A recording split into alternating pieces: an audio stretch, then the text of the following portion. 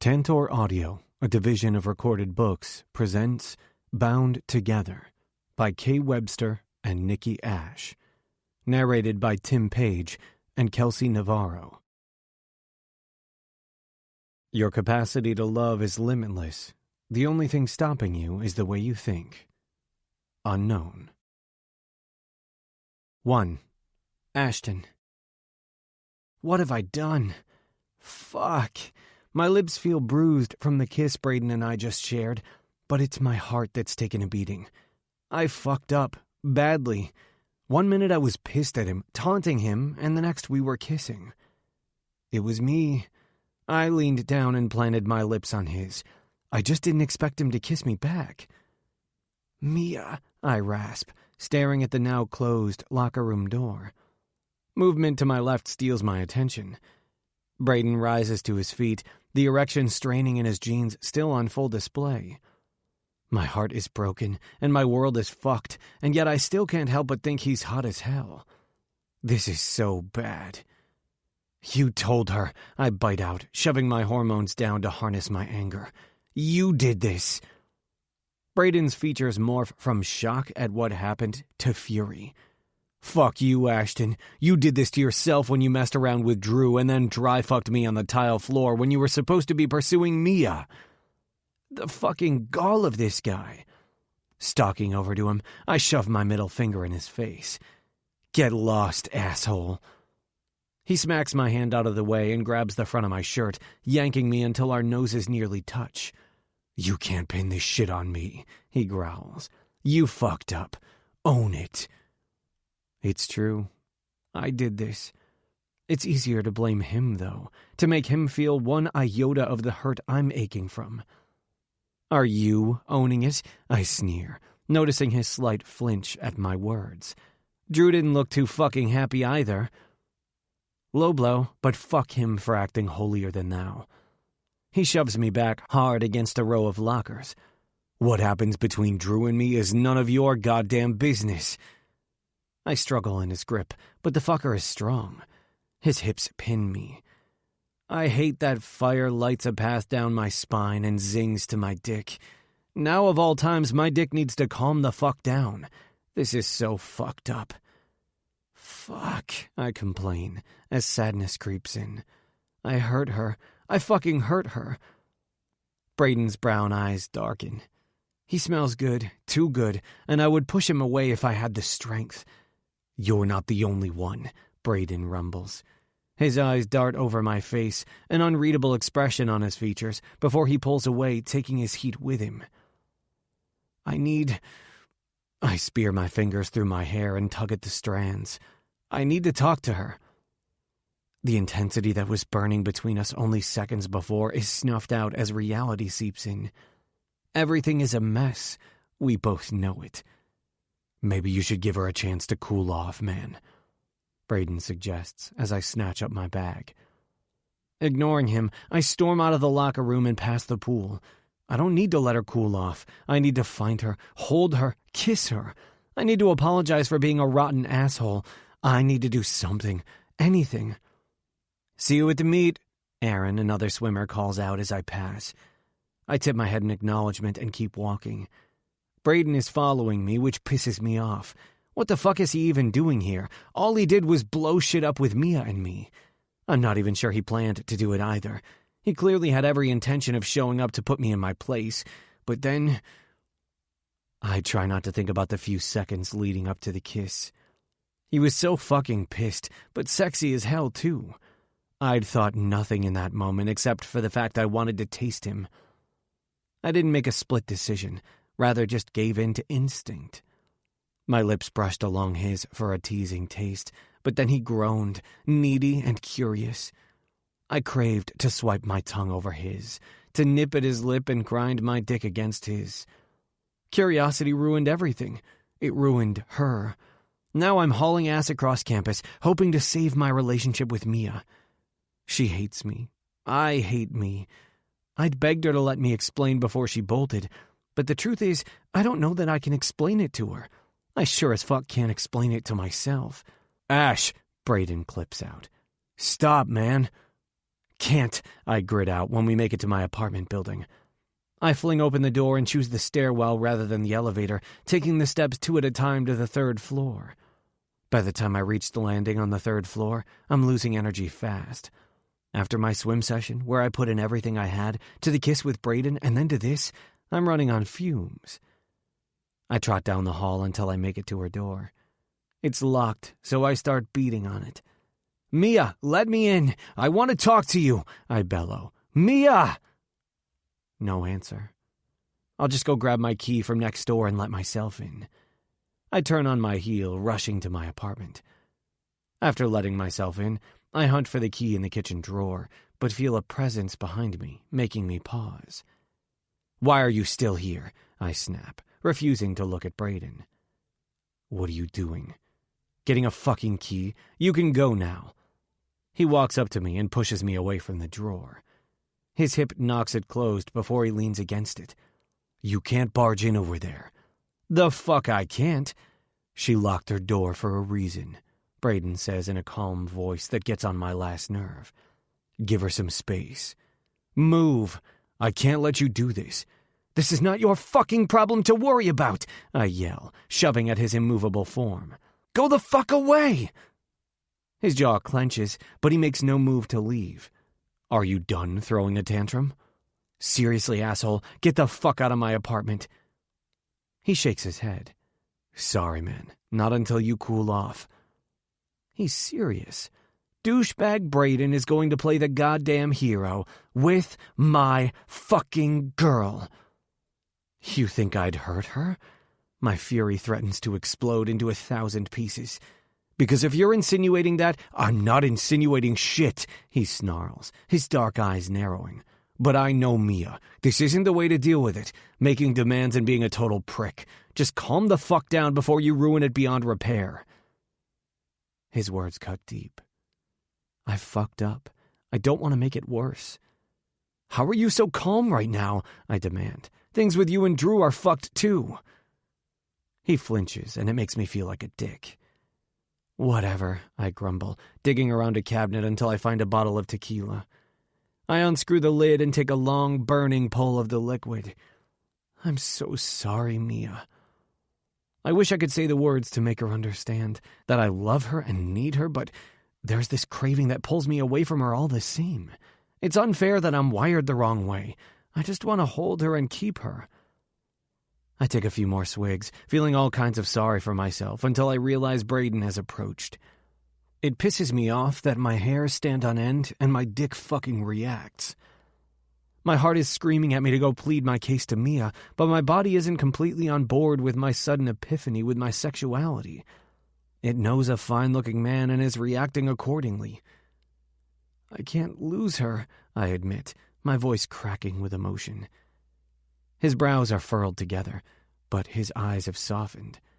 It's in this moment, right in this second, that I see why Mia was so enamored with him. There are sides of him that he guards. Right now he's not guarding shit. The antagonistic side of me wants to poke at this softness, see how deep I can go, explore it. My therapist calls that destructive behavior. I call it curiosity. "You won't," he assures me in a gritty voice that does unspeakable things to me, taking the bottle from my hands to drink some. "It's Mia. She's sweet and caring, but she's going to need some time." Fuck, I know he's right. I know Mia, we both do. I steal the bottle back and make my way into the living room. Brayden follows me and makes himself at fucking home on the couch next to me. "What are you doing with her anyway?" he asks, angling himself to face me. Question of the fucking year. What am I doing with her? Trying like hell and fucking failing to keep her. None of your business.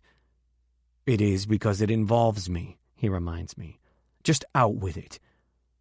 I scrub my palm down over my face and frown. I want to be with her. I do. But maybe there isn't a but, I snap. He thumps me on the arm hard, making my skin sting. "Don't be a dick," says the dick who just thumped me. Scowling, I rub at the spot that'll now be bruised. "Tell me the but, Ashton." I let out a heavy sigh of frustration. But I still kissed your dumbass. That's the problem. Mia deserves more than someone whose heart isn't fully in, he mutters. Trust me, I already came to that decision tonight. But my heart is in, I argue. I love her.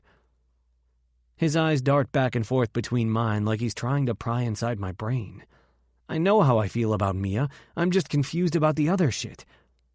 You know this is messed up, right? I pass him the bottle. I hate you, and yet here you are fucking consoling me over this. It's your fault for that kiss. A dark eyebrow arches up. I hate the way my gaze automatically falls to his lips as he drinks from the bottle. Lips that were on mine 20 minutes ago. Full, soft, pink lips. Hate? He asks. Why do you hate me? I wish I could hate you, I amend. But I'm so hot it's kind of hard. I flip him off, stealing the bottle back. Instead of letting go, he tightens his grip. His fingers are hot beneath mine. Fuck if I don't imagine them wrapped around other things besides bottles. Not fucking helping, Ashton. Ash. Braden releases the bottle but pins me with an intense stare. You love Mia? Well then fight for her. At the very least you talk to her about your chaotic feelings. His brows furrow and his head dips down, despair leaking into his features. Losing your best friend because you can't communicate over your emotions fucking sucks. His brown eyes lift to meet mine, and the sadness in them reflects my own. How is it that you of all people understand what I'm going through? I complain. He chuckles. I think God is punishing you for being an asshole. I'm commiserating with you. Is God punishing you too? Braden recoils slightly, his entire body turning stiff. Yep. Now it's my turn to be concerned. We were joking, yet it's clear to me he believes he's being punished for something. For whatever's happened between him and Drew? It's on the tip of my tongue to ask, but he clears his throat and stands. I probably better go. His voice is gravelly and pained. You going to be okay now? I'm not going to get a call to come bail you out of jail for breaking and entering or stalking or some shit.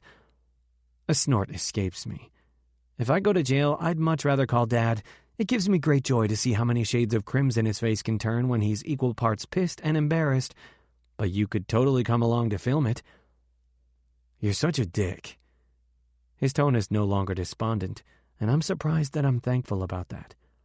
Seriously, will you be okay? I don't know why he cares. Because we kissed, and he liked it. My blood heats, but I blame the tequila. I'm not going to drink myself to death if that's what you're wondering, I tell him. He stares at me for a long beat before turning his back on me. I can't help but run my gaze over his muscular, masculine form. I fucking kissed him. I kissed this guy I supposedly hate because he's hot and maddening, and it felt good. Mia deserves better than me, not some asshole who bounces literally from one dick to the next. Braden, I call out when he opens the door. He glances over his shoulder at me, the sharp angles of his jaw clenching. Yeah? Thanks for the pep talk, the unexpected quasi-friendship, stopping me from further fucking things up with Mia. And the kiss, the fucking kiss. For what? He asks, his husky voice setting fire to my alcohol-infused blood. For tonight. My eyes drop briefly to his lips, a painful memory lingering in my chest. See you around, Ash. The door clicks closed behind him. Misery clouds around me, reminding me I'm once again all alone. When Braden was here comforting me in unexpected ways, it was easy not to let this thing with Mia consume me. He's gone, which means my dick has gone back into hibernation. My heart, though, is back to bleeding for the girl I love. 2. Drew. Mia, let me in. I want to talk to you, Ashton yells from the other side of Mia's front door. Mia! I encircle my arms around Mia and bring her closer to me on the couch. I can tell him to go away. No, she shakes her head, sniffling loudly. Don't open the door. If you do, he'll slip right through the cracks. She rests her head against my chest, and her entire body shakes as she cries. I can't let him in. I can't handle him hurting me anymore. My phone vibrates in my pocket with a text, but I don't answer it, telling myself it's because I want to give Mia my full attention. But the truth is, I'm scared to check it. Right now I'm focusing on Mia. Her hurt, her anger, her pain, and in doing so, I'm ignoring the myriad of feelings that are stirring in me and threatening to break free.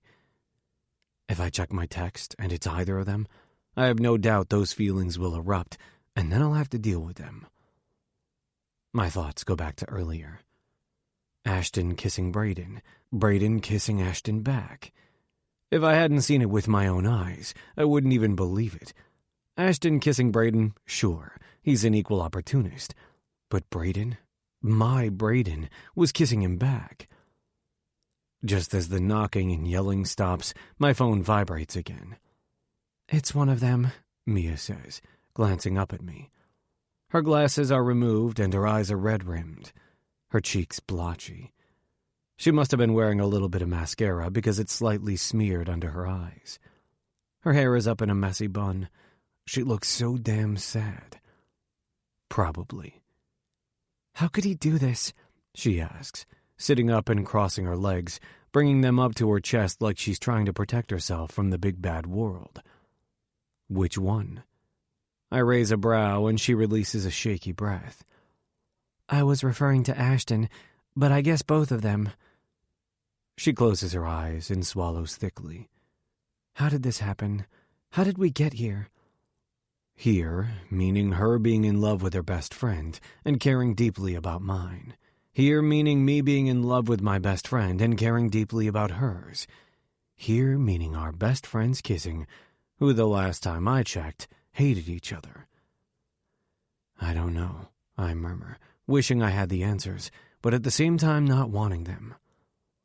My phone vibrates again, and Mia's glassy eyes meet mine.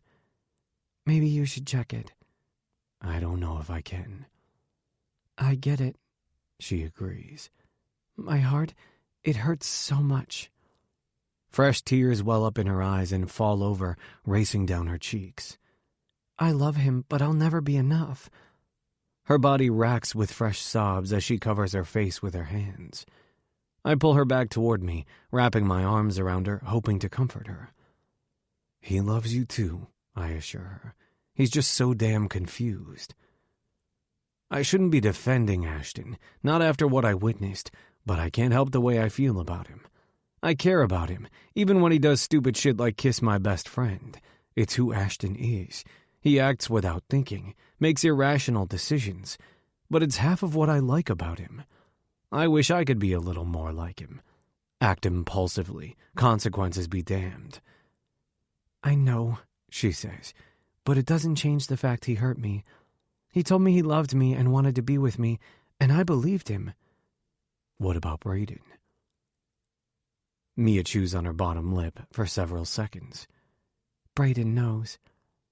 And he was okay with that? Doesn't sound like the Brayden I know.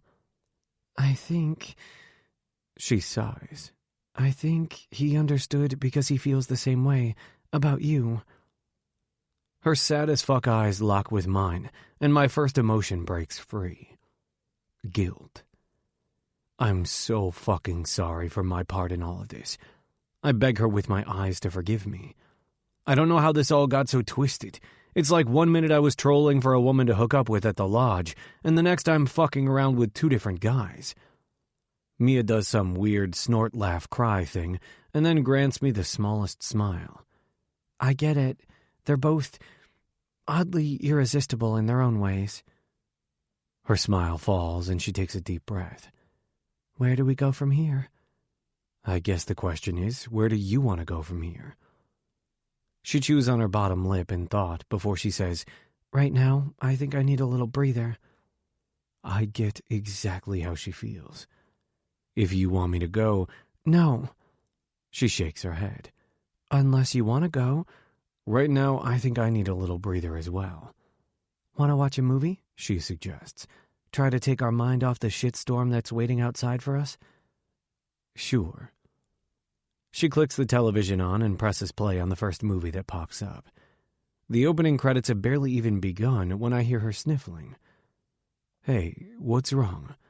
I take the remote out of her hand and press pause. It's no strings attached. She hiccups through a sob. It's about two best friends who fall in love. Her lids fill with tears and her chest falls up and down heavily. Drew, she cries. I love him. I need him. I don't want to lose him. She's crying so hard it's difficult to make out what she's saying. And I really, really care about Brayden, she adds. I'm so sorry. I know you love him. Shh, it's okay. I guide her closer so I can comfort her. She lays her head across my lap, and I run my fingers through her hair, trying to calm her down. When she shifts her body, getting comfortable, her face brushes against my crotch, and my dick stirs, thinking he's about to get some attention. I close my eyes, breathe in, then exhale harshly, praying she doesn't notice. But she does. Drew, she says softly. Are you... I clear my throat. Hard? You're rubbing your face against my dick, Mia. Oh, she breathes, sitting up. I'm sorry. She eyes me sheepishly. We're a hot mess, aren't we? She laughs, and I chuckle at how up and down her emotions are. One second she's in tears, and the next she's laughing. It would be amusing, if not for the circumstance. My phone vibrates, and she eyes my pocket. Can I ask you a question? Of course. If you could be with one person, who would you be with? Damn, I say through a laugh, hitting me with the hard questions. The fact that you think it's a hard question says a lot. I let her words soak in.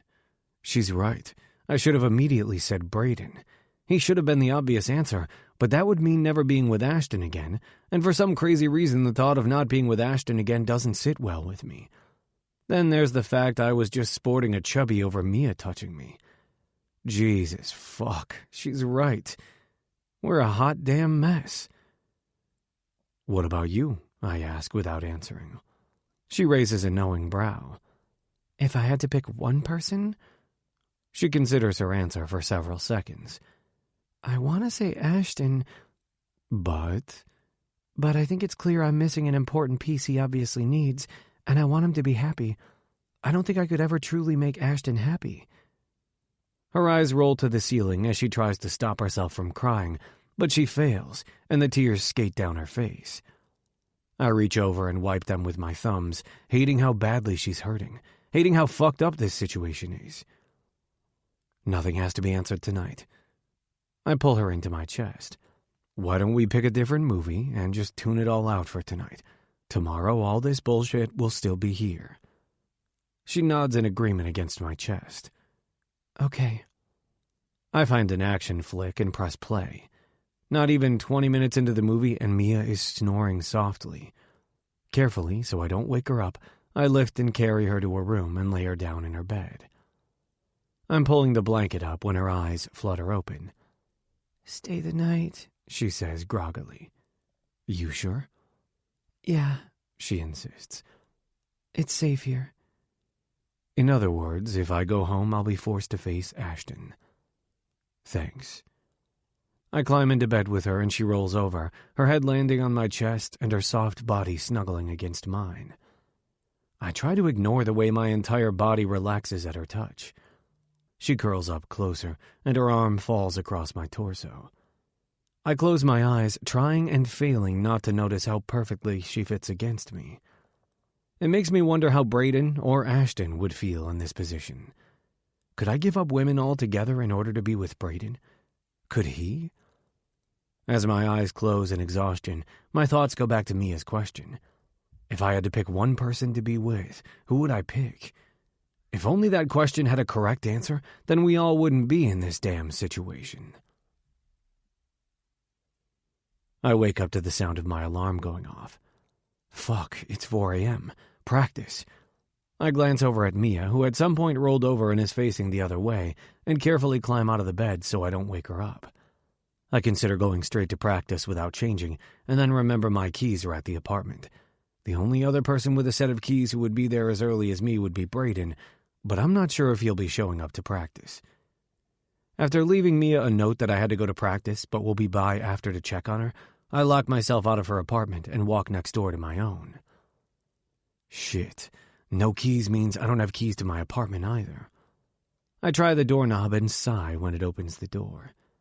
At least at this hour he'll be asleep, but the moment the door clicks shut behind me, I know I'm wrong. Ashton is not asleep. He's fucking wrecked and waiting. Where were you? His words are cold and filled with accusation. He pushes his hair back from his face, his bloodshot eyes meeting mine. You know where, I mutter, not wanting to look at him, yet unable to look away either. Not when he's like this, burning with a mixture of anger and something else. His hair is messy and sticking up. Dark circles ring his eyes. He's shirtless and wearing his swim sweats. Despair practically drips from him. A perfectly tormented man, and somehow too beautiful to look away from. Did you sleep with her? Hate ripples from him, but the pained expression on his face indicates it's directed at himself, as though he's hoping for the lash of my words. Rather than hurt him, I walk over to him, gently clutching his shoulder. No.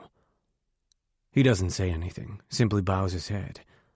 I squeeze the powerful muscle that only years of swimming can create. I'm sorry I fucked everything up, he whispers, barely audible. I'm a fuck-up.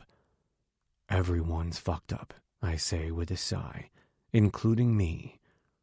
With those words, I leave him hopefully feeling not so alone, because it's the truth.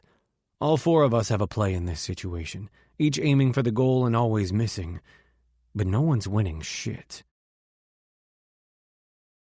3. Braden. He won't look at me.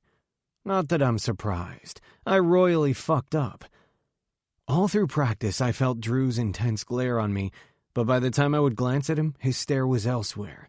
His jaw clenched, the only tell of his pain. Not anger. Pain. I fucking hurt him. You going to Marcus's party tonight? Finn asks as he shoulders his bag. Nah, I grunt, toweling my wet hair. I need to study. Finn smirks.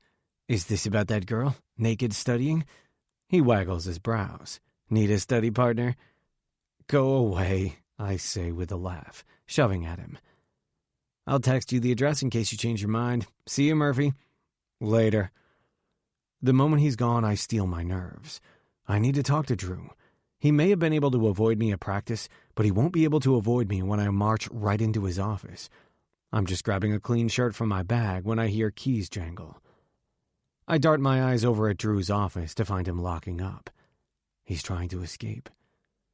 Fisting my shirt, I charge over to him, my heart clenching and blood buzzing through my veins. We need to talk, I grit out, hating how he still won't meet my eyes. I have a meeting. Liar. His blue eyes finally lock onto mine, blazing with anger. Good. I can deal with anger. I can't deal with breaking his heart. I have a meeting, he says, his voice turning icy. So cancel it. I take a step closer, needing to be near him. I want to talk to you. A muscle ticks in his jaw and his nostrils flare. There are things I want too, but clearly that's not going to fucking happen. His words are a punch to the gut. Drew, I choke. What happened with Ashton? Stop, he snaps. Just stop. I step until we're nose to nose. We were fighting and then... I close my eyes, frowning. Then we were kissing. I'm sorry. It's fine. His words are cold. Can I leave now? I open my eyes to look at him. I fucked up. It was just a kiss, he mutters. Not a big deal. It was, though. I fist the front of his shirt, aching to kiss him until he forgives me. After what you and I did this weekend, I shouldn't have done that. I'm sorry. Braden, he sighs. I'm more worried about Mia right now than my feelings. His words make me flinch, a stab from a double-edged sword. They're a reminder that another person was hurt by that kiss, Mia, and that he holds her feelings above his own. I'm storming with confusing emotions. I'll talk to her, I assure him. I'll make this right. Drew snorts in disbelief. It's too fucked up to ever be right. Please don't shut me out, I beg, hating the vulnerability in my tone. Please. His blue eyes soften as he studies me, seemingly searching for answers as to what is going on in my head. I'll tell him whatever he needs to hear to make it right again. I'm not shutting you out. His hand grips my wrist, but he doesn't pull my hand away from where I hold onto his shirt. I just need space to think. About us? My voice cracks. I've been thinking a lot about us. I know I fucked up and kissed Ashton back. I'd gotten so caught up in the way he was taunting me that it just sort of happened. I'd be a liar if I said I wasn't attracted to Ashton. Seeing him swim is what changed things for me, from hating him to admiring him. When he had me pinned and was fucking with me to piss me off, I got turned on. That kiss was, unfortunately, really fucking nice. It was just with the wrong person. I need to leave, Drew reminds me. We can talk later. I crave to kiss him and hug him, to show him that we really can be okay. All we have to do is try. I'm not confused right now. I want Drew. I want to make it right. Tell me we'll be okay. He lets out a heavy sigh. We'll be okay. Even though he doesn't sound convincing at all, I'm fucking elated. I release his shirt to hug him, burying my face against his neck. My heart tightens inside my chest when he hugs me back. Everything is fucked up and messy, but being like this with Drew is one of the right and good things in my world. Someone clears their throat. Drew and I fly apart. My skin prickles with worry when I whirl around to find Dean Carter staring at us, wearing a frown that looks so much like Ashton's, it's frightening. Dean Carter, Drew rasps out. My brother, I choke out, comforting me about my brother. He knew him too. I feel like shit throwing Ben out there, but I sure as hell don't want Drew to get his ass reamed for hugging me. We were friends long before he was my coach, but to an outsider I know it looks bad, especially since I'm half naked from my shower. I'm sorry, Dean Carter says to me before turning his attention to Drew. I just came by to congratulate you on the win. Again, this is going to be a great season. I throw on my shirt and then scoop up my bag. Later, guys. I'm buzzing with worry as I head for the tutoring center where I have an appointment with Mia. Now that I've put some distance between Drew and me, I can't help but mull over his words. She's probably feeling all kinds of betrayed. Not only did she catch the boy she's stupidly in love with kissing someone, but it had to be me, the same guy who flew all the way out to California to surprise her, the same guy who took her on a date and was intimate with her, the same guy who broke things off with her in order to pursue something with Drew. I'm a fucking mess. Mia doesn't deserve this. If Drew and I will be okay, maybe Mia and I can be too. She's sweet and trusting and caring, not the type to hold grudges forever. Maybe one day we can go back to being friends. I owe her an apology, and I won't feel right until I've made it. I bump into a girl and steady her so she doesn't fall. It's a familiar girl I've seen around a few times. Sorry, I grunt out. Didn't see you there. Braden Murphy? I grin because it's what my fans expect. That's me. Sasha, remember me? I'm nodding even though I had no fucking idea what her name was. That's right. How's it going? Just busy. My daddy's been planning the athletic program's annual fundraising event, so I've been hunting down items for the auction. I don't know her, but I do know her dad. From what I've heard, he graduated 20 years ago and still holds half the football records. Could have gone pro, but he blew out his knee. Now he's just an old man living vicariously through the younger generation. Can't complain, though. It's because of the fundraising events he organizes that the hockey team got all new equipment and uniforms this year. I'm planning a dating auction. She smiles, batting her fake lashes at me. I'm sure you'll earn lots of money with that. I scan the tutoring center behind her, looking for Mia. Let me know how it goes. Her fingers wrap around my bicep, stopping me. I thought maybe you'd like to offer a date for an auction item. A portion of the proceeds do go toward hockey, after all. Me? I frown at her. Drew's already told the team we have to go, but I was just planning to make an appearance and then dip the fuck out. You're the most loved hockey player this school has, she explains, her pink lips quirking up on one side. I've already wrangled the quarterback of the football team and the starting center of the basketball team. I tell you, it's fate we bumped into each other. Literally. I groan, running my fingers through my wet hair. I guess, yeah. Anything to get the hell out of here. Wonderful, she says, flashing me her mouth full of perfect veneers. It's a good thing this is for a good cause. I won't mind one bit outbidding everyone for a date with you. The thought of going on a date, albeit a paid-for one, with this chick is nauseating. Right, I grunt out. So I gotta go. I'll have my assistant, Bianca, email you the details. She gives my bicep another squeeze before releasing me. See you soon. Glad to be away from her, I stalk over to the guy running the tutoring center reception desk. Some nerd with glasses and a face full of pimples. As soon as he sees me, he blushes. What? I demand, confused at his sudden embarrassment. Nothing, he croaks out. Can I help you? I study this dude for a second. He's nervous, and his face keeps turning redder by the second. Is he afraid of me? I'm here to see Mia Livingston. He averts his gaze to the computer. She's not in today. Looks like her appointment with Braden Murphy. That's me, I confirm. Canceled? It looks like it's been canceled. He blushes again. Depending on the subject, I could tutor you. All the puzzle pieces snap together. He's attracted to me. Something, before all this recent shit with Drew and then Ashton, I would have chalked up to him being a dweeb. Now I recognize it for what it is. This guy is apparently also into guys, namely me. I'm slightly annoyed at the fact I'm starting to notice the opposite sex, even when not attracted back. I feel like I should blame Ashton for this. Definitely Ashton. Nah, man. I'm good. I give him a head nod and then stalk out of the tutoring center. She canceled because of what I did. I hurt her, just like I hurt Drew. I need to see her soon and repair things. Apologize, grovel. Sure, Mia and I were technically off, whatever it is we were attempting, but it doesn't mean I still didn't hurt her. Since I'm fucking starving after practice, I make my way over to the cafeteria and grab a sandwich. I see a few guys I recognize and tip my head to them, but never stop to talk. I pause for a second, letting that sink in. I never stop to talk. Never party with Finn or the others. Rarely meet up with the other teammates outside of practice or games. I'm a damn loner. It wasn't always this way. Before Ben's death, I was popular and liked at my school. I had ride-or-die friends, including Drew. I went to sleepovers and terrorized the mall with my buddies. I went on trips out of town with my friends and their families. I allowed myself the pleasures of friendship. When Ben died, I began to retreat. I didn't feel deserving to have fun when he'd never be able to again.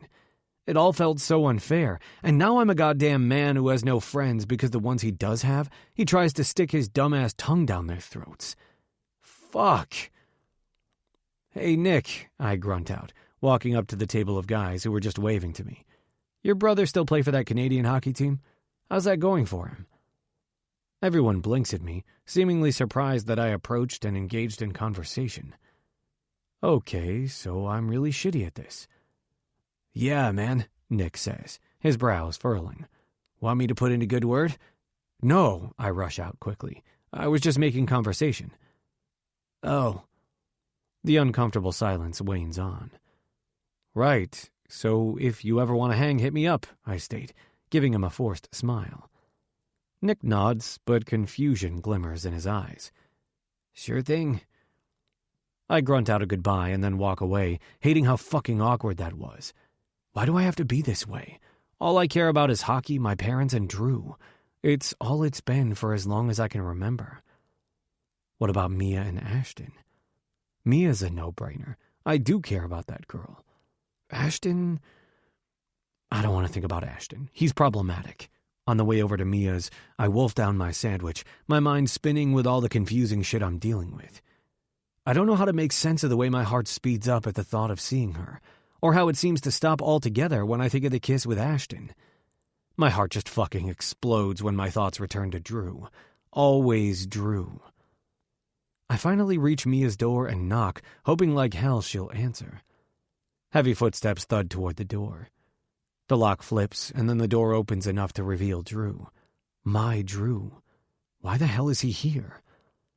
This was your meeting? I bite out, flames of anger licking at my insides. I know it's irrational, but I feel duped somehow.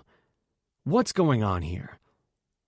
He still looks hot as hell, wearing his Ice Hawks long-sleeved white shirt and dark wash jeans. I want to yank him to me and kiss him, but after the shitstorm that was last night, I don't dare. We're on thin ice, and one wrong move could lead to dire consequences. I can't lose him again. Not when we're so close to something. The something feels right, and I need it. My meeting was canceled, he states in a gruff tone.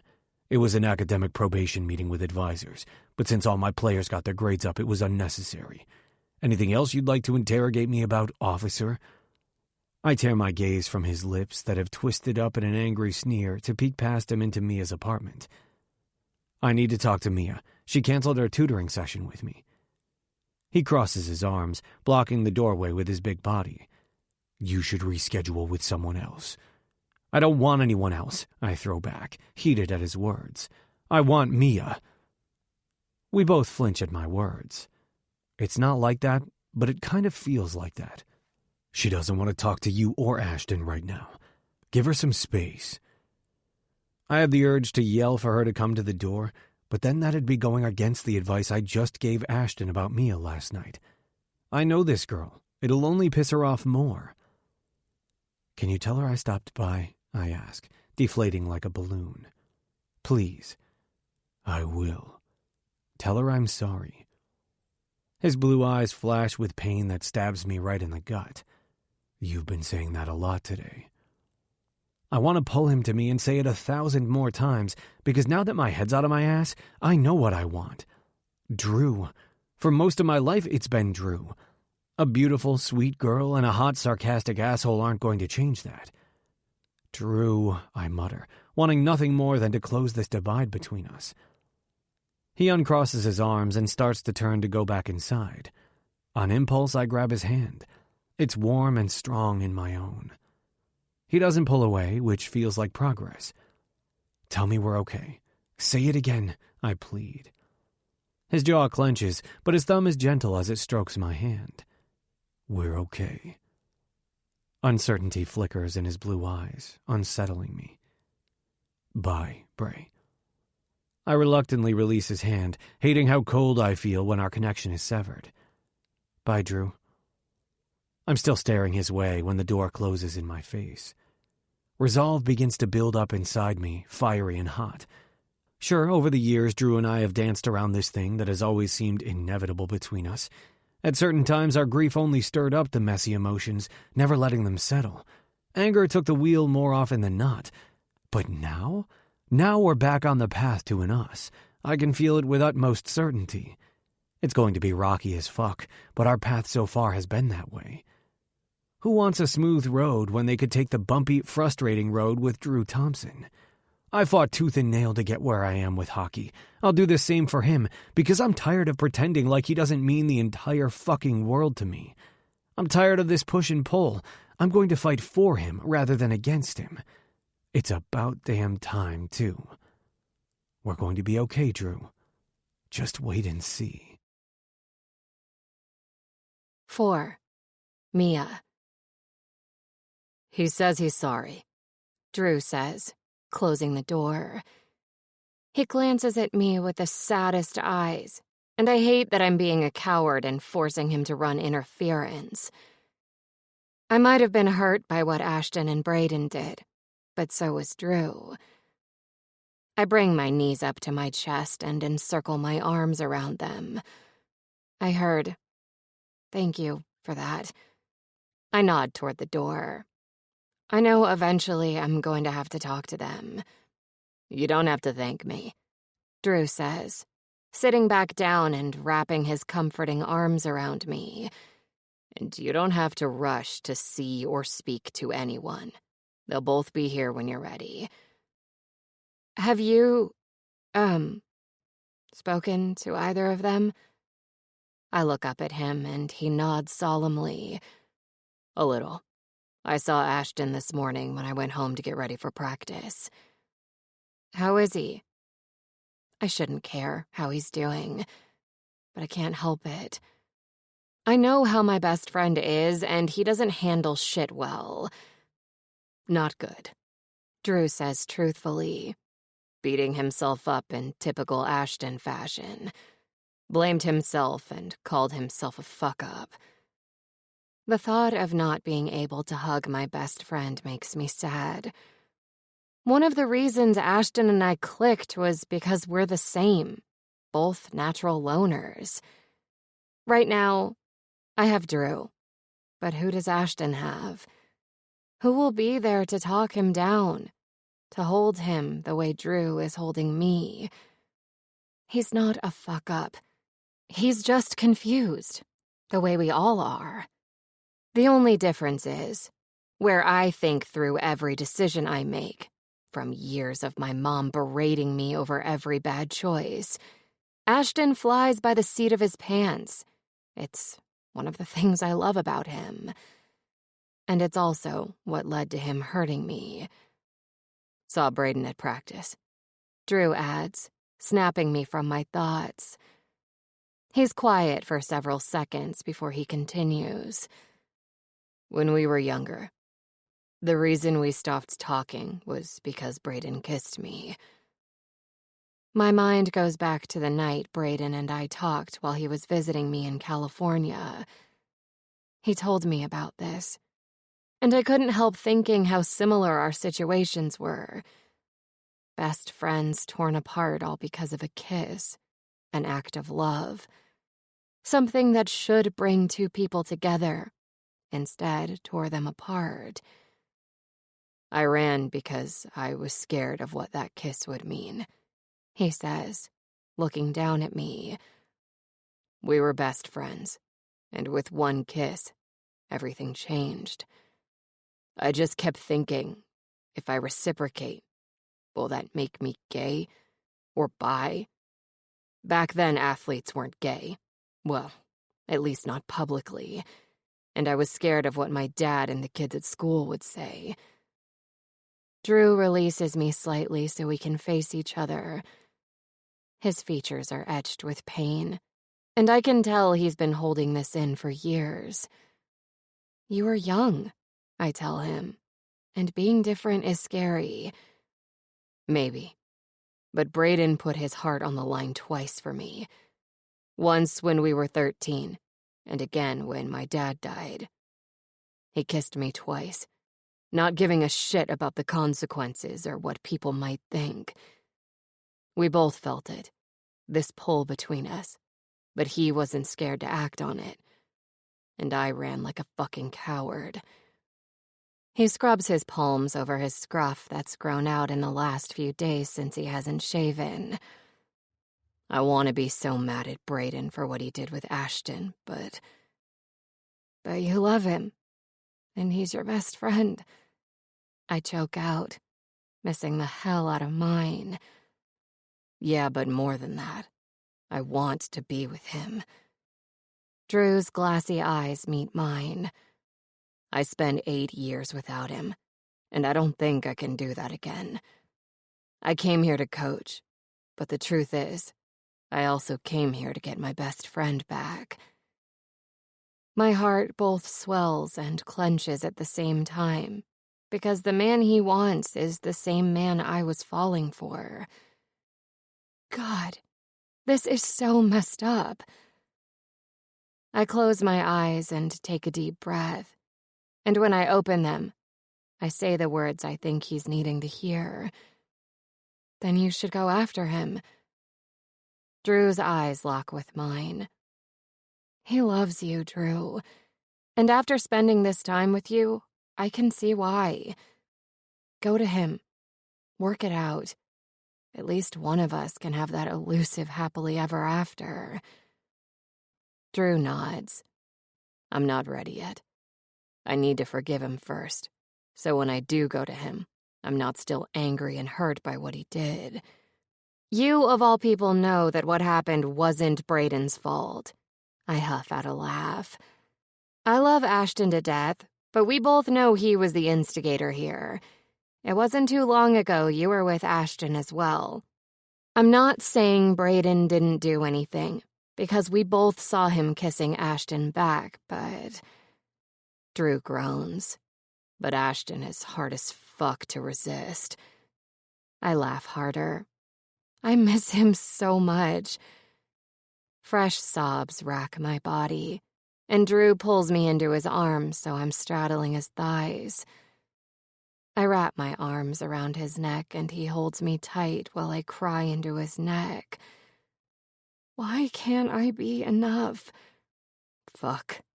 Mia, you are. Drew murmurs. You are enough.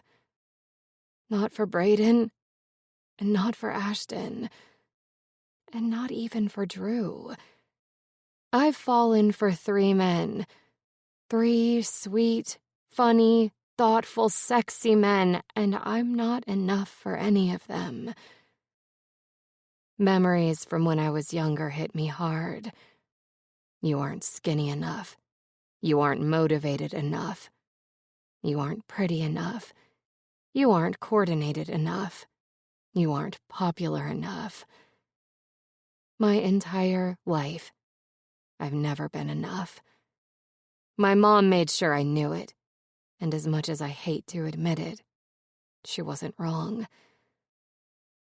I pull away from Drew and climb off his lap.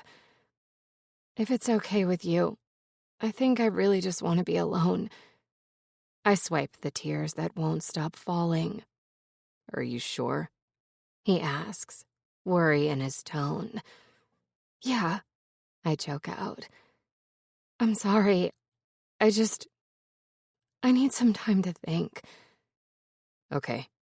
Yeah. He stands. But if you need anything. I know. Thank you. You sure? He asks again as he opens the front door. Yeah. Once he's out the door, I lock it and then slide down the door until I'm sitting on the floor. And then I let go and cry. I want to be enough for someone. My parents, Ashton, Drew, and Brayden. Seems like I'm almost good enough, but not quite. I guess Mom was always right. There's a knock on the door, and I drag myself out of bed. The first couple days of me being at home and wallowing, Ashton and Brayden would stop by and try to get me to open the door. But after Drew told them I needed time, they stopped. Not ready to leave and deal with the real world, I emailed my professors and feigned sick. They were nice about it, letting me know the work I need to do to stay caught up, and it bought me a few days.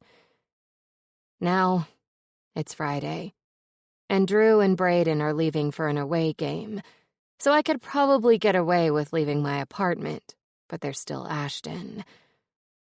I haven't seen or spoken to him since I caught him and Brayden lip-locked, and I don't think I'm ready yet.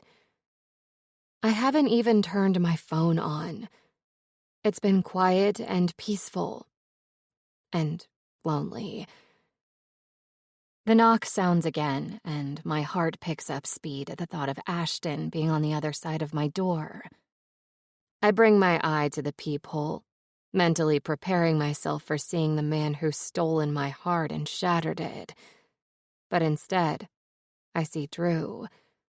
Hey, I say, opening the door so he can come in. I thought you had a game. We do. He closes the door behind him, but when I stopped by before, I noticed you didn't have any food in your fridge. He raises his arms, holding a coffee in one hand and a bag in the other. Thanks, I mutter, taking the items from him and setting them on the counter. But you don't have to take care of me. I know, but I'm worried about you. You've been holed up in this apartment all week and you haven't eaten anything. I'm fine, I snap. Anyway, what about you? Yeah, you've gone out, but have you talked to Brayden or Ashton? His look of guilt tells me my answer. He hasn't. I'm planning to. I just need some time. And so do I. He nods. Okay, I have to head out. The bus is leaving soon, but if you need anything, I have your number. Now go. I playfully push his shoulders. Focus on the game and don't worry about me. I pull the door open and Drew and I come face to face with Sasha. "There you are," she says, raking her eyes down the length of my body. "Where the heck have you been?"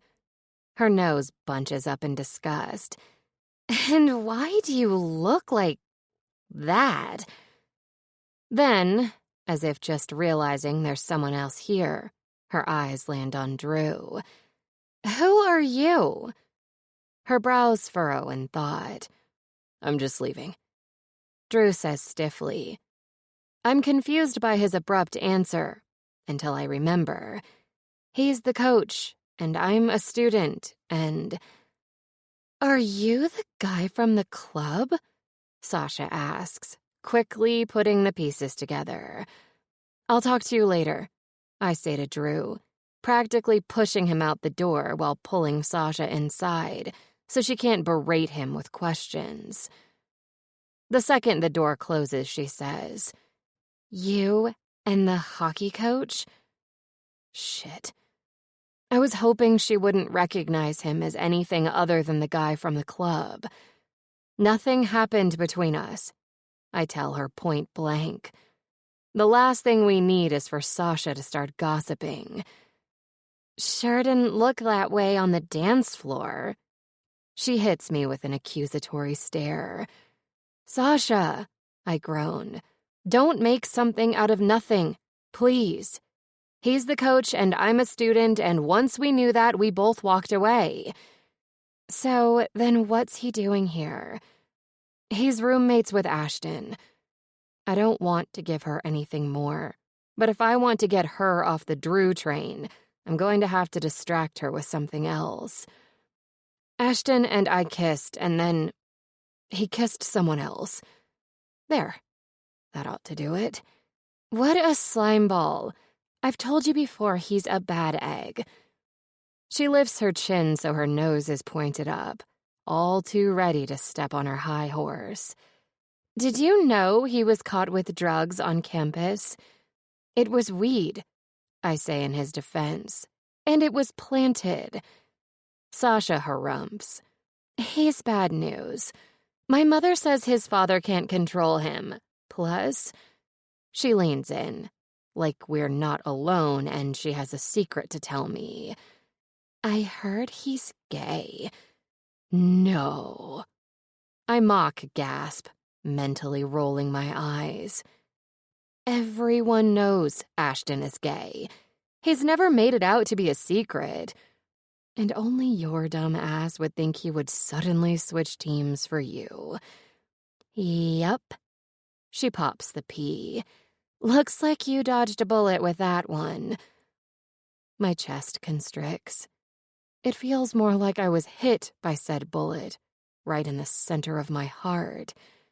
"We're going out tonight," she transitions. "It looks like you could use some fresh air. Take a shower. Get dressed." Her eyes land on my hair and her face contorts into a pained expression, like it's personally offending her. "And please, do something with your hair." She saunters over to the door. "I'll text you the name of the lounge and the address. We're meeting there at 9 o'clock. And then she disappears out the door. For the next couple hours, while I watch reruns of crappy television that I'm not even paying attention to, I consider whether I should go out tonight. Sasha's annoying, but she's right. I need some fresh air. I haven't left this apartment in days. Ashton, Drew, and Brayden are all continuing with their lives while I'm here, wallowing alone. It wouldn't hurt to take a shower, get dressed, and get drunk. If nothing else, maybe it will help me forget. Because clearly sitting in this apartment, crying and sulking isn't working. After I'm showered and dressed in a sexy little black number, I might not have my shit together, but at least I can look like I do. I turn my phone on so I can call for an Uber. The second my phone lights up, it's overcome with texts and missed alerts. I spot Ashton's and Braden's names, but quickly swipe them away. Not going there. I pull my Uber app up and request a car, and then, after putting my phone on silent, I shove it into the front of my dress. As I step out of my apartment and walk past Ashton's, I slow down slightly, hoping maybe, like he always does, he'll hear me and come out, but he doesn't. 15 minutes later, I arrive downtown at an upscale lounge called the Brasserie, one I've always thought was too uppity for me to ever step inside. There's a line of people waiting to get inside, and since we're experiencing a rare early winter, it's chilly outside. I consider just telling the driver to take me back home since I didn't bring a jacket, and I'm not in the mood for freezing to death, but I don't want to waste actually showering and getting dressed. After thanking the driver, I pull my phone out and shoot a text to Sasha, who immediately replies that my name is at the door. Thank God. Once I'm in, I make a beeline straight for the bar. "What can I get you?" The good-looking bartender asks, blatantly checking me out. A martini, please. Any flavor is fine. I should probably find Sasha and her posse, but I'm not in the mood yet. I'll need a little bit of alcohol in my system to deal with her tonight. The bartender nods and goes about making my drink. While I'm waiting, my phone vibrates against my breast. It's probably Sasha. I pull it out to let her know I'm grabbing a drink and I'll find her soon. But when I swipe up to check the message, I freeze. It's not Sasha. It's Ashton. And before I can demand my brain to abort, I'm reading his text. Ashy C. This is my daily message to remind you that I love you, and I'm here when you're ready to talk. The bartender sets my drink down and I swallow the entire thing in one fell swoop. "Want another one?" he asks, his brows knitted together in confusion. "Actually, I'll take a double shot of whatever you have that's the strongest," I shout over the blaring music. "I love you." The bartender raises a brow but doesn't argue, grabbing the shot glass and setting it in front of me. He pours the liquor and I down it before he's even had time to put the bottle back. The liquor stings its way down my esophagus, and when it reaches my belly, it feels like it's on fire. My throat and stomach burn, but I welcome the pain, craving it. I'm here when you're ready to talk. "Another one?" he asks, holding up the bottle. "Yup, keep 'em coming." "Bad day?" "Bad week," I tell him, downing the shot. "You know what? Can I just keep the bottle?" He laughs. "This is a $2,000 bottle of liquor." I pull my credit card out and drop it onto the bar. "I'm good for it." He nods with a smirk. "It's all yours." After I pour another shot and swallow it back, I glance at my phone. This is my daily message. I already knew there were more, but I haven't read them. I close my eyes, refusing to go there. If I read them, I'm going to want to respond, and then I'll have to deal with everything. I open my eyes and the phone is still there, lying on the bar top, beckoning me. Pick me up. Read me. "Oh, great, Mia. In your drunken state, your phone is talking to you." I roll my eyes, and just as I'm about to pour myself another shot, my phone lights up with another message. Ashy C. I miss you more than Skittles and gummy bears. His words are my breaking point, and before I can stop myself, my fingers are firing off a text. Me. You don't love me. If you did, you wouldn't have hurt me. Now stop messaging me. I'm at the brasserie having a good time without you. I hope your Skittles and your gummy bears keep you warm at night. There. Take that. He certainly doesn't need me to keep him warm. And I don't need him either. I have a $2,000 bottle of gin and bartender eye candy to do that for me. I'm okay. I may not be enough for anyone else, but I'm enough for me. Fuck boys. I call out to the bartender, raising my bottle. He laughs and tips his head in agreement. I'm doing fine and dandy all by myself. Thank you very much. 5. Ashton. The Brasserie. One of Mom's favorite hoity-toity hangouts. I know exactly where this place is, and I'll be damned if I let this opportunity pass me up. I take the world's fastest shower and dress in something that'll grant me access into that rich bitch martini lounge. Black slacks, a black button-up, and a slate-colored tie. I hate dressing up, but if I want to go get the girl, I need to actually be able to get in to get her. I break the rules with my black Doc Marten lace-up combat boots, because if I have to crawl into society's box, at least I can leave the lid off. I shove my wallet in my pocket, grab my leather jacket from the closet, and snag my keys in record time.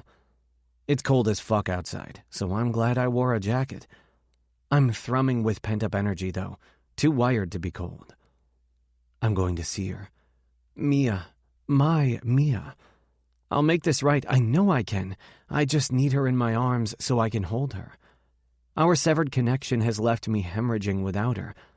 Mia needs to know that I can't exist without her in my life. I'll take her any way I can get her. This week I've thought about it a lot. I'm a player, worse than I gave Brayden shit for when I first met him. I use people for my own entertainment. It's sick and fucked up. Hell, I even called my damn therapist this week to ask why I'm that way.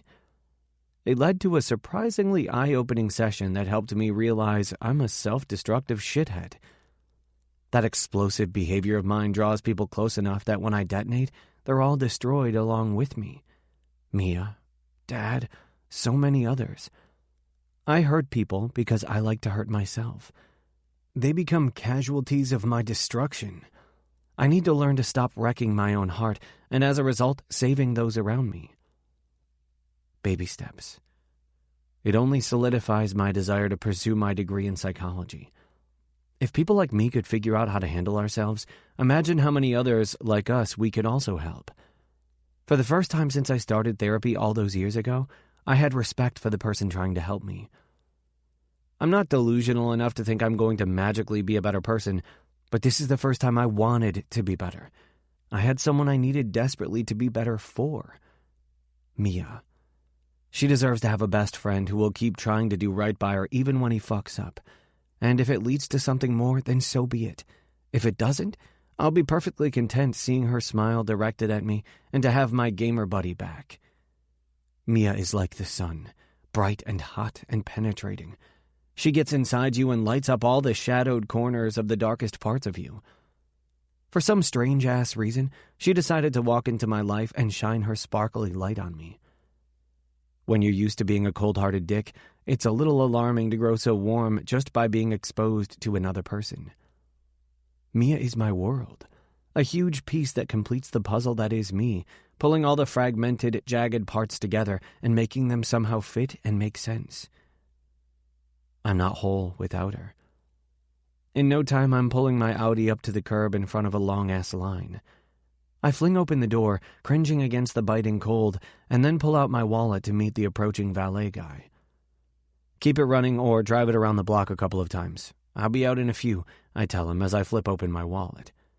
Here, keep it warm.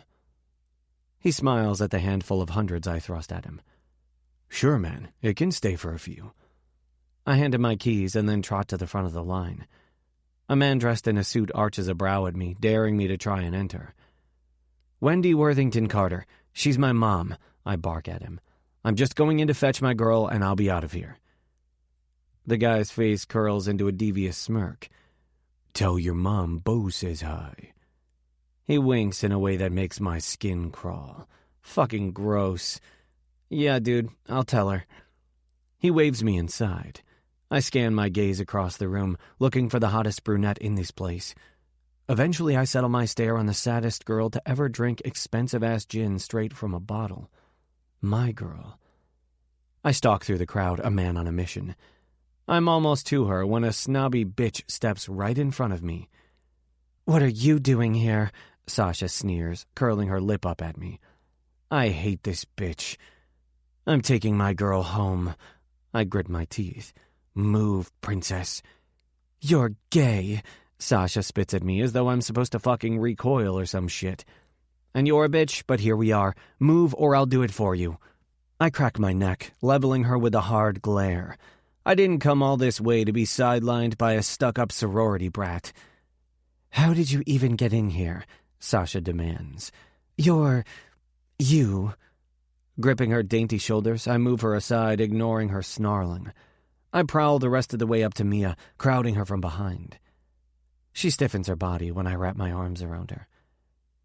"Missed you, Mimi," I murmur, nuzzling my nose in her hair near her ear, inhaling her sweet scent I've craved so badly. "Ashton." Her choked-out word slices my already butchered heart. "I'm here," I say, hugging her tight. "You shouldn't be." She's drunk. There's a slur in her words, and her dumb friend isn't exactly the nurturing type. It's a good thing I arrived, because based on the way she falls against me, her head lolling to the side, it was only a matter of time before some douchebag took advantage of her. "I know," I croon, "but I'm here anyway. Let's get you home." The bartender shoots me a worried look. "Want me to call her an Uber?" "I'm her best friend," I snap at him. "She's going home with me where I can keep her safe. Next time, look at the fucking ID before you sell a college freshman the whole damn bottle." His face pales. Fuck him. I slide Mia's arm over my shoulders and wrap an arm around her waist, holding her up. Sasha steps in front of me again, her face bright red with anger. "Move," I growl. "Come on," Sasha says to Mia, holding her hand out. "I'll take you home." "I don't feel good," Mia groans. Sasha's nose scrunches. "I'll call an Uber." "I'm taking her home," I snarl. "Get the fuck over it." She gasps in shock at my words. Unlike Sasha, I don't give a goddamn about pretenses. My girl is wasted and sick and heartbroken. I'm the only one who will take care of her like she needs to be cared for. I walk Mia almost to the doors when the cold draft rushes in as more patrons do, making her shiver. Pulling away from her and leaning her against the wall beside the door, I peel off my jacket and then set to putting it on her. Her brown eyes are shimmering with sadness, and her bottom lip pokes out, wobbling. Fuck, I broke her damn heart. Threading my fingers into her soft hair, I tilt her head up so I can see her pretty, distraught face up close. Her eyes flutter closed when I lean in. I press a soft kiss to her lips. "I've got you, Mimi." When I pull away, a tear is streaking down her cheek. I quickly wipe it away with my thumb and tuck her under my protective embrace once more. We step outside, both of us flinching against the cold. I make my way back over to my Audi and retrieve my keys from the valet. Once I have the passenger side door open, I assist Mia into the seat before closing her inside. Finally, I won't lose her again. Once I'm inside the still warm car, I reach over and take her hand. I expect resistance, but my girl threads her fingers with mine, like old times. She leans her forehead against the glass side window, groaning as I take off. My heart is pounding out of my chest, overcome with elation that I managed to not only talk to her, but to finally touch her again. The drive home is quiet, but my mind is loud. I want to tell her I love her, apologize, beg for forgiveness. Instead, I opt for silence, afraid to disrupt the moment. "I don't feel so good," she mumbles again. "Ashton, I think I'm going to be sick."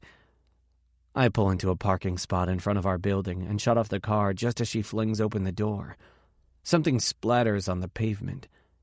I don't do puke at all, but this is Mia.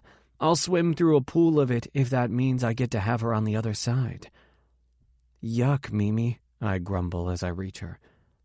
Vomit drips from her chin, and her eyes are teary. How much did you pay for that bottle of regret? $2,000. I chuckle as I help her step over the mess. Let's go wash that $50 off your chin. We barely make it to the building before she retches another 2 Benjamins out of her system. Once inside the building, I scoop up her tiny body and carry her through the halls.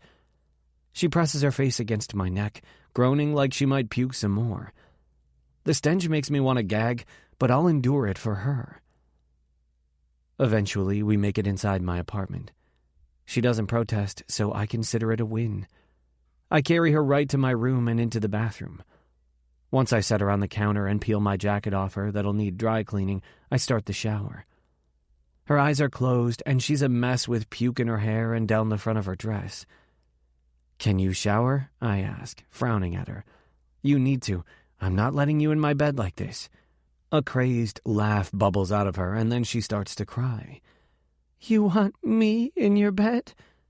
I want you everywhere, Mia. I yank off my tie and toss it to the floor as steam begins to fill the bathroom. Do you need my help? Her teary eyes roam up my chest to my face, and she nods. Okay, I say, sucking in a breath. Try not to get dazzled by my dick. It's so pretty it hurts to look at. It's best if you avert your eyes. She laughs, but then starts to gag again. I scoop her up and carry her over to the toilet, gripping her messy, sticky hair as she heaves into the toilet. Her chokes turn into sobs. Shh, baby, shh. I'm going to take care of you, I assure her. Get it all out so we can clean you up. She grips the bowl, no longer puking, just shaking. I release her hair so I can strip out of my fancy shit. Then I crouch to unzip her dress. I help her stand up, and something clatters to the floor. Her phone, ID, and credit card. Were you hiding those in your vag? I ask. I may not know much about pussies, but your phone seems a little big to be shoving up your snatch. That's what boobs are for, she slurs. To hold stuff like an extra pocket. Another one of life's mysteries explained. Thanks, Mimi. I turn her to face me, allowing my eyes to roam down her body. My heart does a flop inside my chest as I admire her curvy body. Tits normally don't do shit for me. Mia's intrigue me. I have the insane urge to taste each nipple. My dick thickens, and I thank every god in existence for the fact it's working. Now's not the time to consider if I can actually ever fuck Mia. Right now I need to care for my girl. I snag my toothbrush and toothpaste from the holder on the way to the shower. Once inside, I lead her under the spray. She sighs, tilting her head up as the water drenches her face and hair. With her eyes closed and the water sluicing down her tits, I decide I really, really like her tits. Her nipples are hard, just begging to be bitten. Love knows no labels. Maybe Drew was right. Before my mind can drift to Drew and his naked body, I focus on my girl. I squirt some toothpaste on my brush and then grip her now clean chin. Open up, Mimi. I need to wash that expensive mistake out of your mouth. She opens her big brown eyes and parts her lips. Jesus, I love this girl. I want her and need her. I can't believe I ever doubted it. I brush her teeth for her, enjoying immensely how cute she is, foaming at the mouth. Once I've scrubbed her clean, I lead her back under the spray. As she rinses, I drop the toothbrush on a shelf and grab the bar of soap. My hands are eager to clean her, but she's drunk and I don't want her to be pissed later. Instead of touching her like I want, I hand her the bar of soap. Sloppily, she cleans her body while I shampoo her hair. My dick is hard, much to my delight, as I wash the puke out of her hair. She turns to face me, the soap slipping from her grip and hitting the floor with a thud. Ashton, she whimpers, why am I not enough? I rinse the shampoo out and then grip her hair, tilting her face up to look at me. My lips press to her forehead, then her nose, and finally her lips. Mia, I rumble. You're more than enough. You're too much. I don't deserve one sliver of you, but I need you all the same. Her lips part and I kiss her, softly, gentle at first, and then my tongue is greedily lashing against hers. She slides her soapy palms up my chest to my shoulders, her body pressing against my front. Her tits are firm and an odd sensation pushed against me, but one I like. My dick is stone against her stomach. The urge to grip her ass and lift her is strong. I could fuck her right now. I'm hard. I could do it. I know I could. But the first time I attempt this with Mia, it needs to be once we've cleared the air between us. She's drunk, and I would die if she regretted this in the morning. Don't be destructive, Ashton. Think of your girl, not your dick, for once. Let's get you dried off and into bed, baby. You need sleep, I murmur against her lips. In the morning we can talk. She nods. Thank you for rescuing me. I'll always rescue you, Mia. Her groan wakes me up. The room is still dark, but dawn is creeping into my bedroom. I roll over onto my side, staring at her pretty face that's barely visible in the dim light. A dark, still damp tendril of hair is draped across her face. I gently brush it away. Morning, she murmurs, her eyes opening just a bit. Is this a dream? I tease. I'd call it more of a fantasy. Some hot swimmer rescues you from a pedophile bartender and wicked sorority sister and bathes you after you showered yourself in $2,000 gin. Are you into it? She scrunches her face. Yuck, that's more like a nightmare. Which part? I murmur, dragging my thumb along her jaw. Maybe not the naked shower part with the hot swimmer. Her smile undoes me. Definitely the barf part, though. Yuck, you hate puke. But I love you, I tell her, no longer joking. My voice drips with conviction. You know that, right? Her head nods as tears well in her eyes. Mia, I murmur, I'm so fucking sorry. For everything. I've acted like a total asshole and it's unforgivable. I swear I can be better than this. For you. You have to let me try, because if you don't, what the fuck am I even living this life for? She blinks hard, sending tears skating down her temples. Don't talk like that. It's true, I say with a sigh. My life is a fucking mess. My parents hate me and I have no friends because I'm a difficult piece of shit. Somehow I got you. Like the universe forgot it was supposed to punish me, but tossed me a reward instead. And as you know, I'm spoiled and wanted what it gave me. I wanted you. Her sob guts me, tears a hole inside my chest, stealing not just a part of my soul, but all of it. I want to make it better. I want to heal her.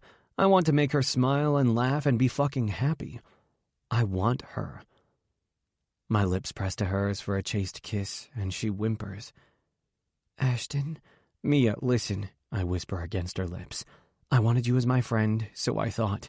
I wanted your light brightening my dark world. I just wanted you. But then you kissed me, and I realized I wanted you in more ways I didn't realize I could have you. I'm greedy as fuck, baby. It's been a mental adjustment, but I'm getting there. I've made some terrible mistakes concerning you, but I will always try to undo them or get better when it comes to you. You have to believe me. I'd never hurt you on purpose. This time when I kiss her, her fingers thread into my hair, deepening our kiss. I want to throw out a morning breath joke, but now's not the time to be playful. If I'm willing to swim through puke for her, I'll kiss her when we both need to brush our teeth, because when it's the one you love, you'll do whatever it fucking takes to have time with them. I like you in my clothes, I murmur, my hand skating up under her shirt to feel the tit I wanted to touch last night. I think I like you out of them better, though. Her laugh is pure gold, honest and sweet. Do you use that pickup line a lot? Because even though it's corny as hell, it's oddly magical. Funny, I tease as I pinch her nipple. No one's ever called my dick oddly magical before. I was talking about you, not your dick. I nip at her bottom lip, loving the gasp that escapes her when I pull at her nipple. Know what else is oddly magical about me? What? My mouth. Her eyebrow arches up. Ashton, what are we doing? I pull away from her, sitting up on my knees. My dick is hard and straining against my boxers. Her eyes slide over my bare chest, lingering on my nipple ring. We're doing what feels right, Mia. No labels, just us. Her eyes widen when I pull my sweats down her sexy thighs, bearing her to me. My heart rate speeds up as she shakily tugs off my borrowed t-shirt. Naked. Mia is naked and in my bed. I choke out, frowning. I thought I'd fail and you'd be disgusted with me. Her brows furl. You have to put yourself out there. You have to try. With you, I realized I don't have to try. It just comes naturally, I admit. I didn't know if I could do this or want to be with you this way, but now I can tell you with absolute certainty I want and need to be with you. I love you, Mia, and if you let me, I want to show you with my body just how much. I'm a virgin, she croaks out. I don't exactly have experience. I want to be good for you, the best. What if I'm not enough? I prowl over her, pressing kisses up her soft stomach to her breasts. They jiggle as she breathes heavily. I nip one of her breasts, delighting in the firmness of it before tonguing her nipple. Sucking hard on the peak, I revel in the surprised yelp that escapes her. Ashton, she whimpers. You're everything to me. Her back arches up when I start licking and nipping at her breast. I may have never fucked a woman before, but I know how to pleasure a body. Her nipples are sensitive, and she clearly likes the attention. When I've made them red and swollen from my teeth and tongue, I kiss my way back down to her pussy. Her dark hair is trimmed neatly, and her scent is alluring. I'm not a complete dunce. I know how the female anatomy works, but I've just never been exposed to it. I run my tongue along her slit, thankful that I enjoy the taste of her. It makes me eager to continue. I part her pink pussy lips to expose her clit. It's cute and begs like her pert nipples for a kiss. Her body jolts up off the bed when I tease the nub with my tongue. She moans, a low, seductive purr that strokes my fucking soul, and then I'm lost to her. I'm desperate to bring her pleasure, to show her how fucking amazing we can be together. The more I suck on her clit, the wetter her pussy gets. I want to go slow with her, but my dick is seeping with the need to be inside her. All it takes is a little more tongue play on her needy clit, and then she's coming hard, crying out my name like I'm the god she prays to. As she shudders and writhes, I reach into the drawer and pull out a condom. I rip it open and roll it over my dick. I'm not sure if chicks need lube like guys do, so I yank out the bottle from my drawer and slather my condom-covered cock just in case. Ashton, she murmurs, kiss me. I crawl up her body, locking my eyes with hers. You're my first, I tell her, needing her to understand that if I fuck this up, I'll try harder the next time to make it better. Woman, she finishes, wincing slightly as she lets her insecurities, ones I no doubt put on her, creep into her mind. Only woman, I correct. There's only one you, Mia. Her breath hitches when I grip my dick and slide it against her slick hole. I press into her just a bit and then stare down at my pretty girl. I love you, I remind her. I love you too. I thrust my hips hard, growling as her tight body stretches to accommodate my thickness. My world tilts around me as I'm overcome with pleasure. She feels better than good. She feels fucking amazing. Our lips connect and our tongues greet each other happily, like we finally figured out the steps to a dance we've been trying to learn. I thrust into her, desperate to connect her to me in such a physical, deep way. We kiss and moan, each of us tearing at the other like we might be able to climb inside one another. All too soon, I lose control, coming with a relieved groan. Rather than disconnect from my girl, I fall against her, sliding my arms around her and crushing her to me. I know I should dispose of the condom, ask her if I should make her come again, clean her up, let her breathe. For now, I just want to keep her like this, in my arms. Mine. 6. Mia. On cloud 9. That's the only way to describe how I feel right now as I wait for Ashton to come back to bed. After we made love and Ashton held me for several minutes, I excused myself to the bathroom to take a quick shower so I could clean up.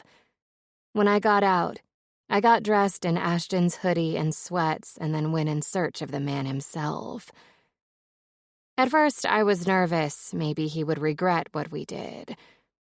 I think it would be naive of me not to have little doubts in the back of my mind. We kissed twice, and both times he freaked out. And this was bigger. This was sex. Something neither of us had ever done before. But the moment I stepped foot into the kitchen and Ashton's eyes locked with mine, I felt like I could finally breathe. He smiled that sexy, boyish grin, and butterflies attacked my belly.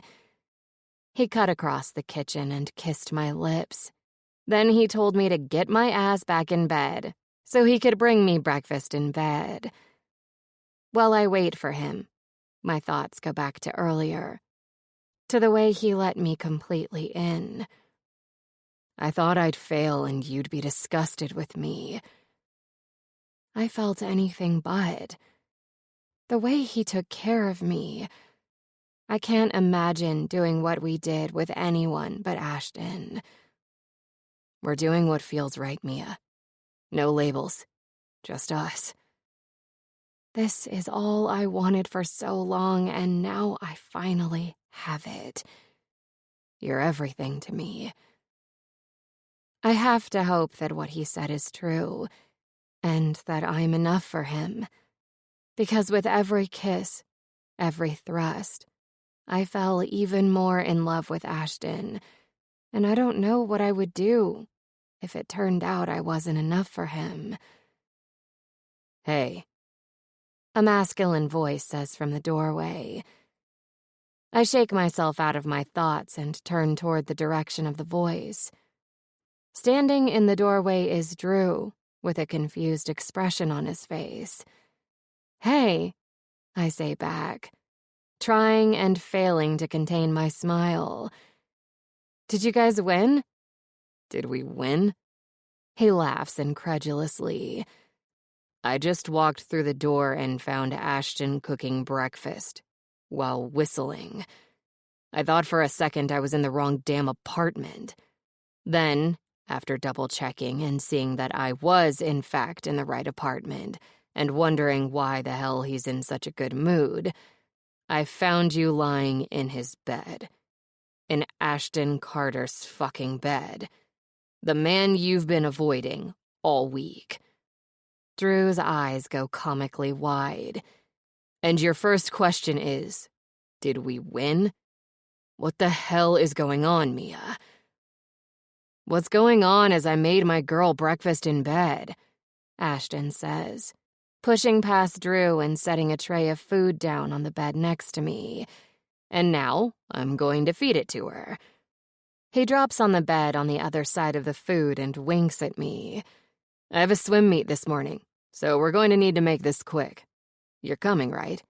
He asks me. Of course. I can't wait to finally see you compete. I run my fingers through his floppy hair and push it out of his eyes. Ashton playfully reaches up and snags the tip of my finger, biting gently on it. Good. Because I want you to be there when I kick Travis's ass. So, what? I'm gone for like 15 hours and you two are together now? Drew asks, his tone a mixture of hurt and disbelief. I glance over at him and my heart drops. I was flying so high on my Ashton cloud, I didn't think about how this would affect Drew. He's been there for me every day. Whether it was bringing me over food or coffee, or just stopping by to make sure I was hanging in there. I move to stand, but Ashton must sense it, because he wraps his fingers around my forearm, stopping me. I need to talk to Drew for a minute, I tell him, silently begging him to understand. His eyes dart back and forth between us, but he lets go of my arm and nods. When I gesture for Drew to follow me out, he shakes his head. We can talk here. His gaze swings back over to Ashton. You forgave him? His tone isn't judgmental, but it isn't happy either. He's worried. And if I'm not mistaken, I think sad. And I wonder if it's because he and Brayden aren't talking yet, or if he's upset that Ashton and I are together. I did, I tell him. We talked and he apologized. And you're together now? Yeah, I say softly. We are. Drew nods. That's good. I'm happy for you. He clears his throat, then looks around me at Ashton. I know you regret what you did. I saw it in your eyes all week. The way you sulked halfway to depression over what happened. But what you didn't see, what she didn't let you see, was how badly you hurt her. Drew, I start. No, he needs to hear this. Drew turns his attention back to Ashton. You didn't see her refusing to eat all week. You didn't see her crying to the point I thought she was going to pass out from exhaustion. I know you love her, and I don't doubt right now you think you have it all figured out. But I'm warning you right now. If you fucking hurt her again, I will kick your ass. Drew, I repeat harshly. Stop. No, Mimi, Ashton says. He's right. I hurt you. I saw it last night when I brought you home wasted. I felt it when I held you. You've lost weight. Because of me. And if I hurt her again, he says to Drew, you have my permission to kick my ass. I don't need your permission. Drew volleys. Let's just hope it doesn't come to that. It won't. He won't hurt me again, I say, even though deep down, I'm scared of exactly that. Ashton may have the best of intentions. He may love me, and I may be everything to him. But what if I'm still not enough? You know I'm right here, right? Drew says to me. I know, but I don't want it to be like this. I don't want to lose Drew in order to be with Ashton. We've become close and I care about him. Come to the swim meet with us, I blurt out. Please. Drew opens his mouth, most likely to say no, but Ashton speaks first. Don't even think about saying no. I told you this before. What Mimi wants, Mimi gets. It's a home meet, too, so you don't have to travel far. Drew groans. Fine, but I need a shower first. Yay! I jump into Drew's arms. Thank you for everything, I murmur softly. I couldn't have gotten through this week without you. Ashton clears his throat and I pull back. The food's getting cold. I'll meet you guys at the pool, Drew says before retreating. You and Drew have gotten close, Ashton observes once he's gone. He averts his eyes, grabbing a piece of pancake and dragging it through the bowl of syrup. Hey, I tip his chin up. He was there when I needed a friend, but that's all he is, a friend. Ashton nods, then brings the drenched pancake piece to my mouth. I take a bite and flinch at how sweet it is. Typical Ashton. A little pancake and a lot of syrup. I'm actually surprised he didn't throw some candy in there while he was at it. Good? He asks, his eyes homing in on my lips, which are now sticky from the syrup.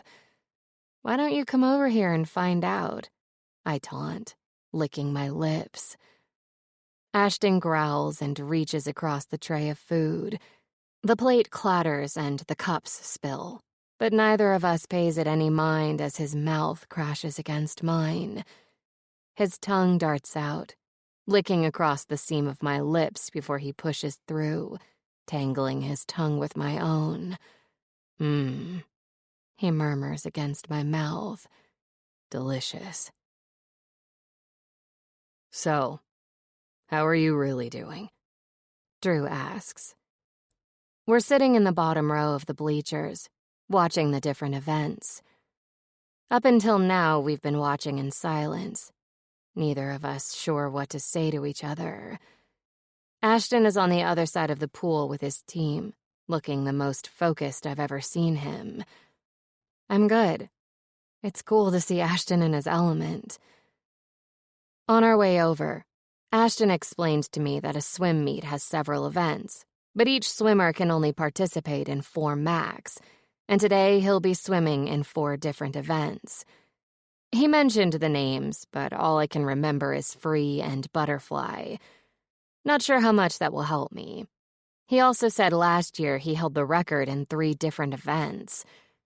It was interesting to see how animated he got while talking about swimming. Since I only met him this summer, and that asshole Travis got him removed from the first swim meet, I've yet to actually see him compete. So far, he's swum in 2 events, winning both of them. I mean, with everything that's... What are you guys doing here? A voice says, cutting off Drew. I glance up and find Brayden, dressed in a pair of jeans and an Ice Hawks hoodie, with a beanie on his head, standing in front of us. My heart pitter-patters in my chest at the sight of him, and I have to close my eyes to shut those thoughts down. I'm with Ashton. I love Ashton. But seeing Brayden for the first time since he hurt me makes me realize you can't just will your feelings to go away. Brayden and I connected on a deeper level, and those feelings are still there. We're here to watch Ashton, Drew says, speaking up since my voice wouldn't work quick enough. You? Brayden flinches, but quickly schools his features. Same. I had to submit an essay online, so I'm a little late. My first thought is, why is he here? Since when does Brayden support Ashton?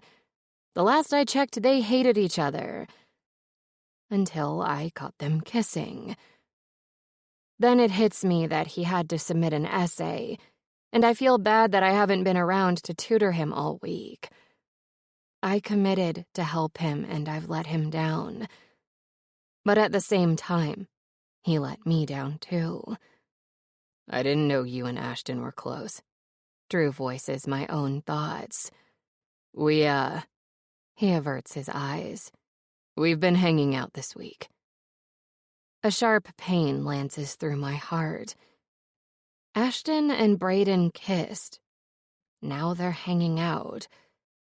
The 2 men I care about and hurt me found comfort in each other. I shake the thought away. Ashton is with me now. He wants me. He said I'm enough. When Drew doesn't say anything in response, Brayden's face falls slightly, and my stomach knots. Instinctually, I want to go to him, hug him, and tell him it's going to be okay, but I refrain. That's not my place. Not anymore. But just because it didn't work out between us doesn't mean I can't still care about him. And if I can forgive Ashton, I can forgive Brayden. Why don't you sit with us?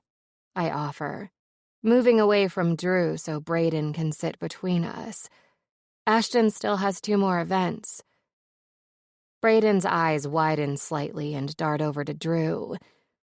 It takes a couple awkward seconds, but Drew nods once and edges slightly over as well. I'm a little shocked to see you here, Brayden says carefully once he's seated. When I saw Ashton before I left yesterday, he was still acting like a growly, pouting little shit. I laugh softly, able to imagine Ashton just as Brayden described. We made up. I can't say what I need to say next while looking at him, so I turn my attention to the pool as Ashton and several other swimmers prepare for their race.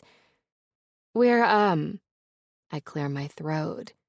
We're together now. The horn blows and the swimmers start their race. The crowd erupts in cheers, and I'm thankful for the break in silence. Ashton warned me the races are quick, and he was right. Not even 20 seconds later and the race is over and Ashton's the winner. The other two events at least lasted a good 40 seconds. Ashton climbs out of the pool and grabs a couple towels, throwing one over his shoulders and wrapping the other one around his trim torso. His teammates pat him on the shoulder, no doubt congratulating him on his time. I don't know what's considered good, but the fact he was the fastest at only 18.33 seconds is just crazy to me. My eyes descend along his taut chest and lean abs, my lady parts tingling in memory of the way his hard body felt against mine this morning as he made love to me, the way he took such sweet care of me. As he saunters over, his gaze meets mine. At first, the expression on his face is cocky, like he knows exactly what I'm thinking. But then I can see when he notices Brayden next to me, because his face contorts into... Is that guilt? No. I have to be seeing things that aren't there. My insecurities are messing with me. I expected jealousy. Anger, maybe. The way he acted when I hugged Drew earlier. But I wasn't expecting the pained look on his face he's sporting as he walks over to us. "You did so well," I tell him, popping up from the bench and wrapping my arms around him. He smells like chlorine mixed with Ashton, my favorite smell. "Thanks." He pulls back slightly. "I still have one more race, but I have a small break." His eyes land on my lips and his tongue darts out, licking his own, like he's warring with himself as to whether or not he should kiss me. Instead of waiting for him to make a decision, I do it for him. The kiss isn't long, but it's enough to make me wish we were back at his place, where I could remove those towels and take my time exploring every inch of his body. When the kiss ends, I back away slightly. Brayden stands and walks over. "Sorry I'm late, Ash. School is kicking my ass. Good job on the win, though. Thanks, man." He and Ashton share a hug, which in itself is strange. But when they pull apart, the heated gaze in Brayden's eyes is enough to make me feel sick. He's attracted to Ashton. I glance over at Drew, wondering if he's seeing what I'm seeing. And based on the way his jaw is tight, I would say he is. I move slightly so I can see Ashton's face, but before I can catch his expression, he shakes his head and turns his attention to me. "I'm in the last event, so once I'm done, after I meet with my team to go over the points, we can go." "No rush," I squeak out. "We'll be here." Ashton's eyes bounce over the three of us, and then with a tight nod, he heads back over to where his team is. "How are your classes going?" I ask Brayden after a few minutes of awkward-as-hell silence as we watch some relay type of race. When I asked Ashton why he doesn't do those, he told me he doesn't play well with others. "Okay," he says. "Definitely miss my tutor." He smirks playfully, but when he realizes what he just did, he tones it down.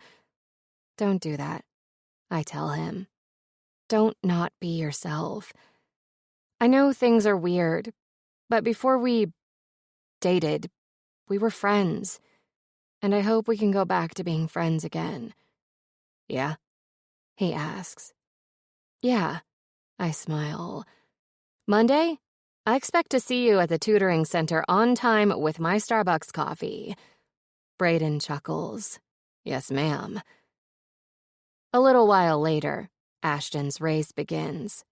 Once again, like the damn fish he is, he blows everyone's time out of the water, winning his fourth and final event. When he gets out of the pool, pumping his fist in excitement, I don't miss the way Travis, who only won one race from what I can recall, glares at Ashton. The team disappears into the locker room and Brayden excuses himself, saying he still has more schoolwork to do, leaving only Drew and me. I think I'm going to go as well, Drew says. He steps toward me until our bodies are close. Too close. He reaches out and tucks a wayward hair behind my ear and smiles softly. I know you said you're good, but if you need me, day or night, I'm here, okay? Before I can answer him, a squeaky feminine voice calls my name. Mia! Ashton's mom, Wendy, says, waving her manicured hand in the air. I knew that was you! I laugh to myself as she saunters over, dressed like she's at a dinner party instead of at her son's swim meet, while Curtis follows behind.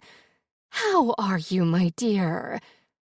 She pulls me into a hug, her strong perfume nearly knocking me off my feet.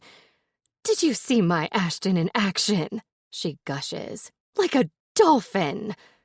I laugh, wondering not for the first time why Ashton thinks his parents hate him.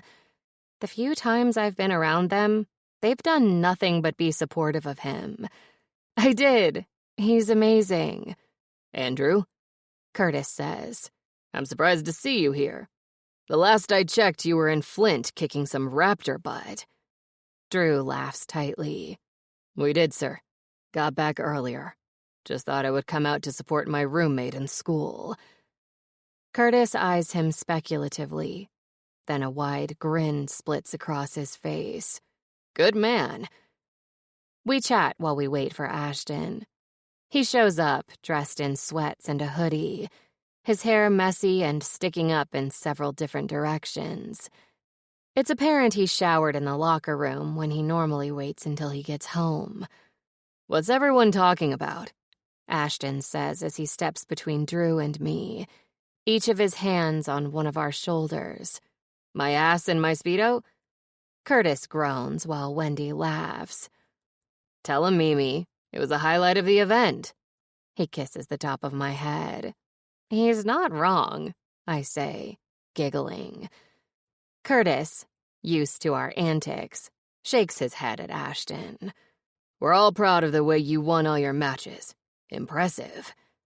Ashton shrugs off his dad's words. Did you expect anything less? I didn't, Wendy says, grinning. Let's go to Edmonds and celebrate. Bring your friends, love. We have to discuss the Atlantic Point Athletic Program's fundraising event. Sounds boring. Ashton wraps an arm around my waist. Nah, we'll pass. Ready to go, babe? Babe? Curtis's brows furl together as his eyes bounce back and forth between Ashton and me. Ashton flashes me a wicked grin that says he's about to take great pleasure in fucking with his dad. Again. Yeah, about that. I'm into chicks now. Well, one really. You can stop being ashamed, Dad. He smacks my ass playfully. Now you can have grandkids. You're welcome. Oh my God. 7. Ashton. Mom laughs, always the first to enjoy my inappropriate jokes. Dad's face turns beet red. I guess this fucking embarrasses him too. Whatever. No matter what I do or say, it's never the right thing. Ignore him, Mia says to Dad, trying to smooth out my words. We're not having kids right now. Check back in 6 weeks, though, I throw out. My girlfriend and I fuck. Ow! I let go of Mia to rub my arm where Drew elbowed me. He shoots me a warning glare to knock it off.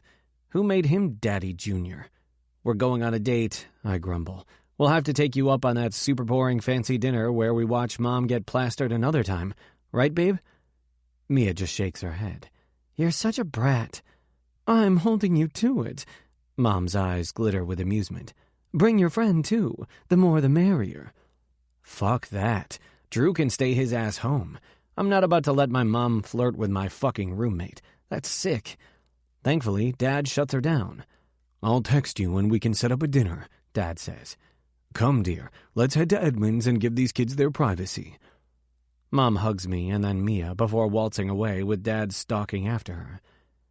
Mommy Dearest is a fucking cougar, I tell Drew.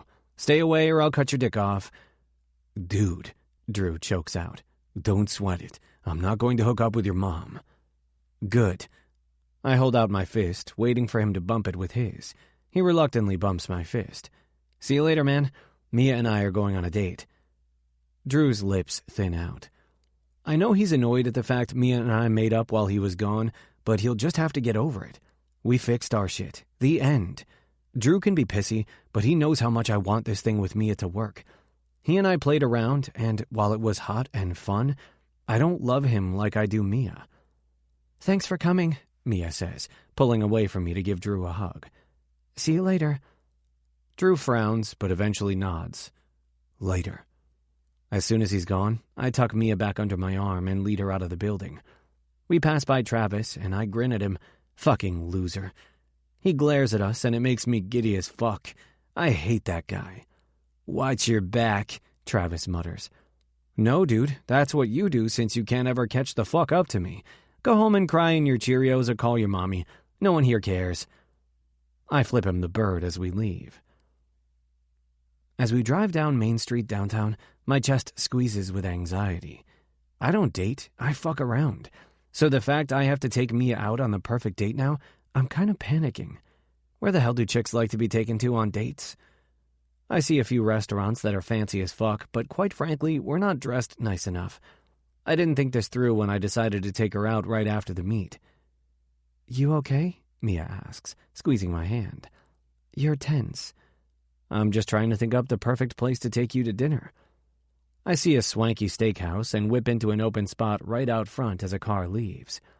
Shutting off the car, I glance up at the place, hoping like hell they'll let us in dressed like college slackers. Ashton, you love steak, I tell her. Let's go. I pop out of the car, thrumming with nervous energy. I'm overwhelmed by the feeling that I'm not doing this right. Quickly, I round the vehicle and open her door. She frowns at me. Fuck, I'm definitely screwing this up. I reach down and take her hand, pulling her out of the car and into my arms. I start to walk toward the door of the steakhouse, but Mia's feet are planted firmly to the ground. Ashton. I clench my jaw, hating how my stomach is flipping like it's in a barrel tumbling down a hill. What, my beautiful girlfriend? She rolls her pretty brown eyes. That. What? All this, she waves at me in the steakhouse, isn't you. I scowl. Neither is dating a woman, but we're here, Mia, and I'm just blindly navigating this unknown territory. Her palms slide up my chest, calming the storm of emotions brewing inside of me. She stands on her toes and kisses my lips. Can we go to the pizza place with the arcade? It's right across the street. Please? I love that place. Slowly I nod because I'll give her whatever the hell she wants. Yeah, Mimi, whatever you want. Her fingers thread into my hair and she pulls me down to her lips. I want you to be yourself. Just be you, Ashton. Fancy steakhouses aren't you. Can you do that? This fucking girl. Yeah, Brad, I can do that. Let's go. We walk hand in hand across the street, the anxious weight lifting with each step we take. Once inside of the pizza parlor, the scent of garlic and melted cheese chases away any lingering doubt. It's just Mia and me. This is natural for us. I guide her over to a booth near the arcades and slide in next to her. It feels good to put my arm around her as we share a menu. I thought maybe it'd be weird dating a girl in public, but I find it easy because it's Mia. The server comes by and we order a pizza, half with that nasty pineapple shit on her side and something more fucking human on the other side. While we wait, we head over to the games. I put a 20 into the machine and get us a bunch of quarters. What do you want to play? I ask, nodding at the ancient machines that have been around since the 80s. Pac-Man. She bounces over to it and sits in one of the chairs. See if you can beat me, boyfriend. I laugh as I sit opposite of her. Gotta warn you, Mimi, I'm going to whip your ass at this game just like always. Your girlfriend card has been revoked for the duration of this game. What if I show you my boobs? She taunts, her brown eyes wickedly gleaming. We could negotiate then, I say with a smirk. I put in some quarters and we begin a heated match. She yells at me and I laugh, but ultimately I destroy her in Pac-Man. Every time she gets mad, she throws a quarter at me. A kid, maybe 7 or 8, lingers nearby, snatching up all the abandoned coins. "You're such a cheater," she whines. "You probably came out of the womb playing this game." "Nah, I was like 5 when I begged my mom for the arcade game in my room." She shakes her head. "You're so damn spoiled, Ashton Carter." "You say that like it's a bad thing." Her eyes roll and she stands up. "Since you're a big winner, win me something from the claw machine." I let her pull me up from the machine and guide me over to the one filled with stuffed animals. I shove a few quarters in. "Which one do you want?" I ask, analyzing which toys are easiest to snag. She stands on her toes and points at a dolphin. "That one." Easy. I maneuver the claw over to the dolphin and mash the button to send it down to grab it. Luckily, it scoops up the dolphin and deposits it into the bin. She squeals and pulls it out. "Look, a dolphin, like you." She hugs it. "I love it." I throw in some more quarters, my eyes set on the Mario in the corner. It'll be tricky since it's buried under some others. I'll just win those too. I fish out the 2 in my way, focused on my prize. She gleefully collects each one. Finally, I nab the Mario and drop him into the bin. I pull it out and waggle it in front of her.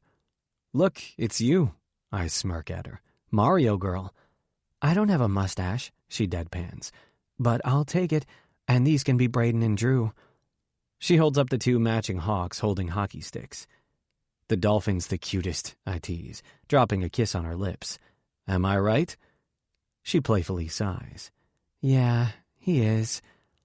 I kiss her deeply and then pull away, taking a moment to appreciate the fact I got the fucking girl. Mine. She's mine. Finally. "Why do you hate your parents?" Mia asks after I pay the bill and we're walking out to the car. I cringe at her question. I don't hate them. They hate me. Well, Dad does. Mom just thinks I'm her dancing monkey. She's quiet as we approach my Audi. It's not until we're inside and driving off that she speaks up again. "I don't see it. Curtis wants to be in your life so bad, and Wendy is funny. They love you. Today at your meet, they were proud." Her words echo that of my therapist. I don't know why I don't believe them. Maybe it's because I remember the time Mom cheated on Dad and hurt him so bad I thought they were going to divorce. They yelled so fucking much. I would try and lighten the mood with jokes, albeit inappropriate ones. Mom would laugh to piss off Dad, who would ultimately storm away. They fixed their marriage, but I'd already settled into the role of jokester. If Dad was mad at me, he wasn't mad at her. If he wasn't mad at her, they stayed married. Hollowness settles in my gut. I guess in some deep down way, maybe I feel like I somehow keep them together in my weird-ass black sheep way. I can't wait to drop that epiphany bomb on my therapist. "What about your parents?" I probe. "You hate yours?" "Because they're actually the worst. Just ask Brayden." The car grows quiet again. Just ask Brayden. Because he fucking flew out there like a goddamn knight in shining armor to comfort her when I was being an asshole. Fuck. I stew over that the entire way back to the apartment. When we park, I shut off the car and sigh, but make no moves to get out. "It kills me that he knows things I don't know about you," I murmur, slicing my eyes her way. "You never ask." I feel the sting of her words, a painful slash through my heart. "Why do you hate them, Mia? Tell me more than the surface bullshit you've told me in the past." "Dad is Mom's puppet," she says sadly. "Mom is a vicious, wicked witch who never fails to tell me how I'm not smart enough, not pretty enough, not skinny enough, not proper enough. Never enough." "Fuck your mom," I growl. "Get over here." She unbuckles and climbs across the console, settling in my lap. It's squished in my little car, but she fits snugly between me and the steering wheel. I stroke her hair and kiss her neck. "I think you're perfect, my sweet, perfect Mia. He always chooses her over me," she whispers, "like I'm just an accessory that comes with the title of husband." She turns and meets my stare, her lips inches from mine. "When I met you this past summer, I felt like I finally belonged to someone. Sure, we were just friends, but I felt like you'd chosen me of all the people to be yours." "You are mine," I remind her. "For a bit I wasn't," she says, her bottom lip wobbling. "You chose—" Her eyes water. "You didn't choose me." I'm sorry. I know. She kisses my lips. I'm glad you eventually did. I slide my palm up her throat and grip her jaw, caressing her with my thumb. I'll always choose you. Don't let your pussy dad or your mean-ass mom ever make you doubt that again. She smiles, warming me with her light. I don't, not anymore. Thank you for the date. I had fun. Dates are supposed to be romantic, not fun, but she seems happy and that's all that matters. Plenty more pizza dates in our future. I pull her down for a dizzying kiss. I dominate her mouth with my tongue until we're both breathless and my dick is painfully hard. Ready to have a naked video game date now? Her giggle is cute as fuck. No way. Drew might walk in and see. Like we're not the two hottest people he's ever laid eyes on? I tease. Oh, what a hardship on Drew's poor virgin eyes. She laughs, swatting my arm. You're insane. Then she covers my mouth with my palm. Don't say it. Insane for you. My eyes must say it for me because she laughs again. I mumble out words and nip at her hand until she releases me. I wasn't going to say that, I lie. Her dark eyebrow quirks in challenge. That's so? What were you going to say? I stare at her for a long time and then shrug. I forgot. You distracted me with your pretty dick-sucking lips. Ashton! Mimi, I throw back, pretending to be just as scandalized as she is. Her phone buzzes from her hoodie pocket. She retrieves it to read the text. The beautiful smile fades away, giving me a glimpse of the girl her mother has spent her entire life belittling to the point she has a fucking complex. What did she say? I growl. Her lips part, her brows furrowing. How did you know it was my mom? Because I've never seen that look before, and after you explained what a bitch she is, I connected the dots all on my own. You're not the only smart one around here. Her smile is back. Cocky dork. Don't call my cock a dork. Oh my God, she groans. You're an idiot. And you're dating a cocky dork. I smirk at her. What did the Wicked Witch of the West say? I'm being summoned to another bullshit ball. Good. I level her with a hard stare. This time you won't have your knight in shining armor. This time you'll have a fucked up prince who would love nothing more than to slay the fucking she-devil dragon for his princess, who has the prettiest dick-sucking lips he's ever seen. I think that was romantic, she says slowly, narrowing her eyes at me. In some bizarre, so Ashton kind of way. I guess I can be romantic then. Who knew? 8. Drew. I walk through the kitchen and go straight to the cabinet where I know Ashton keeps his liquor. Fucking Ashton. Fucking Mia. I scrub my hands over my face. I want to be happy for them. I do. All I want is for her to be happy. Every day this week, as I held her and comforted her while she cried in my arms, all I wanted was to take the pain away, and for her to smile again. But when I walked in and saw that very smile while she was lying in Ashton's bed, the room smelling like sex, something in me broke, because I wanted to be the one to make her smile. Ashton hurt her, Braden hurt her, I wanted to heal her. But Ashton, like the goddamn tornado he is, swooped in and scooped her up. I'm happy that they're happy, I am, but I have to wonder how long this happiness will last. How long until Ashton fucks it all up and Mia is sad and crying again. After the meet, I tried to keep busy at my office going over plays, but I was too pissed to focus and eventually came home. Maybe I can drown the noise in my head with rum instead. There's a knock on the door, so I set the bottle down and go answer it. I swing it open, and standing on the other side is Braden. I was shocked as shit to see him at Ashton's meet. This entire week I've been avoiding the apartment. When I'm not at practice, I've been bouncing between the office and Mia's place, so I had no clue how close Braden and Ashton have gotten. Fucking Ashton. Fucking Braden. How is it that Ashton fucks everything up and still gets the girl and the guy? Ashton's not here. Braden glares. I'm not here for Ashton. Oh, sorry. I just assumed since you've apparently been hanging out with him all week that you were. What the fuck is your problem? Braden hisses. I know you're not really pissed that, while you've been avoiding me all week, I've been hanging out with Ashton. The guy you kissed, I correct. The guy who's now with Mia. he volleys. I scoff. It'll never work out. Braden's brows hit his forehead. Is that what this is about? Mia? What happened this week between you two? I comforted her, because the guy she was supposed to be dating kissed her best friend. And now they're together, he shrugs nonchalantly. Until he hurts her again, kisses another guy, fucks another guy. Braden eyes me for several seconds like he's trying to figure me out. Good luck with that, buddy. Not even I know what the hell is going on with me. You're not worried about Mia getting hurt again, he finally says, shaking his head. You fell for her. What? I splutter, thrown off guard by his statement. You fell for Mia, the same way I did, the same way Ashton did, and now you're pissed they're together and you're alone. I guess you failing your classes makes sense, I spit, trying to deflect, since you apparently don't pay attention. What the fuck is that supposed to mean? Braden asks, stepping over the threshold and into my face. It means I don't want Mia. Bullshit! I want you. My words echo around in my heart for the longest second known to man, and then Braden pounces. His mouth crashes against mine, forcing me to stumble back. He slams the door shut and pushes me up against it. You want me? He taunts. Then show me. His mouth is back on mine, his tongue slipping past my lips. He kisses me hard and deep, and I kiss him right back, giving myself completely over to him.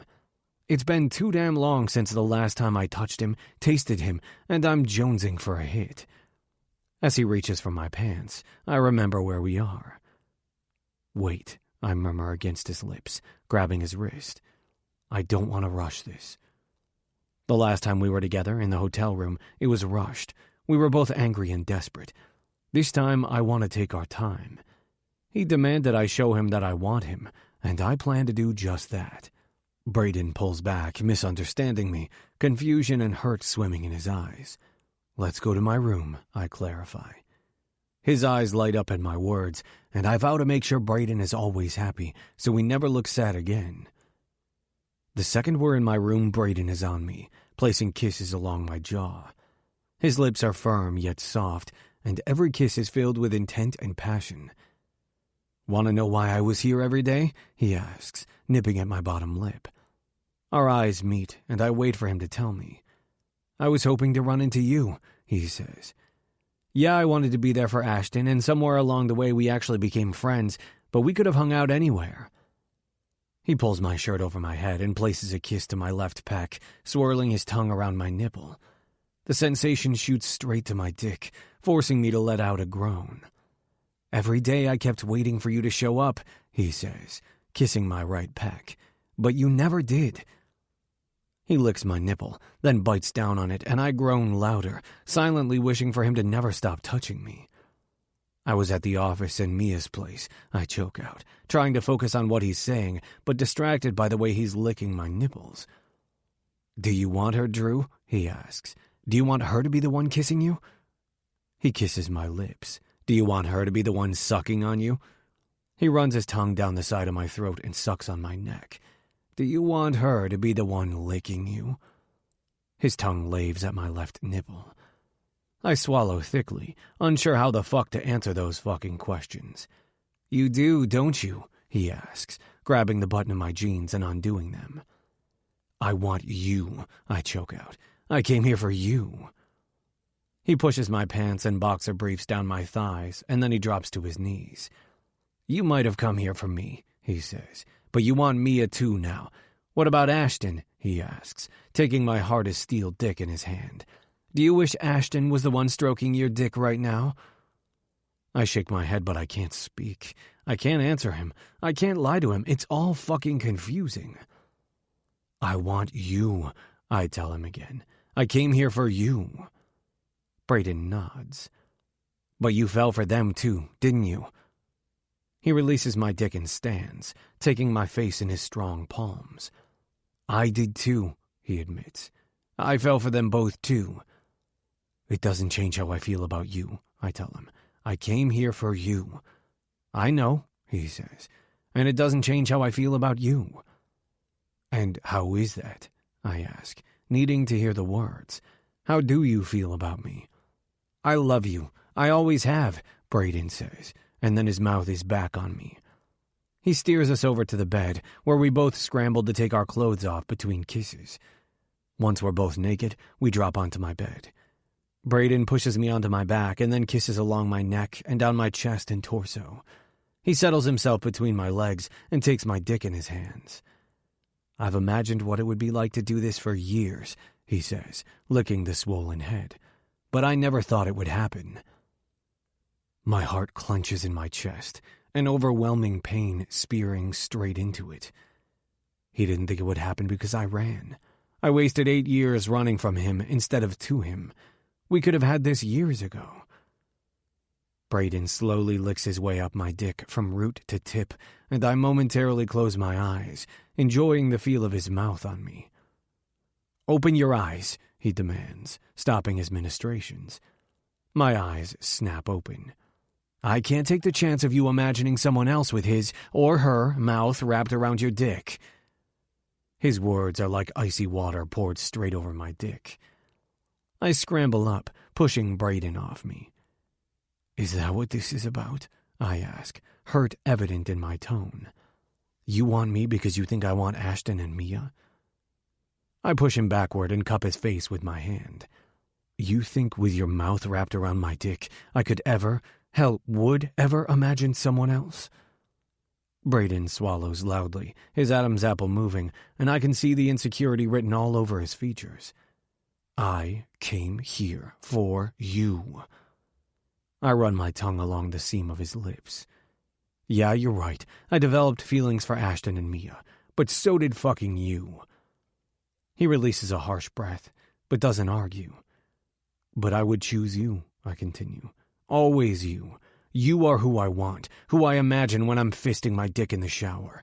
You're the one who fucking hurt me. Not Ashton, not Mia. You. I'm sorry, Brayden croaks out.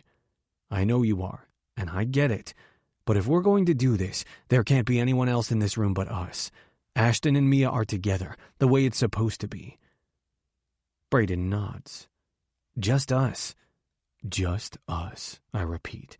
And then my mouth crushes against Brayden's, trying to show him that it's him. Always him. I will always choose him.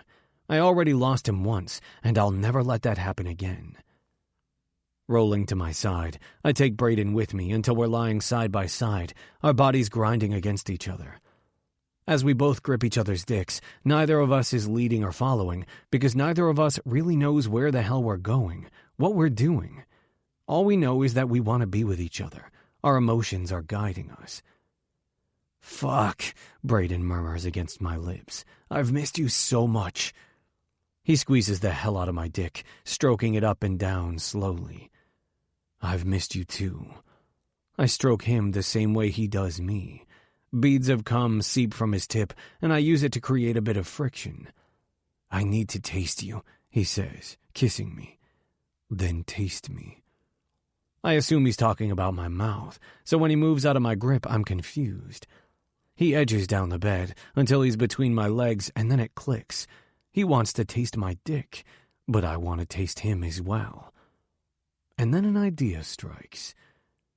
Wait, I tell him, crawling over to where he is. What's wrong? He asks with a sexy pout. I want to taste you too.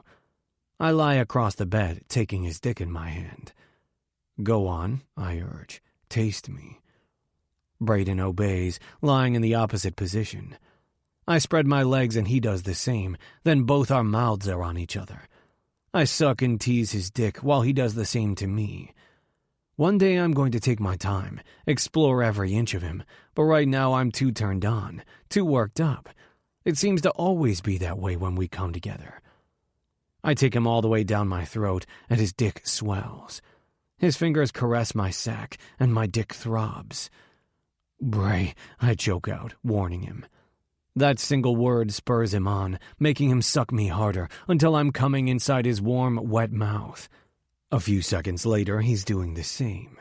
I swallow everything he gives me, then I lick him clean. Fuck, he breathes, releasing my dick. I do the same, dropping onto my back. I close my eyes, reveling in what just happened. When we were younger, it was Bray pursuing me. At the rink and in the hotel room, it was me pursuing him.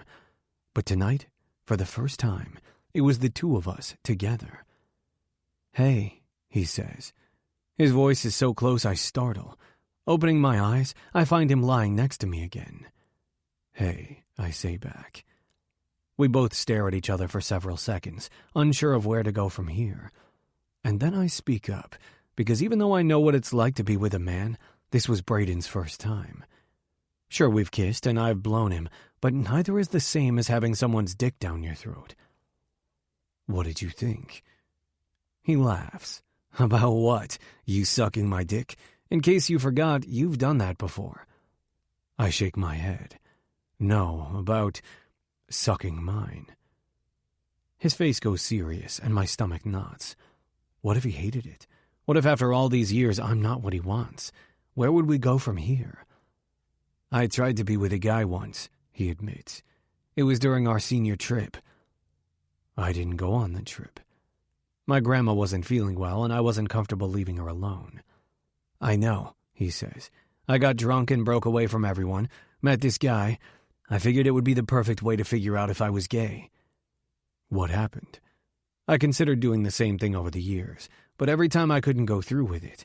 Until Ashton. I quickly push him from my thoughts. I meant what I said to Braden. It can only be the two of us in this room. We kissed, but the second he touched my dick, I ran. He chuckles lightly, running his hand along my shoulder and landing on my ass. "But with you, it feels right." He tugs me toward him, and I release a breath. "It does," I agree. "It feels damn right. I want this. I want you. I want us. Then you can have me. It's why I came back. For you." Braden nods, but the expression on his face looks like he has something on his mind. "What?" I prompt. "You keep saying you came back for me, but you also came back because of hockey." My heart picks up speed, knowing exactly where he's going, what he's about to ask. I hold my breath, praying he doesn't ask it. "What happened, Drew? Why did you leave the NHL?" 9. Braden. His blue eyes that had been shining with a mixture of love and lust dim. He completely shuts down, avoiding eye contact. What the hell happened? I know it's not because he lost his ability to play or some shit like that. Drew is fucking amazing on the ice. The very best. It's something else. Something he's ashamed of. He did something, I think, but that makes no sense because he's so by the book about everything. Except us. He breaks the rules of his coaching position by being with me. Definitely not by the book there. I shove that thought down and run my fingers through his messy hair. "Drew," I rumble, "you can talk to me." Pain flashes in his eyes before he slams them shut, as though he can block out my questions and the world around him. Whatever happened kills him. I could push and probe because that's what we do, but not now. Not when he's so fucking vulnerable and sad. I'll tug this information out of him eventually. Leaning forward, I press a kiss to his mouth that felt so good around my dick, and his eyes pop back open. "Tell me when you're ready. Might not be today or tomorrow or next week, but you'll tell me, because not only are we this now," I wave at our naked bodies tangled together, "but you're my best friend in the whole goddamn world." He nods. "I'm sorry." Rather than let him feel like shit, I palm the back of his neck and draw him to me for another kiss. We're just getting hot and heavy again, our dicks hard and pressed together, when we hear voices. Fuck. By the time it registers, Drew barely has a chance to pull the covers over our bodies when someone fills the doorway. "Holy shit," Ashton says, gripping the top of the doorframe as he leans into Drew's room.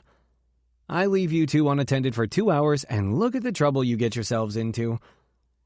Beautiful fucking Mia peeks her head around him, her brown eyes widening in shock at the scene before her. Oh my God, Ashton, leave them alone," she chokes out, her arms going around his waist to pull him away. Ashton is wearing one of his devious smirks, but his hazel eyes are gleaming with an emotion I can't quite put my finger on. Not jealousy, because he has Mia, right? Not anger, because we're cool now. It certainly isn't fucking happiness, that much I do know. If you guys are done fucking, put some clothes on and come hang out with Mimi and me.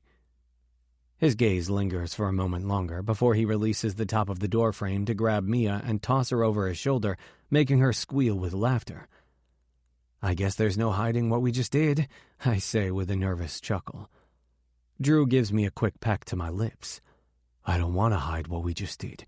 Felt pretty damn good to me. Long overdue, too.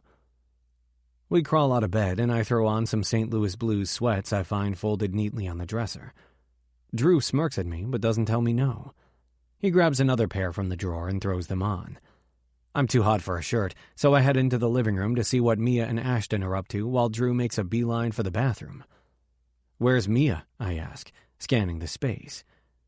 Ran next door to change, Ashton says, not looking up from whatever he's doing in the kitchen. You two kids have fun? I walk into the kitchen to find him cutting oranges. Yeah. How was your date? His eyes cut over to mine, a smile playing at his lips. We didn't have a happy ending like yours, but I did feed my girl. Hopefully lots of carbs, I tease, stepping closer to steal an orange wedge. He stiffens, and his hazel eyes take on the despondent look they had all week. I fucked up with her, man. It should have been me who went to see her. I try not to take offense at his words. What Mia and I shared that weekend was amazing. I don't regret 1 second of it. But it wasn't. I made sure she was okay. Rather than get jealous, his shoulders hunch. Thanks for that. Was her mom really a witch? A disgusted snort escapes me. She's more than a witch. She's a rotten, evil cunt. I fucking hate her mom. Fiery eyes meet mine. I'm glad you were there to protect her from that horrible woman. Me too. I bring the orange wedge up to my lips and bite down. Ashton's gaze peruses from my mouth to my pectorals to my navel, and then he shakes his head, continuing on his task. What are you making? Bahama Mamas. Apparently some douchebag was after my rum. He points his knife at the bottle on the counter. Mimi wanted something fruity, so I figured I'd please everyone. His eyes are once again taking in the way I eat the orange. A flash of heat zapping through me has me quickly stepping away to toss the peel in the trash. Drew saunters into the kitchen smelling like fucking paradise, and I can't help but grin at him. He throws a wink at me before leaning a hip against the counter to watch Ashton. Ashton darts his gaze between us and then laughs. You two are way gayer than me. Look at you in your matching pants. So fucking cute. We all laugh as Mia returns, dropping her bag on the floor just inside the door. And then nothing's funny at all. She's changed out of her clothes she wore to the meet. Her dark hair has been braided into pigtails, and her cute glasses are perched on her nose. I'm not sure she's even wearing pants because the white Nintendo hoodie hangs halfway down her thighs. Her bare, naked thighs. Thighs I've kissed and been between. She has on knee-high red and white striped socks and stupid unicorn slippers. The whole ensemble should not be sexy. I should not be reliving every second of our time together where I tasted her and touched her. I'm with Drew. She's with Ashton. What? She asks, her eyes bouncing between the three of us who have gone silent. Do I look stupid or something? Ashton snorts.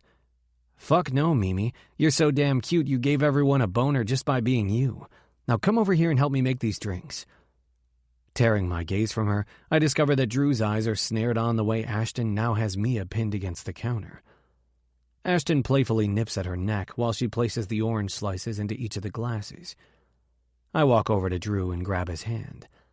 As though breaking from his trance, he threads his fingers with mine. Let's play NHL 20, I say to Drew, tugging him out of the kitchen. Ashton cackles.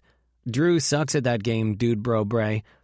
I do not, Drew grumbles as he sits on the floor in front of the television. I smirk at Drew as I set up the game. He's such a bad liar. Once the game is on, I plop down next to him and begin whipping his ass, loving how pissed off he gets each time I knock the puck into his net. Ashton shows up with drinks. We absently drink while we play, and before long I'm getting a refill. Fuck you, Drew barks out, tossing his controller to the floor. I'm not playing this dumbass game. Aw, Drew's a sore loser, Mia taunts. Need a hug? I need a shot, he mumbles back. Ashton drops down next to me, grabbing the abandoned controller. He's a lot harder to beat. We spend the next hour in a heated match, neck and neck. If Mia stopped refilling our glasses, maybe I could focus on the screen a little better. Pause it, Ashton says. I gotta take a piss. He stands and slightly staggers before heading out of the living room. Finally tearing myself from the game, I glance around looking for Drew. Mia, no longer wearing her hoodie but a tight red camisole, is curled up next to him and his arm is around her. They're talking lowly, both of them wearing serene expressions. Her tiny shorts have crept up her thighs, showing a lot of silky skin. My gut twists in a weird way, and I'd like to think it's jealousy at the way he holds Mia when he could be holding me, but I don't think that's it. It reminds me of how it felt to hold her too. She's so soft and sweet and... Mine, Ashton says, a playful lilt in his voice as he returns and scoops Mia out of Drew's arms. He sits down at one end of the couch with her in his lap. Game's over, man. Put on a movie. I'm not your bitch, I grumble back. Ashton laughs. You're just mad I was going to beat you again and you won't have a chance to try and win.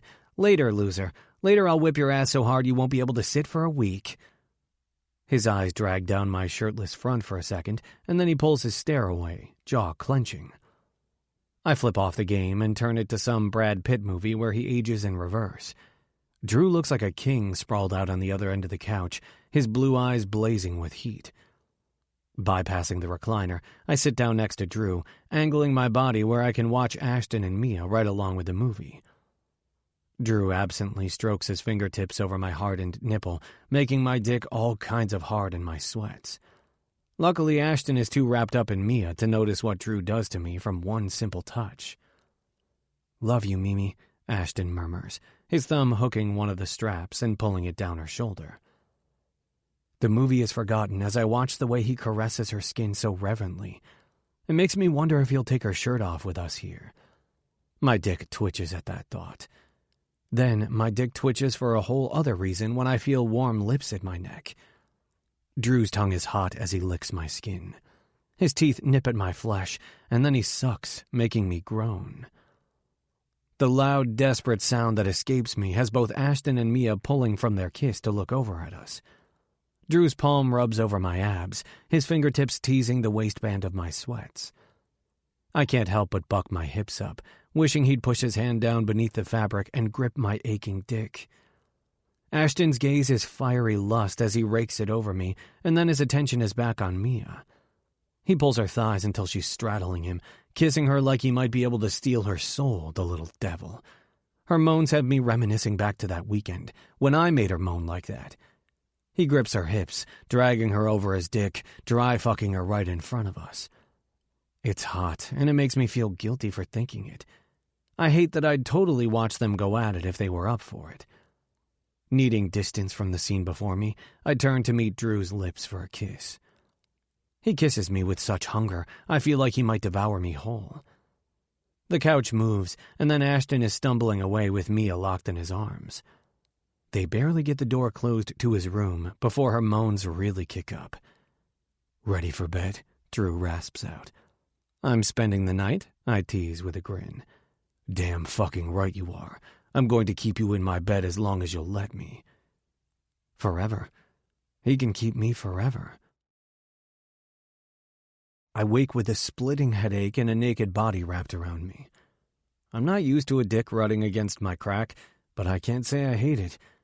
Based on the way Drew is still softly snoring, I'd say he's having a good sex dream. I fight a smile as I lie in the dark, contemplating last night. After a shower where we took turns blowing each other, we fell into bed exhausted but happy. I thought it was the sun shining in that woke me, but when I hear murmured voices, I realize it's Mia and Ashton. His door is closed, but Drew's remains open. Mia's sounds of pleasure filter through the wall, making my dick hard as stone. Every so often, Ashton lets out a feral snarl, or the headboard will thump hard against the wall. The sounds are erotic. I feel like a voyeur listening to them fuck. A strong hand wraps around my dick, making my heart shudder. Someone's turned on this morning, Drew rumbles against my neck. Want me to take care of you? I push my ass against his dick, loving the hiss he makes. He punishes me back by stroking me hard, his hand gripping me to the point of pain. Fuck, it feels good. Our breathing becomes ragged as he rubs his dick along the crack of my ass, never attempting to enter, and jacks me off. God, he feels good. This feels good, like I've been waiting my whole life for this moment. Drew, I groan. Fuck. I know, he agrees. So fucking good. He carries us over the edge together. As soon as my nuts seize up to come, his hot cum rushes up my lower back, soaking me. His dick slides through the mess he made, rubbing against my crack. I come hard, nearly growing dizzy from the pleasure. I've barely come down from my high when my phone buzzes from my abandoned pants on the floor. Better answer that while I get the shower started, Drew says, kissing my neck. He climbs out of bed and tosses me my pants.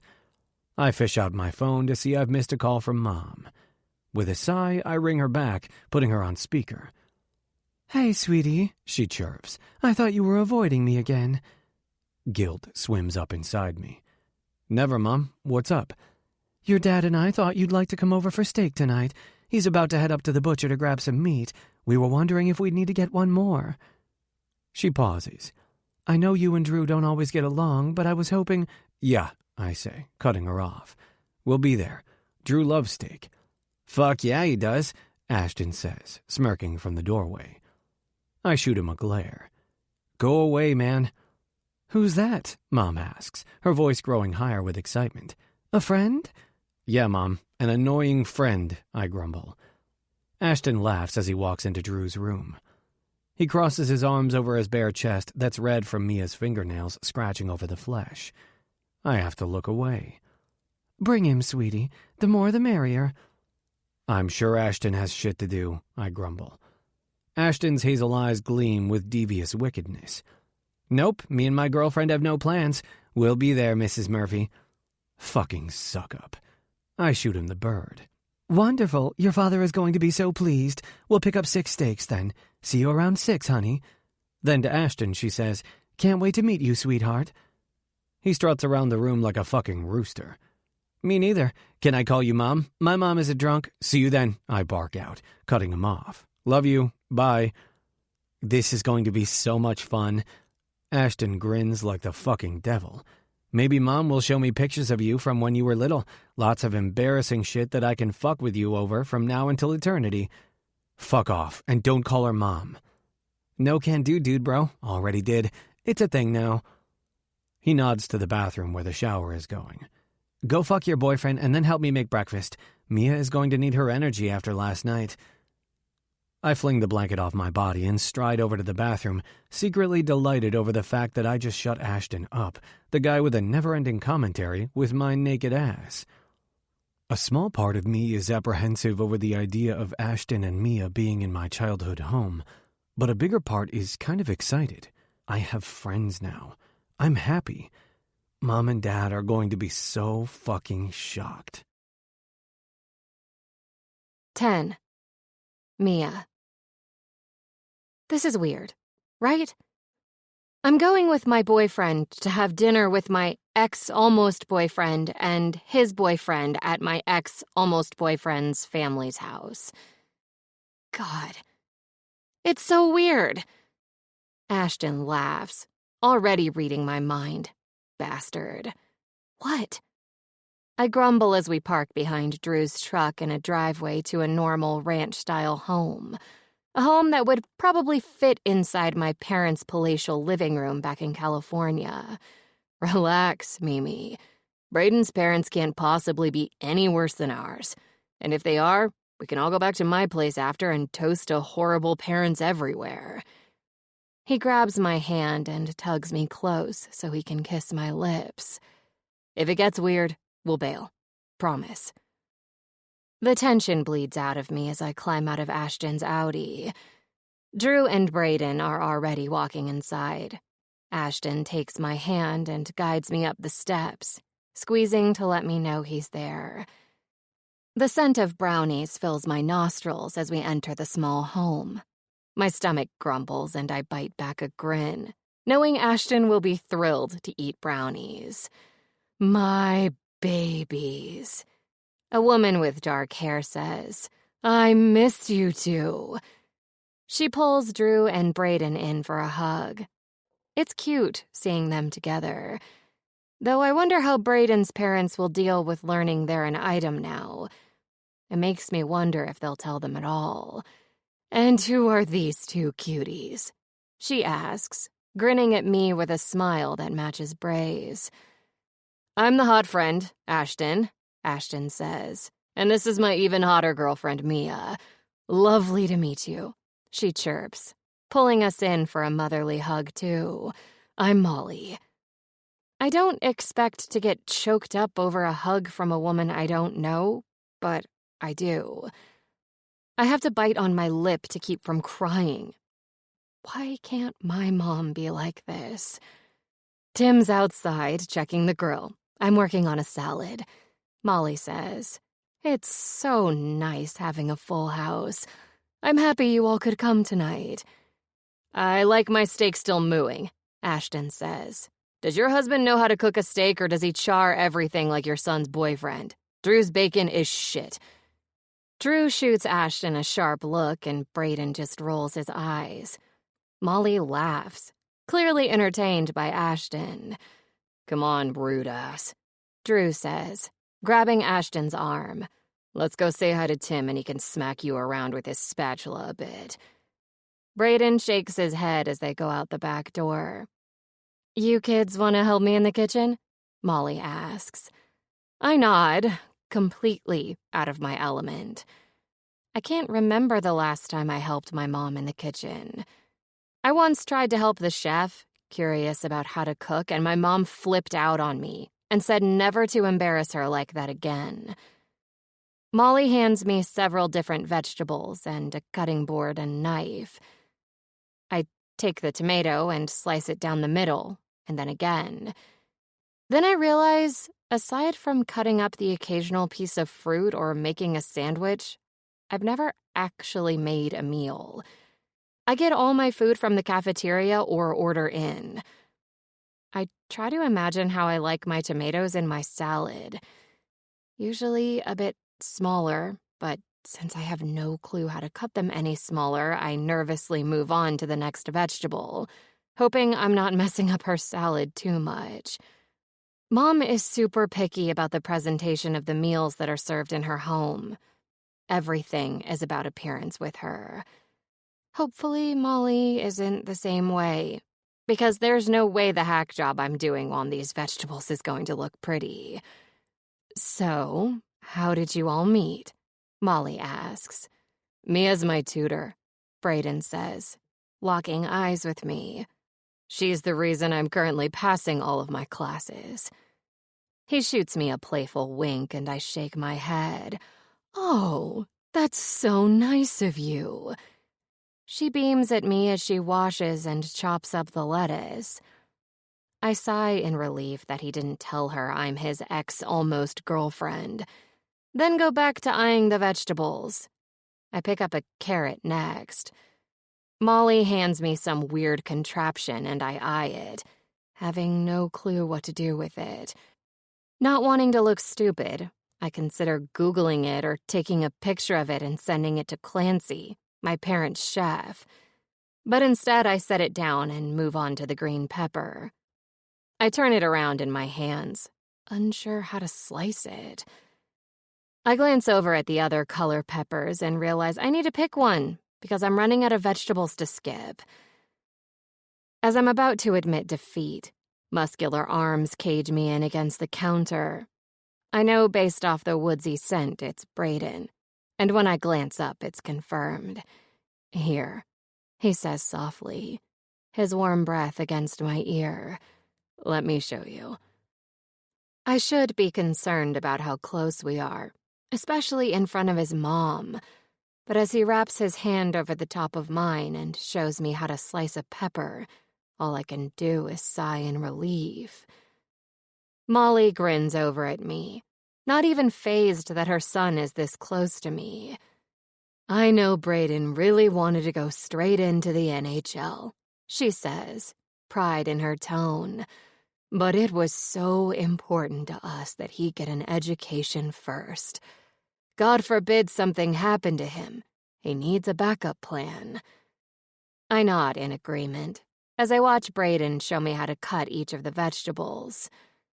Molly must notice by now that he's showing me, but she doesn't say a word, and for that I'm thankful. Brayden takes the contraption she gave me and says, "It's a peeler." He slides it along the outside of the cucumber, then lets go of it so I can take over. "Thank you," I whisper, turning my head to look at him. He grins and then pecks a sweet kiss on the side of my neck before stepping away. "You're doing a great job," Molly says, scooping up the vegetables we've already sliced and placing them all into a big salad bowl.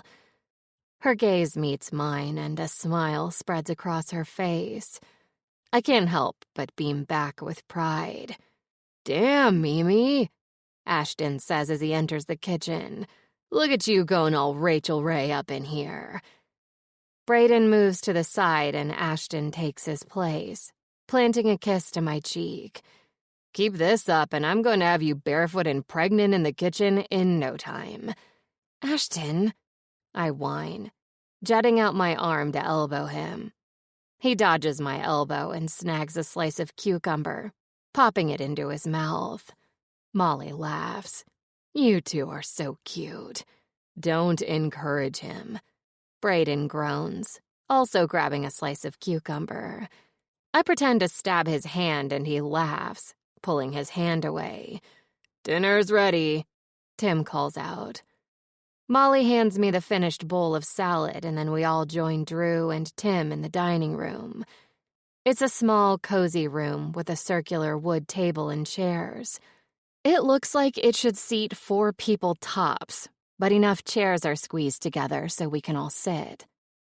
Ashton plops into a seat, then pulls the one next to him out for me. Brayden and Drew sit next to each other, with Brayden on the other side of me, and Molly and Tim do the same across from me. As Ashton is about to reach for the plate of steaks, Molly speaks up. "Who would like to say grace?" Ashton pulls his hand back. "I will, Mom." "Have you ever even said grace?" I accuse, knowing damn well he hasn't since his family isn't religious. Ashton shrugs. "No, but I've seen it on TV." We all groan and Molly giggles. "Thank you, sweet boy. That would be great." I catch Drew rolling his eyes and laugh under my breath before I follow Molly and Tim's lead and lower my head, waiting to hear Ashton's speech. "Grace," Ashton says. I wait several seconds for him to continue before I realize that's it. He literally said, "Grace." My head pops back up in shock, ready to stab him with my steak knife when he chuckles. Kidding. He shoots me a devilish wink, and I groan on the inside, afraid of whatever is about to come out of his mouth next. "Lord, thank you for the delicious food I'm about to devour, for the people I'm about to devour it with, and for Mimi, who I'll most definitely be devouring later. Amen." I groan. Tim laughs.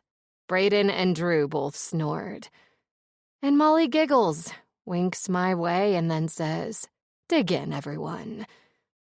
We're all grabbing our food when my cell phone vibrates in my back pocket. Not sure who it is. I quickly pull it out to check, immediately wishing I didn't. "Mom, I'm having your dress designed for the event. Can you try not to gain another 10 pounds between now and then? With the holidays, they won't be able to alter it." Without even bothering to reply, I shove my phone back in my pocket. When I glance up, Ashton is watching me curiously. "My mom," I murmur with an eye roll to play it off. The last thing I want to do is ruin everyone's dinner with talk of my family. I watch everyone grab their food as they make small talk about Braden's team's winning streak. But I'm suddenly not all that hungry. I grab a piece of steak and a salad, since they're the healthiest items, but bypass the macaroni and cheese, mashed potatoes, and buttery rolls. "Mimi, don't you love mac and cheese?" Ashton asks, eyeing my half-empty plate. Before I can answer, he plops some down on my plate. "Try it. It's good," he says, taking a bite. "So, tell me what's new," Molly says.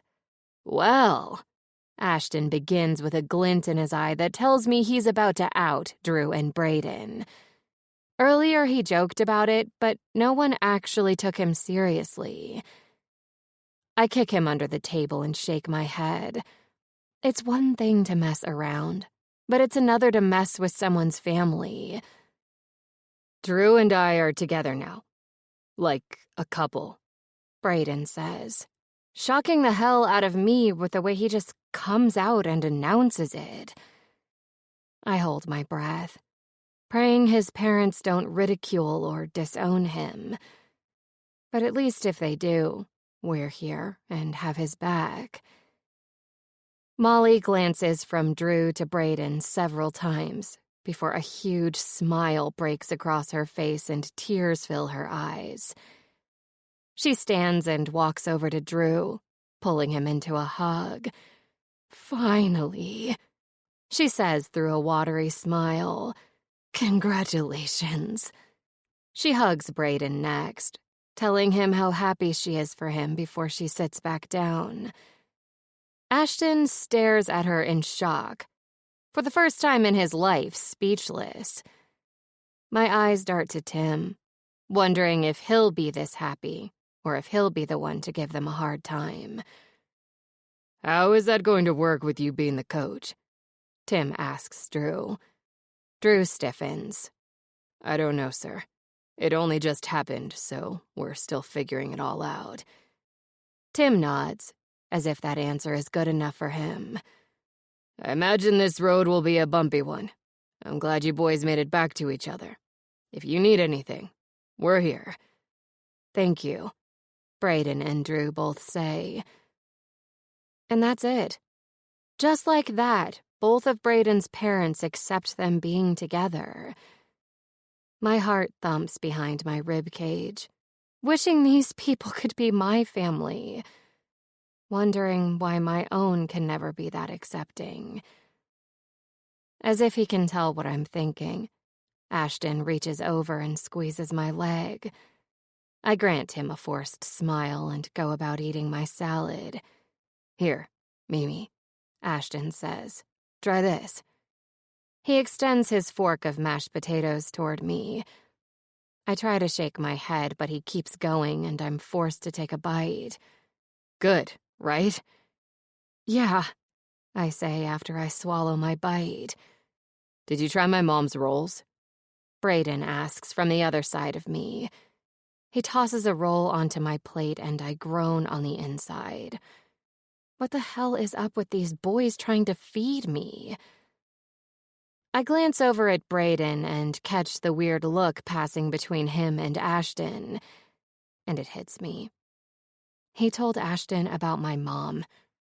Freaking great. Not wanting to be rude, I have no choice but to eat everything they place on my plate. After the meal is over and everyone has helped clean up, Molly brings a massive plate of brownies over. "Would you like one or two?" she asks me sweetly. "Oh, none for me, but thank you," I tell her. Her brows dip together. "Is there something wrong with my brownies, honey?" "Maybe it's the pregnancy hormones," Ashton quips, grabbing 3 for himself. Molly's eyes grow wide, and my head swings over to him, my face heating up in embarrassment. "Ignore him. He's an idiot," Drew says, grabbing his own brownie. "You can only believe a quarter of what comes out of Ashton's mouth. She's not pregnant. Yet," Ashton adds with a wink. I make a mental note to go on birth control as soon as possible. Too many pregnancy jokes are coming out of his mouth. Just have one, please, Molly insists. Because I don't want to offend her, and because they look and smell delicious, I nod. Good girl, she says with a wink. As I take a bite of my brownie, I notice Ashton and Brayden both smiling at each other. And I know Brayden definitely told Ashton about my mom. After dessert is over, Molly insists we all go out back and have an after-dinner drink by her chimenea. It's cold outside, but the warmth from it makes it nice. Ashton and I cuddle up into one of her lounge chairs together, while everyone pairs off in the other two. This is nice, Molly muses. We should make this a weekly tradition. Remember when you used to come over every Sunday for dinner? She asks Drew, who nods in agreement. Yeah, I've missed this, he says, wrapping his arm around Brayden. Being on the road got old quick. My phone buzzes in my pocket again, and I plan to ignore it, but Ashton pulls it out. Sasha has formally invited you to the Delta Delta Delta Halloween party, he says with a snort. Hell no. No one wants to see her dressed as slutty sorority Barbie. Oh, wait. She's slutty sorority Barbie every day. Be nice, I say, smacking his thigh. It could be fun. Maybe Drew and Brayden could come. Before Ashton opens his mouth and says something super inappropriate about that, Brayden chimes in. I got a text earlier from Finn. The whole team is going. I think I'll go. I've been trying to be more present with them. Being team captain means you actually have to talk to the team. He laughs. You can be my date, Mia. He winks. If he's going, Ashton grumbles, then Drew and I have to go to make sure you don't get roofied by Brayden's dude bro friends. Molly laughs. You're such a silly boy. Ashton beams like it's a compliment. I can't, Drew says, though he has a wistful expression on his face. I wish I could. It's a Halloween party, Ashton says to Drew. Wear a damn mask. No one will ever know. I think it will be wonderful for you four to dress up and have fun, Molly encourages. As long as you're careful, Tim adds, his attention on Drew. Halloween used to be your favorite holiday, Molly says to Brayden. Remember when you and Ben went through your phase of dressing up together? She smiles. Brayden wanted to be Papa Smurf and convinced Ben to be Smurfette. Poor thing had to walk around the neighborhood in a dress and blonde wig, but he didn't seem to mind. Everyone laughs, but when I look over at Brayden, he isn't. He's not even smiling. Oh, Molly continues, completely oblivious to the change in Brayden's demeanor. And what about the time you three boys all dressed up as your favorite hockey players? I think I have a picture somewhere. At that, Brayden jumps out of the chair and mutters, I'll be right back. Molly stops talking, a frown marring her features. I shouldn't have. No, dear, Tim says. It's okay to talk about Ben. All we have left are the memories.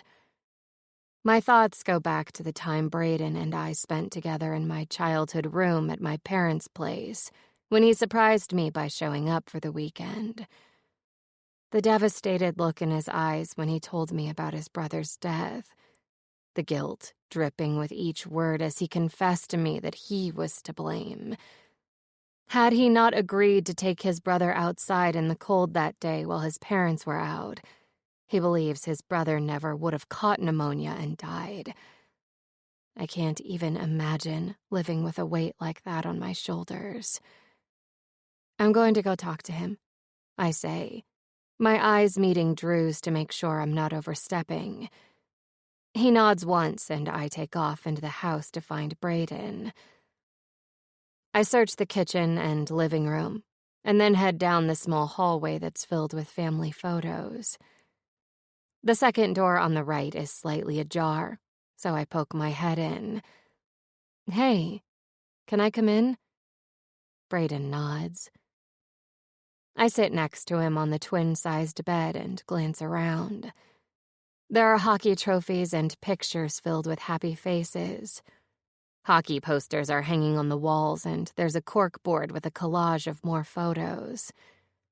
I admire how homey the room is. You can tell a teenager lived here. I think back to my room at home and how it looks more like it's staged than lived in. Brayden is clutching a small picture frame to his chest. "Can I see?" He hands it over, and I admire the photo. There are 3 boys in the picture, 2 older and 1 younger.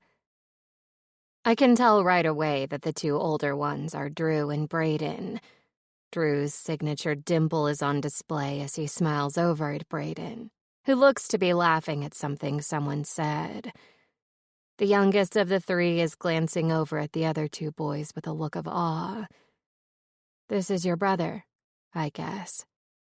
"Yeah, it's the last photo I have with him." I noticed then they're all wearing hockey uniforms. It must have been Halloween. "Bray, you have to tell your parents. You can't keep living with this guilt." Brayden shakes his head. "I can't. I promised Ben." Though I didn't get to know Ben, I think he would be okay with you telling them. The little boy in this picture loved you. He wouldn't want you to suffer in silence. "What if they hate me?" he whispers, staring down at the picture. "What if I tell them and they blame me?" "The way you're already blaming yourself?" I set the picture down and turn to face him. "You announced over dinner you're not only gay, but dating your best friend, and they barely batted an eyelash. I don't see them blaming you or hating you. I think you need to trust them. I've only just met them, but I can see it in their eyes. They love you so much." I choke up as I say the words, wishing my parents loved me the way Brayden's love him. "I'm not ready yet," Brayden chokes out. "I know that makes me a wuss, but..." "No, it doesn't," I argue. "It makes you human." I pull him into a hug. "But one day, when you're ready, I believe that when you tell them, they'll be there for you and a huge weight will be lifted off your shoulders." By the time we make it back outside, Ashton and Drew are standing, getting ready to leave. "Well, we gotta bail," Ashton says, snagging my hand. "Have to get started on making some grandbabies, Mom." Tim shakes his head, chuckling. "I don't think he's kidding." He's not. Bray, Drew, and I all say at once, making Ashton grin evilly. "Please come see us again soon," Molly says, hugging each of us. "This was a wonderful evening." Once we bid our goodbyes, we all walk out, and I can't help but think this is the best family dinner I've ever been to. 11. Ashton. "I can't believe I got talked into this," Drew complains, fussing with his mask. "It's just asking for trouble." Mia hooks her arm with his once we get out of Brayden's SUV at the party. "No one will know it's you," Mia assures Drew. "Plus, you have enough blood on your shirt and mask. I don't think anyone is going to mess with you. You look scary." Scary hot. I try to unthink that thought, but it already happened. When we went to the Halloween shop yesterday, we were left with the most generic shit to choose from. Drew got a Jason Voorhees hockey mask and opted for regular clothes spattered with fake blood. I'd tried to encourage him to be Chippendale Jason and wear a bow tie with no shirt, even offered to oil him up, but he just rolled his eyes and ignored me. "I look scary," I throw in. "Right, Kurt?" Brayden looks my way and busts out laughing. Again. My costume is wicked cool. Fuck him. Drew starts to laugh, and then Mia cackles too. Fuck the three of you, I grumble. It's just, I can't, Brayden wheezes, trying to speak through his chuckles. I can't fucking take you serious with those eyebrows. I waggle them at him, making him howl even more. I'm the devil. These are my evil eyebrows. I'd taken a lot of time to white out my face with makeup and then draw on these cartoony evil brows with black eyeliner. They're over-exaggerated and pretty awesome if I do say so myself. I can't look at you, man, Brayden says, tears rolling down his cheeks. At least my costume is fucking cool, I snap. Unlike whatever that is. I wave at that. Him. All his 90s grunge glory. He's such a poser, though. Who wears a Nirvana t-shirt to dress like Kurt Cobain? Kurt Cobain never wore his own band t-shirts. His blonde wig was supposed to be for a female flapper, but it had been opened and was a little fucked up, so he thought it made him look like Kurt.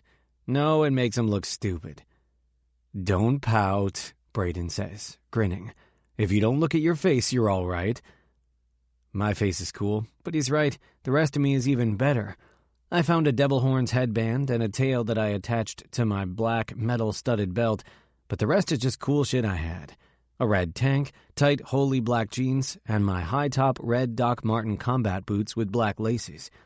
Mimi painted my nails black. I look hot, like the devil's supposed to be. Mia looks the best, Drew says, glancing over his shoulder as Brayden and I follow. An angel is fitting. Barely fits is more like it, and I'm so fucking into it too. I admire her cute ass as it bounces with each step she takes. Her tight white dress barely covers the ass I love to bite. She has on white and silver striped thigh-high socks and white platform shoes. The dress is sleeveless and dips low in the front. It's super slutty, and I can't wait to fuck her in it. Her dark hair is in cute pigtails that make for great handlebars when she gives me head. Instead of her glasses, she put in contacts and white false eyelashes. She found a headband with a sparkly halo, and her lips are painted silver with glitter all over them. I cannot wait to get my cock messy with that glitter shit, I say, reaching forward to pinch her ass. My angel glances at me, a devilish grin on her face. You're so bad. It's literally my only job in life, Mimi, to be bad, devil and all. We make it inside the packed party house, immediately swarmed by people. Drew lingers by me while Mia gets attacked by Sasha, who wears a skanky nerd costume complete with black-rimmed glasses. I find it funny that her attempt to be a nerd is a failed one. Mia rocks her nerd outfit every day and looks hot as shit too, without having to show 1/4 of the skin Sasha does. Brayden gets hauled away by a group of big, beefy dudes. Stop being so tense, man, I say, nudging Drew. You really do put off serial killer vibes right now. He snorts out a laugh. Sorry. Don't be sorry. Let's make fun of people instead. Like Sasha. What the fuck does Mia see in this girl? I would rather my girlfriend not enroll in the Stepford Wives program. A lot of the girls here are like that. Mia's just special and different. She's not going to ever try to be like Sasha, Drew says. Mia's smarter than that. Oh, fucking great, I grumble, turning to face Drew so I don't have to see that dickhead Travis. Douchebag in a cowboy costume at 12 o'clock. Drew steps closer, peering over my shoulder past me, looking creepy and intense in his Jason mask. Okay, so maybe it suits him, but I still prefer the Chippendale version better. He's coming this way, Drew warns. Because he'd recognize this ass from a mile away, I grumble. It's a remarkable ass, Drew says, chuckling. Our eyes meet for a second, and Drew's intense blues burn into me. I'm forced to remember things between us that I've kept a pretty good damn lid on since I've been with Mia. Flashes of us kissing, in my bed, on the couch, touching, grunting, rutting, cum. Hot cum. Fuck, I curse, annoyed that I'd even go there mentally when I have Mia. I'm going to grab my girl and dance. You coming? I break my gaze from his penetrating one and seek out my girlfriend. My super hot girlfriend. My girlfriend I'm loyal to and love more than anyone in the world. I find Mia locked in an uncomfortable conversation with Sasha and her bitch squad. Sneaking up behind my girl, I wrap my arms around her and playfully grab her tits. "Wanna dance, Angel?" Sasha's mean girl glare is in place, but she cracks a grin at seeing my face, then turns purple trying to hide it. "We were discussing the sorority chapter, responsibilities and obligations for the sisters, and..." "Sorry, all I heard was blah blah blah boring shit, blah blah blah, and then I fell asleep. Come on, Mimi, let's dance so I can wake up." I ignore Sasha's heated glare as I haul Mia over to where people are dancing. Some Lizzo is playing, which feels like an appropriate song to grind to. I pull my angel against me, my palms settling on her ass, and dance with her, my eyes locked on hers. She grins, her dark eyes glittering in the blinking party lights. "The devil's going to fuck the innocence right out of you, Angel," I tease, dropping a kiss to her sparkly lips. "He already did." We dance through each song, the rest of the world slowly fading away around us. Mia's body feels good grinding against mine. I'm practically dry fucking her by the time Braden and Drew find us. They stand around like a couple of big-ass bodyguards, which is comical. "Tell me the popular guys know how to dance," I taunt. "We're nerds and we can fucking do it." "I can dance," Braden grumbles. "See?" I smirk as he grabs Mia's hips and shows me just how good he can dance. With my girl. Drew's blue eyes are alight behind his mask, watching with a mixture of curiosity and heat. He's probably into that kinky shit, watching his boyfriend flirt with his roomie's girlfriend. Hell, I'm kind of into it. My mind reflects to last week when we'd all hung out together, right after I made things official with Mia. Bray and Drew were suddenly a thing too. I'll never forget the thrill that raced down my spine to see them watching as Mia dry-fucked me on the couch while we kissed. I'd seen how aroused Braden was by the boner he was sporting in his sweats, but even had I not seen that, I still wouldn't have missed the matching expressions on their faces. Curious, turned on, eager. I wanted to strip Mia down and make her ride my dick in front of them, to see what they'd do. I'd kind of hoped they would have stripped down and rubbed their dicks against each other for Mia and me to watch. It was so fucked up to feel that way, especially since I'd just gotten the girl, that I was in a hurry to get the fuck out of that living room with her. When I fucked her that night, my fantasies inside my head tangled with a beautiful reality in my bed. I still feel guilty about that shit. Thank fuck nothing like that has happened since. Sure, we hang out and chill, but since we've left alcohol out of the equation, everyone has behaved. I just can't ever drink again. Mia's head falls back against Braden's chest as she sings her cute little heart out. He's laughing, moving his hips with her, earning the stares of every jealous motherfucker in this party. Hell, I guess I do need alcohol. "Who wants a drink?" I ask. All three of them nod. "Great, Drew, make sure no fuckers like one of Braden's roofie buddies come over to dance with my girl." I grab his arm, forcing him to break out of his serial killer stance to come stand on the other side of Mia. "Dance with the angel." He's hesitant at first, his eyes darting to Bray, who nods, and then he starts working his hips in tandem with them. Fucking hell. I want to stare at the way the three of them move together so effortlessly. Mia is having the time of her life, all smiles. It's hot as fuck seeing her sandwiched between two muscly hockey players. That's a fantasy I am definitely beating off to the next time I'm alone. Just a fantasy. I love Mia, but I can't exactly become un-gay. As long as I don't act on my fantasies or obsess over them, it's fine. I'm loyal to Mia until the end. Still, a guy can appreciate the hottest goddamn vision he's ever seen. Finally, I break away to head over to the kitchen that's bustling with people grabbing drinks. I walk over to a stack of plastic cups, ready to mix up some Ashton specials, when someone crowds me from behind. "When you dress like this, you think everyone believes you're suddenly straight now?" A masculine voice growls. "We all know you still love dick." To punctuate his point, he rubs his dick against my ass. "Travis, you have exactly 2 seconds to get the fuck away from me. Or what? Or I'll beat your fucking face in with a vodka bottle." "You know I like it rough," he rumbles. "We were good in the sack because I'd let you do wild shit to me. I bet the angel is too delicate and breakable. I bet she doesn't satisfy you like I did."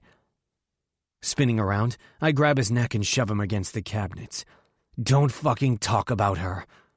"Aw," he taunts, Poor Ashton Carter, defending his girlfriend's honor from his ex-fuck. Is her ass as tight as mine? Fuck off, I snap, releasing him. Better hope that shit doesn't bruise, Travis sneers. I wouldn't want to have to tell the dean that his son is an abusive prick. Not only would you be kicked off the swim team, he might be forced to make you leave the school altogether. What the hell do you want from me? Well, I wanted you, he snarls. But then you were too good for me. Now I'll settle for you to quit the team. Your parents are loaded. You don't need swimming like I do. You make me look bad. I laugh cruelly. You do that all by yourself. Turning away from this dickhead, I set to making our drinks. He creeps up behind me, his hand going to my throat, this time catching me off guard. I struggle to shake him off. Just quit the team, he barks out. I'm about to kick off the cabinets and slam him to the floor when he's jerked away. Kurt fucking Cobain has him smashed against the wall, his fingers digging into the prick's jaw. Stay the fuck away from my friend, Brayden warns. Or you'll kick my ass, Travis taunts. Fuck you, Murphy. Brayden's massive hand tightens, making Travis cry out in pain. I'll take joy in breaking your jaw.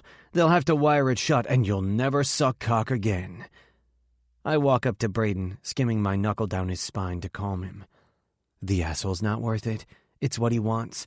Probably been waiting for this moment so we can tattle. Just ignore him. I hook my finger through the belt loop of Brayden's jeans and pull him back. Keep it up, Brayden warns Travis. Just keep it up. Travis rubs at his red face before pulling his cowboy bandana back up over his mouth. He storms away. Good fucking riddance. Come on, I tell Brayden. Let's go dance before our lovers decide to make babies without us. Brayden laughs. Those fucking eyebrows, man. We both chuckle as we make our way back over to Mia and Drew. She has her arms in the air as she dances in front of him, grinning up at him. I grab onto her hips, rubbing my dick against her round ass. Brayden surprises me when his hand fists the back of my shirt as he starts dancing behind me. It's fucking hot, Drew complains, pushing his mask up to rest on top of his head so he can swipe at the sweat. His blue eyes burn with lust. Mia never runs out of energy. She's got stamina from all those dumbass Wii games she plays, I tattle. She pushes her butt against me, which in turn makes me push my ass against Brayden.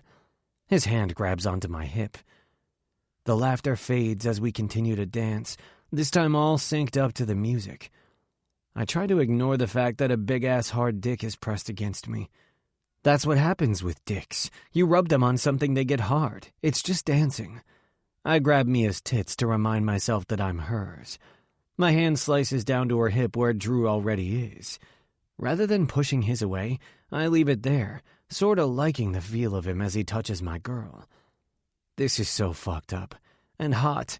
I can't even blame it on the alcohol. Brayden's fingers brush against a sliver of my skin beneath the hem of my tank. My dick is hard as stone as I grind into Mia. It's hot as hell watching Drew dart his glance from Brayden to me to Mia as though he can't decide where he wants to look. I understand the feeling, because Mia feels good to touch and kiss, but I can't help but admire Drew's lips and the way his tight, bloody shirt fits his muscled shoulders that my girl has her hands on. If Travis fucks with you again, let me know, Brayden says, his breath hot against my ear. I'll kill him. His words are vines, wrapping around me and choking me. I like the tangled feel, the strangulation of them. It does shit to me knowing he's got my back. Right now, literally. I can handle Travis, I tell him, turning my head slightly so I can see him. With our faces inches apart, my entire body heats by 1,000 degrees. Fuck him for being so goddamn hot, even dressed as a horrible poser, Kurt. His brown eyes are locked on my mouth, and he licks his lips. Fuck if that doesn't send a current of want straight to my dick. I don't want him. I want Mia. It's not my fault he makes me stare at him. Actually, we can blame Molly and Tim for making a hot kid. Definitely gonna throw that in his mom's face next time I see her. Then, because he's secretly a sadist, he presses a soft kiss on the side of my neck before pulling away. I try to remember that Mia and I have always been affectionate friends. It's not unheard of to touch and kiss your friends.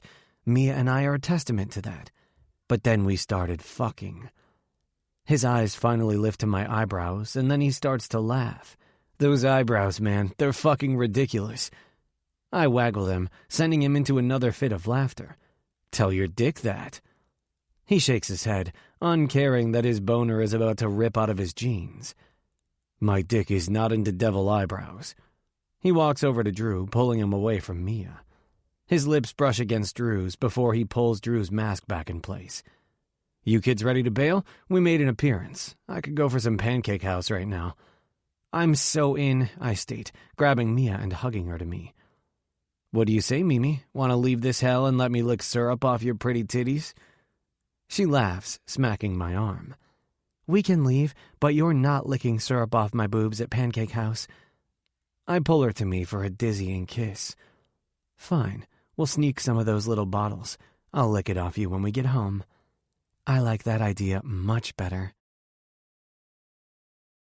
12. Drew. All right, guys, bring it in, I yell to the team as we finish up our afternoon practice. They all skate over, stopping in front of me. That was a damn good practice. I have no doubt tomorrow night we're going to destroy Ohio. The team cheers, pumped for the game. We're still undefeated so far this season, and everyone is hoping to keep it that way as long as possible. Next week, we'll be meeting to go over how the game went, but Monday will be the last practice before Thanksgiving break. Everyone hoots and hollers, ready for the upcoming 5-day break. Classes and sports shut down on Wednesday and won't reopen until Monday. Most students go home, but the campus is still open for those who stay. Braden's parents invited us over for Thanksgiving, but aside from that, I'm looking forward to spending some downtime with Braden. It's definitely not easy dating a guy in secret, but until I can figure out how to coach this team and date a player on it, we don't have much of a choice. What time is that fundraising crap? Finn asks, snapping me from my thoughts. It's not crap, I say, hitting him with a hard stare. The event supports the athletic program, which means it's helping to support this team. It starts promptly at 6, and I expect you all to be there on time and dressed nice. They groan in unison, some of them cursing under their breath. I shoot them all a warning glare so they know I'm not playing. And nice meaning dress pants, dress shirt, and tie. And iron that shit too. Got it? Curtis made it clear this event is a big deal. It's how the athletic program earns nearly 30% of their funding. The guys all mutter their understanding. All right, get out of here and I'll see you tomorrow morning for practice, 6 a.m.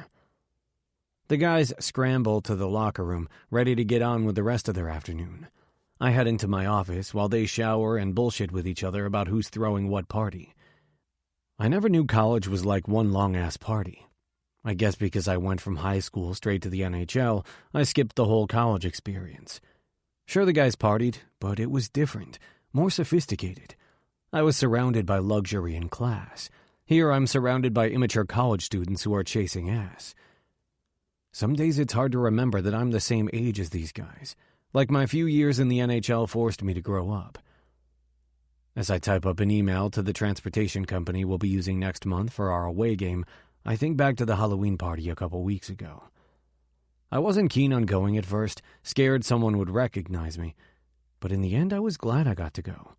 For a single night, I got to be my age, dancing with Braden and Ashton and Mia, drinking shitty liquor, just having a good time. It was the only time Braden and I have been able to be out in public together, and to a certain extent act like a couple. What's going through that sexy head of yours? A gravelly voice says. I glance up and quickly dart my eyes around to make sure nobody heard him. Everyone's gone. He steps into my office and closes the door behind him. With the blind shut, the only way someone can see inside is through the window of the door. I look at the time and realize I've been lost in my own head for close to 30 minutes. Braden comes to my side of the desk and props his ass up against the edge. He's dressed in his usual IceHawks sweats and hoodie. He's sporting a matching blue beanie, and wet strands of hair are sticking out from having just taken a shower. My eyes ascend until they meet his, and he smirks, knowing I was just checking him out. I don't give a shit, though. He's used to it. I spent years without him, and sometimes I just need to look at him to remind myself that I have him back in my life. that he's mine and I'm his. So, he prompts, what's going on in your head? You looked like you were lost in thought. I roll my chair back slightly and fist the front of his hoodie, pulling him over so he's in front of me, standing between my legs. His fingers thread through my messy hair that's long overdue for a haircut, and I tug on the front of his hoodie, pulling him down to kiss him. The second our mouths connect, it feels like we've entered our own world. Just Braden and me. No college, no hockey, no hiding, just us. What's wrong? He asks when he ends the kiss. His brows are furrowed in concern, and I find myself rubbing the crease away on his forehead. My words are cut off when there's a quick knock on the door and then it swings open. Braden jumps back as Curtis walks through the door. My heart pumps extra hard as my entire body drains in nervousness. Curtis's gaze ping-pongs from me to Braden and then back to me. Everything okay in here? He asks, obviously feeling the tension in the room, not knowing he's the cause of it. Yeah, I choke out, then clear my throat. Braden and I were just going over some plays for tomorrow night's game against Ohio. Curtis nods slowly. How are you feeling about it? Good, Braden answers for me. The chemistry of the team is solid this year. I think we have a chance of making it to the championship and taking the trophy home. Good, Curtis replies, a small smile finally forming on his lips. And you're ready to schmooze the donors on Saturday? Yes, sir, Braden smirks. I've even agreed to be auctioned off. Curtis chuckles as my head swings his way. What the hell is he talking about? That's right, Curtis says. I saw your name on the roster. Can't wait to see which lucky lady wins a date with you. He pats Braden on the shoulder. All right, I better get going. Dinner with the wife. Just wanted to touch base, Drew. I'll see you guys Saturday. With one final look between the two of us, he exits, leaving the door wide open. I wait a few seconds until I hear the heavy locker room door slam shut, and then I'm up and on Braden. You didn't tell me you were being auctioned off. Braden groans. It honestly slipped my mind until the dean walked in. Why the hell would you agree to that? I accuse, hurt as hell that my boyfriend would be willing to auction himself off to the highest bidder. It's bad enough we can't even go on a fucking date, but now you're going to go on a date with someone else. It's not like that, Braden argues. It's for a good cause. So I'll donate to the fucking fundraiser. I know I sound like a jealous asshole. Back out. Braden scoffs. I'm not backing out. I already agreed to it. Blow your money on something else. So what, you're just going to go on this date with whichever woman wins you? Take her to dinner? You don't think whoever spends thousands on you isn't going to be expecting to get her money's worth? Braden snorts out a laugh. It's for a fundraiser. I'm not being pimped out. Might as well be, I argue, grabbing my jacket and throwing it over my shoulders. I had a meeting earlier with the athletic department, so I'm dressed in a fucking monkey suit, complete with tie and dress shoes. It's not like that, Braden says, following me out of the office. I flipped a light switch and then locked the door. Whatever, Bray, I hiss. Enjoy your fucking date. Stop, he commands, grabbing my bicep and turning me around. He pushes me up against a wall and his body presses against mine. You don't think I want to show up to that function with you arm in arm? You don't think I hate that every night we have to hide out in your room, that I can't post a single picture of us on social media, that the only people who can know about us are my parents and Ashton and Mia? His brown eyes sear into mine. I love you, Drew, and I want to shout that shit to the fucking world. Let everyone know that you're mine. He sighs. But we can't. I have 7 months of school left, and then we have the rest of our lives to be together in public. Braden eyes me for a few seconds, then says, You don't think I would cheat on you, do you? I close my eyes, hating myself for being insecure. I know Braden is committed to me, but I also know up until a few weeks ago he was straight, and if the rumors are correct, fucking lots of different women. Drew? He prompts. I open my eyes, and he's staring at me with hurt etched across his features. I hate myself for even considering the notion that he would cheat on me. Braden loves me. He tells me every chance he gets and shows me every time we're alone. No. I shake my head to emphasize my answer. I wouldn't. He cages my face between his rough hands. I know I just hate this shit. I'm sorry. I do too. He presses his lips to mine, but it's not forever. I nod in agreement. Yeah. You coming over tonight? I don't know why I'm even asking. Braden has spent every night in my bed with me since the day we got together. Most of his clothes are in my drawers and hanging in my closet. Actually, I was thinking we should go out. You know we can't do that. I take his hand in mine, threading our fingers together while we walk through the locker room. How about you go home and change into something more comfortable, and I'll be over in an hour to pick you up. Bray, you don't have to do this, I groan. I was acting stupid. No, you weren't. We stop in front of the entrance door, and he palms my cheek and kisses me. Now go home and get ready, because I'm taking you out on our first official date. When I get home, the apartment is empty. I quickly change out of my suit and jump in the shower. As I'm deciding what to wear, Braden sends me a text telling me to dress casual. I get dressed in a pair of nice jeans and a Henley. I throw on a pair of Chucks and put on my Tag Heuer watch. It was my first purchase when I received my signing bonus. I step into the bathroom, brush my teeth, and then spray some cologne on me.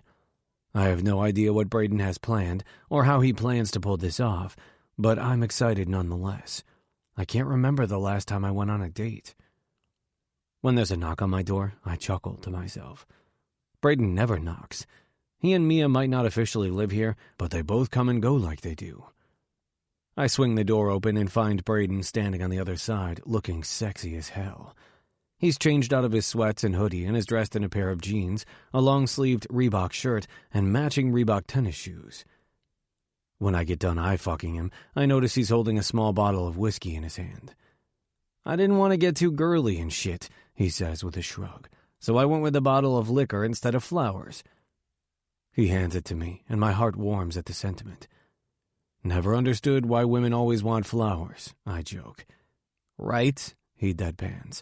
Flowers just wilt away and die, and I swear every girl who sniffs them always says they smell beautiful. Have you ever smelled flowers? They're so fragrant they make your eyes water. His nose scrunches up in disgust, and I laugh. You ready to go? He asks, stepping inside and giving me a quick kiss. Yeah, let me just put my bottle in the freezer. For later. I wink, and he laughs. It's the best fucking sound in the world. As Braden drives through town, we make small talk about the game tomorrow night, the upcoming holiday break, and how he's doing in his classes. I don't know where we're going, and I guess I could ask, but I'd rather wait to see what he has planned. When we get out of town, my heart drops. I should have known wherever we're going would require us leaving Hawk's Landing. I know Braden is only doing what he has to do so we can be together in public, but it's still a reminder that in order to do so, we have to drive past the town limits. An hour later, I'm starting to wonder where we're going when he gets off the interstate and I see the sign. Bray? Yeah? Tell me we're not going where I think we're going. There's no way he would bring us here of all places.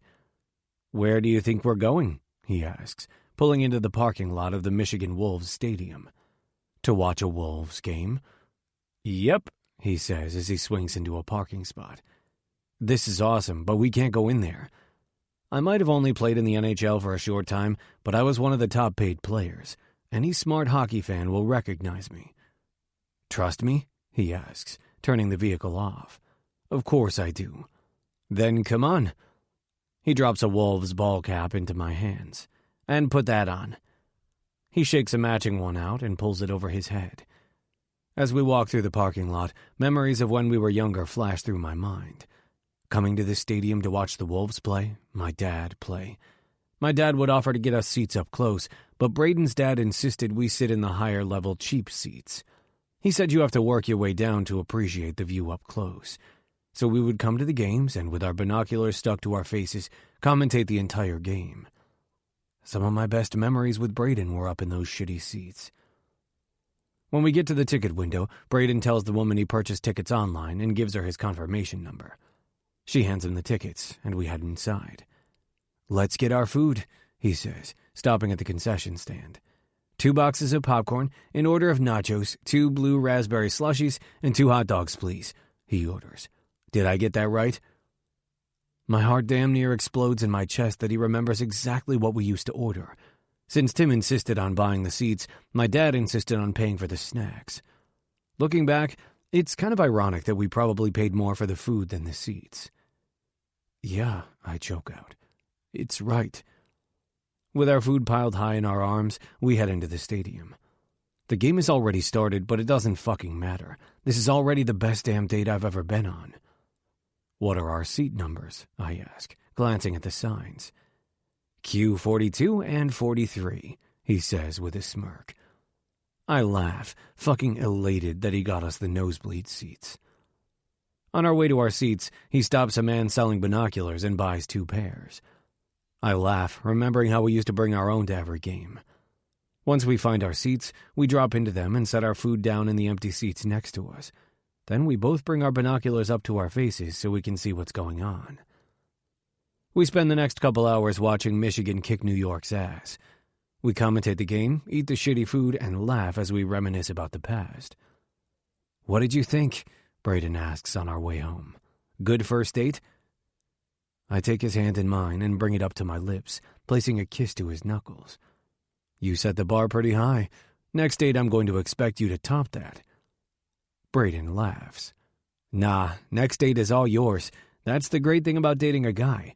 I don't have to be the one to plan it all. 13. Braden. A few days later.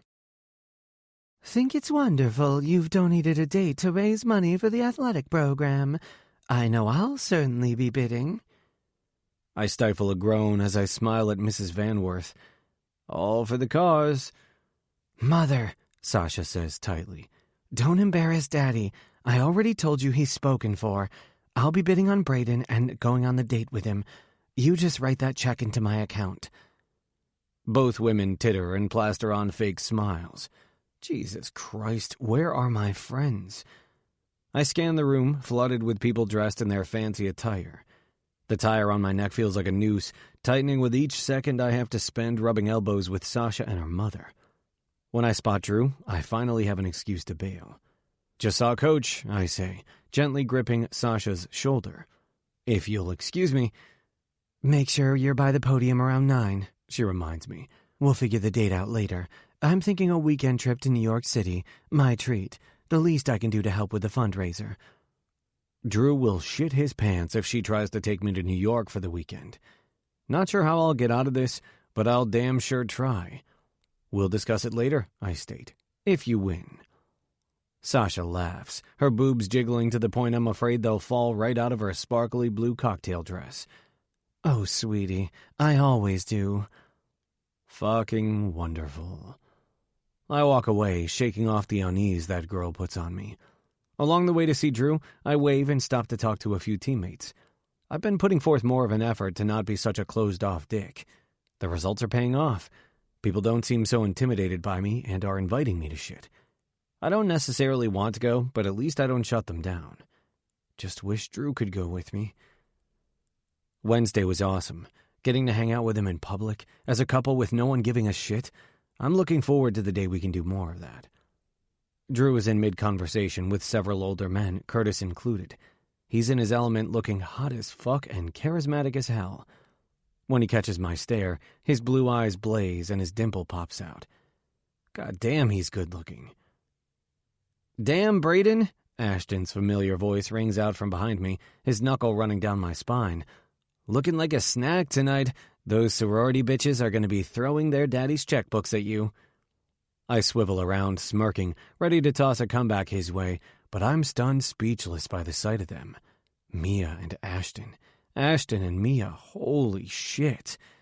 Mia is wearing a skin-tight, sparkly red gown that dips low in the front, showing off her delectable cleavage and hugs every curve. Fuck her mom for ever insinuating she wasn't the hottest girl in every room. Her dark hair is twisted up into some fancy do, and her makeup is flawless. Talk about looking like a movie star. Mia is a fucking starlet tonight. And Ashton. It's a good goddamn thing he doesn't dress like this every night. Black suit, silver tie, dark hair mussed up into a just fucked way. His hazel eyes scream bad boy, but he cleans up so well. You can tell he grew up with all this fancy shit because he wears it like a second skin, unlike myself, who tugs at the knot of his tie every 2 minutes. "You guys," I mutter. "Damn." Mia laughs, stepping forward to hug me. You look great, Bray. It's a good thing you're doing tonight. Sasha's mom was going to bid on me, but then Sasha shut that shit down quick, I say with a laugh. "Just wait until Cougar Wendy gets here," Ashton deadpans. "She'll give her buddy Van Worth a run for her money. Literally, rich bitches are vicious." Just what I want, a bidding war between overly Botoxed, rich, horny housewives. I get dragged away from my friends by one of the fathers from the hockey team to congratulate me on all the wins we've had lately. I feel like a rubber ball bouncing between groups of people. But Drew says we need this in order to help raise money, so I do as I'm told. I'm thankful when it's finally time to eat. Ashton has taken it upon himself to discreetly move name cards at the dramatically decorated tables until the 4 of us plus his parents are at one table. I'm thankful because while schmoozing, I'd noticed my name on a card right next to Sasha's. Drew sits beside Curtis, and I take the seat beside him. Ashton sits next to his mom, and Mia sits between us. While everyone chats, I lean over, stretching my arm around Mia, and hug her to me. "You look gorgeous, woman," I say, giving her a peck to her neck. "Reminds me of that night in California." She turns to look at me, our faces only inches apart, and chews on her bottom lip. You don't think it's too tight? "Hey," I say, brushing my thumb along her bare shoulder. "Your mom's not here. We are, and I can guarantee every person at this table thinks you look amazing." "Thank you," she murmurs. "You're so sweet." "You're not just beautiful, but you're smart and funny, too. Your mom only wishes she were half of what you are, which is why she cuts you down. For her, she has to try really fucking hard to stay pretty and relevant. You just are, effortlessly." "Mom," Ashton complains, humor in his tone. "The hot hockey player is hitting on my girlfriend." Wendy cackles, and I chuckle. Drew places a possessive hand on my thigh under the table and squeezes. I throw him a wink that brings out his dimple again. We spend the next hour chatting and enjoying each fancy course. This event is a little too pretentious for my liking, but having my people here helps. "Oh, shit," Ashton mutters over a mouthful of his chocolate dessert, glaring down at his phone. "Excuse me." He stands up so fast I'm afraid the chair will topple over. His face is a mixture of fury, confusion, and fear. I snag his wrist before he can walk away. "You okay?" I demand, meeting his hazel eyes with mine. "Yeah, I'll be right back," he assures me. He pulls from my grip and stalks out of the room like his ass is on fire. "What the hell was that about?" I ask Mia. Not sure. If he doesn't come back in a few minutes, I'll go check on him. Drew shoots me a questioning look, and I shrug. Before we can figure out what Ashton's deal is, I hear Sasha's friend Courtney's annoying voice on the speaker. "Thank you all for coming to the annual Atlantic Point Athletic fundraising event. Tonight, just by being here, you've raised $30,000 for the athletic department," Courtney says in a peppy voice, making everyone applaud. "A huge thank you to Mr. Van Worth and all the football alumni for making this annual event happen, each year more successful and attended than the years previous." She waves a stack of cards in the air. "Now it's the time where we give back to the community. The auction portion will be raising money for our Atlantic Point athletic scholarships. Those less fortunate rely on annual donations to be able to come and play at Atlantic Point University while receiving a high-quality education. Last year, we were able to provide full athletic scholarships to 20 students who otherwise wouldn't have been able to attend Atlantic Point thanks to this event." Everyone claps and whistles. "I know with this year's auction, we'll be able to help many more students attend Atlantic Point without being worried about graduating in debt. We appreciate you all for showing up tonight, and I am looking forward to tonight's main event." She grins. "I know my daddy has his heart set on the trip to Fiji, and my chapter president is looking forward to a date with a hockey player." Everyone chuckles. "The Delta Delta Delta sorority chapter is passing out auction paddles. Once they've been distributed, we'll get started. Thanks again, and let's raise some money." Drew squeezes my thigh, drawing my gaze to his. His jaw clenches as he holds his paddle tightly in his fist. I see the intent written all over his face. He's going to bid on me. Curtis's hazel eyes bounce back and forth between Drew and me, reminding me why he can't bid on me. I cover his hand with mine and lean toward him. When he does the same, I whisper, "Don't." An irritated snort can be heard from him, even over Courtney's loud voice over the intercom.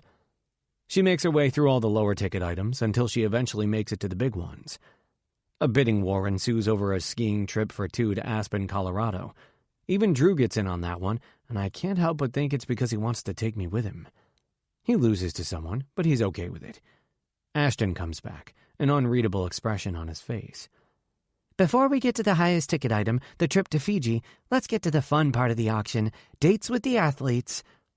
Courtney bounces on her toes, making her boobs jiggle in an obscene way that probably has half the old men in here sporting chubs. Let's get it started tonight with Xavier Paulson, our very own quarterback. Everyone cheers because that dude is pretty well known around here. Football isn't as noteworthy as hockey at this university, but it's the second most popular sport. Xavier is 22, enjoys hiking, and adores his mama, Courtney says, pausing to hold her palm to her chest. Aw, I'm super bummed I can't bid on him. I'm a sucker for a mama's boy. Some of the football players razz Xavier from a table nearby. Let's get the bid started at $500. The guests of the event seem to enjoy bidding on actual people more than trips and basket items. Xavier has walked up to the stage and is strutting around like a rooster, catcalling the audience to raise more money. The highest bid, one of the Delta chicks, caps out at $5,800. I shake my head at the insanity of wanting to spend almost $6,000 on a date with a douchebag. Wow, Courtney says, laughing as she takes to the mic again. Let's see if our next date can outdo our star football player. She points a long finger my way. Fuck. Braden Murphy, stand and let these ladies see what's up for grabs. Drew's hand lingers on my thigh for a moment before he reluctantly pulls it away. I rise to my feet and half-ass wave to the room. Braden is 21, enjoys ice skating, and has dreams of joining the NHL one day. Who wants to start the bidding for a date with this hunky catch? 1,000, Sasha says predictably, raising her paddle from one table over. 1,000, Courtney agrees. Anyone want to? 1,500, someone calls out across the room. 2,000, Mrs. Van Worth says. When her daughter glares at her, she shrugs. It's for a good cause. 3,000, Sasha bites back, snapping her paddle in the air. Bitches be crazy, Ashton comments. You'd think by the way they're bidding on you, your dick is magical. I smirk at him, and Mia laughs.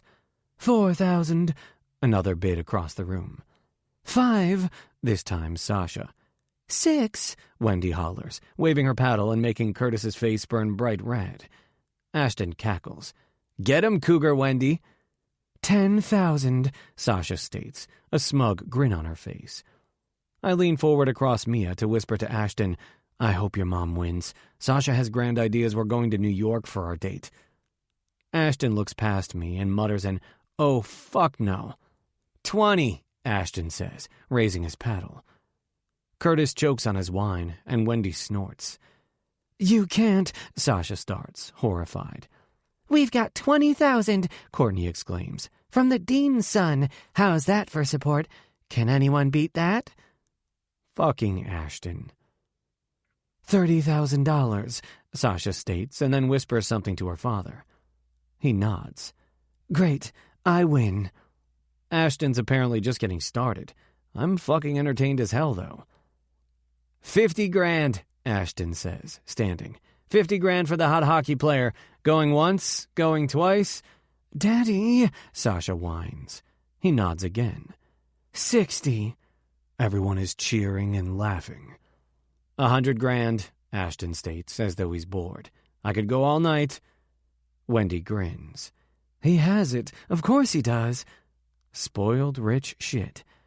Daddy, Sasha begs. This time he shakes his head.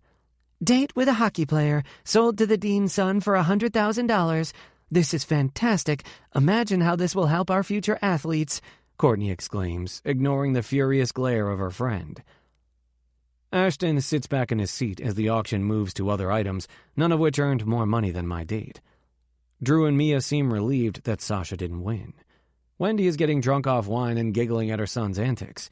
Curtis is annoyed, but keeps his lips pursed from saying anything. Ashton reaches over, grabbing my tie and pulling me across Mia so he can grin at me. For that kind of money, I expect a happy ending after that date. He waggles his brows at me, earning a groan from both Curtis and Drew. Mia smacks him. Ashton. For that kind of money, I tease. I'll give you a baby and a ring, too. This time, Mia smacks me. 14. Ashton. Ashton, Mia cries out, fisting the blankets on my bed as I plow into her from behind. Holy fuck! I smack her ass. Quiet, woman. We have guests. Her cunt clenches, making me groan. God damn, this woman makes me crazy. I drive into her hard and relentless. Her cute little ass turns red from my handprint. Oh, God, she cries out, her body trembling with her sudden orgasm. The way her body squeezes mine has me tipping over the edge. I yank out of her, rip the condom off, and then rub my bare dick along her ass crack, marking her skin with my seed. My veiny dick is red from fucking her, and I crave to see it coated with her arousal. It looks good, though, sliding through the mess I've made on her. Gripping my cock, I tease at her asshole. I want in here one day, baby. You going to let me? She pushes back. Does it hurt? Fuck yeah, it hurts, I admit. But once you get used to it, it's fucking insane. I pull back, my dick flinging cum all over. Running my fingers through my release that's running between her pussy lips, I rub it against her clit until she's whimpering again. I bring her close to another orgasm, shoving my fingers inside her slick pussy, finding her G-spot and making her cry out when I push on it just right. Her legs shake, but I'm not done with her. I slide my fingers out and tease her back entrance. She gasps when I breach the hole with the tip of my finger. Burns, yeah? Yeah. Relax, baby. Ow. It's because you're so fucking tight. I knead her ass with my other hand as I ease my finger up to the knuckle inside her. The more I play with your hole, the easier it'll get. Lube it up and practice later. Think of me while I'm on my date. She groans, and I pull my finger out. What? I ask, feigning confusion. You. I can't believe you're actually going through with it. She shakes her head as she rises on shaky legs and starts for the shower.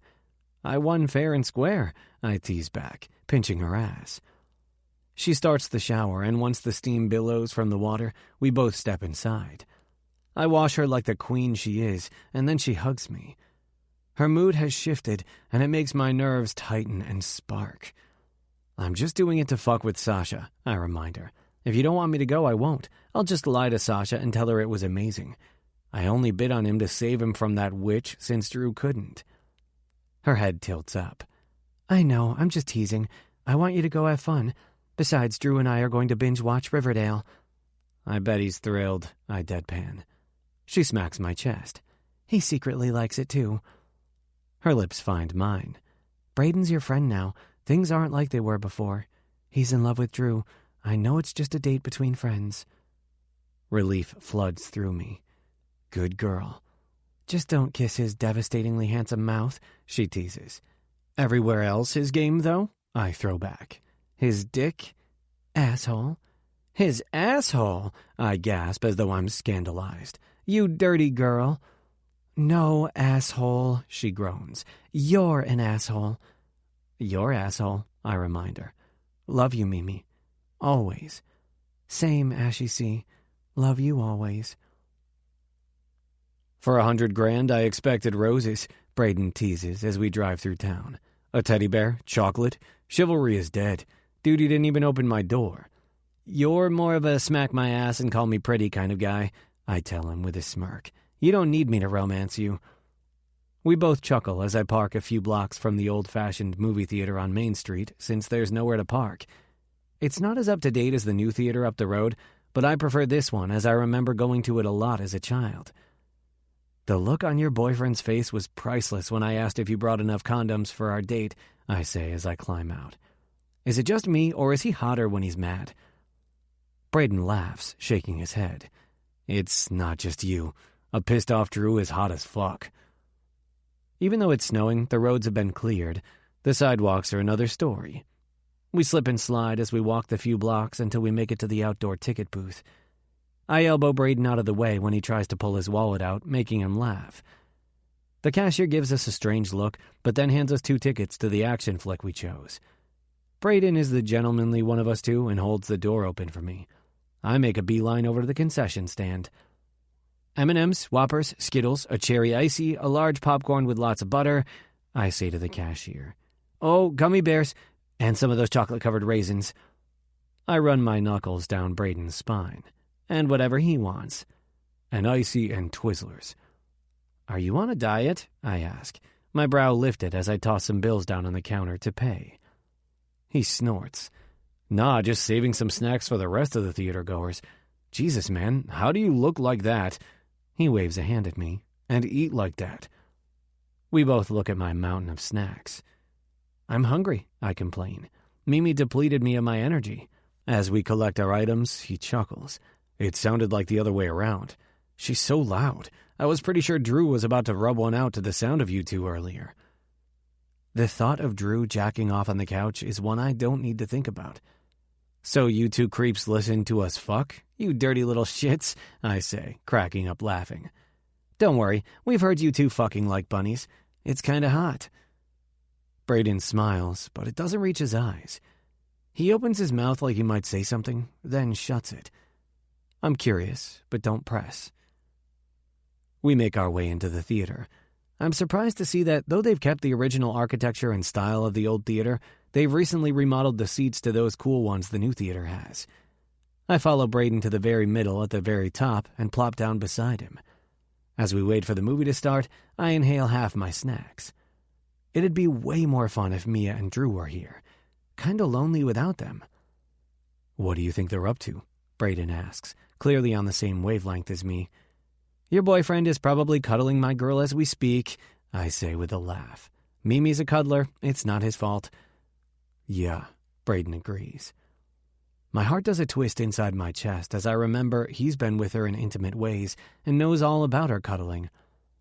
Sasha was so pissed, I say gleefully. Nothing satisfies me more than the look on her face when her daddy told her no. I still can't believe you bid so much money, Braden groans. It was either me or my mom.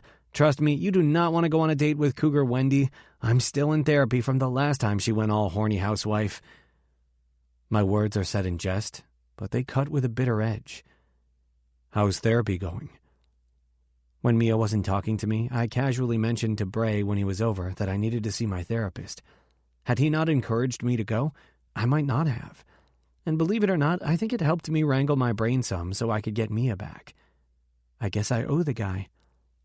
We regularly rehash my childhood, my insecurities and fears, and my strained relationship with my parents. It's a delight. He reaches over and squeezes my thigh. Don't be like that. Like what? Playing off something serious? I know it sucks to talk through that shit, but you're better for it, you know? His hand lingers on my thigh, and my traitorous heart clenches painfully in my chest. It feels like a betrayal to Mimi, because I like his hand there. Friends can touch. There's nothing sexual about my friend comforting me. Then why are you sporting a boner, Ashton? I rest my bucket of popcorn on my stupid dick and clear my throat. Your mom excited to see me again? I ask, turning to waggle my brows at him. He chuckles, finally removing his hand to dig into the bucket for popcorn, which oddly enough does nothing to calm the state of my dick.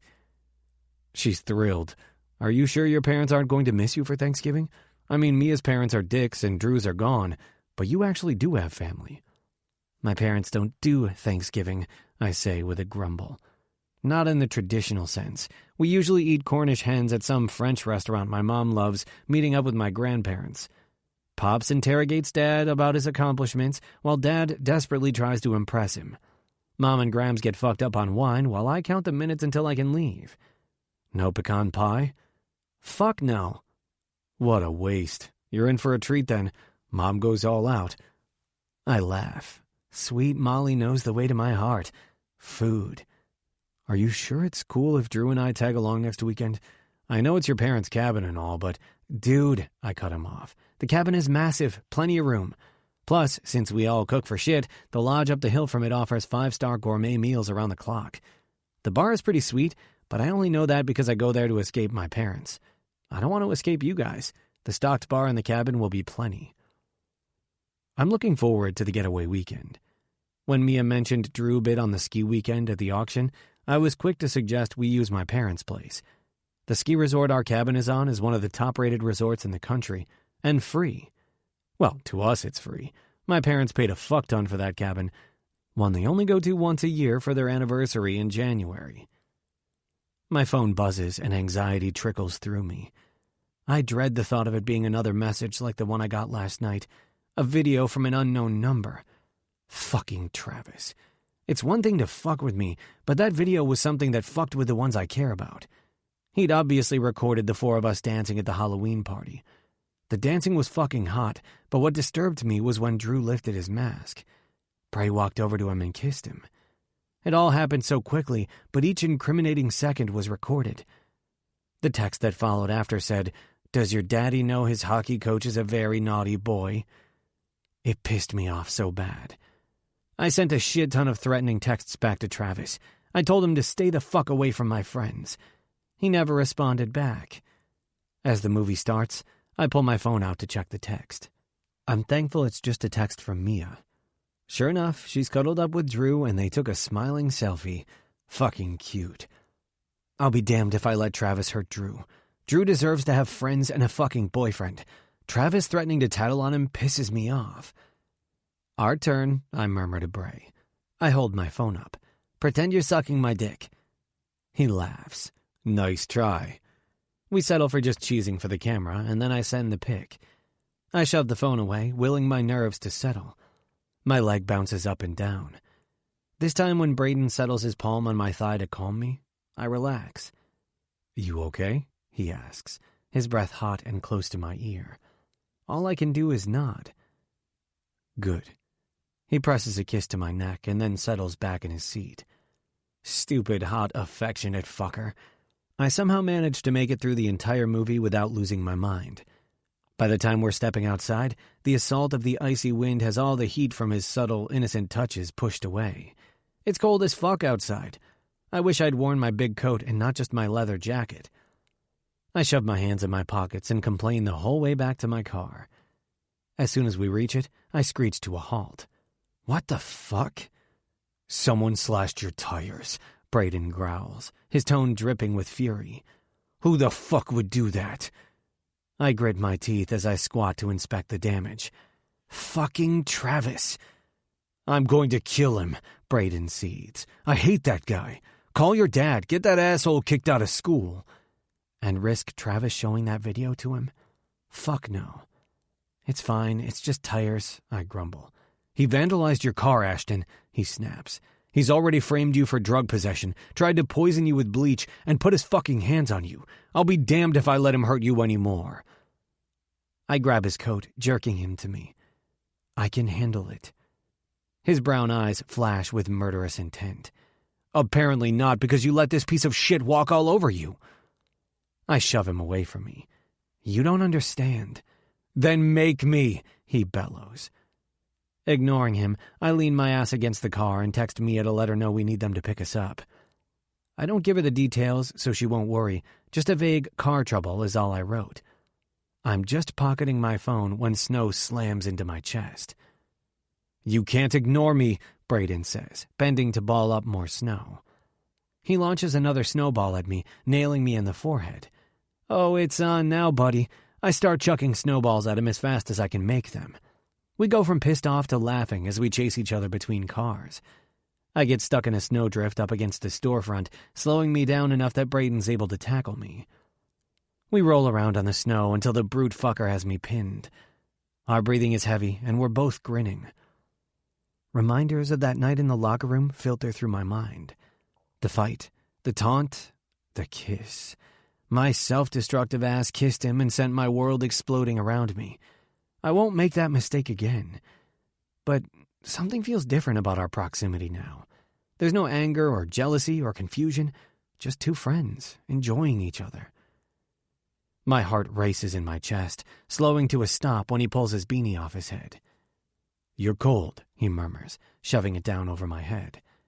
His eyes grow sad, making my chest tighten in response. It's not the first time I've seen him do this. "What's up with the beanies?" I ask, frowning at him. His eyes slam closed. "You just looked cold." "Brayden," I rumble. "Talk to me." He lets out a heavy sigh before meeting my stare. "I don't know. I guess I just think that since I couldn't save him, I could save others. Maybe if he'd been dressed warmer—" He trails off, his eyes watering. Maybe he would have lived. When we were at Brayden's for dinner, where I met his parents, his dad let on that they'd lost their son when he was 9. Sad as fuck. I didn't realize how badly it eats up Brayden until now. "You can't save everyone," I murmur. "I should have saved him." He falls against me, his face against my neck. I should have saved him. I can't help but hug him because he feels like he's breaking apart. Maybe I can hold him together. "You were probably a kid yourself, right?" I say, patting his back. "It's no excuse." "Despite what Drew calls you in bed, you're not God," I say, thankful when he chuckles. His lips press to my neck. It's then I realize that his little kisses aren't sexual. They're thank you kisses. I don't think he even realizes he does it. I can't wait to jabber about what this means to my therapist. "We leave them alone for 2 hours and they decide to have sex in the snow," Mia says, a teasing lilt to her voice. Brayden lifts up and wipes at his eye with the palm of his hand. Drew zeroes in on the fact he's upset and tugs him to his feet. I climb to mine, dusting off the snow, and then hug Mia. "Hey, girlfriend," I say, kissing the top of her head. "Hey, boyfriend, your car won't start?" Brayden's sad moment melts away to fury once more. "Travis slashed his tires." "He what?" Drew snarls, stomping over to my car.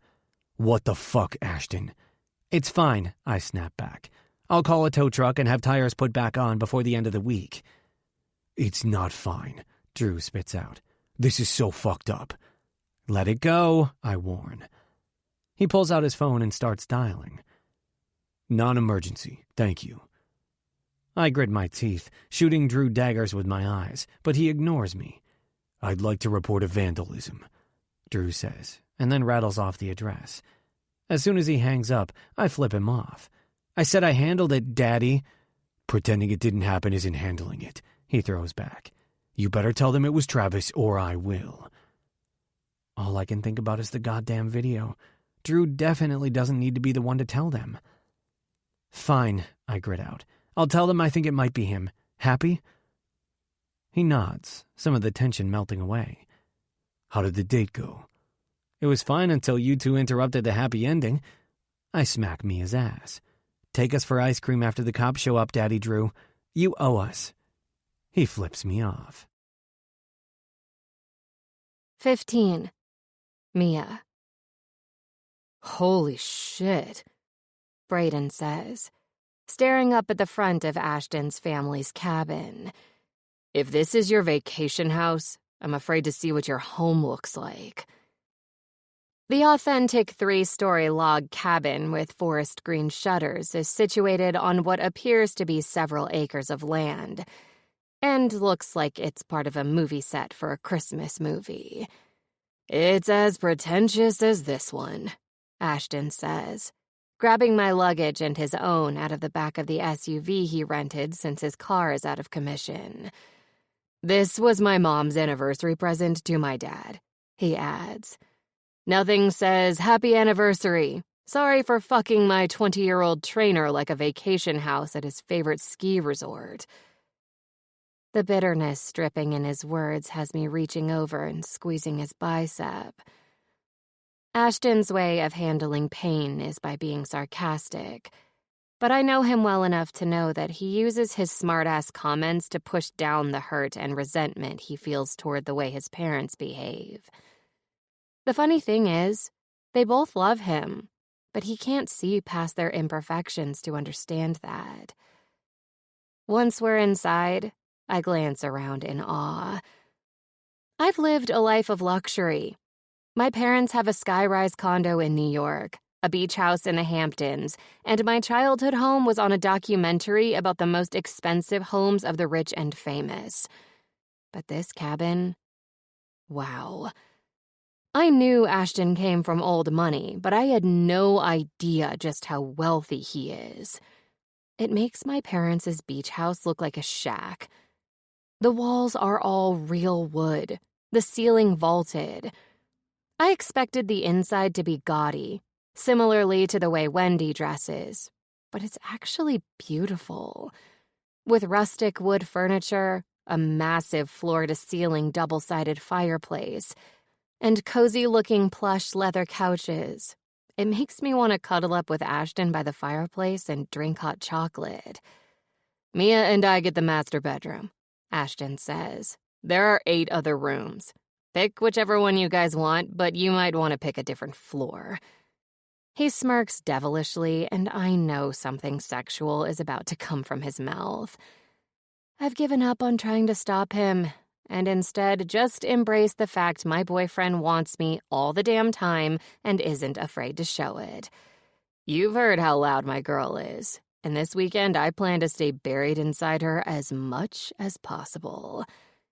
He pauses, tilting his head slightly in mock thought. On second thought, feel free to room right next to us. I know how much you like listening.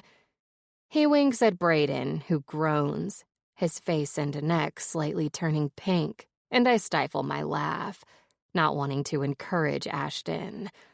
"Let's go, Mimi. I only have 3 days to fuck you without the neighbors complaining." I don't remind him that I am one of the neighbors, and I'm certainly not complaining. Ashton rolls our luggage down the expansive hallway and into the master bedroom. I groan, remembering the other night when he was deep inside me, making me come so hard I was seeing stars behind my lids, and the neighbors started banging on the wall. Of course, that only made Ashton even more determined to make me scream. And then the next morning, Curtis came over and told us Ashton needs to keep it down because he can't have his tenants complaining. He didn't mention why they were complaining, but he could barely look me in the eyes. When we step inside, there's a huge 4-poster king-sized bed in the center of the room, an armoire in the corner, and a dresser and mirror facing the bed. It's all very rustic chic and cozy. "Don't worry," Ashton says, dropping the luggage and pulling me into his arms. "My parents haven't fucked in years, so this bed hasn't been jizzed on. But just in case, I had all the sheets changed and the place cleaned before we got here." I laugh, threading my fingers through his hair and tugging him toward me for a quick kiss before I pull back. As much as I can't wait to break the bed in, I want to explore. Ashton's face curls into a wide grin. "That's what I'm talking about. You want to start with the shower or on the balcony first? It's a little cold outside, but I bet I could keep you warm." He waggles his eyebrows. "I meant explore the main resort. I looked it up on the way here, and it's so adorable. They have these cute fireplaces and..." Ashton shakes his head. "There are 7 here," he says, cutting me off. "And I can fuck you in front of each one. And they serve hot chocolate with marshmallows," I add, knowing he can't resist sweets. "Please." I hit him with my puppy dog eyes. I've learned he can't resist. "Fine," he says with a sigh. "But when we get back here, I'm fucking you on that balcony." Yay! I clap, then throw my arms around him. Let's go drag Brayden and Drew along. We go in search of the boys. We don't find them on the first floor, but when we get to the second floor, we come across a closed door, whereas all the other doors are open. Ashton, like his typical self, barges in without knocking. "Let's go, lover boys. Mimi wants to have hot chocolate by the fireplace at the resort, and she wants you to go." I peek around him and find Brayden and Drew lying on the queen-sized bed, both with their clothes still on, wrapped up in each other. They look up at the same time, and their lips are red and puffy from kissing. "We're a little busy." Brayden pouts like a little baby. I almost feel bad for disrupting them, but they'll have plenty of alone time. I want to have some fun while we're here, and if I don't drag them out, they'll stay holed up in this house. Drew mentioned the other night when we were hanging out that it's been hard for them, not being able to go in public together. But here, hours away from Hawk's Landing, they can go out and be together without having to hide. "Get busy later," Ashton volleys. "If I have to be cock-blocked, so do you. Let's go." "Please," I say. "It'll be fun." "Don't give us that look." Drew points his finger at me. "You know we can't say no to that look." I bat my eyelashes playfully and they both groan but roll off the bed. "Thank you." I give them each a hug, ignoring the hard bulge they're each sporting. Since the cabin is a few miles from the main resort and it's snowing outside, we hop back into the SUV and drive over. The resort is even cuter than the pictures on the website. Twinkling white lights are intricately strewn across the outside beams, and several wreaths are hanging in the center of each of the windows. We step inside, shaking off the flutters of snow that landed on us during our walk from the vehicle to the resort, and I take a look around. It's like a Hallmark Christmas movie. At the entrance is a massive Christmas tree, decorated with colorful lights and large ornaments. I stop and take the place in. Families are sitting together, talking and laughing, enjoying the holiday. Couples are cuddled up by the fireplaces, drinking hot chocolate. Tears of contentment prick my eyes at the beautiful sight in front of me. When I was younger, I would watch all those Christmas movies and pretend it was my family in those movies, laughing and drinking hot chocolate. And when I got older and knew it would never happen, I would then hope that one day I'd have a family of my own so I could make those movies my reality. "Mia, what's wrong?" Brayden asks, noticing that my eyes are glassy.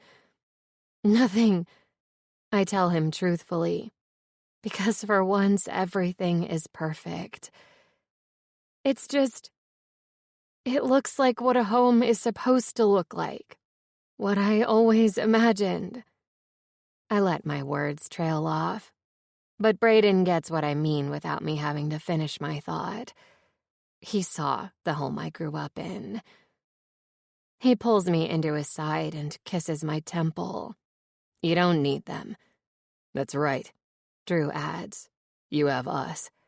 "Damn right she has us," Ashton says, taking my hand in his. He lowers his mouth to my ear. "You'll always have me, Mimi." Their words plug each of the holes in my heart that my parents have made over the years. I never realized how much I was craving love and affection. Earlier today, when we spent Thanksgiving with Brayden's parents, was the first holiday I actually felt like I was part of a real family.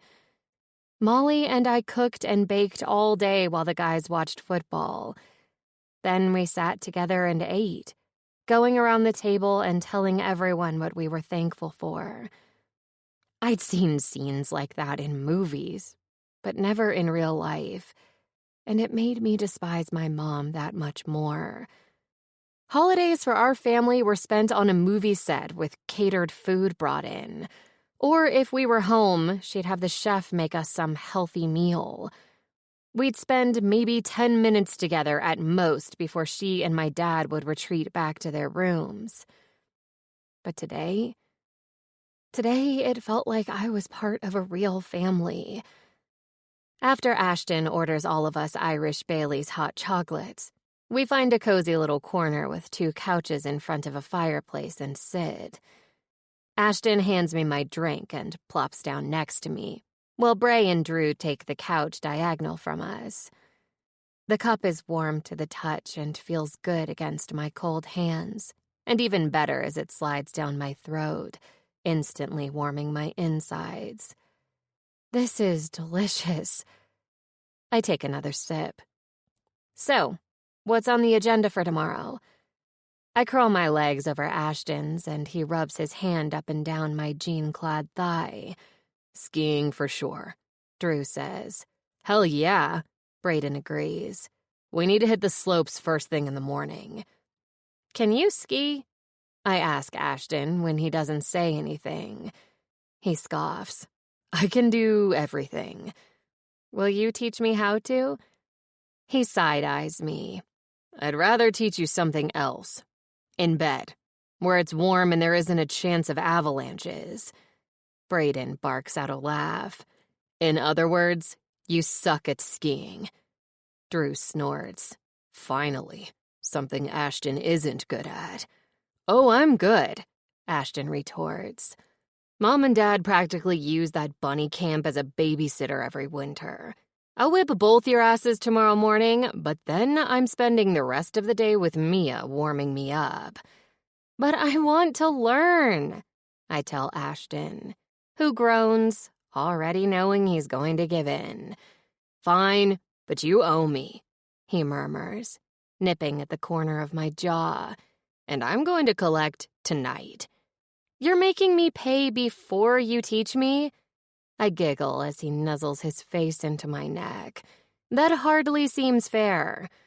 I already told you I'm a spoiled brat, woman. Nothing is fair when it comes to me.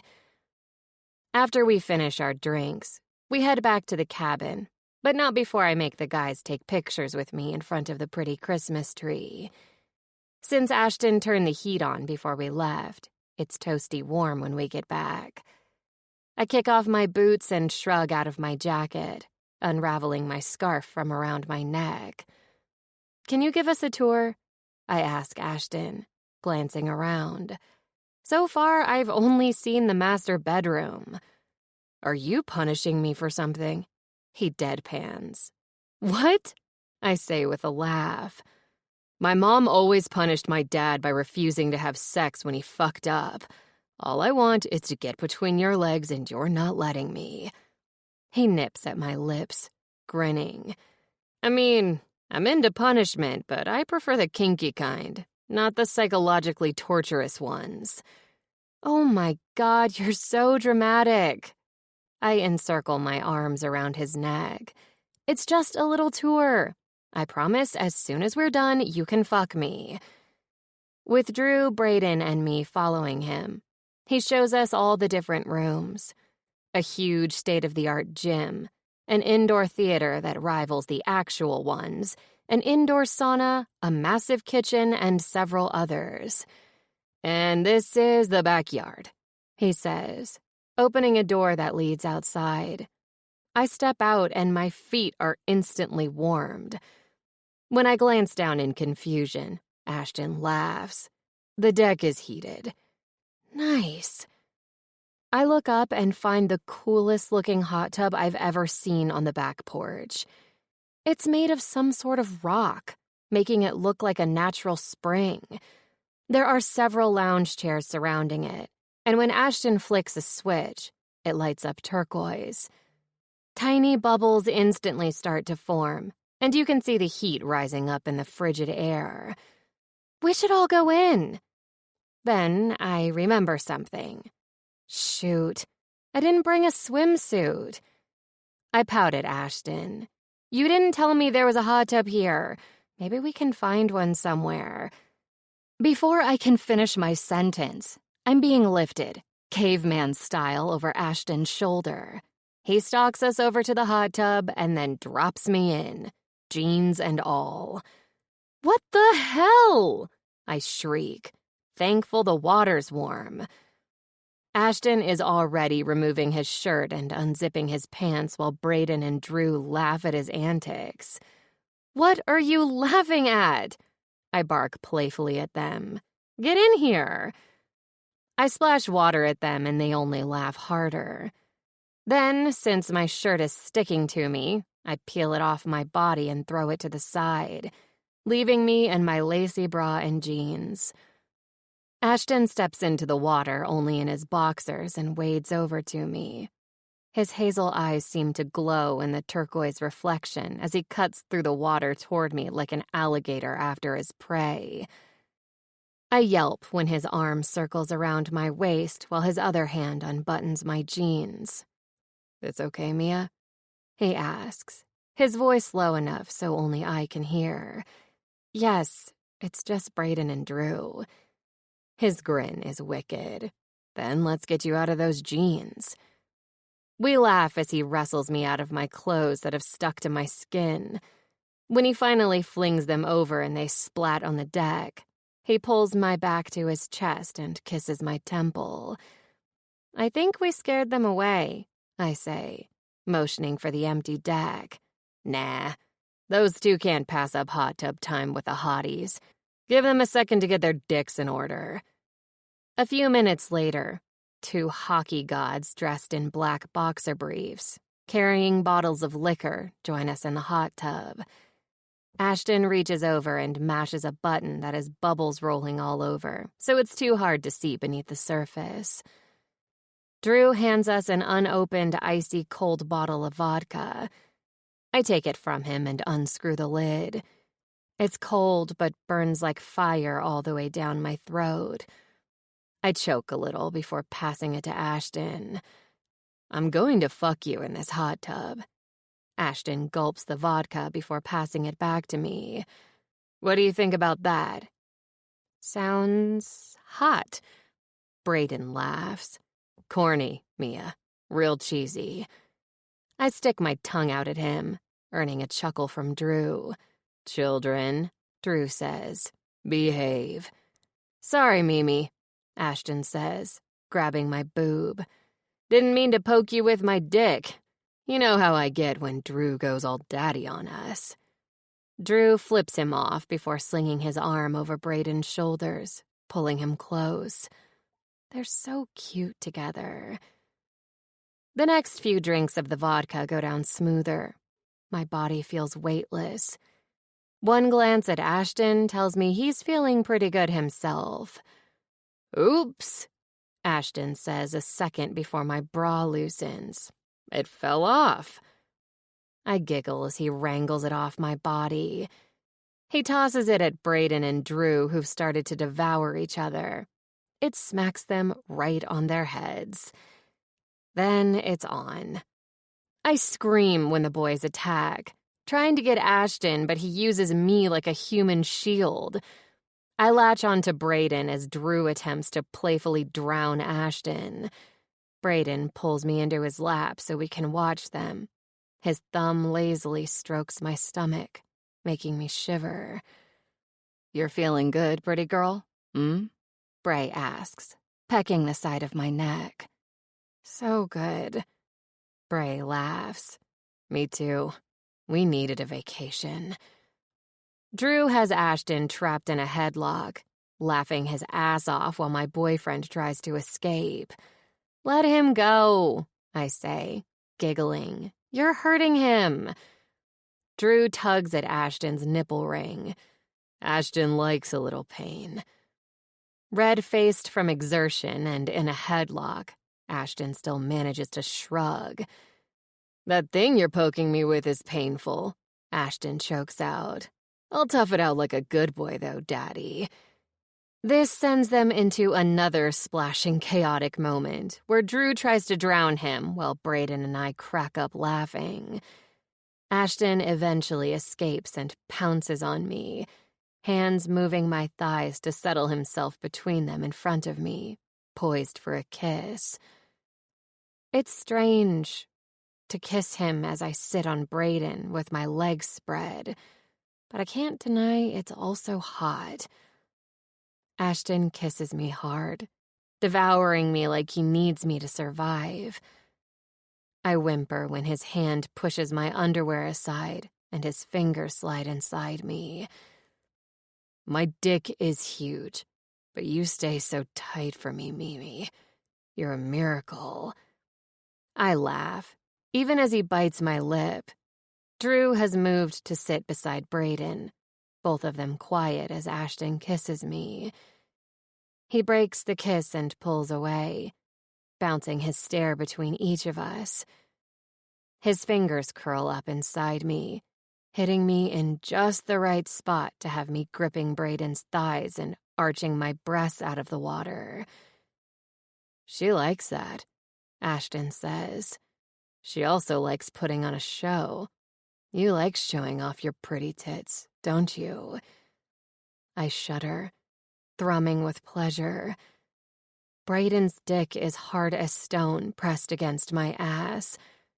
When Ashton rubs my G-spot again, I grind against Braden, causing him to hiss.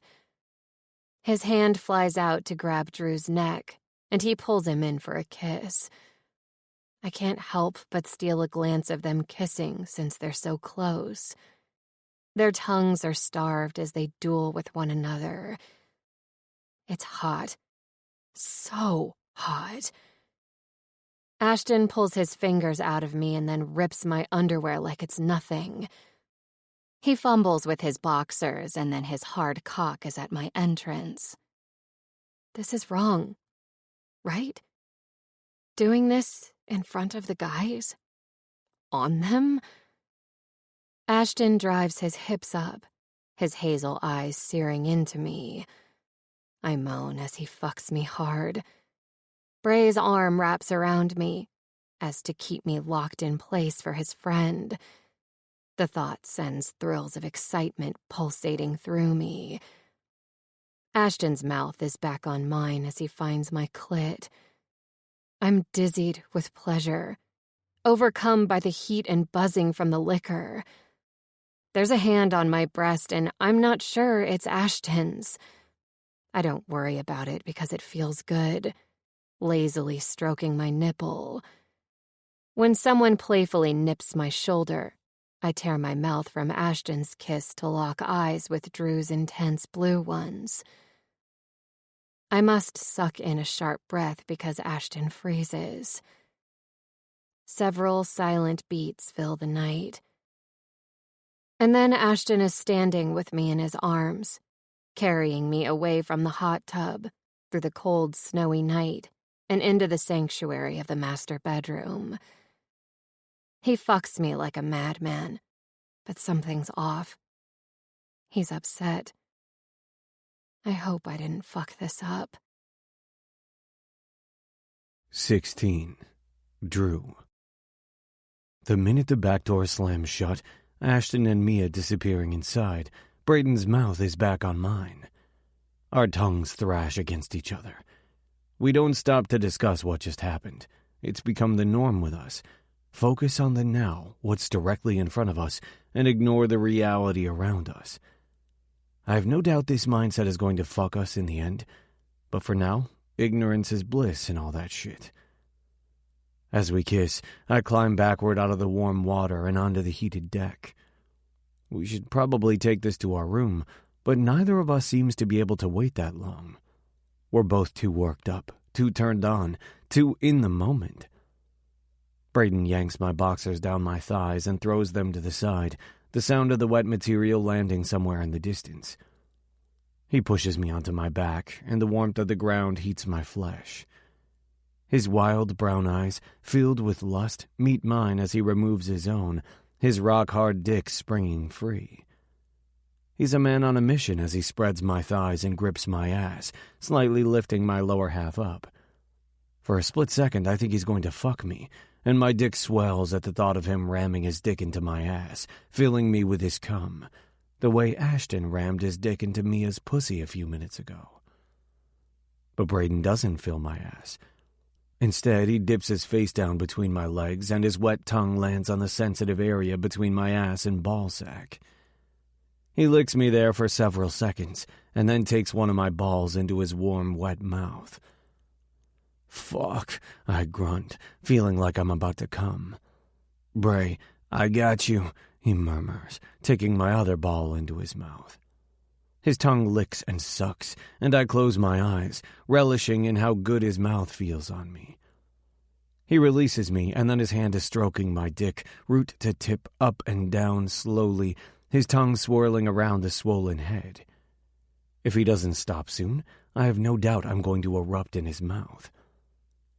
"Come here," I mutter, not wanting this to end yet. I sit up and grip the back of his neck so I can drag him up my body. Our dicks align as our mouths connect. It doesn't matter how many times I kiss him, touch him, feel him, it's never enough. I always want more. Call me selfish, but I just can't get enough of him. I want to fuck you so badly, he murmurs against my lips as he reaches between us and fists our cocks.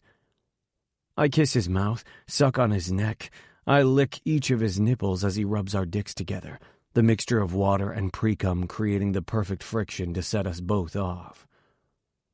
As we come together, our hot seed smearing across both our stomachs, I kiss him hard, not wanting our connection to end, never wanting it to end. When our dicks go soft, and we're completely spent, Braden drops his head and kisses the side of my neck. Then his lips meet mine one more time, his tongue invading my mouth in the most delicious way before he retreats, falling back into the hot tub and pulling me along with him. I'm not sure Ashton would appreciate us cleaning our cum off in his hot tub, I joke, caging Braden against the wall of the hot tub. Braden snorts. On the contrary, he'd probably welcome it. We both laugh, but it's forced because we know what we're doing, living in denial, ignoring the reality of our situation a little longer. The problem is, denying the truth doesn't change the facts. And the fact is, what happened tonight, while insignificant, changed everything. Fuck, my head is pounding, Braden complains from somewhere in the room as he rifles through the luggage. I'm too hungover to even respond, so I don't. After we got done in the hot tub last night, we came up here and spent the next few hours drinking and fucking around. Hey, are any of these pills for headaches? He asks. It takes a second for his words to sink in, but once they do, I'm fully awake. No. I climb out of bed and take the daily pill organizer from him. I'm sure there's some in a cabinet somewhere. I'll go look. I shove the container back into my luggage, ignoring the way Braden is watching me with curiosity. I pull on a pair of clean boxers and pad out of the room to go find him some pain pills, as well as ignore more of that reality shit neither of us wants to deal with. As I descend the stairs, I can hear Mia's moans. What the hell time is it? Do they ever come up for air? I swear the man lives inside of her. I swing open each cabinet until I find what I'm looking for. I pop 2 into my mouth and chase them down with some water, then pour Braden a cup and bring them up to him. Thanks. He's dressed now in a pair of worn jeans and a long-sleeved Henley, a beanie on his head. Are they up yet? He asks, referring to Mia and Ashton. Yeah, they're fucking like rabbits. Braden snorts a laugh. You want to take the golf cart over to the main resort and get breakfast? They can meet us over there later. During our tour last night, Ashton showed us the golf cart in the garage and said it's used to drive around when it's not snowing too badly. Yeah, I tell him, excited to spend the day out in public with my boyfriend. That sounds perfect. After I brush my teeth and get dressed, we head out. It's beautiful out here today. The sun is shining, helping to counter the chill in the air. When we arrive at the resort, we park and find the restaurant that serves breakfast. 2, please, Braden tells the hostess. She smiles warmly and walks us back to our seats. There are 4, and I choose the one directly next to Braden since I can. He grins at me and takes my hand in his, bringing it up to his lips to kiss. It's new getting to kiss and touch in public, and I'm worried when we get home we'll both miss it, crave it. We still have another 6 months before we can be seen in public together back home, and then, will Braden want to? His plan is to join the NHL. Will he want to impact his career by coming out as gay before it even starts? I'd like to say the world is more open to gay players, but the truth is, humanity still has a long way to go. You okay? Braden asks, squeezing my hand. Yeah. I shake off my pessimistic thoughts and push them into that corner of reality we're refusing to acknowledge. The waitress comes over and I order us each an Eggs Benedict meal with a side of home fries, 2 coffees, and waters. We spend breakfast talking about the slopes we plan to hit. Growing up, every winter my dad would take us skiing and snowboarding. That is, until we stopped talking just before high school. I still went with my dad twice more before he died, but it wasn't the same without Bray. "Do you think we should wait for them?" Braden asks as we walk over to the pro shop to rent equipment. "Nah, they'll catch up later. If Ashton has it his way, he and Mia will stay in bed all day." I'm also enjoying the one-on-one time with Bray, and I'm not quite ready to share him with anyone else yet. After we're set up with our snow gear and equipment, we jump onto the lift and head to the first slope. We decided to start with a smaller, less intense one, since it's been a little bit for both of us. We hop off the lift and take off down the mountain, both of us keeping up with each other the entire way down. The air whips around my face, my mask protecting my eyes as I soar to the bottom. "Damn," Braden says when we get to the bottom. "We rocked the hell out of that slope. I forgot how much fun that was. Want to hit the bigger one now?" "Sure," I nod, ignoring the way my body is struggling to keep up. We spend the next hour riding the slopes. When we get to the bottom of the red slope, a more challenging intermediate slope, we stop to take a small break. "This is fun," Braden beams, grinning from ear to ear. "I'm really glad we came out here." He pulls me close to him. "We needed this." He kisses the side of my neck, his lips lingering for a few seconds. "Yeah, we did." I agree, my voice coming out breathy. "Want to switch out our skis for snowboards?" he suggests, not even slightly out of breath. I take in a large gulp of air, trying to catch my breath as I nod in agreement, too winded to verbally answer. Braden, attuned to me, notices. "You okay?" he asks, lifting his goggles up to his forehead so he can assess my features. "Yeah," I wave him off. "Just out of shape," I laugh. "Are you sure that's—" he begins when each of our names are called. We glance over and find Mia dressed like a cute fucking little snow bunny waving at us. She's fully dressed in a pink snowsuit, but the second I lay eyes on her, the image of her perfect, wet, naked tits jiggling as Ashton fucked her last night hits me hard, and I'm thankful as hell I'm wearing thick snow pants. "Where's Ashton?" Braden asks once we get over to her. "Inside, renting us some equipment," she says, giddy as fuck and not at all looking hungover. "Are you sure you want to do this?" Ashton asks, walking out and handing Mia a snowboard. "It's not too late to turn around and go back to that warm bed." He palms her jaw and kisses along her neck. "I want a snowboard," she pouts. "Please." "I can show her," Braden offers. "Drew over here has become an old man during his time off the rink and can barely keep up." He shoots me a teasing wink, and I force a smile. "I've got this, man," Ashton says, his tone more serious than usual. "I don't mind showing my girl how to snowboard." He smiles softly at Mia, and something feels different. He's acting differently, less playful, less Ashton. "All right," Braden shrugs. "Then let's do this. We can all go to the blue slope. Drew needs a little break anyway." He nudges me playfully. "I think I'm actually going to sit this one out. You guys go. My head is throbbing. I'm going to grab a coffee and some pain reliever, and then I'll catch up." "Then I'll go with you," Braden says. "No, don't do that," I insist. "Go snowboarding. I promise I'll catch up." He eyes me curiously, but in the end agrees. I watch as he, Mia, and Ashton take off to go grab Braden aboard, and then I take my skis off and place them against the equipment wall. I take the golf cart back to the house and run upstairs to our room. I swallow a couple pills and consider going back to the resort, but the bed looks comfy as hell, and I end up lying down. I close my eyes, telling myself I'm just going to rest for a few minutes, but I must end up falling into a deep sleep because the next thing I know my name is being shouted as footsteps climb the stairs. "There you are," Braden says. "We were looking everywhere for you. Have you been sleeping this entire time?" He kicks his shoes off and climbs into bed next to me, pulling me into his arms. I glance at my watch and see it's already late afternoon. "Yeah, guess the fresh air knocked me out." "You sure you're feeling okay?" he asks, concern etched in his features. I suck in a large mouthful of air and exhale easily. "Yeah, I feel perfect." There's a knock on the door, and we both look up to find Mia standing in the doorway. "We're going to go to dinner. You guys are coming, right?" Her eyes are wide and hopeful, and even if we didn't want to go, I know damn well neither of us would be able to tell her no. "Yeah," I tell her, sitting up. "I'm just going to shower to wake up, and I'll be good to go." Braden grins at me. I think I'll join you. I'm feeling a little dirty myself. Needless to say, we're late for dinner. 17. Braden.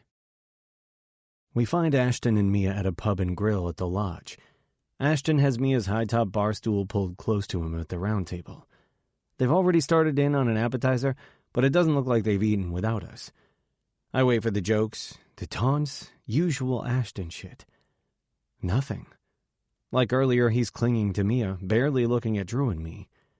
Glad you guys could finally join us, Mia says, smirking. We were almost ready to eat without you. I chuckle as I hop up on the bar stool beside Ashton. Drew sits next to me and grabs a menu for us to look at. Hey, Ashton, I say, waiting for him to look at me. What's up? He rumbles, a bored look on his face. You on your period or what, douchebag? I kick his stool, making him jerk his attention my way. Guilt flashes in his eyes, and then he laughs, flipping me off. Still acting weird as fuck. I glance over at Mia, and her brows are furrowed, clearly feeling the same way. What can I get you, handsome fellas? A blonde chick chirps in greeting. How special is a bison burger and a Moscow mule? We call it the Russian redneck special. You game? I'll throw in some honeyed sweet potato fries for free. Yeah, Drew says. We'll take 2 of those. Ashton holds his fingers up. Make it 4. Great, the waitress says. I'll be right back with your drinks. Mia jabbers on about snowboarding until the waitress brings us back our Moscow mules. I sip on my drink, my attention bouncing back and forth between Drew and Ashton. They're both being weird as hell today. Listen, Mia says, straightening her spine. I don't know if things are just quiet and weird because everyone is hungover or what, but I don't like it. Silence. Are we going to talk about the big elephant in the room? She asks, exasperated. More silence. Boys are such brats, she groans.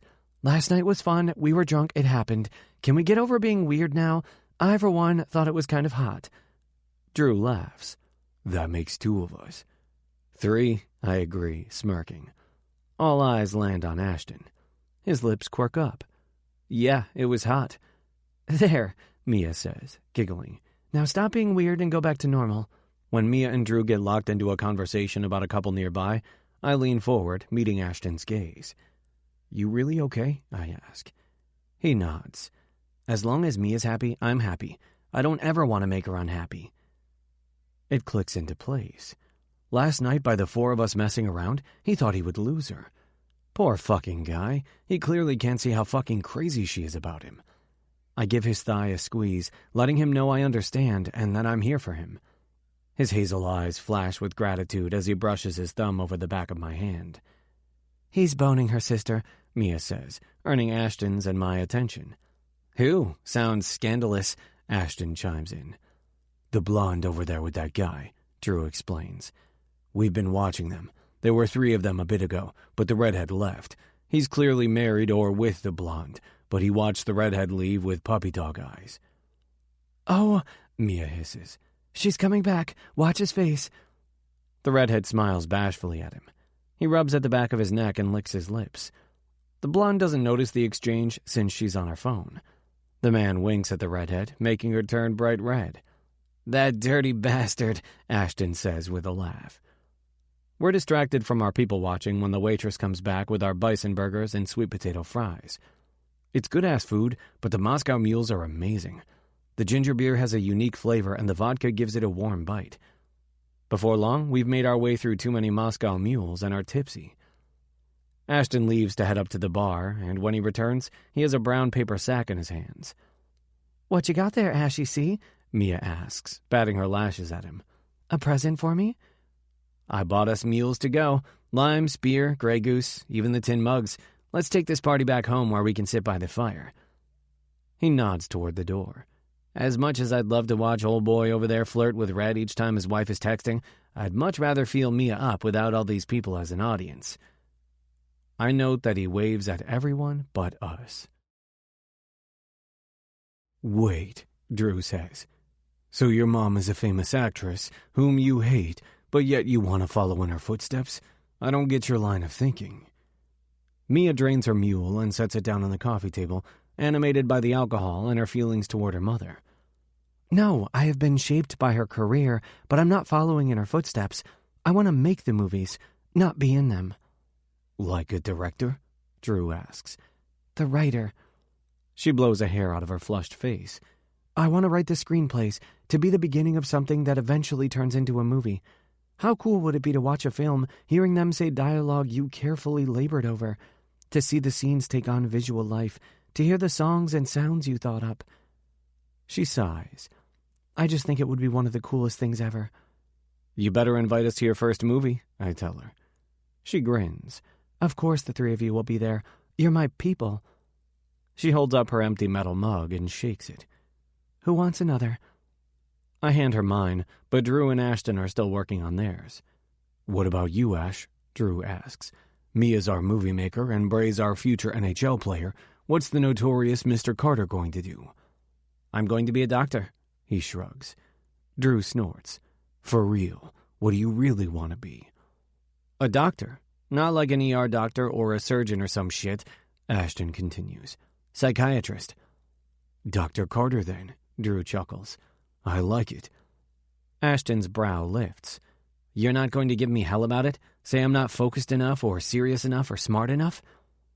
There's a challenge in his tone. His knee is bouncing where he's sitting in an armchair, and his hazel eyes are blazing. Nah, man, I think you'd be good at it. You read people well and make them feel better about themselves. Ashton shoots a stare my way, confused by Drew's words. I nod in agreement. At first, Ashton can be a hard pill to swallow, but once you do, you're high off him. Addicted. You need him to feel complete. My chest aches as I consider that. I'm not sure when he fell into the best friend category with Drew, but he did. He and Mia both did. Mia bounces back into the room, her cute braided pigtails coming undone with flyaway hairs. She hands me a mule and then sits in Ashton's lap. He playfully nips at her tit through her sweatshirt. I find myself fixated on the way his lips curl away from his teeth, a wicked smile forming as he bites her. So who fucked who first?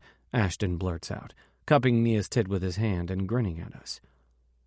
I laugh and shrug, looking down at my drink. Drew mumbles at him to mind his own business. The room goes quiet. I suck down my drink, needing to do something with myself. Wait, Ashton says slowly. You two haven't fucked. Drew and I both snap our heads up to stare at him. Ashton's eyes are wide and so are Mia's, like they're shocked. It's not that we haven't wanted to, I bite out, annoyed at their expressions. We just, Drew utters. Don't know how? Ashton offers, his brows furrowed together. I've seen gay porn. I lean forward and drop my empty mug on the table. Just never did it before. But you want to, Ashton probes. We both nod. Mia's eyebrows are perked up, intrigued by our conversation. When? Ashton asks. Now? We all laugh, but then it grows quiet again. What if we fuck it up? Drew mutters, voicing my own reservations. What if I hurt him or he hurts me? His hand covers mine and squeezes. I don't want to mess this up. Ashton darts his gaze back and forth between us. It's sex, not rocket science. I've been fucking guys since I was 15. Been getting fucked by them just as long. It's fine, I grumble. We'll figure it out. Maybe they need a coach, Mia offers. Drew snorts. Ashton as a sex coach. That ought to get interesting. I didn't hear a no, Ashton says, his lips kicking up into a devious grin. Is that what you need, dude bro Bray? Someone to coach you on how to put your dick in? I laugh, flipping him off. You're an asshole. The asshole who's going to teach you how to put it into his asshole, he deadpans. Drew smirks, leaning back on the couch, shooting me a curious look. So I'm getting fucked first, Yes, Ashton answers, like the bossy fucker he is. Braden's been wanting to fuck you since he first grew a pecker, right, little buddy? I shoot him the bird again. I revealed too much crap to you when these two weren't talking to us. I regret that shit now. Aw, Ashton teases. Don't be a baby. Then to Drew he says, get naked and wait on the bed. Drew nearly chokes. What? You're serious? I think you two need guidance, Mia agrees. Ashton and Mia are double trouble sometimes. You can't do that shit. I say, shaking my head. You're seriously going to walk us through fucking? Ashton ignores me, his attention on Drew. Get naked and wait on the bed. Don't touch your dick, Coach. It belongs to Brayden. Said Dick hardens at his commanding words. Drew fucking stands like he's going to obey. Holy shit, he's going to obey. We're going to do this. Hands and knees on the bed. Keep that ass up because Brayden is going to lick your tight hole, Ashton says, his lust-filled eyes searing into me. Aren't you? Yes, I choke out. Mia grins, wearing the same naughty expression as Ashton. Drew walks off and I scrub my palm down my face. Panic threatens to take over, but then I realize I'm not alone. Ashton won't let us fuck this up. He won't let me hurt Drew. I trust Ashton. He fucks around with us a lot, but he's serious about this. He wants to help. How long do we wait? I croak out. Ashton laughs. $5 says he's already naked and his dick's dripping with pre-cum. Mia licks her lips, and fuck if that doesn't make me even harder. I stand on shaky legs and clear my throat again. Ashton and Mia both stand. He takes her hand and surprises me by taking mine. Mia and I follow after Ashton, exchanging mutual looks of excitement. The moment we walk into the room and my eyes zero in on Drew's muscular, naked body, I freeze. Holy fuck, he's hot.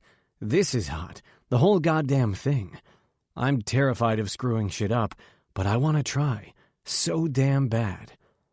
Mimi and I are going to sit in the armchair over there, Ashton says, peeling off his shirt and tossing it. Pretend we're not there, but listen to what I have to say.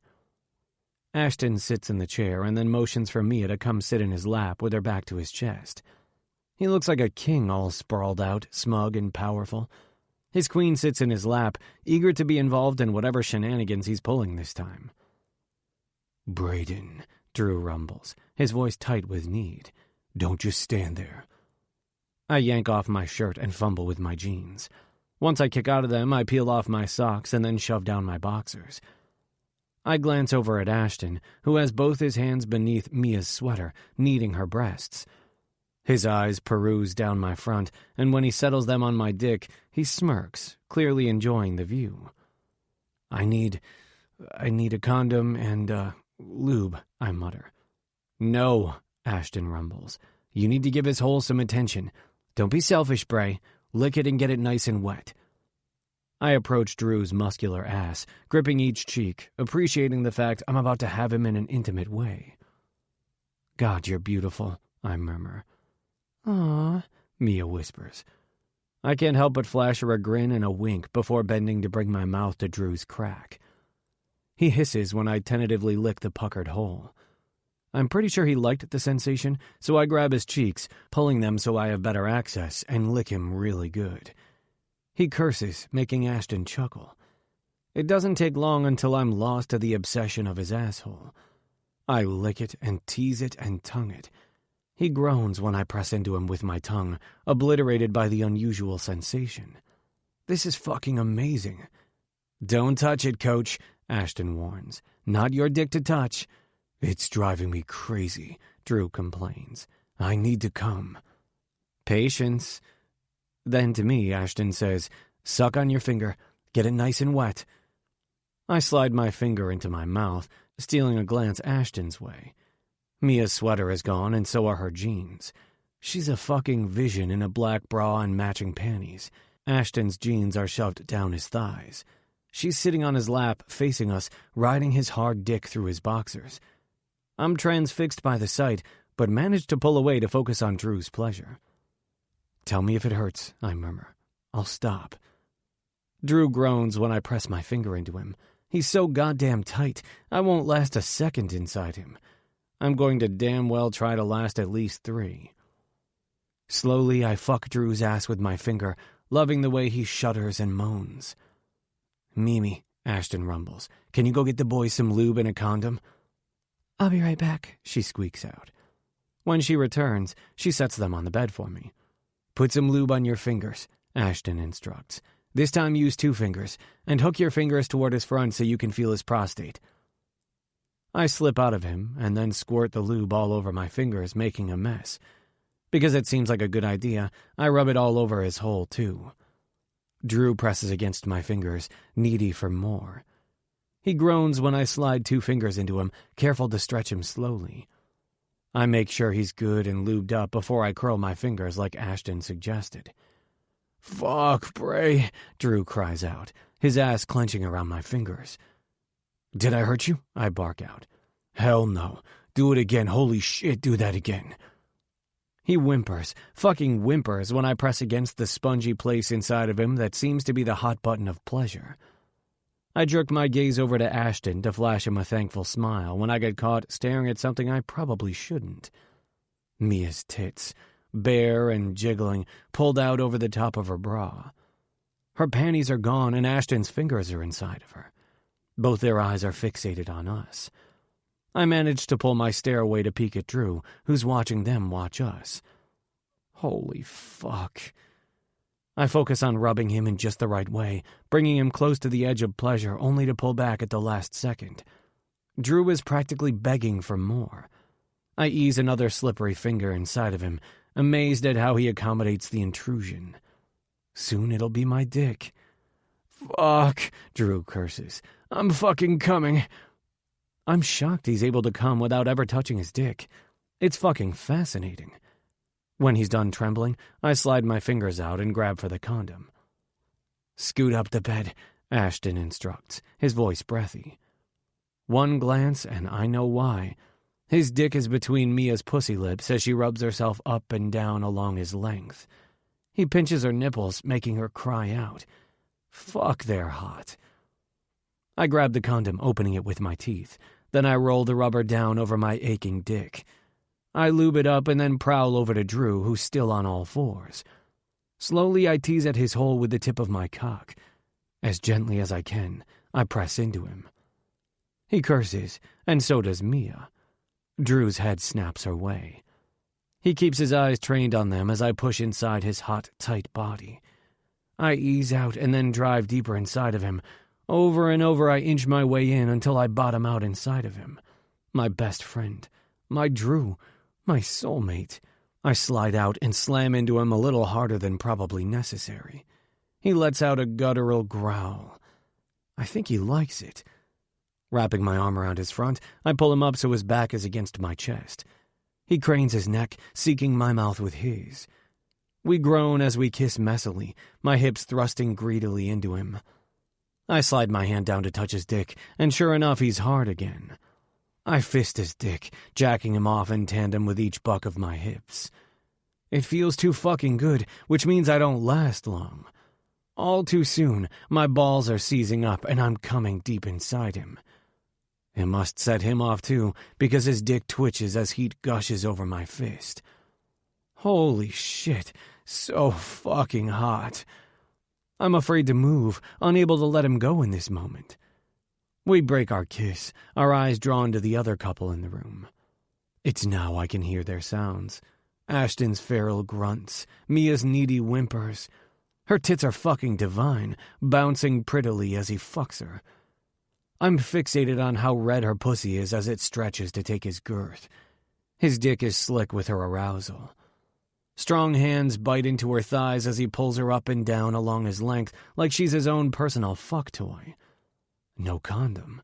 Jesus. My own dick has softened some now that I've come, and I'm not in a rush to pull it out of Drew's perfect ass. Come, Mia, Ashton growls, smacking her pussy. Come all over my dick. Drew's ass clenches, making me suck in a sharp breath because it feels too good. I need to get rid of this condom and hunt down another one, and yet I need to see this through. Ashton, she cries out, her entire body tensing in his arms.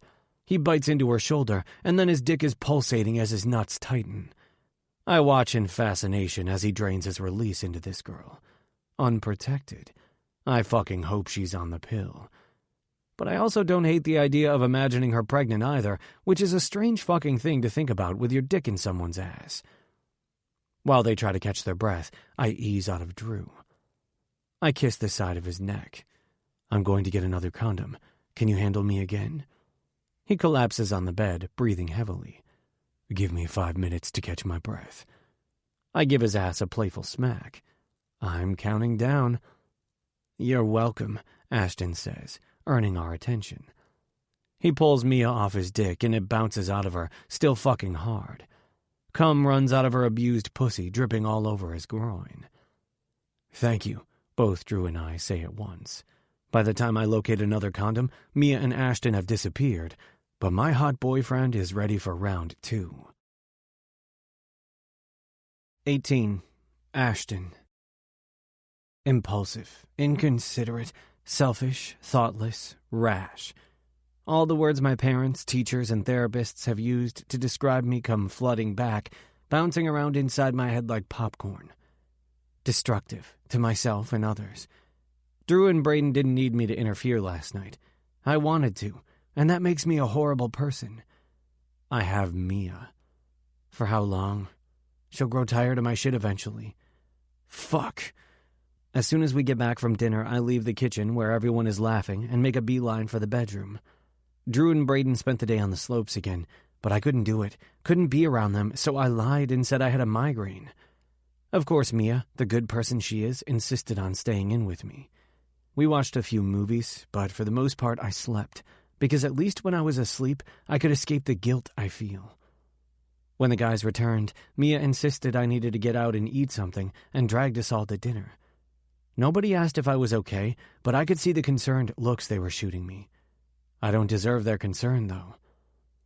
I strip out of my clothes down to my boxers and crawl into bed beneath the covers. Dragging the pillow over my face, I try to keep down the bitter pill of regret I keep swallowing over and over again. It's like acid, a painful reminder. I'll never be the right man for her. I'm too fucked up, too jaded, shattered by the people who were supposed to be a good influence. They ruined me when they ruined themselves. I'm hardened in all the wrong spots, and I don't know if I can ever be soft where Mia needs me to be. I will ruin her like Mom ruined Dad. And because she's Mia, she'll stick around, unhappy but taking it like a fucking champ because she feels like something is better than nothing. I don't want to give her something, a quarter of what she needs. I want to give her everything. My chest aches painfully. Tears of anger and devastation burn in my eyes, threatening to build but never do because I'm broken, unable to feel normal, half sane and the other half of me guided by my motherfucking dick. Hate. All I feel is hate for myself. I should break up with her before she falls too hard, before we're in too deep, before marriage and fucking kids. If not, they'll turn out to be little fuck-ups like me. Christ, I can't do this.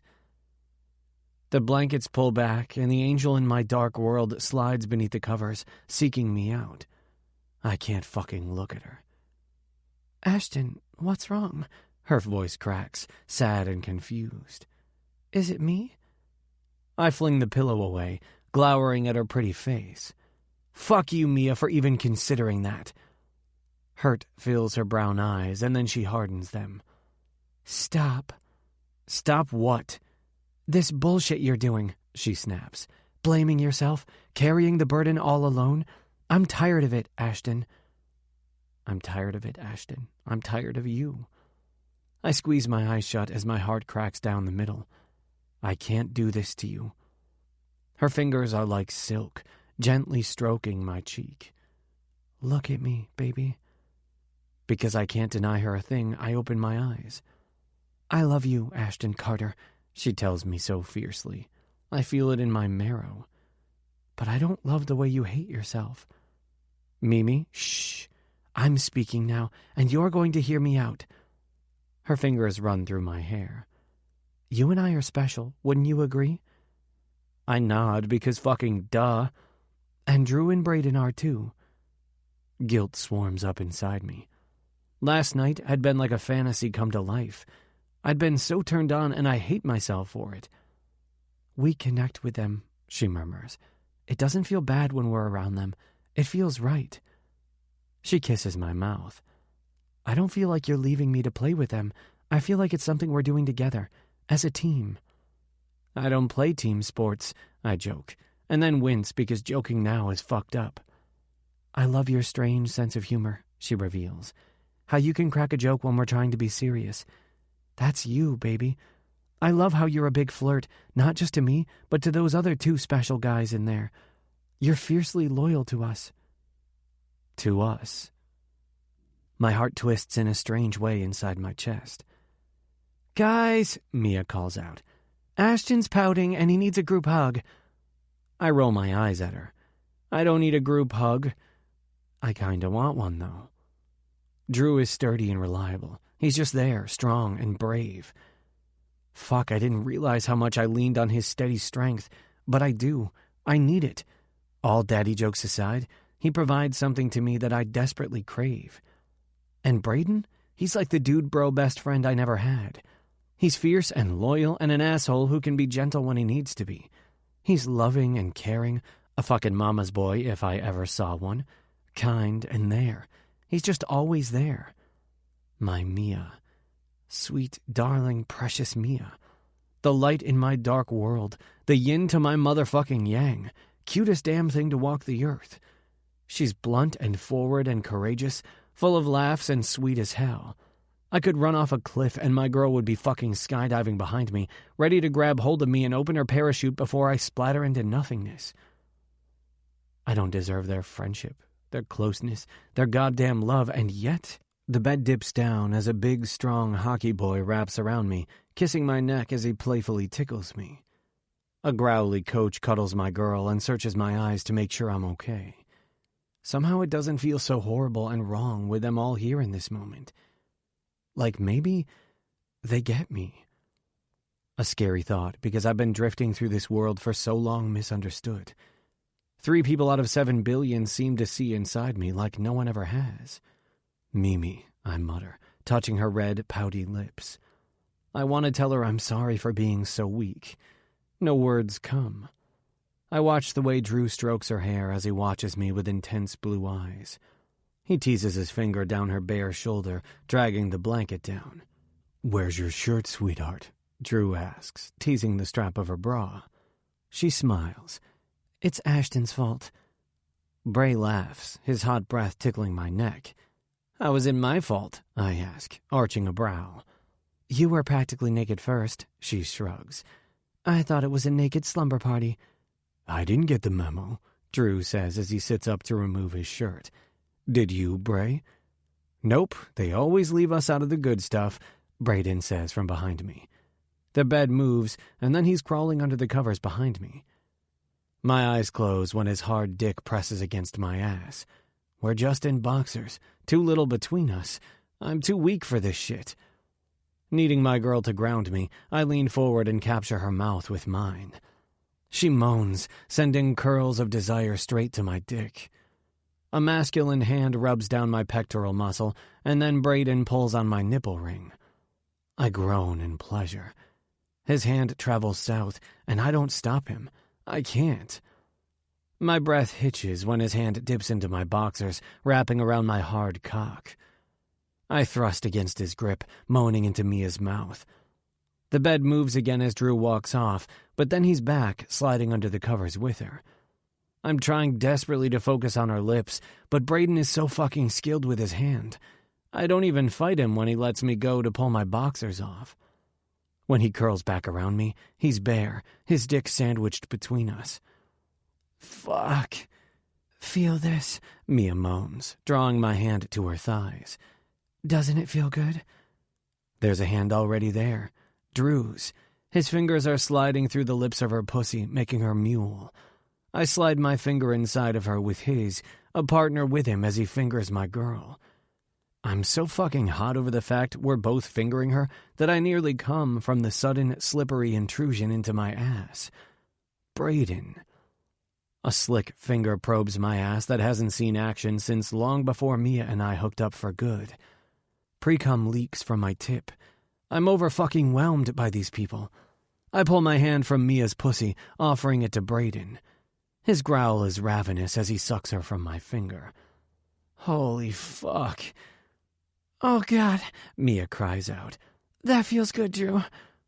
She says his name, and rather than feel like a punch to the gut, it's like a stroke down my spine. I turn my head, desperately needing to see Braden's face. His dark eyes are honed in on me, burning with desire. For me. For us. Drew kicks the covers away. My girl is now fully naked and coming. It turns me the fuck on watching him bring her to orgasm with just his fingers.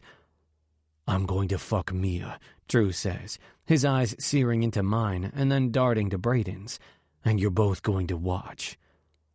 Fuck him and his hot, sexy mouth. "Your boyfriend's about to take my ass because yours is too wrecked to take it again," I taunt, unable to help myself. Braden laughs and then bites my neck. "After I wreck you, Mia will be the only one left." His finger slips out of me and then he's pushing in too. Fuck, it hurts, but I've missed the feeling of something inside my ass. I hate to admit it, but it's true. Before Mia, I lived for this shit. "Ride him so we can watch," I command, my voice husky and raw. "Please." Mia grins at me. "Since you asked so sweetly." Drew flops onto his back and grabs a couple of condoms from the nightstand. He hands one to Bray and then he tears open his. I watch eagerly as he rolls it on his dick that I know from experience is fucking perfect. "Get on that big dick, baby. Make your tits bounce. I fucking love watching your tits bounce," I rumble. I stroke my cock, watching as she gets on her knees. "Mine," Bray growls, biting me hard enough I release my dick. "Mean ass," I grumble.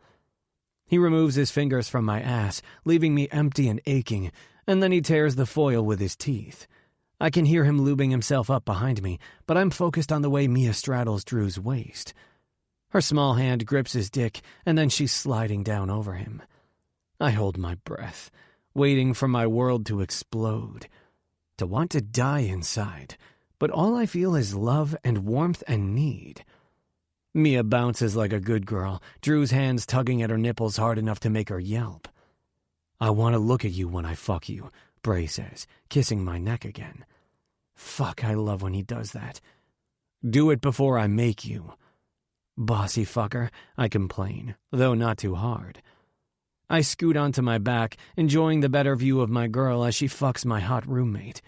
Bray prowls over me like a fucking starving lion. I'm drawn to the Adam's apple that's so goddamn lickable in his throat. He's rough, just how I like it, as he jerks my knees apart. Then he dips down, licking his way up my dick from root to tip. Holy shit. "All that abstinence with your boyfriend makes you a dick-sucking pro, dude bro Bray," I rasp. My fingers dive into his hair, urging him to suck me. His lips wrap around my cock, his tongue lashing eagerly at me. "So hot. Oh my God," Mia whimpers.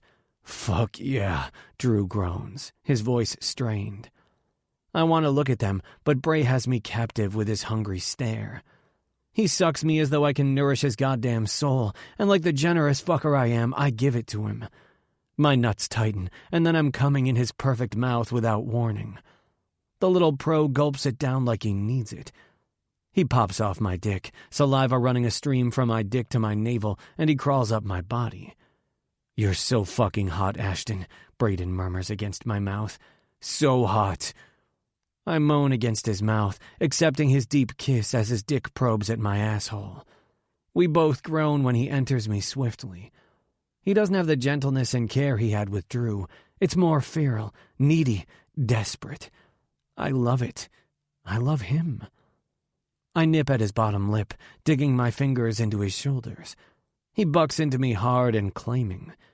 When Mia makes a sound, we both pull from our kiss, unable to keep from looking at them.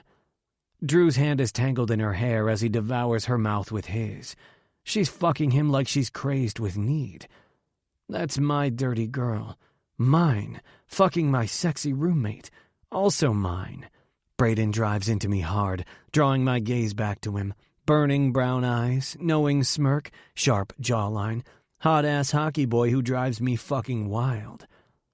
"Mine," I murmur to him, kissing him hard. Mia cries out, signaling her orgasm. Drew makes a grunt as he follows her. I'm overwhelmed by the sensations of the three people in this bed with me. Braden's dick, fucking huge, stretching me as his mouth devours mine. Mia's hand curling around mine and squeezing.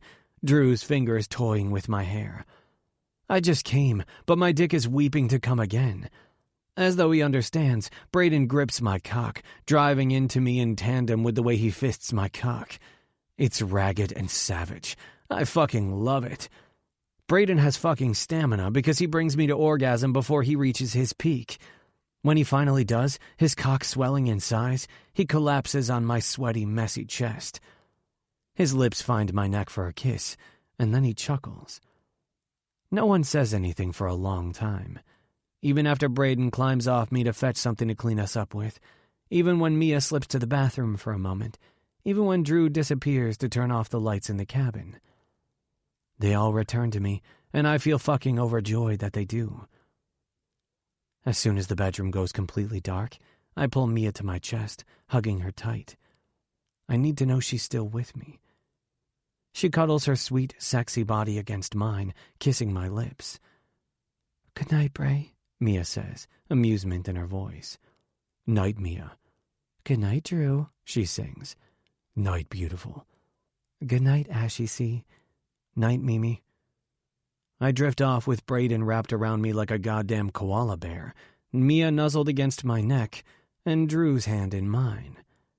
If this is a dream, I don't want to wake up. 19. Mia. "Let me in, Mimi," Ashton begs lazily. We're lying in his bed and I need to get up for school, but being wrapped in his warm arms is keeping me in bed. He was supposed to get up early for swim practice, but he skipped it this morning. No way. I shake my head. These gates are locked for the next 4 days. When I woke up yesterday morning, tangled up with my 3 favorite men, I realized I started my period, which is both a good and a bad thing. Good because Ashton and I have been careless, so at least I know I'm not pregnant. Bad because my boyfriend is insatiable, and apparently a little blood doesn't scare him away. It's probably because he's never seen a woman during her time of the month. I should give in, just so he won't keep bugging me, but it might scar him for life. "What about through the back?" he asks, gliding his hand up my thigh and cupping my ass. "Will you let me in the back door, Mimi?" he taunts, his warm breath hitting my ear and sending chills up my spine. My body buzzes at the thought of Ashton fucking me the way Brayden fucked him. The way Ashton has fucked everyone, besides me, all his life. "Yeah," I breathe. The back door is open. Ashton stills at my words, as if he wasn't expecting me to agree. So I rub my ass against the bulge in his boxers, emphasizing my answer.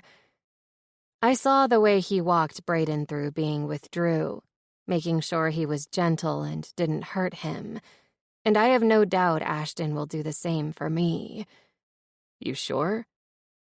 I turn my head and pull him down to me for a kiss. More than sure. He pulls my panties down my legs and then reaches into the drawer for his bottle of lube, squirting some onto his fingers.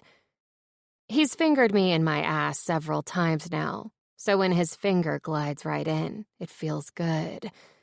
"Fuck, you're so tight. I don't want to hurt you," Ashton says, sounding very un-Ashton-like. He's confident and sure of himself in everything he does, except when it comes to me. "You could never hurt me," I assure him, reaching back and connecting our mouths. He adds another finger and then another, and soon I'm grinding against his hand, fucking his fingers. I feel full in such a different way. "Put your dick in me," I beg, wanting to feel connected to Ashton in this way. He tears open a condom, but I pull it from his mouth and drop it. "We don't need that," I murmur.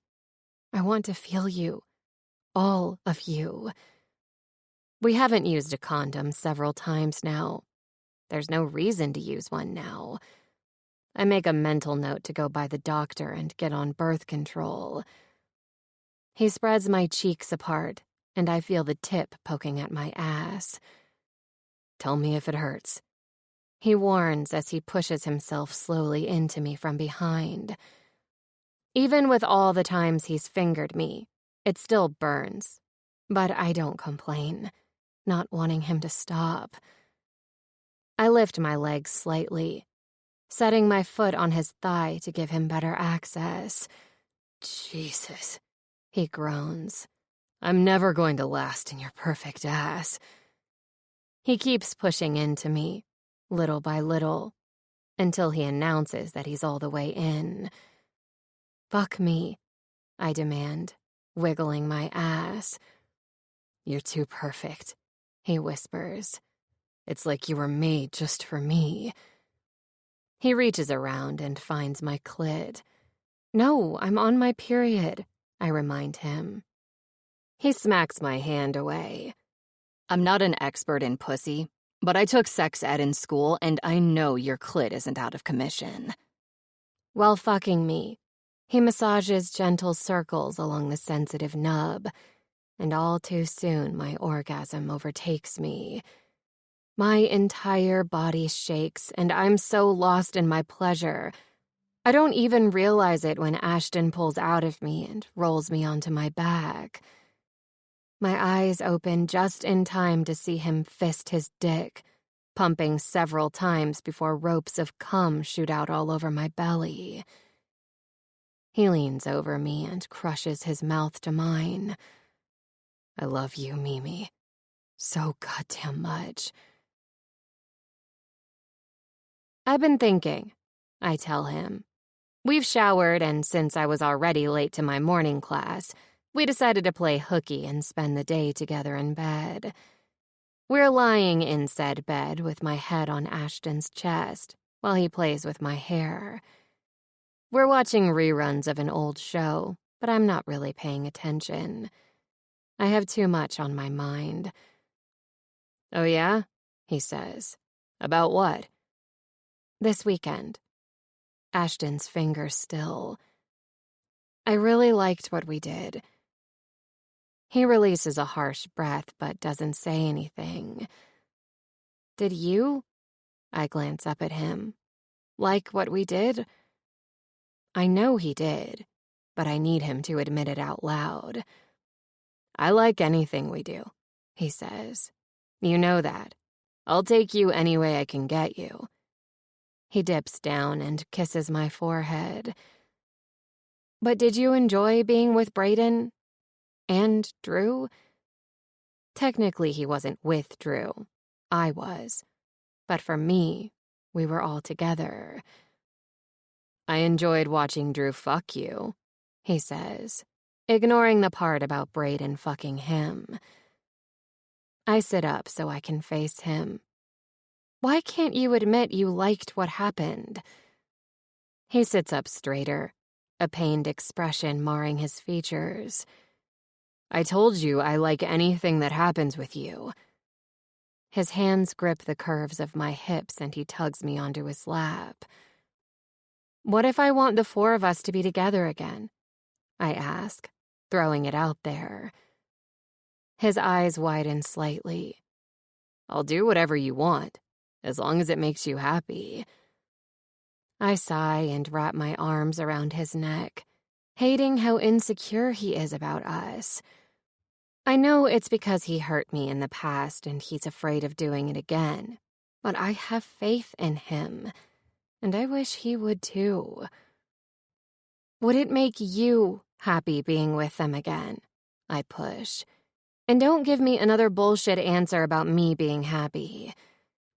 He swallows thickly. Why are you doing this, Mimi? He tightens his grip on my hips. I'm happy just being with you. Because I love you, I tell him. Enough to admit that you need more than just me. I saw the look on your face when Brayden was fucking you. You missed that. So we'll get a dildo and you can ram it into my ass, he bites out. That wouldn't be the same and you know it. The connection wouldn't be the same. I frame his face with my hands. What the four of us share is different. It doesn't lessen or cheapen what you and I have. It adds to it. If you tell me you honestly don't want to be with Drew and Brayden ever again, then I'll drop it. But I think you know what I'm talking about. I think you feel what I feel. Ashton's Adam's apple bobs in his throat. How would this work? I was actually looking it up online, I admit sheepishly. On the way home yesterday while you were sleeping. There's a name for when multiple people are in a relationship. Polyamorous. The four of us could be together in a relationship. Ashton stares at me for several seconds before he speaks. I'll do whatever you want, Mimi. Always. On one condition. No matter what happens, I never lose you. You're never going to lose me, I promise him. A poly what? Brayden asks from the couch next to Drew. Polyamorous, I repeat. When Drew and Brayden got home from their afternoon practice, I asked if we could all talk. I explained my thoughts about the four of us being together, and I think I shocked them stupid. And not just sexual, Drew asks, but together, in a relationship? That's right, Ashton says, tightening his hold on me. Once I showed him all the blogs where people are happily in polyamorous relationships, he seemed to ease into the idea more. The four of us would be together in every way. And you're on board with this? Drew eyes Ashton, knowing how protective he is of me. You're okay with me coming home and fucking your girl. She would be our girl, Ashton says. Just like you would be mine and I would be Bray's. The guys both nod in thought. Growing up, I always felt like something was missing, I tell the three of them. I didn't know it at the time, but I was craving love and affection. Attention. This is something I haven't even admitted to Ashton. I needed to know how he felt first, and I didn't want to guilt him into it. All the things my parents didn't have the desire to give me. Drew's jaw ticks in anger, and Brayden's hands form fists. I'm not telling you this for you to feel sorry for me or be mad on my behalf. I'm telling you so you understand where I'm coming from. Each of you, in your own way, fills the voids my parents left behind. When I'm with you guys, I feel so full of love. I feel wanted and desired. I move off Ashton's lap so I can look at all of them. Ashton and I talked, and we would like for the four of us to be together in a relationship. I know it's not conventional, but since when do any of us follow the rules of society? Brayden chuckles, looking at Drew. I told you I wasn't the only one thinking about it. You guys talked about this too? I ask. This morning, Drew says. Well, you guys were in your room, fucking. He clears his throat. We got home from practice and heard you. Brayden wanted to go in and join. Ashton grins. Aw, dude bro Bray is addicted to my dick. Drew shakes his head but laughs. So, how would we do this? We would be together, as a unit, I explain. The four of us. Together, separately. Obviously, we've never done this before, so we would have to see how it goes. I can't even be with Bray in public, Drew comments. Only until the end of the semester, Brayden tells him, threading his fingers through his own. But Brayden could be with us in public, Ashton says. Mia and I don't give a fuck who knows what, and everyone would think the three of us are together. We could just take it one day at a time, explore the possibility and see how it goes, I tell them. If it doesn't work out, just like in any relationship, we would break up, go our separate ways. even if the thought makes me feel sick. "I'm not going anywhere," Ashton murmurs. "I don't give a fuck how it goes. You're mine." "If you guys need time to think and discuss, I understand," I tell Drew and Brayden. "And if you decide it's not something you're interested in, I will completely understand and respect that. I don't want to lose your friendship. The three of you have come to mean so much to me, and if nothing else, I hope we can be friends." "Get over here," Drew says. I glance at Ashton, seeking his approval, and with a soft kiss to my lips, he releases me. I pad over to Drew and Brayden, stopping in front of them. "I meant both of you," Drew says, looking around me at Ashton. Ashton gets up and saunters over, dropping onto the couch next to Drew. Brayden tugs me down into his lap, so I'm lying across him, and Drew pulls my legs across his own. "For this to work, we have to always be honest with each other," Drew says. "No jealousy, no hiding what we're feeling." "Agree," I say at the same time Ashton and Brayden both nod. "How would this work with all of us?" Brayden asks, palming my breast over my hoodie. I glance over at Ashton, who has his gaze trained on Brayden's hand, his eyes filled with lust. "We've all been intimate with each other," I point out. "And prior to this, we were close individually. I read that some people are only together, all of them, and others are together individually." Brayden pinches my nipple through the material and I gasp, the feeling shooting straight to my core.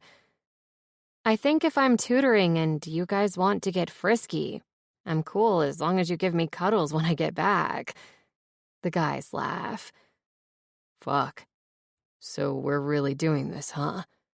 Drew asks, his eyes landing on Brayden. "Yeah," Brayden says, kissing the side of my neck. "We are." 20. Drew. "Are you off the rag yet?"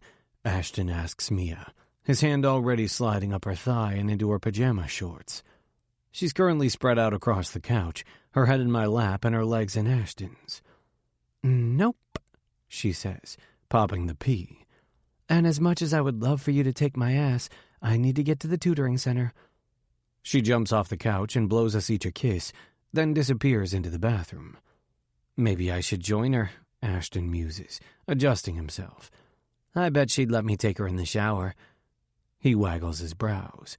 "Want to join us? We can tag team her." I laugh, glancing at the clock on the wall. I have time, but this would be the first time we're together without one of us since Brayden is in class. I came home to grab a quick lunch and ended up getting sucked into the show Mia and Ashton were watching. I consider it for a moment. It's one thing to talk about all of us being in a relationship, but it's another to actually cross that line. If I go in there, it feels like it will solidify things, make it real. At the cabin, what happened could be considered a one-time thing, but if we do it again, and without Bray, it will change everything. As I'm getting up the courage to stand, Mia comes out in only her towel. "I thought one of you would have joined me in the shower," she pouts playfully, and Ashton jumps up from the couch. Her brown eyes meet mine and I stand as well. The look of want in her eyes is all I need to see to know that despite how fucking crazy this all is, I want this. I want them. All of them. When I get into the bathroom, Ashton is already stripping out of his clothes and Mia is dropping her towel. "I call dibs on her ass," he says, dropping his pants and boxers onto the ground and then joining her in the shower. Once I'm done removing my clothes, I open the door to the large double-head shower. Mia and Ashton are already kissing, and his fingers are playing with her pussy. I step in and under the rainfall, enjoying the warm water and the show. With Mia's back to me, I step up behind her and kiss her wet, naked shoulder. "Finger her ass," Ashton says, handing me the bottle of lube. "Get her ready to take my big dick." I squirt some lube onto my fingers and then push one between Mia's ass cheeks. She groans, kissing Ashton while he fingers her. I pull my finger out, then insert two, pumping them in and out of her tight-ringed hole. "That's it, Mimi," Ashton croons. "Come all over our fingers, baby." At his words, Mia detonates. Her ass clenches around my fingers, and her entire body shakes as she climaxes. Ashton pulls her face to him, kissing her hard. When he pulls back, he says, "Turn around and face Drew." She turns toward me, moving her hair out of her face, and I take a moment to appreciate her. Her lips are slightly puffy from kissing Ashton, and her rose-dusted nipples are pointed. I can't decide if I want to kiss her or suck on her tits. As if she can read my thoughts, she smirks. "My nipples get really sensitive during my period. Be gentle." I nod once, then take her tits into my hands. I massage one while my lips wrap around the other. She groans in pleasure, jutting out her chest, silently demanding more. "Stroke his dick, Mimi," Ashton tells her. "Make our boy come hard." He squirts more lube onto her ass and then pushes into her from behind. She moans loudly, grabbing my dick with one hand and my shoulder to hold herself up with the other. I let go of her breast, and my mouth locks onto her neck, sucking and licking her wet flesh. The harder Ashton fucks her, the harder she strokes my dick, and all too soon my orgasm is rocketing through me at the same time Ashton roars out his own. When he pulls out of her, she finds her footing and glances up at me. "Next time I want you both," she says. "Ashton in my ass and you in my pussy." Ashton laughs. "No more watching porn for you, Mimi." Mia giggles but doesn't correct him. She's so fucking cute. "Shit," she says, as if remembering something. "I have to get to the tutoring center. I'm going to be late." She quickly shampoos her hair and washes her body, and then hops out, leaving Ashton and me in the shower. "Be ready to take lots of showers with that dirty girl," Ashton says to me, loud enough she can hear. "She's been researching positions that make me blush." She laughs at his words as she exits the bathroom. "Do you think Brayden could fit in here with us?" I ask as I soap down my front, my eyes skimming over Ashton's lean but still muscular frame. "We'll make him fit," he smirks, "just like we all fit in that bed." His mouth is twisted into a devious grin that I crave to taste. Leaning forward, I kiss his naughty lips. It's a sweet kiss, nothing more. We've come and are sated, but I just wanted to taste him. Because I can. Because we've agreed this is okay. And it feels pretty fucking right. He nips at my lips as he soaps me down. I'll be down to fuck the moment my dick is ready to play again. The idea of being with Ashton that way excites me, just like I felt with Mia. This whole thing feels pretty damn good. Weird as fuck, but fantastic. "Feed me before you fuck me, coach," Ashton says, nipping at my bottom lip, a move that does wake my dick back up. "Pretty please?" "You're fucking spoiled," I playfully tease. "You like spoiling me, Daddy." He can't even say that shit with a straight face before he loses it to hysterical laughing. I turn the water off and step out of the shower, chuckling at his words as I grab a towel and throw one to Ashton. After we've both dried off, we wrap our towels around our torsos and head out to get dressed. I hear a door slam shut and assume it's Mia leaving, so I'm shocked when I step out of the bathroom and find Curtis standing in the doorway of Ashton's bedroom. Fuck. I freeze, unable to move or speak. Ashton squeezes past me, giving my ass a smack before he also screeches to a halt. "What the hell did you do?" Curtis growls at his son. It guts me that it's automatically Ashton's fault. It's not. This was us, not him. A group effort, not Ashton being the villain and dragging us all to the dark side with him. "Curtis, let me explain," I start, choking out my words. "I came onto him," Ashton snaps, cutting me off. "That's what I do, Pops. I swing my dick around, hoping it lures in all your friends and colleagues just to fuck with your mind." Curtis's face turns crimson, and his hazel eyes harden. "I told you not to mess with him. He's a coach, and you're the fucking dean's son, for crying out loud. You know how bad this looks on me?" Ashton, God love him, doesn't even flinch, though I know it hurts that his father sees him as anything but the perfect, hilarious, kind man he is. "Don't worry, Dad. I didn't fuck him and he didn't fuck me. Looks like you stepped in just in time to intervene. I scrubbed my palm over my face. I don't want to hear about what sort of shit my son has roped you into. I get it. He can be persistent when he wants something, but don't worry about your reputation here. My son is probably already thinking about his next conquest, one that I'm sure will embarrass me even more than this. Curtis turns on his heel, storming out of the room. Snagging up my discarded jeans, I throw them on and chase him to the door. Curtis, wait. He flings open the door, but turns his angry gaze on me. I'm sorry, I choke out. I didn't mean for you to find out that way. Or at all. Keep your dick in your pants, Thompson, or we're going to have big problems. Consider it a warning.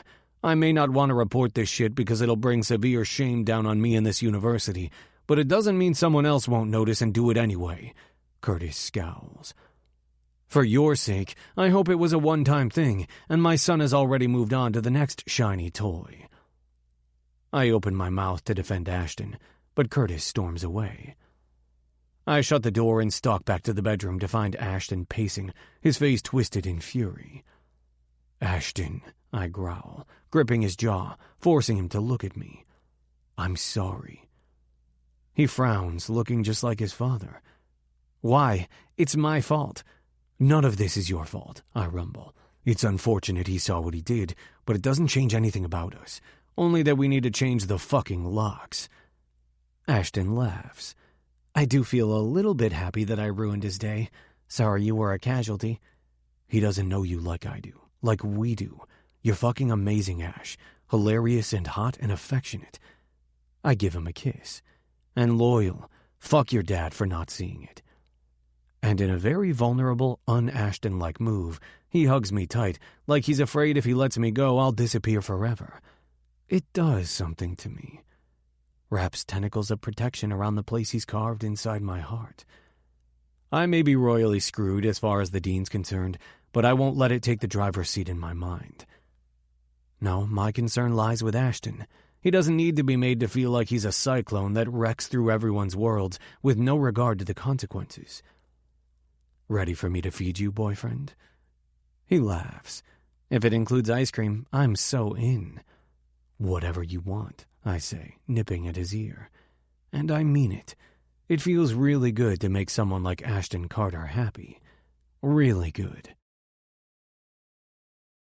21. Braden. I shake my head as I walk out of class reading Ashton's text. Ashton, is your dick ready? Me. Depends. For what? My mouth. Fucking Ashton. It's thrilling to know that he's serious, and I'm allowed to do this with him because we're doing this. We're really doing this. My parents will probably shit bricks when they discover I'm dating 3 people all at once, but I can't find it in me to worry too much over that now. Because I have them all. Mia, Drew, and Ashton. Me. What sane man ever said no to a blowjob? Of course I'm fucking ready. Ashton. My blowjobs are the best. Mia just got home and we're discussing with Drew who gives the best head. You're the only one who can answer this question, after I blow your mind. Awfully confident. Have you seen Mia's lips? Fucking swollen and perfect. And Drew's tongue? The bar is high, man. Tongue, lips, yeah. I can guarantee neither of them will suck you down their throat the way I can. Oh, Mia says hi and that this is awfully graphic for text. It's hot. Hey, beautiful. Hey, yourself. That was for Mia. Sorry, she's too busy kissing Drew now. I guess it'll have to be for me instead. Fine, it's for you too. See you in a few. I shove the phone into my pocket, grinning. The thought of Ashton blowing me while Drew and Mia watch is almost too much to take. I'm looking forward to a blowjob competition. I'll be the true winner in the end. Braden! A high-pitched voice calls out. Groaning, I turn to face the person. Sasha. Lovely. Oh, hey. How've you been? Sasha asks, touching my forearm. I've been meaning to talk to you since the auction, but the sorority keeps me so busy. I'm good, just headed home. Well, not mine. I could walk you, she offers. It's fine, what's up? Her pink lips purse, clearly annoyed at being turned down. I just wanted to apologize. For what happened at the auction. Her brows knit together. I'm sure that was embarrassing in front of everyone. Your team, coach, the dean. I know how private you are about certain aspects of your dating life. What was embarrassing? Jesus, did someone see Drew and me holding hands at the auction under the table? And what aspects are you talking about? Her nose scrunches up. Ashton bidding on you, silly. Everyone knows he's gay. She studies me for a moment. People might wonder about you, too. I open my mouth to speak, but she continues. No one is going to hold it against you if you don't go on the date. He probably just wanted to humiliate me and his father. Ashton's like that. I've known him since I was a teenager. He's just rotten. Sasha, I growl, my voice laced with warning. You can stop worrying because it was fine. Ashton and I had a great date. Her eyes widen comically. Ew, you poor thing. He actually made you go through with it? If he put his hands on you, we can report this. Stop, I snap. Leave him alone. My harsh words have her recoiling. Brayden? I'm about to bail, annoyed with the way she talks about Ashton, when I see him. Not Ashton, Travis. Rage builds up inside me hot and quick. I take off running in his direction, dumb Sasha long forgotten. Travis sees me coming and sprints down the corridor. He skids to a halt and darts down a hall. I run after him, turning the corner just in time to see him slip into the restroom. I rush toward it and fling open the door. My chest heaves from exertion as I seek him out. A stall door starts to close, but I stop it with my arm. What the fuck, man? He snarls. I shove my way into the stall, crowding him against the partition wall. He groans when I press my forearm against his windpipe, leaning in to glower at him. You think it's okay to fucking slash Ashton's tires? To frame him for drugs? To threaten and try to poison him? I press harder, making him wheeze. I should beat your fucking ass for that shit. For Ashton, he doesn't deserve your loyalty, he hisses. Fuck you. You don't get to say what Ashton deserves. If you're going to beat me up defending your boy's honor, then do it. He laughs cruelly. That's right, you can't. That would get you kicked off the hockey team and probably out of this school. This little bitch. Don't text Ashton. Don't look at Ashton. Don't fucking touch Ashton. I snarl at him. I'd give that shit up just to watch you piss your pants as I kicked your goddamn teeth in. I release him and smack his cheek. I'm not fucking playing with you. Fuck with Ashton and it's guaranteed. I will fuck with you. I push out of the bathroom stall, eager to get the hell away from that snake before I lose control. As much as I want to kill him, I can't. I'll get in trouble. He doesn't need to know that, though. I want him to have felt my wrath and the seriousness of my words. As soon as I exit the bathroom, I nearly knock Sasha over. Brayden, we're not through discussing this, she whines. Later, I grind out. I'm pissed the entire way home, practically fuming by the time I reach Ashton and Drew's. When the key Drew gave me doesn't fit in the lock, I have a moment of panic. What's happening? For a brief moment, my insecurities swell up inside me. They don't want me anymore. Then, as fast as those thoughts appear, they vanish. Ashton promised a blowjob, and if there's anything I know about Ashton, it's he never jokes about a sexual promise. I bang on the door. Mia answers with a smile. Pulling her to me, I kiss her supple lips, needing to feel like I matter and belong here. She returns the kiss with urgency, calming the storm that was brewing inside of me. When we pull apart, I let out a heavy sigh. I thought you guys locked me out. Silly boy, she says, swatting at my chest. You're one of us. We're locking Dad out, Ashton says as I walk in with Mia, shutting the door behind me. Oh boy, I groan. Drew exits the kitchen, looking fucking hot in sweatpants and no shirt. He saw something he shouldn't have. Fuck, I hiss. What happened? Drew stops to kiss me. He walked into the bedroom as Ashton and I were leaving the bathroom in nothing but our towels. We were still horny as fuck because Mia is insatiable, Ashton tattles, and we were discussing how next time we're going to cram the four of us in there when that cock-blocking asshole waltzed in. I drop my bag on the floor, grabbing Ashton's hand. He threads his fingers with mine. What did he say? I demand, searching Ashton's eyes. What did he do? Blamed me, of course, Ashton says, a dry laugh barking from him. hurt, pained, sad. I pull him to me, hugging him tight. Fuck that asshole. That's what I said, Drew grunts. Me too, Mia chimes in. So you changed the locks? I ask, unable to break free of the hold I have on Ashton. Sometimes he's so broken, I just want to keep him held together. I can't have him trying to get peep shows when we have our BJ wars, Ashton says, meeting my stare with a shit-eating grin. I kiss his stupidly hot mouth. You're so damned confident you're going to win. I know my worth in this world, he jokes. His comment rubs me the wrong way. Ashton is a fuck more than a good lay. I cup his jaw, leaning my forehead against his. You're worth a whole lot to us. Mia and Drew both agree. Come on, Ashton says. I'm tired of whipping their asses at NHL 20. Play with me. I'll suck you off later. I leave them to take a quick shower in Drew's bathroom and then change into some basketball shorts, bypassing my shirt altogether. When I return to the living room, Drew and Mia are stretched out on the sofa, cuddled up. His fingers stroke the bare skin on her thigh just below her shorts. Ashton already has the game started and is sitting on the coffee table. His eyes skim down my bare torso, and he licks his lips. Not fair for you to distract me, he complains. I chuckle as I sit next to him, our thighs touching, and pick up the controller. If I want my dick sucked, I have to woo you. He palms me over my shorts. If you want your dick sucked before the game instead of after, all you have to do is ask. If you keep touching me like that, I won't be asking, I growl, leaning in to kiss his neck. I'll be taking. He sets the controller down and slides to the floor, coming between my thighs. You keep talking to me like you're going to destroy my throat with your dick, and I'll give you whatever you goddamn please. I lift my hips as he draws my shorts off my ass and down my thighs. My heavy erection bobs out, leaking pre-cum already. His devilish, starved grin does me in as he flicks his tongue across the tip. Because I can't help myself, I roughly fist his hair. With Drew, he's always so hungry for my dick. When Mia sucked me off, she was so sweet and innocent about it. Ashton, though, I can tell he's going to try and rule me from his knees. He grips my cock, stroking it lazily. Ready to die by dick-sucking overload? I mean, are there better ways to go? Because I'm not sure there are. I grin at him until he wraps his mouth around my cock.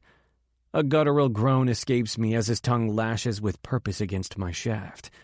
He pulls all the way off, licks the tip, and then slides down for more. Way more. I nearly come off the coffee table when my dick pushes down his throat. So fucking tight, so hot, holy shit. Before I can embarrass the hell out of myself, he pulls all the way off, gives me a flirty wink, and then dives back down. My grip tightens in his hair. This time when he starts to pull back in that teasing way of his, I yank him back down, groaning at the way his nose tickles the hairs at the base of my cock. You want to fucking win? I grit out, pulling his hair up and down to dictate the pleasure I want from him. You gotta earn it. He makes a gagging sound that feels really fucking good on my dick. I ease up on my grip, allowing him to come up for air, and then I buck my hips up, eager for more. His mouth works its magic again, taking me deep in his throat. It's fucking hot to see slobber run down his chin each time I allow him to breathe. Swallow me down, baby, I murmur. It feels good. He hums around my dick just as his hand rubs my balls that are slick from his saliva. I curse at the abrupt way I come. Cum jets down his throat, and it's the most divine feeling. With each pulse of my dick, his throat constricts. Once I'm spent, he slides off my dick. I take a moment to admire this handsome guy.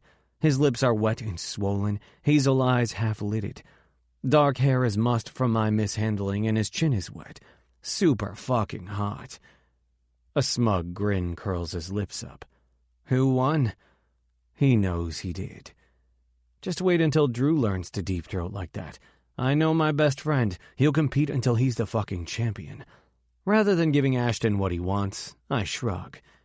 It's a tie, I say with a smirk, dipping to kiss his mouth. Guess you guys will have to continue to battle it out. Son of a bitch, Ashton states. You played dirty, man. It's a good thing I played dirtier.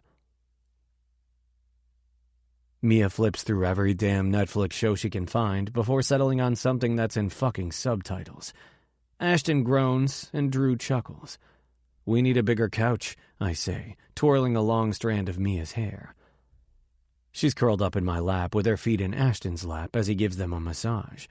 Drew's on the other end of the couch, his arm around Ashton. We barely fucking fit. Mia's phone buzzes and she reads the text, groaning. Since I can see, I read it too. Mom.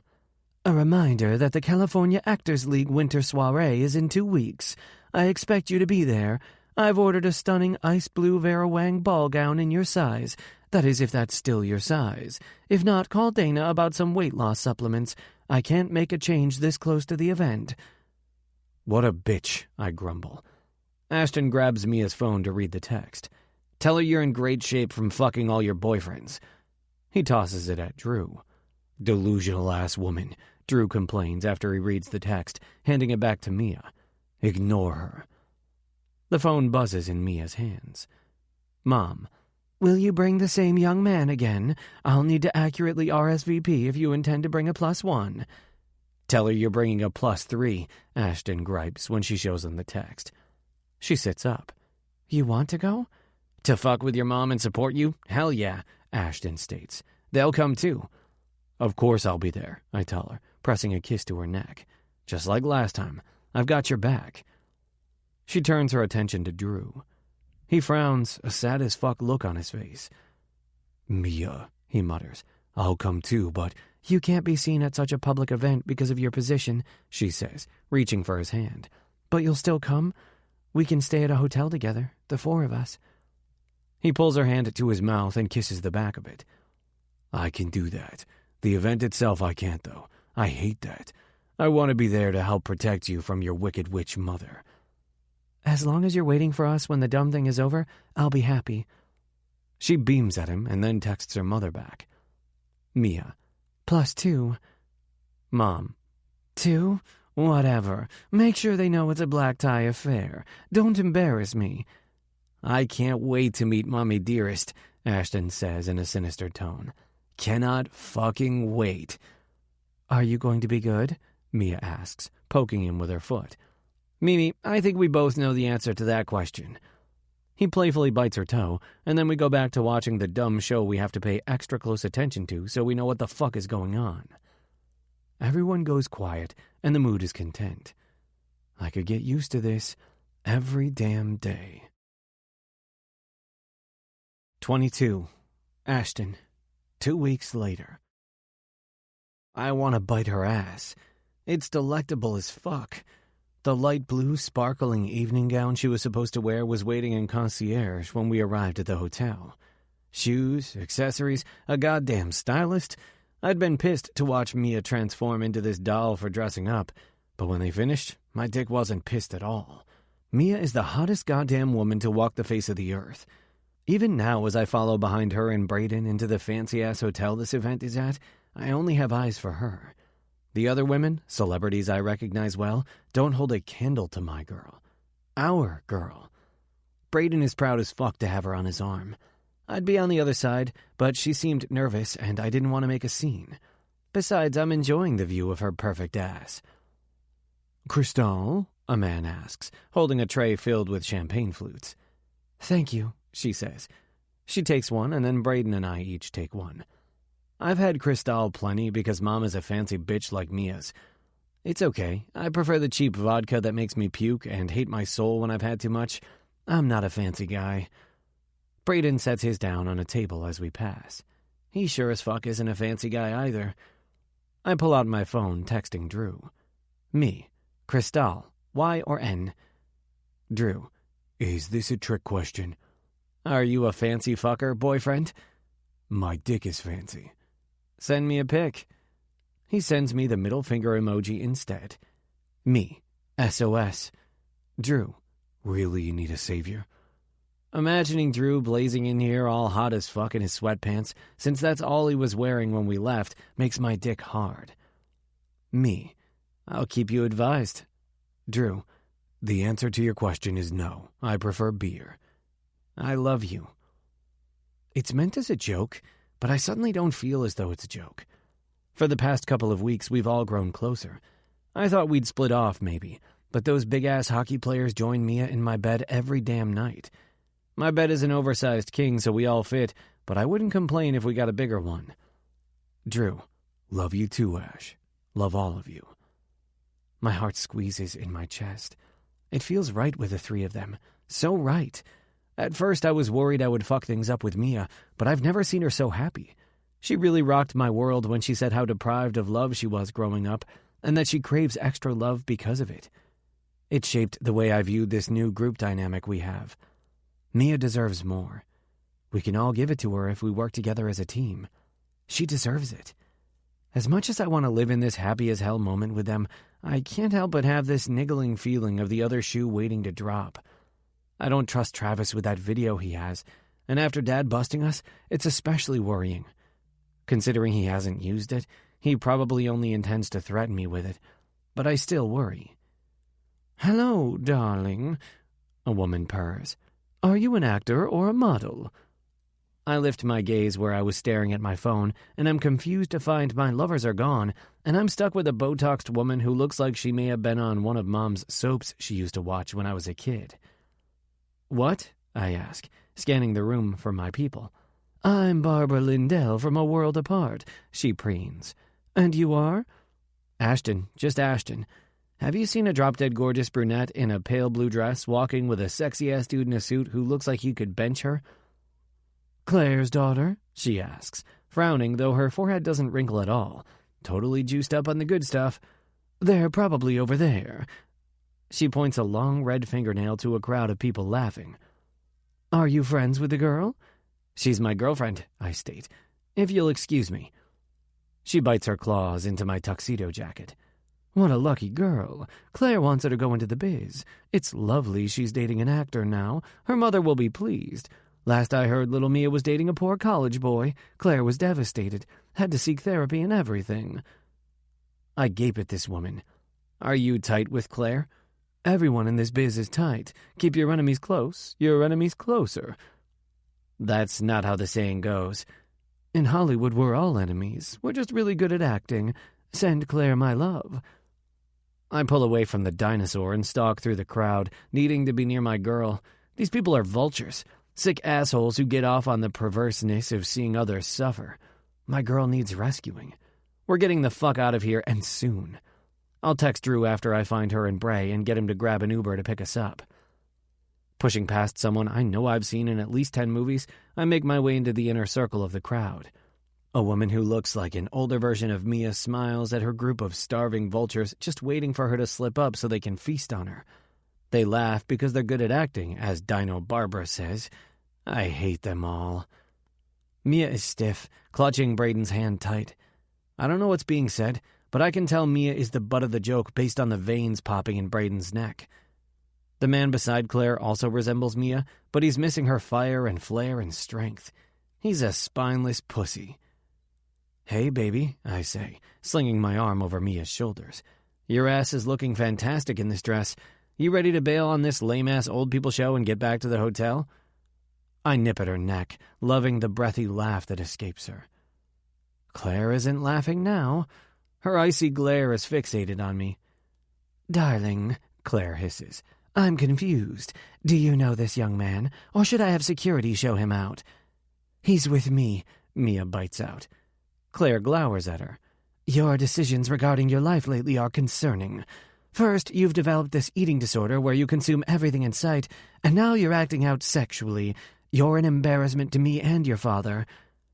I turn my glare on Claire, slowly inspecting all her flaws and letting it show on my face. Wrinkles she tries to hide. She and Ancient Barb must see the same skin doc. Skin that's no longer smooth and perfect like her daughter's. Thinner hair than her daughter's. Saggier tits. Pursed, wrinkly lips. It's the sneer on her face that makes her so horrible to look at. She's ugly inside and out. Everyone knows it, especially her. "Mia, is this old witchy woman bothering you?" I ask, ignoring the bitch. "Mother," Mia says, straightening her spine. "My decisions are mine to make, not yours. This is my other boyfriend, Ashton." The group around us gasps, and her father's face pales. He says nothing, does nothing. Her mother, though, is furious. Red slowly turns to purple on Claire's face like a pimple ready to burst. She raises her hand, but I preempt her move, releasing Mia to stand in front of her. The vile woman smacks me hard against the cheek, her eyes flickering with hatred. Several cameras flash. I step forward, sneering at Mia's horrible mother. Your friend Barbie Lindell thinks it's time for you to see your therapist again. This time, why don't you seek help for the emotional and mental abuse you've spent 18 years inflicting on your daughter? How dare you, Claire seethes. She is my daughter, and our relationship is none of your business. The hell it isn't, I snap. She's my goddamn girlfriend, and I'll be damned if I let you belittle her like she's a piece of shit. Apologize. Mia, Claire shrieks. Are you going to let him speak to me this way? He's right. Mia steps up beside me and takes my hand. You're horrible to me. People are watching, her mother hisses. I'm sure they've all witnessed your cruelty firsthand, especially Dad, Mia says, lifting her chin. These two men are my boyfriends, and I won't be ashamed of that. I'm tired of not being enough for you, for either of you. Mia, her father murmurs weakly, but gets shut down with an icy glare from Claire. You don't want to do this, Claire warns. I already have, Mia says as Brayden takes her other hand. We're leaving. I think we've overstayed our welcome. You walk out that door with them, and I will disown you. You can kiss your spoiled life goodbye, Claire shrieks. I will cut you off before you take your first breath outside that door. Goodbye, Mother. Then to her dad, she says, Thanks for sticking up for me, Dad. I flip the bitch off and then drag my girl away from the horde of ravenous onlookers. As we pass the osteoporosis Barbara, she cackles. Lovely show, young man. I knew I liked you. She winks like I did her a goddamn favor. I flip her off, too. Go home, old lady. You're a decrepit antique in a room full of shiny trophies. I'm embarrassed for you. She gapes at me, but I don't give a fuck. I'm so over these monsters. All I care about is getting my girl the fuck out of here. We make it outside, and Brayden bulldozes a path for us to the parking garage. His phone is pressed to his ear as he urgently speaks to someone. By the time we make it away from the curious people, a limo screeches to a halt in front of us. The window rolls down, revealing our motherfucking Prince Charming. Thank fuck. We climb in with Drew. Mia gets pulled into his arms while I settle in the seat across from them with Brayden. I'm quaking with fury. How fucking dare that bitch say those things to our girl? You okay? Drew asks, stroking her hair. I am now. She smiles my way. Thank you guys for being here. I'm sorry, I grumble. I know she's your mom, but she infuriated me with how she spoke to you. I'm glad it happened, Mia admits. It was inevitable.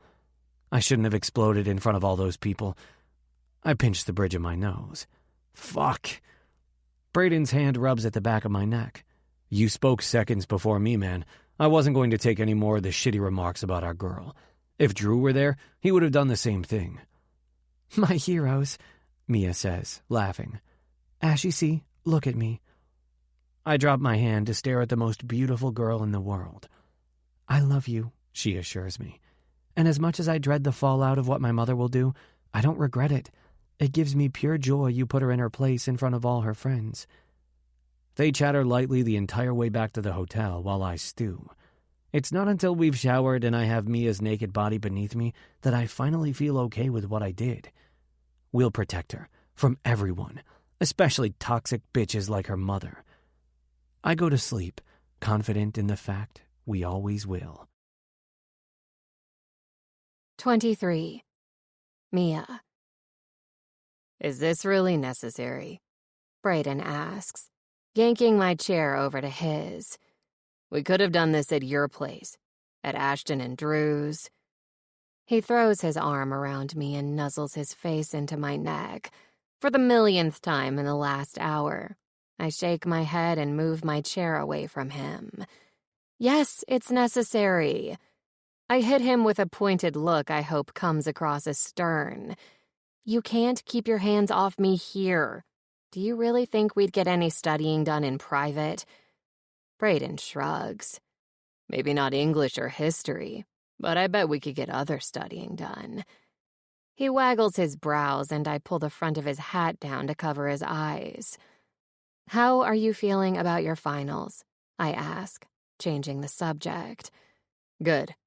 It's crazy to think after this I only have 1 semester left, and then I'll be a college graduate. You've got this. I reach over and squeeze his hand. A couple walking by glances over at us, intrigued. The rumor mill is running on overdrive. I've heard the whispers, seen the looks. We haven't confirmed anything because it's nobody's damn business. But since returning from the disastrous event in California, Brayden, Ashton, and I have been spending time together publicly. Sometimes Ashton walks me to class holding my hand, or Brayden kisses me in the tutoring center. I'm not ashamed to love 3 men, and I refuse to hide it, with the exception of Drew. I hate that we have to keep him a secret, but it's not about being ashamed. He would lose his job if anyone found out that he's dating a student. Or 3. I'm studied out, Brayden says, standing. Why don't we go grab a coffee before I head to practice?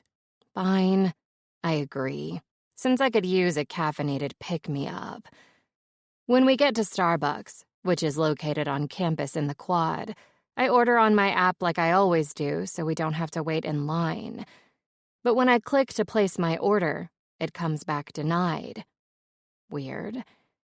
I click to purchase using a different card, but it does the same thing. Did you order? Brayden asks. I think my app is messed up. When we get to the front of the line, finally, I give the barista our order and hand her my credit card. I'm sorry, but your card has been declined, she says, flinching. I hand her another card, but she shakes her head. I'm sorry, it was declined too. I got it, Brayden says, shooting me a sympathetic look. He hands her his card and it goes through without issue. Thanks. I'm going to see what's going on with my cards. I'll meet you at the table, he says, leaning over and kissing me softly. I walk over to an empty table and pull up my bank app first. My hands shake as I wait for the home screen to pop up. And when it does, I nearly hyperventilate. 0. There are $0 in my bank account. How is that even possible? Was my account hacked? But then I remember my credit card was declined too. I open up my contacts and pull up my mom's number, then scroll up to my dad. Before I hit call, Brayden comes over with our coffees and sits down. Everything okay? I'm sure it's just a mix-up, I murmur, taking a sip of my coffee.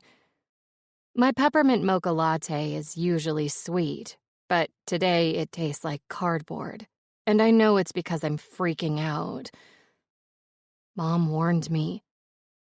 I thought because I haven't heard from her in a couple weeks, she forgot about me. But I should have known better. My parents want to have us all over for dinner, Brayden says, taking a sip of his own coffee. That'll be fun. I force a smile. I love Brayden's parents. They're so sweet and nurturing. Maybe Molly can show me how to make a new dish. She's been sending me easy recipes to try out, and so far they've been a success.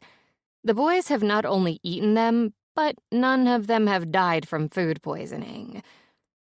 I want to tell them about us. He gnaws on his bottom lip. I'm a little worried they'll flip, but I want them to know. He doesn't say it, but I know he's thinking that he has enough secrets he's keeping from them. I think initially they'll be shocked, but I don't believe they'll disown you or anything. Not like my parents have. I don't think so either, he says, staring out the window.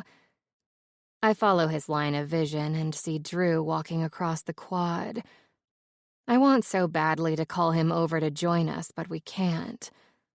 I can't wait to get the hell out of here, Brayden says, anger dripping in his words. I know he's thinking about finally being free to be with Drew out in public, but I have 3 more years, if I can even afford to continue here. If I'm right and my parents did cut me off, there's no way they're going to keep paying for my apartment or my utilities or my food. Brayden frowns as if just realizing that when he leaves, I'll still be here. And I have no clue where Ashton will be. And if Drew is still the coach here, we'll be in the same position we're in now. "Yo, Brayden," a guy calls out. "Practice in 10. Shit, I gotta get going." He jumps up and then dips down, kissing me goodbye. "I'll see you at home later." Home. It's technically neither of our homes, yet it feels like more of a home than the one I grew up in. When he's gone, I take my coffee outside and call Dad.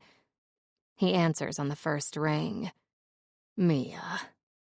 The single word is laced with sympathy, and I immediately know there wasn't a mix-up. "So it's true," I say in greeting, not even bothering to ask the question. "Your mother felt it was best to cut me off financially while I'm in college? To go with tough love," he finishes. "What the hell is tough love?" I hiss. "Neither of you has shown me any kind of love in years. Now you want to try and parent?" Angry tears leak from the corners of my eyes. "Your mother feels you're making bad choices, sweetheart. Come home, and we'll help you get back on track. You can enroll in college here, live at home." I swallow the lump in my throat, knowing this is probably the last conversation we'll ever have because I can't be a part of a family who doesn't love and accept me. Ashton, Brayden, and Drew are my family. They love me and accept me. They support me. "I'm not coming back," I tell him. "This is my home. And I'll do everything in my power to make sure of it." He sighs. "I understand. But if you change your mind, I won't." Nothing can make me change my mind about my boys. They're mine and I'm theirs, and anyone who doesn't understand can go kick rocks. Without bothering to say goodbye, I hang up and head over to the financial aid office. "How can I help you?" a cheery gray-haired woman asks. "I'm interested in applying for a loan. Because I'm under 25 and my parents make too much money, I'm not eligible to receive any grants. Here's the website." She slides a paper over to me. "This tells you everything you'll need on hand when you apply. Applications must be received on or before April 30th to be eligible for the summer." "Oh, no, I need to apply for now. I'm sorry, but all financial aid is closed for the spring semester. The earliest you would be approved, if you're approved, is for summer." My heart plummets into my stomach. "Okay, thank you." I take the paper from her and walk out of the office. My mind is numb, and my body is on autopilot the entire walk back to my apartment. Normally, I would go straight to Ashton's, but I need a few minutes to myself, and I haven't been home in several days. When I step up to my door and unlock it, an envelope falls to the ground.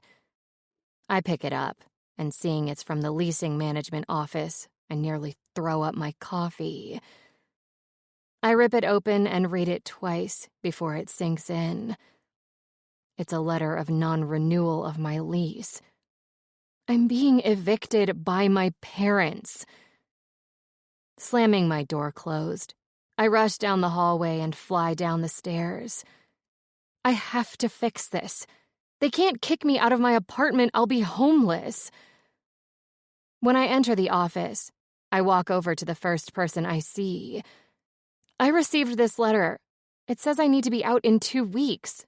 This can't be right." The woman's brows furrow as she reads over the letter. "I'm afraid this is correct. Your lease is up at the end of the month and we received your denial to renew." That was my parents. I explain, trying to remain calm. I would like to renew. She types away on her keyboard and then frowns. I'm sorry, but when we received the letter, we signed a contract with someone else. There's a wait list and... So that's it? You're kicking me out of my apartment without anywhere to go. Hot tears spill down my cheeks, and I almost feel sorry for the woman, who looks extremely uncomfortable. This isn't her fault. It's my parents' and it's mine. Theirs for pulling this shit and mine for not staying 2 steps ahead. Snagging the letter off the desk, I run out of the office, needing to get myself under control. My chest is tightening and my body is shaking. My hands are trembling so badly I can barely hold the letter between my fingers. I wander mindlessly around campus, unsure where to go from here. I have no job, no money, and soon I'll have no place to live. Then there's the issue of school. I'm going to have to take at least a semester off so I can come up with the money to rent another apartment. But if I do that, will I lose my scholarship? I'll have to look into that. And by the time I'm back in school, Ashton and Brayden will have graduated. That reality damn near knocks the wind out of me. In less than 6 months, Brayden will be on his way to whatever city drafts him, and Ashton. He's mentioned more than once that he has no desire to stay here past graduation. Drew will still be here, but it's not as if we can live together. We can't even be seen together in public without him risking his job. I wrap my arms around my waist, cold and heartbroken at the thought of losing school, my apartment, and my guys. Mia. A masculine voice calls out, cutting through the fog of my thoughts. When I glance over, I find Drew walking down the sidewalk. He's dressed in his suit, having come from practice and probably a meeting. The second he sees me, his lips turn down in a frown. What happened? He asks, ignoring that we're in public and pulling me into his arms. He wipes the falling tears and I close my eyes, breathing in his comforting scent. For several minutes we just stand here, me in his arms, my head against his chest. Drew holding me tightly, running his fingers up and down my back. Talk to me, baby, he murmurs after a while. My parents cut me off, I choke out, wrapping my arms around him tighter. My money, my apartment, they took it all away. Drew's grip on me tightens. Are you fucking serious? They drained my accounts, canceled my credit cards. They even made sure to let the leasing company know they won't be renewing my lease. I have 2 weeks to move out. Fuck, he hisses. Then he pulls back so he can look at me. We'll figure this out, I promise. I nod slightly, wanting to believe him, but I don't know how we're going to figure it out. Drew walks with me through campus, never letting go of me. When we get inside his and Ashton's apartment, both guys are already there. They're playing a video game, and when they hear the door open and close, they glance back. Ashton is the first to speak. What the fuck happened? He springs to his feet and stalks over to me. Her parents cut her off, Drew says, since I'm now crying too hard to speak. And your fucking dad evicted her. Ashton tenses. He what? How? Brayden barks out. It's his building, Drew grumbles. I thought he was better than that. It's okay, Mia, Brayden says, rubbing his hand along my back. We'll figure it out. Goddamn right we will, Ashton growls. I'm going to figure it out right now. Brayden pulls me to him and I watch as Ashton dials his dad, putting him on speaker. Drew remains scowling nearby with his arms crossed over his chest while Ashton paces, thrumming with rage. "Hello?" Curtis greets. "You kicked Mia out? What kind of asshole are you?" Ashton berates. "You can be mad at me and the shit I pull, but do not ever think you can punish me by hurting her. Fuck you, man." "Hold the hell on, son. What's going on?" Curtis snaps back, annoyed. "I don't know what you're running your head about." "Give me a fucking break, Dad. It's your goddamn building." Ashton fires back. "Don't play stupid." Drew walks over to Ashton and speaks. "Mia's been evicted." "There must be some misunderstanding. She wouldn't just get evicted," Curtis states, confusion in his tone. "Let me take a look at my email. All evictions have to be sent to me." We wait quietly, a thread of hope keeping us on edge as Curtis taps away on his keyboard. After a few minutes, he groans. "I was afraid of that," he mumbles to himself. "It's not an eviction. There was a signed non-renewal of the lease by her parents." "Same fucking thing," Ashton yells. "You let it happen. Fix it." "I can't just fix it, Ashton," Curtis grinds out. "There's already a new lease that's been signed. The new tenant will take possession in 2 weeks. "Undo it," Ashton orders. "I can't," Curtis mutters, exasperated. "It's a matter of legality. I can put her on the wait list. Thanks for all the help, Dad," Ashton sneers. "Mia's homeless now."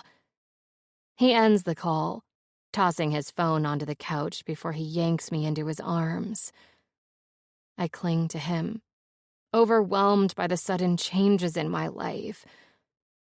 I'm sobbing so hard I'm hyperventilating now. Ashton strokes his fingers through my hair. "Shh, Mimi," he murmurs. "We'll take care of you. You'll move in here, sleep in my bed. Everything's going to be fine."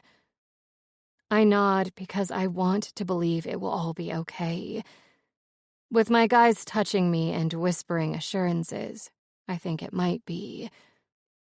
"They took all of my money," I tell Ashton.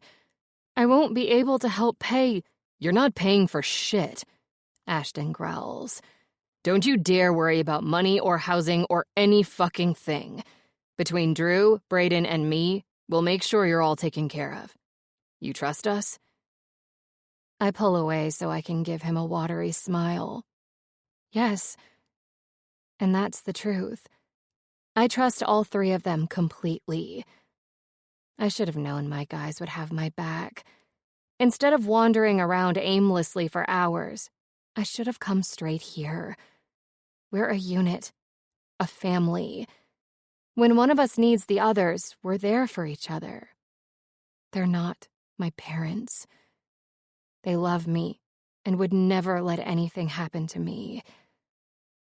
Ashton kisses my forehead. "Good. Now go find an ugly sweater. We're going Christmas tree shopping to celebrate." "To celebrate my financial ruin?" I say with a weak laugh. "To celebrate you officially becoming ours. And picking out a family Christmas tree for our living room seems like a fucking fantastic way to do it." Officially becoming theirs. That's something to celebrate for sure. 24. Brayden. "Don't start something you can't finish," I say, arching a brow at Mia, who's standing in the middle of Ashton's room with just a towel on. "What?" she chews on her bottom lip. "I'm just getting ready to go visit your parents." "No, Mimi," Ashton says, not looking up from his video game. "You're prancing around asking to get dicks in every one of your holes." Drew snorts out a laugh as he enters the bedroom. "Every hole, hmm?" She puts her hands on her hips over her towel and scowls. "I am not. It's not my fault you 3 are horny asses who can't let a girl walk through a room without a fuss." "Not just any girl," Ashton pipes up. "Our girl." "I guess we could make time," I tease, grinning at her, "seeing as you're hinting about wanting 3 dicks." "You guys are assholes," she grumbles, unable to hide her laugh. "I hate you all." Mia's a big liar. She doesn't hate us, and she's totally fucking prancing. When she passes by the bed, Ashton tosses the controller away so he can grab her towel. It falls away, exposing her perfectly curvaceous body. She sighs as though she's annoyed, making a great show of bending over to open one of the drawers on Ashton's dresser that he emptied for her to store some clothes in. My dick hardens just thinking about being inside our girl. We've done lots of stuff. The one thing I haven't done, though, is fuck Mia. Not that we haven't wanted to, it's just when we all get together it gets a little crazy. Each time it just hasn't worked out that way. Today, though, I'm going to make sure it happens. On the same wavelength, Ashton starts stripping as Drew kicks his shoes off. I whip off my hoodie and shirt, eager for this little detour before we have to leave to go have dinner at my parents' house. By the time Mia turns around, having slowly settled on the skimpiest pair of red panties she has in her drawer, we're all naked and stroking our hard dicks. "We'll be late," she whines. Ashton stretches out in the middle of the bed, curling his finger to beckon her over. "You shouldn't have strutted in here swaying that ass, Mimi. You know we can't resist you." She smirks. "Fine, you caught me. I've never lived with boys before, though. I'm not sure I know how to act." After Christmas tree shopping a few days ago, the three of us helped her pack her stuff up. Since her parents were being such dicks and cut her off, and she insisted she didn't want to completely depend on us, we helped her sell the furniture on Campus List to give her some cash. Then we moved all her stuff into Ashton's place. She's officially ours. "Get the lube," I tell Drew. "We gotta get Mia's ass nice and slick to take Ashton's big dick." He grins like a loon from the bed. "Damn right.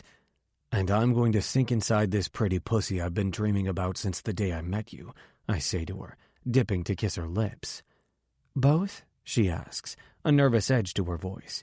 "Or one at a time," I offer. "Whatever you want, Mia. I just need to be inside you. I'm starting to feel neglected."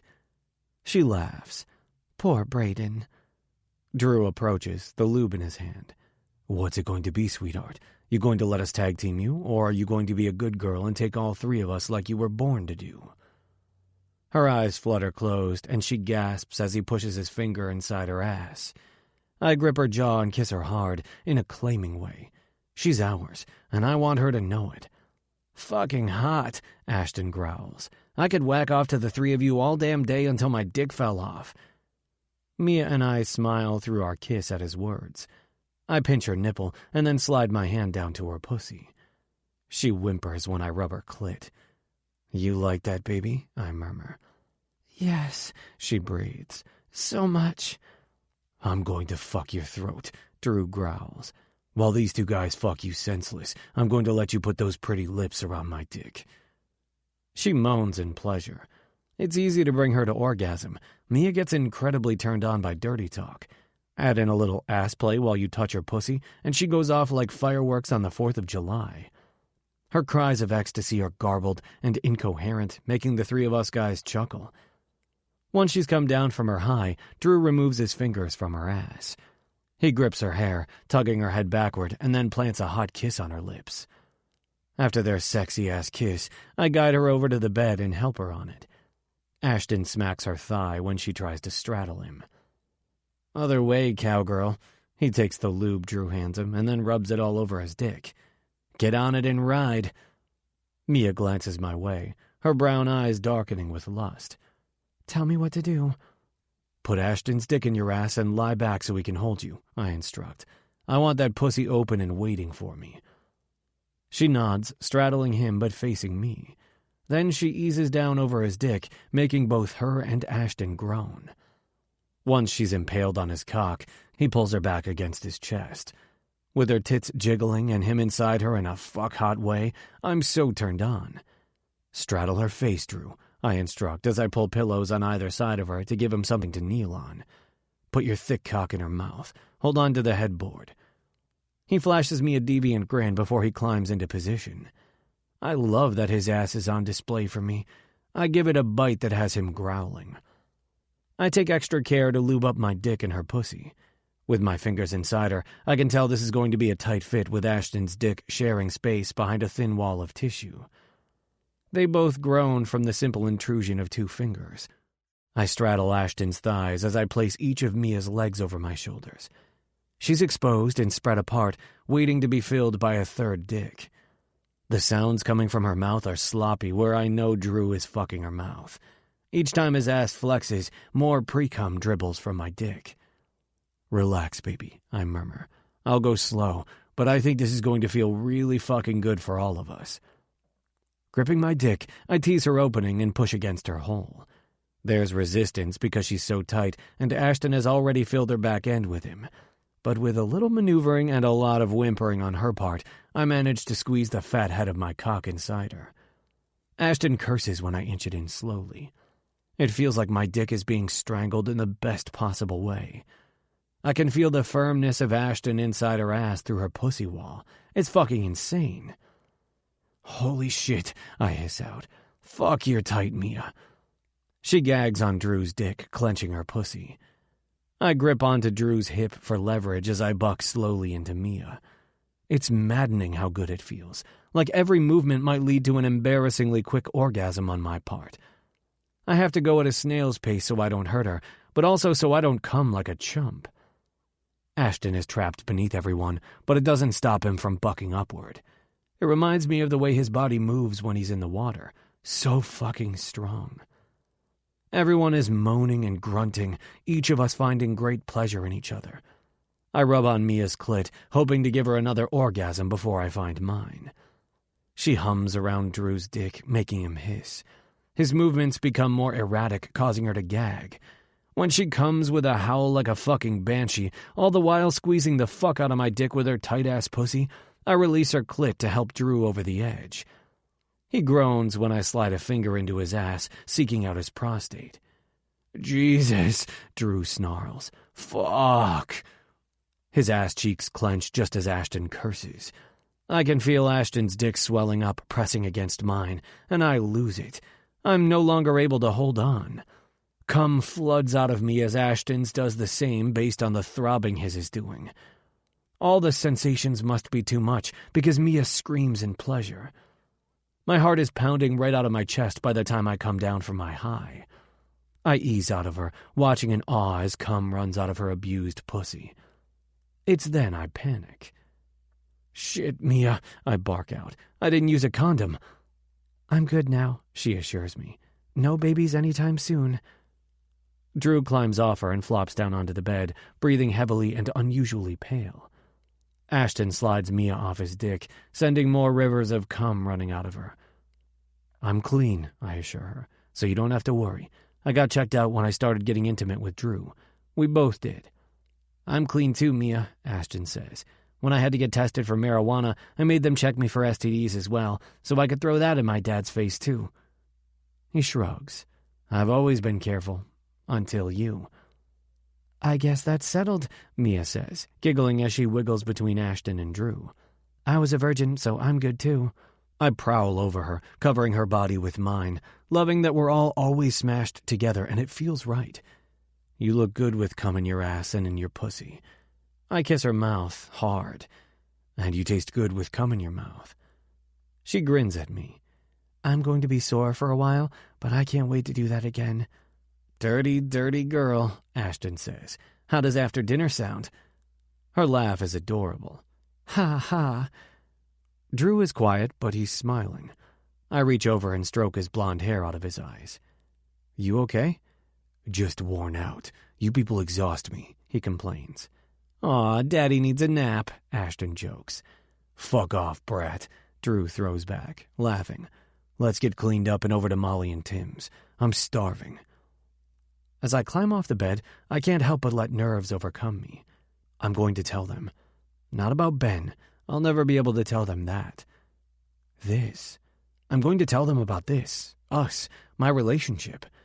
I hope like hell I'm not exchanging one family for another one. I need both. I need all the love and support I can get. Ben, if you're looking down on us, put in a good word that Mom and Dad don't hate me for having 2 boyfriends and a girlfriend. Better yet, probably best not mention that to the big guy upstairs. The house is bustling with life, laughter, love. My heart swells, ready to burst. Ashton and Drew have Dad locked in conversation while Mia listens intently as Mom explains how she manages to get the chicken fried to perfection every time. I'm happy as hell seeing them fit in so well with my family. Ashton is cheerful and relaxed, Drew is content and all smiles. Mia is eating and her eyes twinkle with delight. I should probably wait until after we finish our meal, but I can't. I need to tell them. It's eating me up inside. After I wolf down my food, I set my fork down and clear my throat. Mom, Dad, I say, earning their attention. There's something I need to tell you both.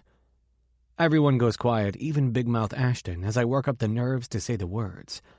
It's as though Ashton, Mia, and Drew all want this too. Acceptance and love. I hope like hell I'm not about to ruin this happy moment for them. This is one secret I can't keep from my parents, no matter the outcome. They need to know. You know how Drew's my boyfriend now, I say, easing into the conversation. Dad nods, and Mom smiles. We were sort of invited to be in a relationship with Mia and Ashton, I rush out, unable to meet their eyes now. I know it's not conventional and you won't understand, but we're happy. I know deep down that's all you guys want. Drew, Mia, and Ashton all make me happy. I love them. I finally lift my gaze. Dad's brows are furrowed in confusion, but not anger. Mom's eyes are welling with tears, but I know they're happy ones. Drew's the daddy, Ashton blurts out, making my mom snort out a laugh.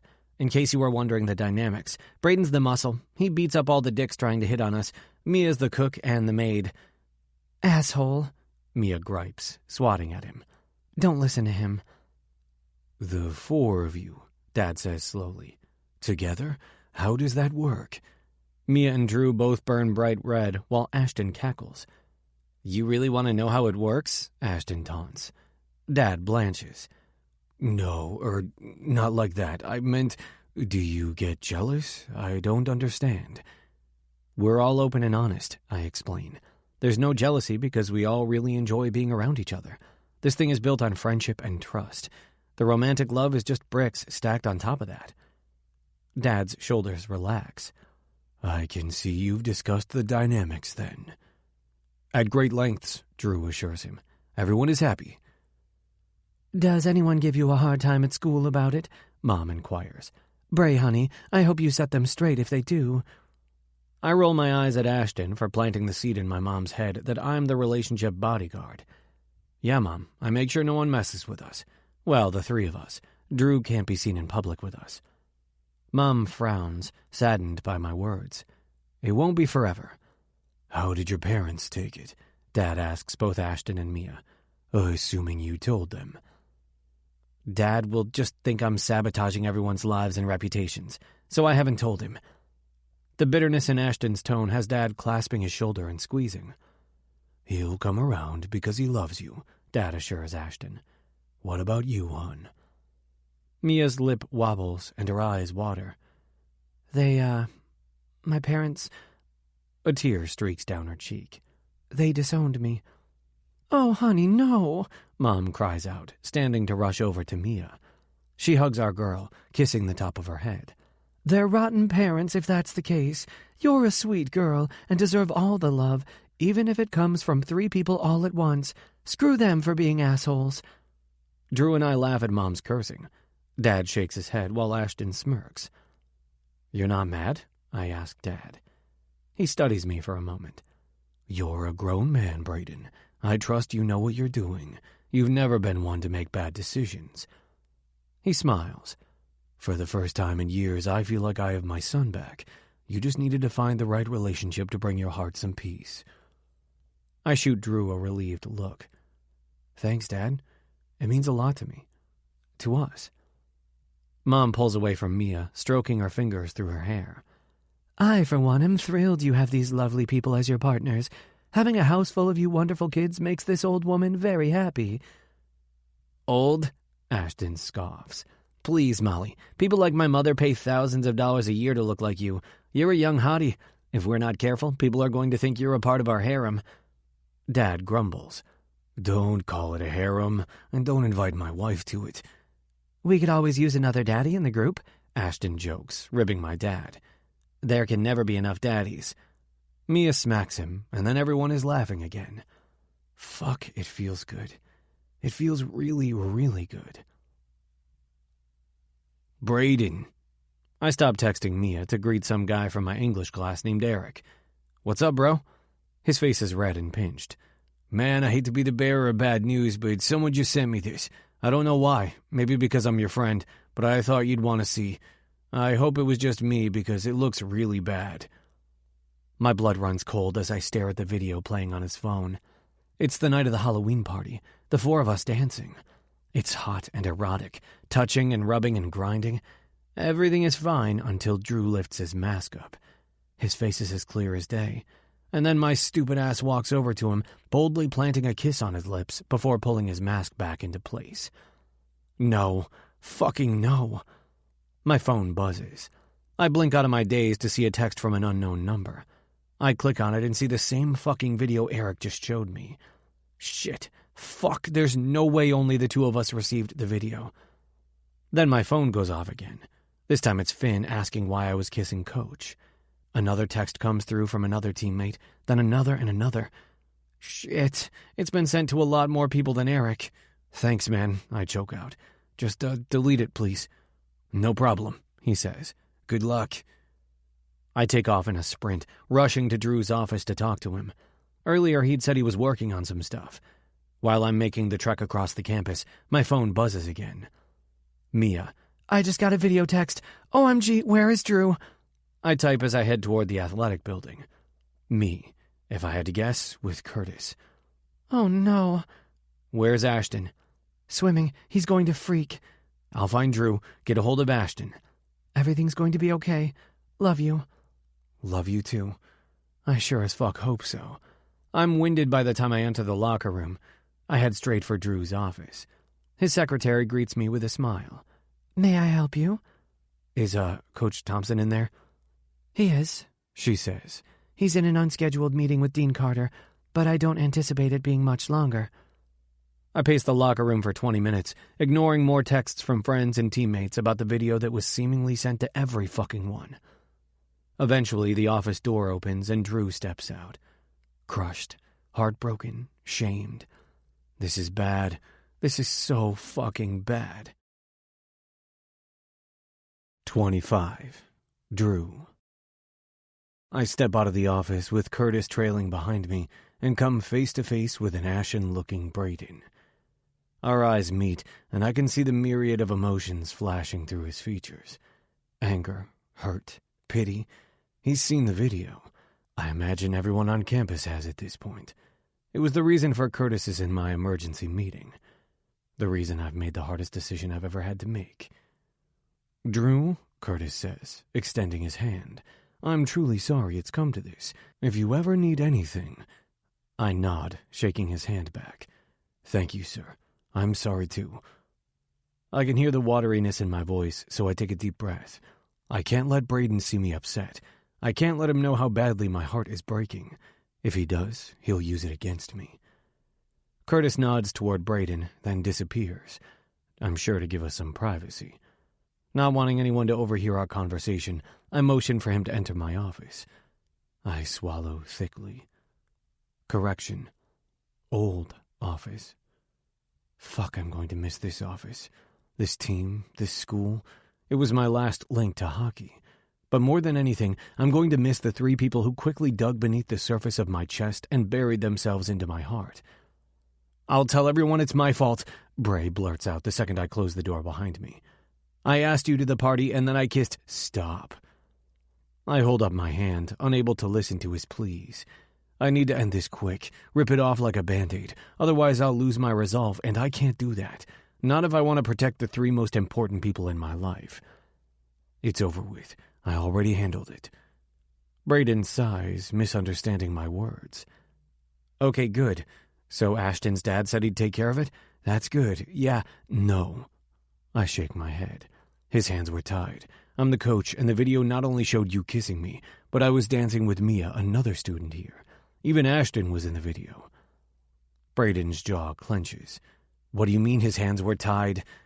I had 3 options, I tell him robotically. Deny it and let them investigate, admit guilt and let them decide my fate, or quit. I scrubbed my palm down my scruff, remembering the disappointment that bled from Curtis when I admitted to him that I was intimate with all three of them. I could have lied, but I'm not ashamed of the love I found, and I wasn't about to lie to the man who took a chance on me and gave me this job. He deserved to know the truth. At first he tried to blame Ashton, but I made it clear his son was not to blame. I also told him Ashton is one of the best people I've ever met, and if he's smart, he'll try to get to know the man his son is instead of trying to mold him into something he'll never be. "What did you decide?" Braden asked slowly. "I chose to quit." "The fuck?" Bray hisses. "We can fight this. Explain we were friends before any of this happened, and drag you through the mud? Fuck that. This is a small school pretty much in the middle of nowhere, and most likely that video won't leave here. But if I fight this, there's a chance it can spread, and I will not let it fuck up your career before it even begins." "My career?" Braden spits. "Fuck my career. If you're not coaching, I'm not playing." "Yes, you are." I stepped toward him, needing to be close to him one last time. "You worked too damn hard to let a scandal ruin your shot at playing in the NHL. I already had my opportunity, and—" I choke up, the tears in my eyes burning behind my lids. "I will not let this shit follow you. Owners don't like drama, and we both know if you keep playing the way you are, you're a shoo-in as a first-round draft pick." "Fuck this," he barks, swiping his hand across the papers on my desk.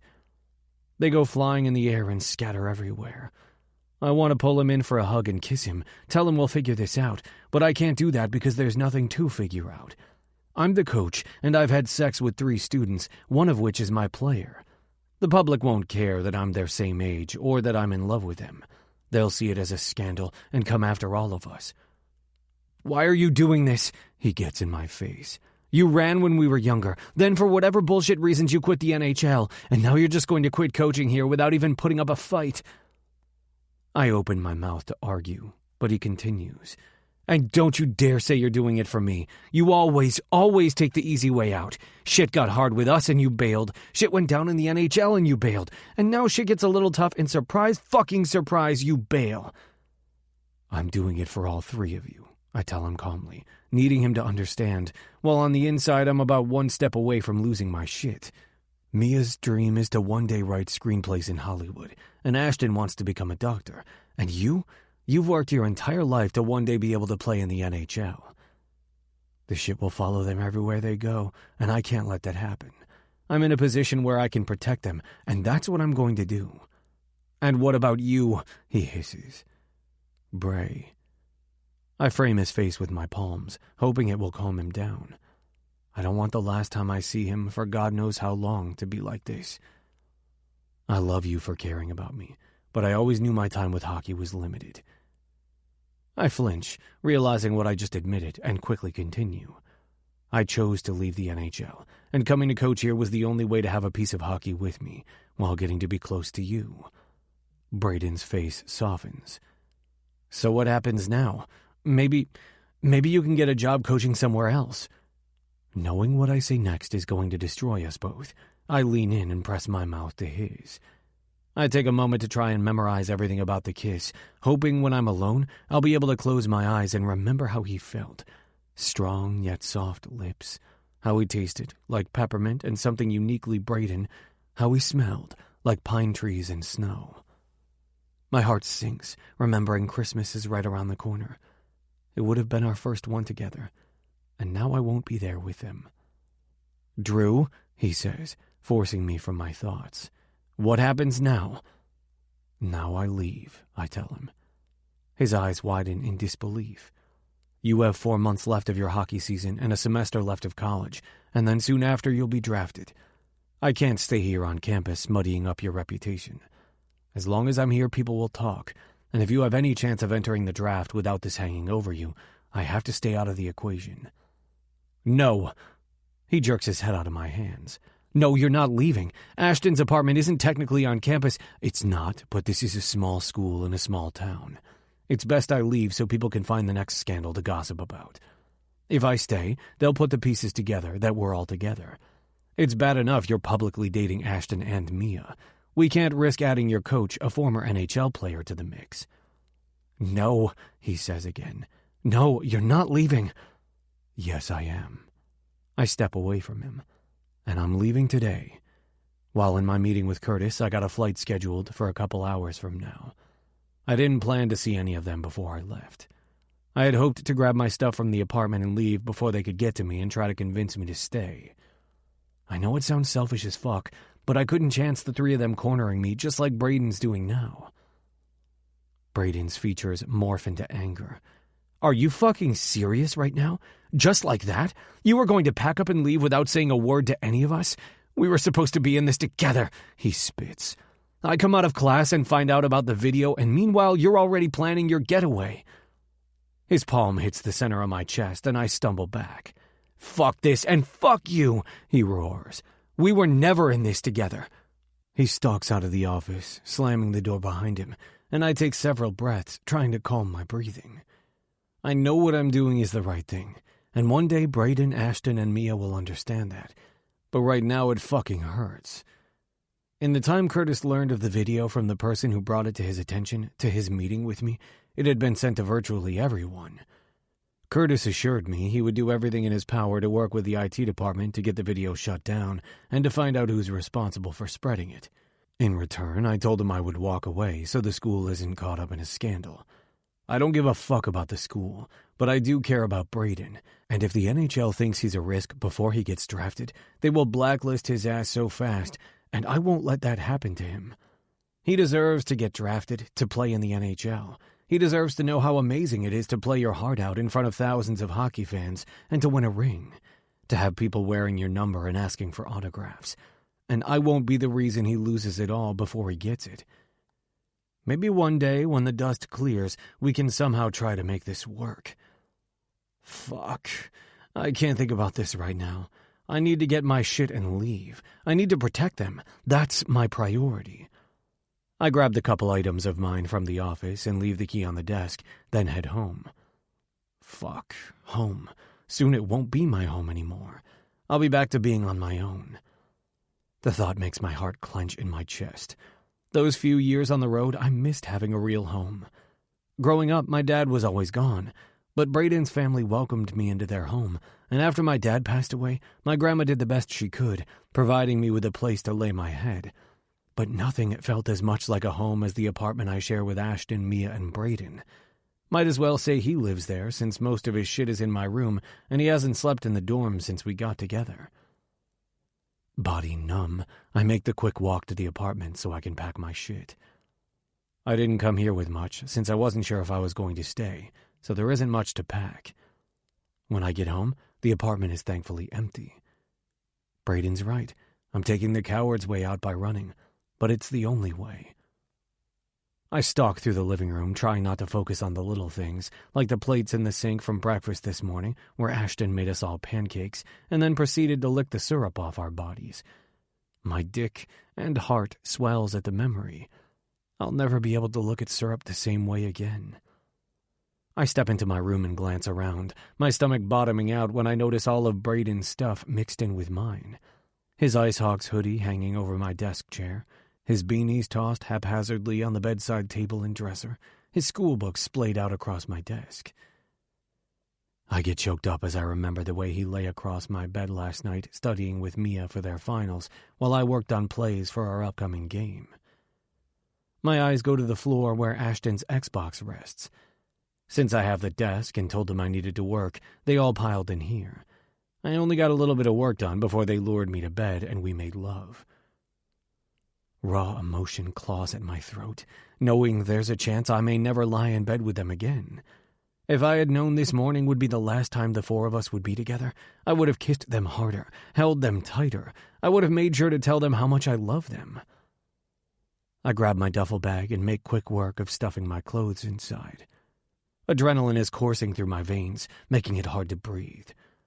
Every second in here with my memories is making me weak. I throw my toiletries inside and figure anything else I might need I can buy once I get to where I'm going. Hopefully this is just temporary. As I'm zipping up my bag, my breathing becomes labored. I take several gulps of air, but I can't catch my breath. Fuck, my heart hurts. I reach for my phone to try to call someone. Drew, Ashton barks, the door slamming closed. I know you're here, and Braden told me the shit you're trying to pull. He steps into view as my vision goes blurry. Sorry, man, but we're not letting you... Drew. He eyes me with concern. What the hell is wrong with you? I stumble forward, dropping my phone. I can't... I gasp for air. My heart... 26. Ashton. 20 minutes ago. Pointing, laughing, pitying looks, whispering. I reach the end of the pool, launch myself out of the water, and stalk over to Travis, who sits on the bleachers wearing a shit-eating grin. What the fuck did you do? I growl, flinging off my goggles and yanking off my swim cap. He sneers at me. When you point at someone, you have 4 fingers pointing back. 3, you fucking moron, I growl. It's a figure of speech, not literally. I don't give a fuck. Tell me what you did. He smirks, shrugging. I don't know what you're talking about. As some kid passes, I grab his phone out of his hand. Just like I suspected, the video that was sent to me has now apparently been sent everywhere based on the looks I'm getting. I toss the phone back at the kid. Delete that shit. Sure, man, he grumbles. Swiveling around, my hands fisted, I snarl at Travis. But he's gone, took off like a fucking pussy. I'm going to destroy him. I stalk over to my bag and throw my hoodie and sweats on over my soaked body. By the time I locate my phone, I have a million missed texts and calls from Mia, Braden, and Dad. Nothing from Drew. Fuck. Travis, that little bitch, is going down. I throw on my shoes and stuff everything in my bag. Once I've slung it over my shoulder, I hurry out of the building toward my car. I dial back Braden, who answers on the first ring. What happened? I grind out. I know what happened. Travis threw us all under the fucking bus, and now Drew is going to be the one who gets in trouble. Drew, his voice cracks. He's leaving. Over my dead body. Drew's not going anywhere, I growl. Let me fix this. I'll talk to Dad. He quit, Ash. He's leaving. Flying the fuck out of here. Away from this. Away from us. My stomach hollows out at his words. He can't bail. We'll figure it all out. Drew just needs to give me a goddamn minute to sort it out. I'll call you back, I tell him. I'll fix this. I don't think you can. We hang up and I dial Dad. Hello? Dad answers, his voice tight. How could you? I spit out. It's beyond my control, son. That video has my employee kissing his player and dancing with his hands all over another student. The 4 of you... He huffs and then rushes his words out as though he's mortified to have to even say them. Everyone knows the 4 of you are together. It's unethical for Drew to be in a relationship with 1 student, much less 3. It'll cause a huge storm if I don't do my part. I knew eventually he would figure it out, and now he has proof. But rather than being cool as shit like Tim and Molly, Dad is the king of morality and hell-bent on doing the right thing. In this case, running Drew off. You didn't even try, I accuse. You fired him because you're embarrassed. I didn't fire him. He quit. I didn't do this for me, Ashton. It's for the best it'd come out, though. He's a coach, and you can't handle the fact that we're all together, I belt out. Admit that's what this is about. Now that people know your own goddamn son is in a relationship with 3 people, it'll destroy your reputation. Admit it, Dad. You were just waiting for something like this to happen so you could shut it down. Dad sighs. I honestly don't know what you expected from me. Do I condone the fact you're sleeping with 3 people? No. If it were 3 students, though, I wouldn't get involved. This is between me and my employee. I'm the dean, for crying out loud. I can't let this go, especially since the video was sent to everyone. All I can do is damage control, and Drew leaving his position is a step in the right direction. I throw my bag into my car and climb in, trying not to mow down anyone in my haste to get home. We can't lose him, Dad, I rumble, my fear bleeding into my anger. Let each note be a step inward toward calm. Enjoy this musical break before we continue.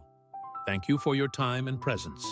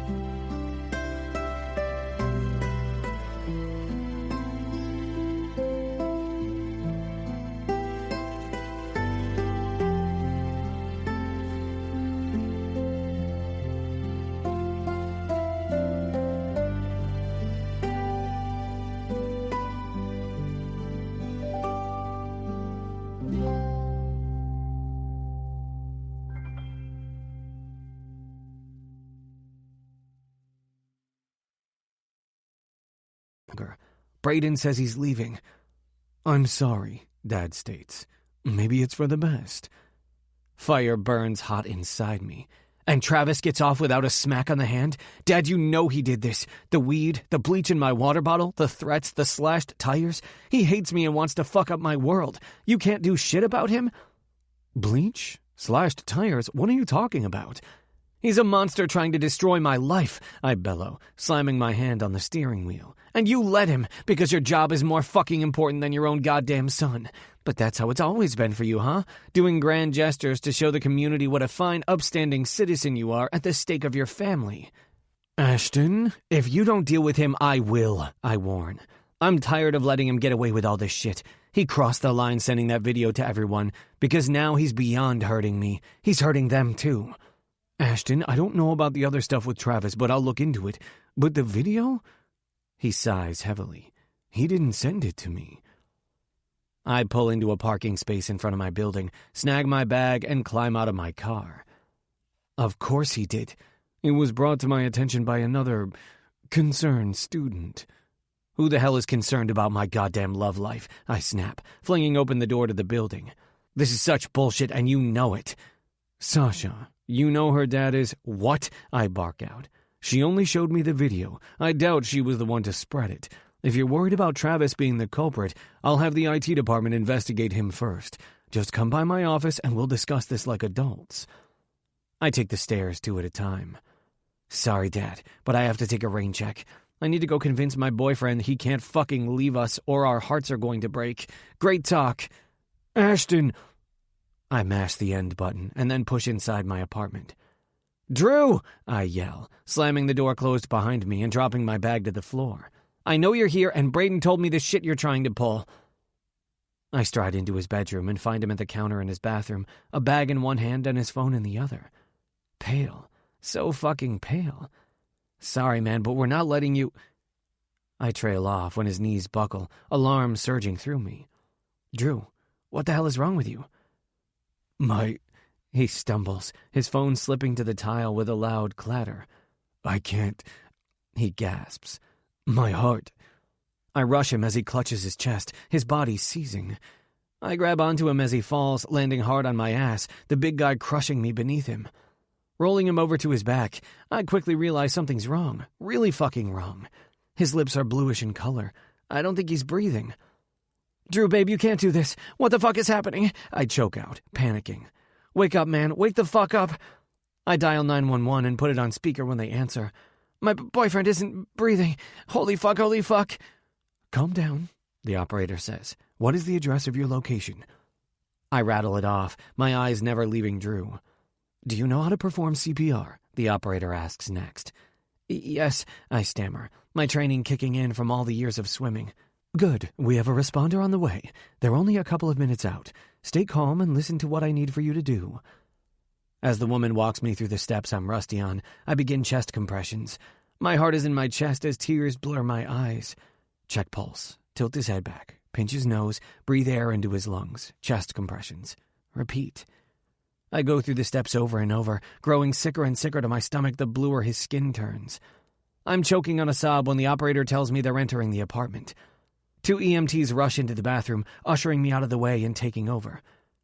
"He's in cardiac arrest," one of the EMTs says. They pull out the defibrillator and cut his shirt open. All I can do is watch as they press the paddles to his chest, ready to try and jumpstart his heart. "Clear!" His body jolts as they shoot the voltage into him.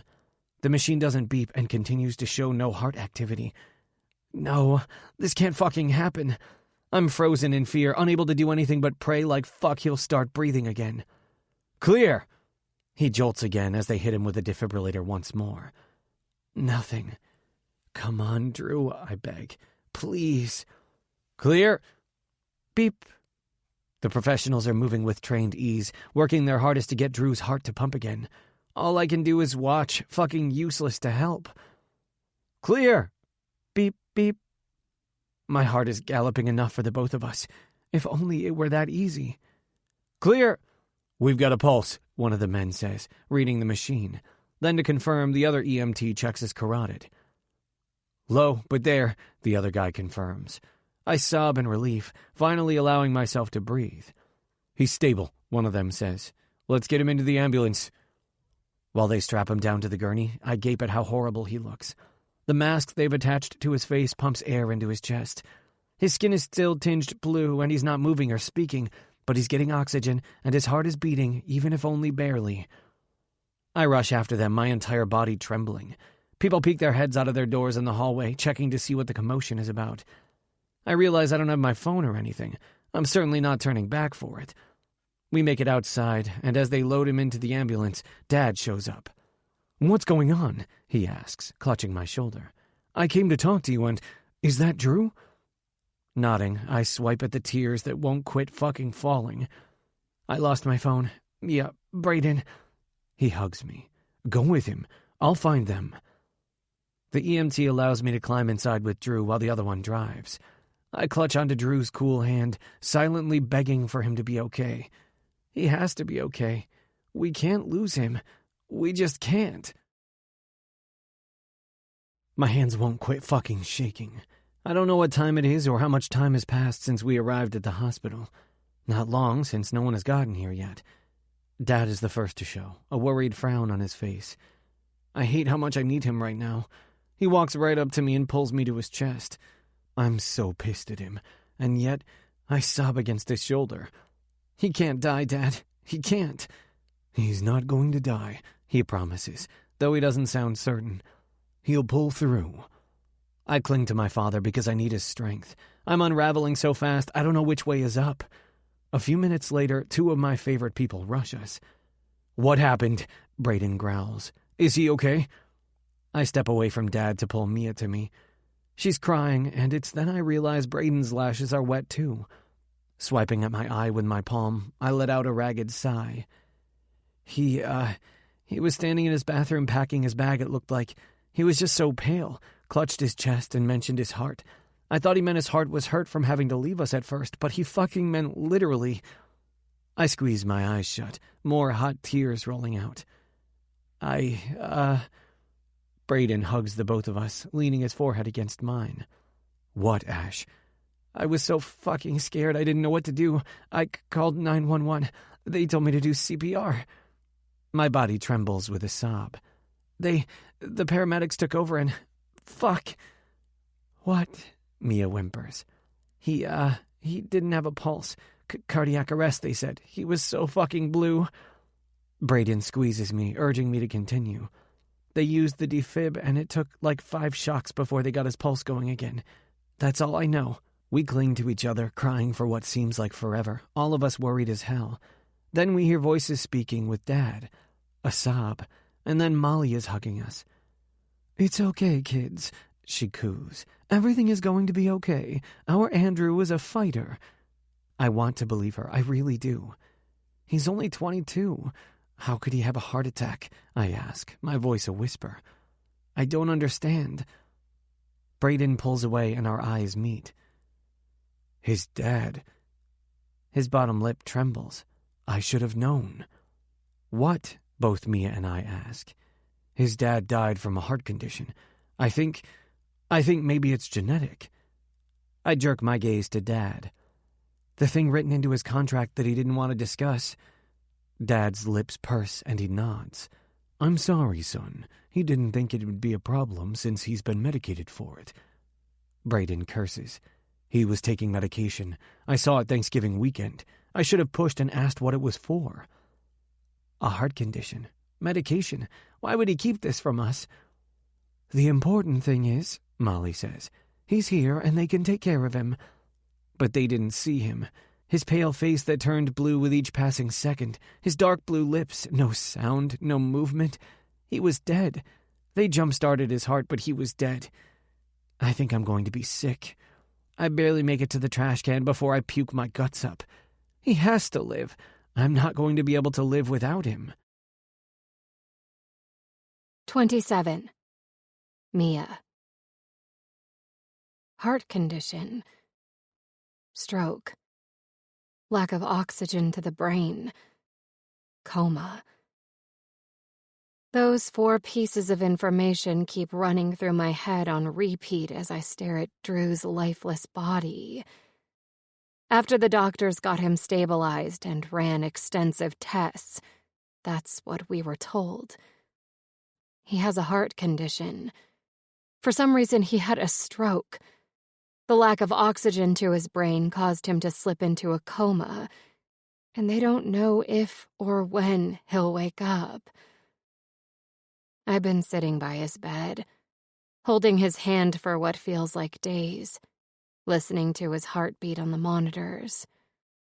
The doctors have no answers. He should have woken up by now, but he hasn't.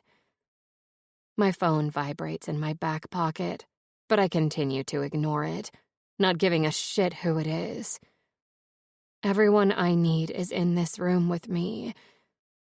Ashton and Braden finally fell asleep on the couch. I should probably get some sleep as well, but I can't bring myself to let go of his hand. I had just finished taking my last final for the semester and was walking over to the tutoring center when I received the video of the 4 of us dancing at the Halloween party. Not too long after, while I was in the middle of trying to help a student study for his final, completely distracted and unable to focus, I got the call that Drew was being taken to the hospital. After hours of waiting for news, we learned that Braden was listed as Drew's emergency contact. He was in shock. They hadn't talked in years, yet he listed him. That says a lot about how much Drew loves Braden, even when they weren't talking. My phone buzzes again, and I pull it out to turn it off when I see the word Dad flash across my screen. Without thought, I press answer. Mia, he says, his voice sounding pained over the line. Yeah, I croak out. I should be mad at him. Hell, I am. Shouldn't want to talk to him. But for some reason, I need to hear his voice. I can't explain why. I've been trying to get a hold of you. I need to talk to you. Your mom. I need you, Daddy. I blurt out, fresh tears filling my lids. Up until now, I've kept it all bottled up inside, not wanting to upset Ashton or Braden. They're always here for me, and I wanted to be strong for them. What's wrong? He asks.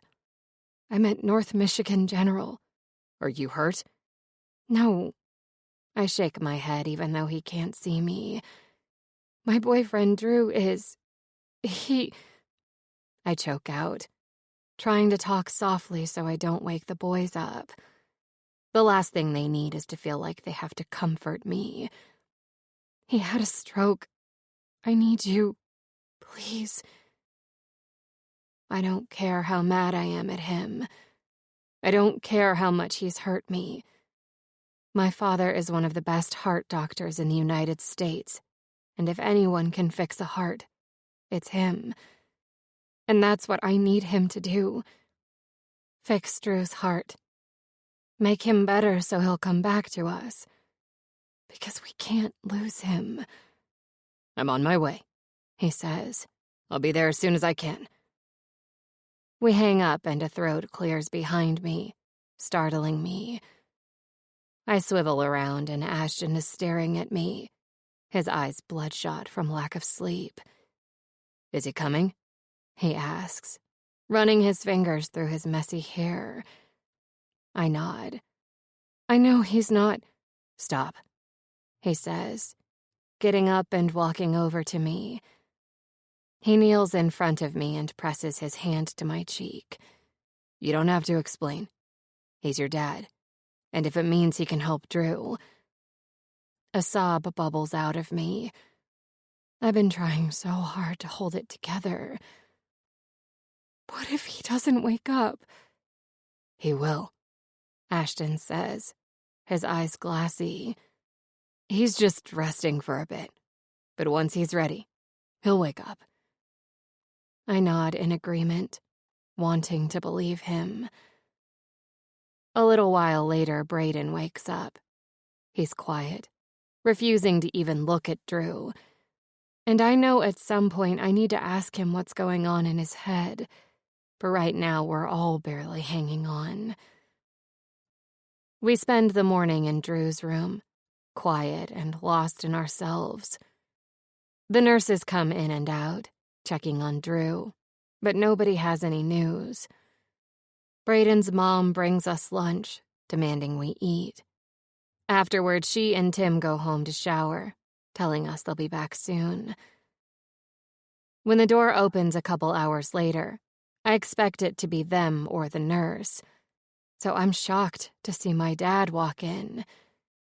He's dressed in a suit, like the one he wears to work every day, and with him is the doctor who's in charge of Drew's case. His eyes lock with mine, and suddenly it's all just too much. The waiting, the not knowing. I throw myself into my dad's arms as tears well up from deep inside and course down my cheeks. He wraps his arms around me and tells me he loves me while I breathe in his comforting scent. Memories from when I was a little girl surface. Him putting a Band-Aid on my skinned knee when I fell off my bike. Being the one to stitch me up when I tripped and hit my head on the table. Taking care of me when I had the flu and my mother refused to go near me. He's always put her first over the years, let her call the shots. But when I needed him, really needed him, he's always been there. And now I need him to make Drew better. When I finally pull back, he smiles softly down at me. We need to talk, but right now let's focus on your boyfriend's condition. It warms my heart that he referred to Drew as my boyfriend. Then I wonder if maybe he thinks I've replaced Ashton and Brayden. Drew wasn't with us the night I told my parents about them. My dad's eyes glance over my shoulder, and a small smile tugs at his lips. I feel like we didn't get to properly meet last time. He extends his hand out to Ashton. I'm Harold Lexington, Mia's father. Ashton glares at his hand for a long moment, and I hold my breath, waiting to see how he'll handle it. He's protective of me. All of my guys are. And they know how badly Dad's choice to go along with Mom's decisions to disown me and cut me off hurt me. Ashton's gaze meets mine, and I nod slightly, silently asking him to let it go for now. It's like he said earlier, if he can help Drew. I'm Ashton, Mia's other boyfriend. He shakes Dad's hand. Nice to meet you, son. Ashton's jaw ticks, but he doesn't correct him. Dad, You remember Brayden?" "I do," he says, stepping over to him and shaking his hand as well. "Good to see you again. I'm sorry it's under these circumstances." Brayden doesn't say a word, just nods and shakes my dad's hand. Dad clears his throat, then walks back over to me and the doctor who is standing patiently in the corner, waiting for him. "I've taken a look at the tests Dr. Palmer has run. Drew has what we call an athlete's heart. His heart muscles are thicker than they should be. Because of this, blood flow leaving the heart is restricted. You might have seen him struggling to catch his breath when he's overly active."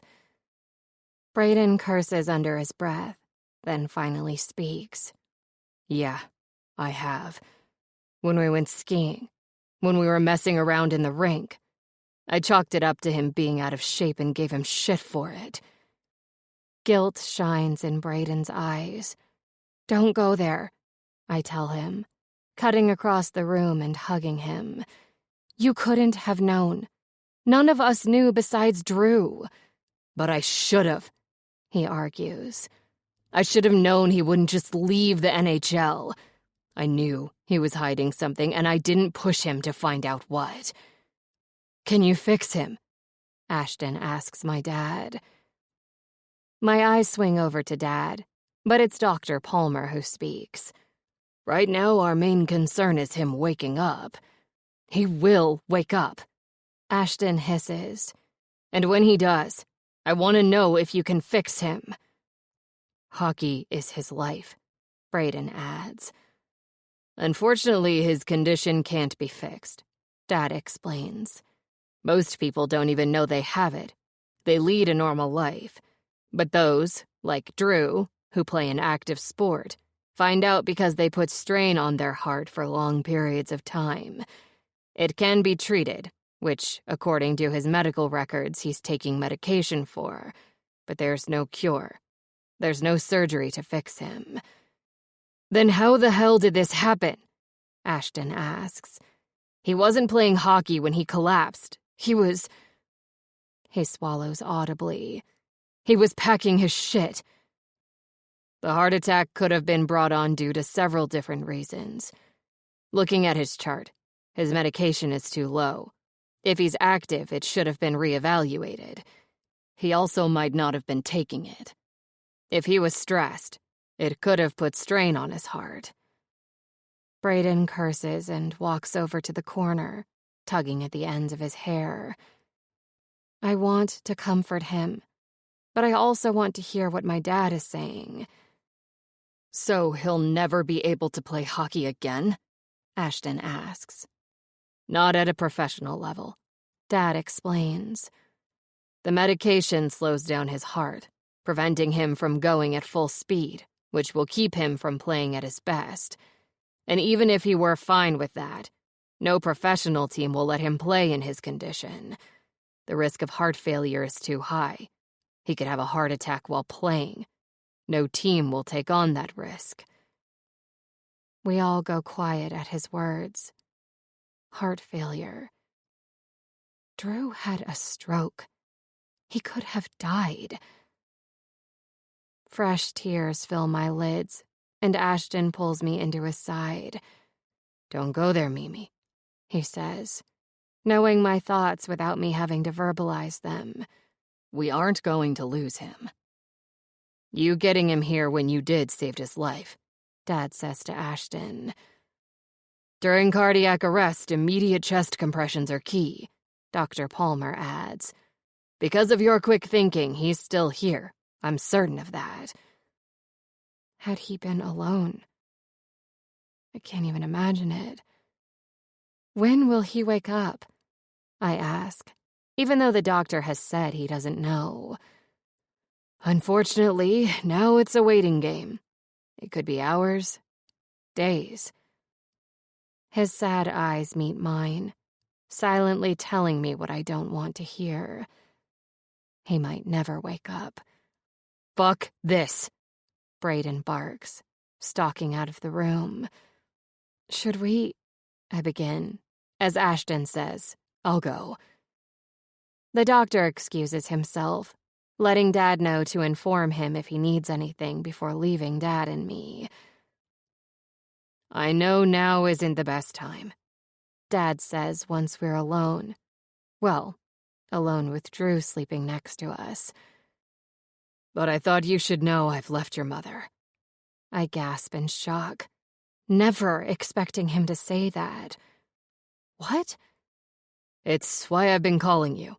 I've hired a lawyer and filed for divorce. Why? Is all I can come up with. Because she's not the person I married. I don't know when she changed or why I refused to see it, and I wish I could go back and fix what I allowed her to destroy.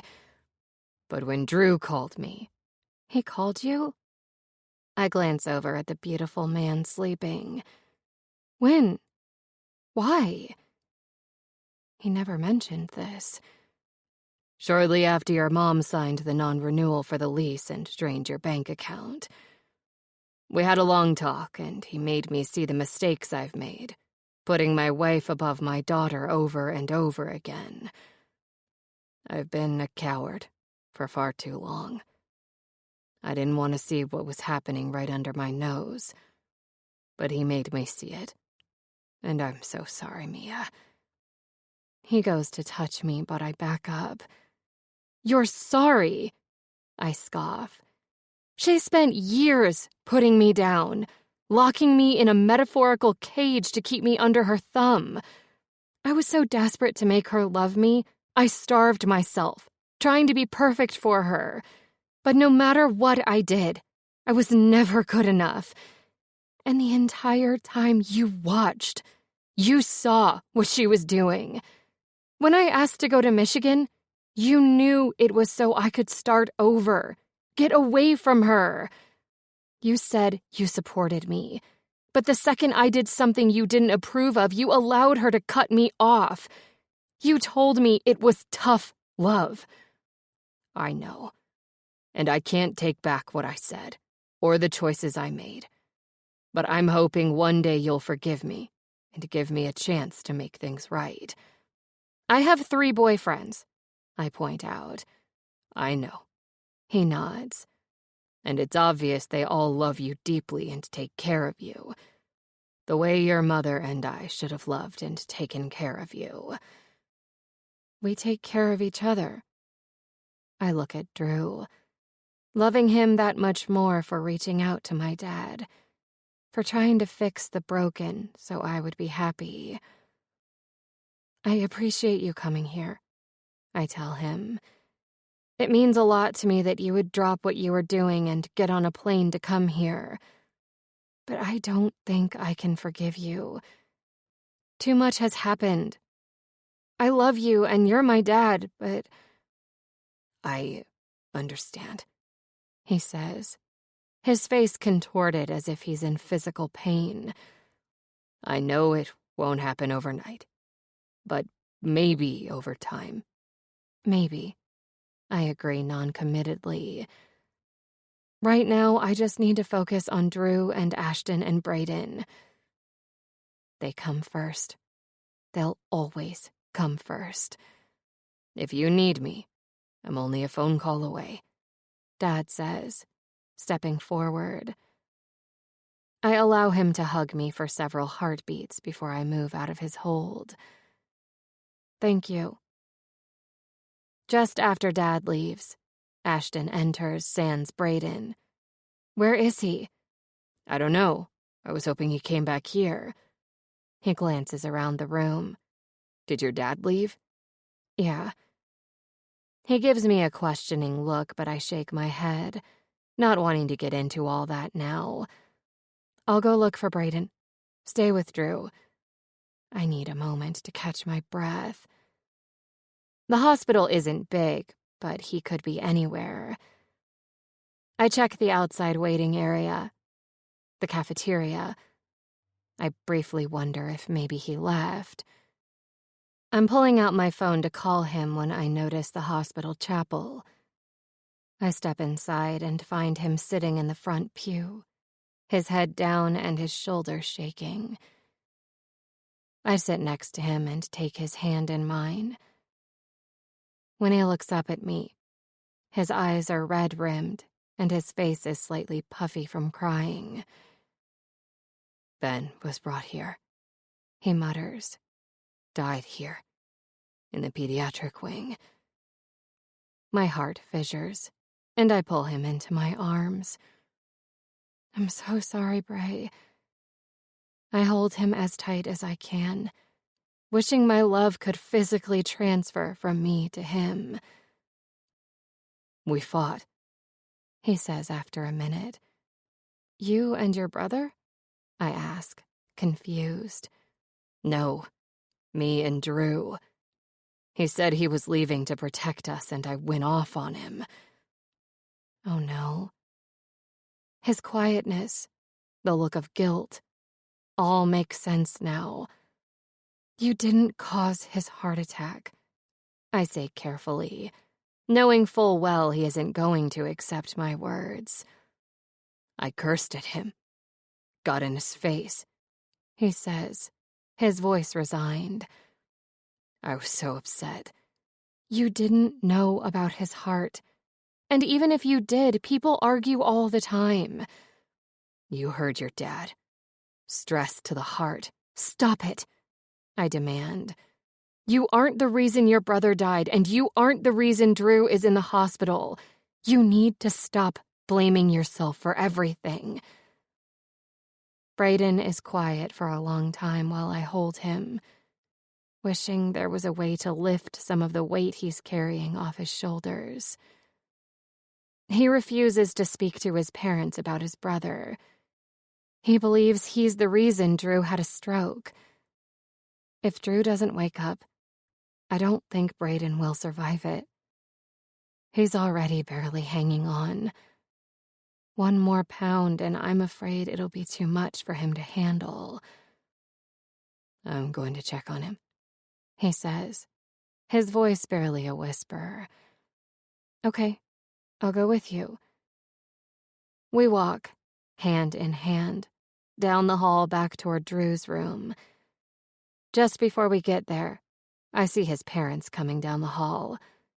Go ahead, I tell him. I'll be inside in a moment. He nods, not noticing his parents, and goes inside. As I walk toward them, contemplating if I'm making the right decision, his mom smiles sweetly at me, and I know what I need to do. In the short time I've known her, she's done nothing but be loving and accepting. If she knew what Brayden's been telling himself for years, she would set him straight. She would never let him believe he killed his brother. Can I talk to you guys for a minute?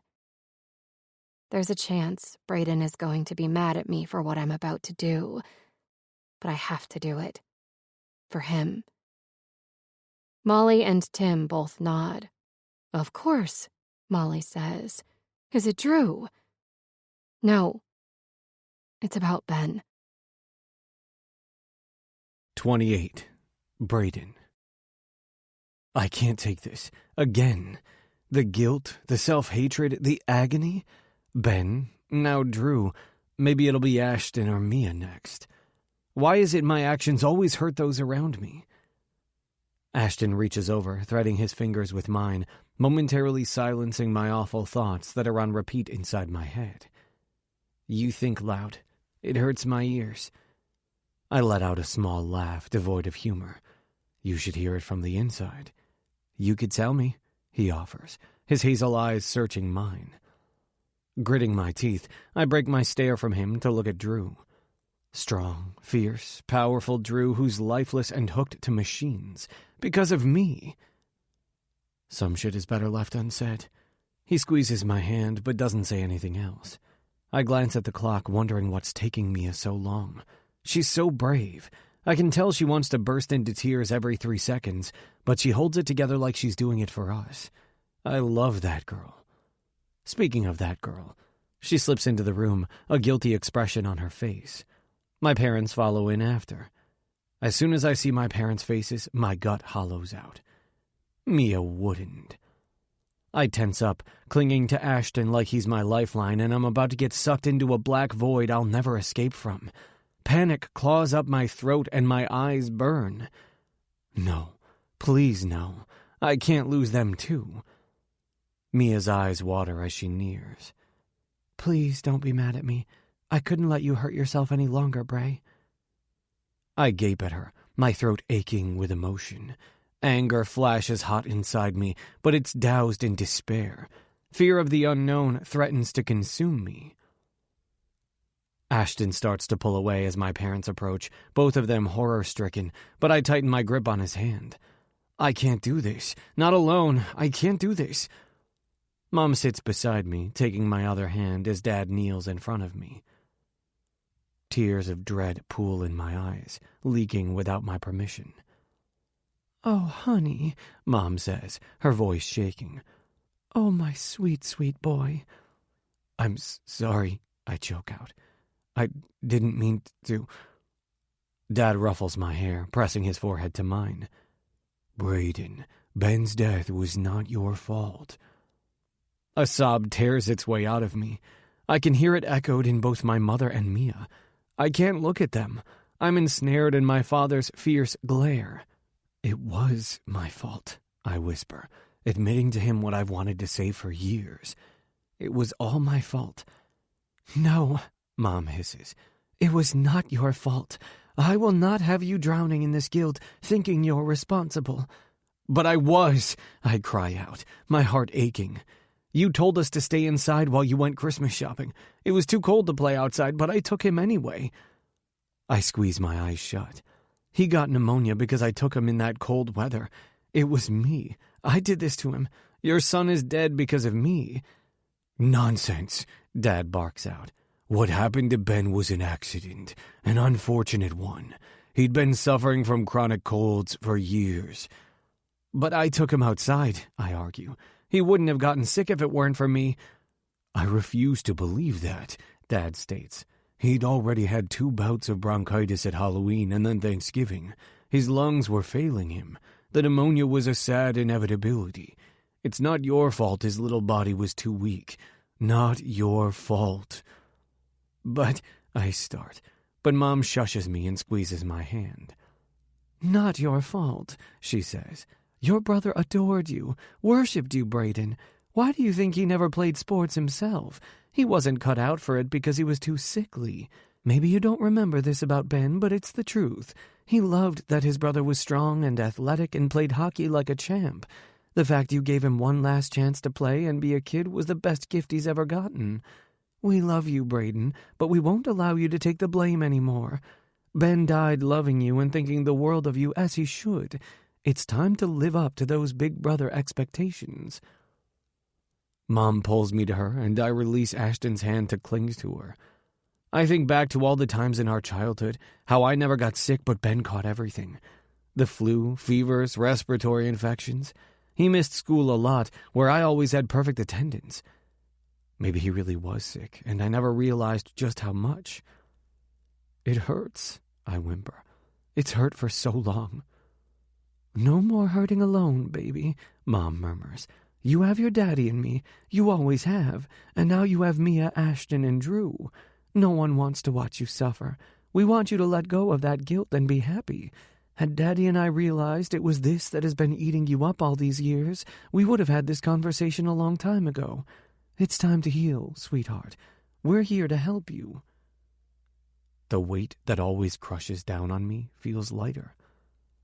I'm sorry, Mia says, leaning her head against my shoulder. Please don't hate me.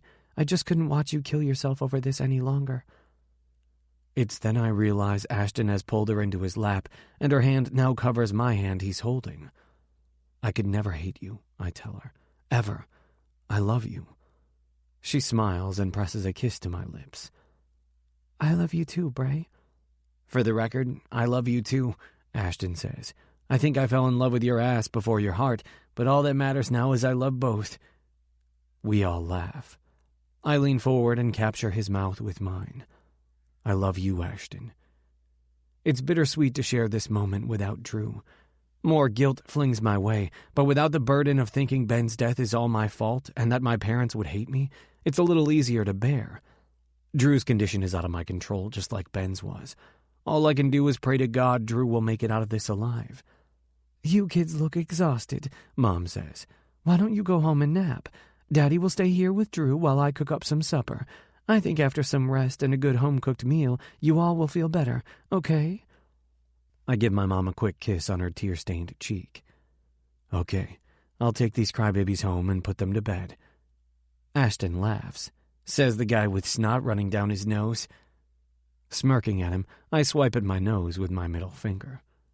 We all laugh again, and fuck if it doesn't feel good. I wake to a boner against my ass. It's dark out, but a quick glance at the clock tells me it won't be for long. I'm physically and emotionally drained. While my secret about Ben had been revealed to my parents and we were able to work through those emotions, it did nothing for the state Drew is in. He's still not here with us where he belongs. I can't believe he was going to leave us. And now he might leave us for good. Imagining a life without Drew makes my stomach churn. He's always been a part of my life, and recently he's been a vital part, like an artery that runs through my body. Without him, I'll bleed out, suffering without his love and life running through me. I know Mia and Ashton feel just as connected. The three of us are suffering without Drew.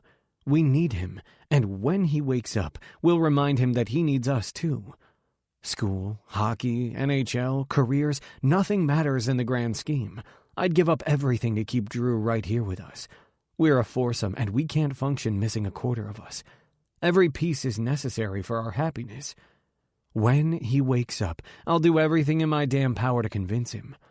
I know Ashton and Mia will be right there with me. We'll kidnap him if we have to.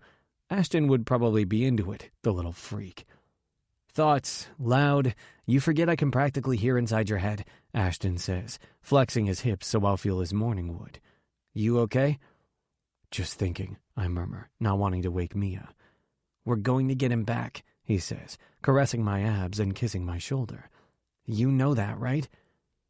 If he'll ever wake up, I'm certain we'll persuade him. Yeah, I know. I turn my head to meet him for a kiss. And then we're going to need a bigger bed because your boner is not a good alarm clock. "I beg to differ," he argues, rubbing against me again. "Feels pretty good to me." A girlish giggle has me smiling. "I think boner alarm clocks are the best alarm clocks," our girl says, scooting close to me. She presses a kiss to my lips. I hold her to me, enjoying the way Ashton clings to me from behind. All we're missing is Drew. I'd thought at one time that it might be strange or crowded seeing three people at the same time, but it turns out that when one of us is missing, it's cold and empty. I need all three of them. As much as I want to strip Bray down and take his sexy little ass while he makes you squeal, Mia, we better get up and showered. Molly promised us breakfast, too. I need her food more than I need sex. Ashton gives my ass a squeeze, and then he climbs out of the bed. "Let's go." It's more than that. He feels it, too. So does Mia. It's why we haven't touched each other sexually since Drew was rushed to the hospital. We don't feel right without him. Like if we hold out for him, eventually he'll come back to us. "Better get up before he hogs all the hot water," I say, kissing Mia's forehead. We join Ashton in the shower, and despite the hot bodies in there with me, we don't do anything other than bathe. When we get Drew back, we'll take a million hot, filthy showers. That's a promise. I'm more relaxed as we walk through the snowy parking lot toward the hospital. The flakes are fat and fluttering all around. At one time I hated the snow, but today I find beauty in the scene before me. The way the air puffs out white each time we breathe. The fact that Mia and Ashton are wearing matching IceHawks beanies I gave them. Seeing them in my beanies makes my heart swell in my chest. Mom fed us a huge breakfast and fussed over us like we were toddlers.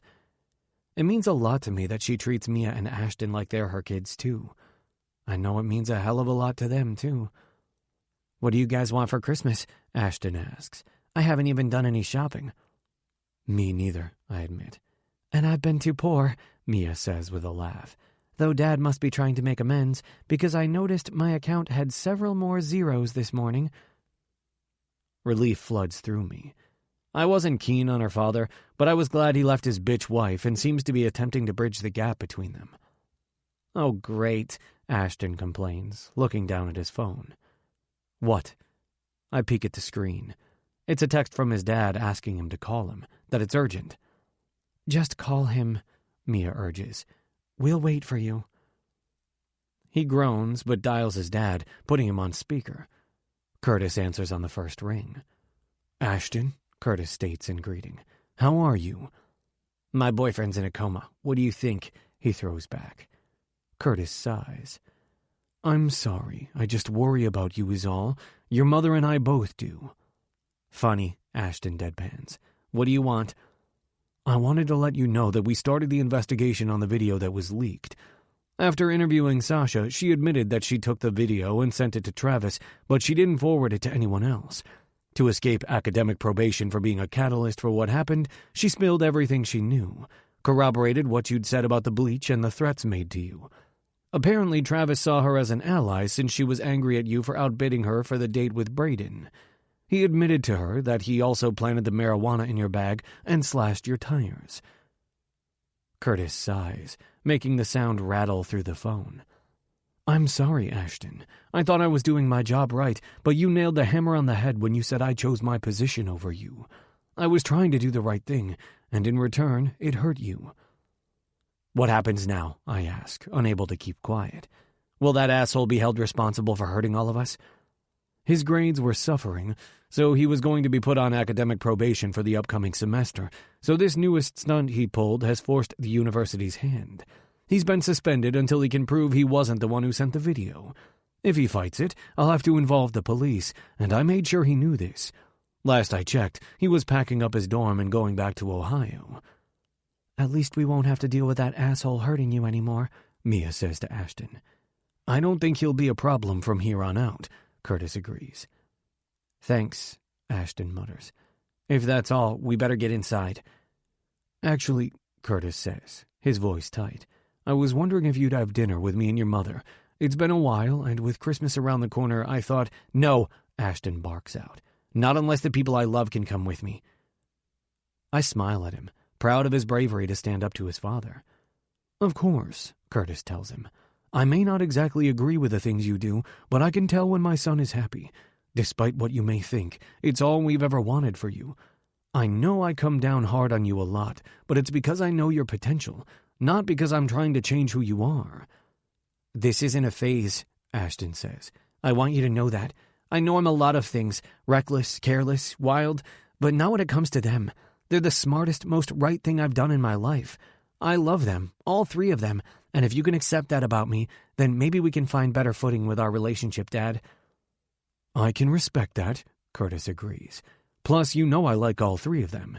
It doesn't change anything with Drew as far as the university is concerned, but as your father, I can accept that he's your boyfriend. Drew is a good man. Braden and Mia are good people, too. So what do you say? Dinner one day soon? Both Mia and I nod at him. Yeah, Ashton grunts. I guess so. Good, Curtis says, relief in his tone. We'll talk soon and figure out a day. Bye, kids.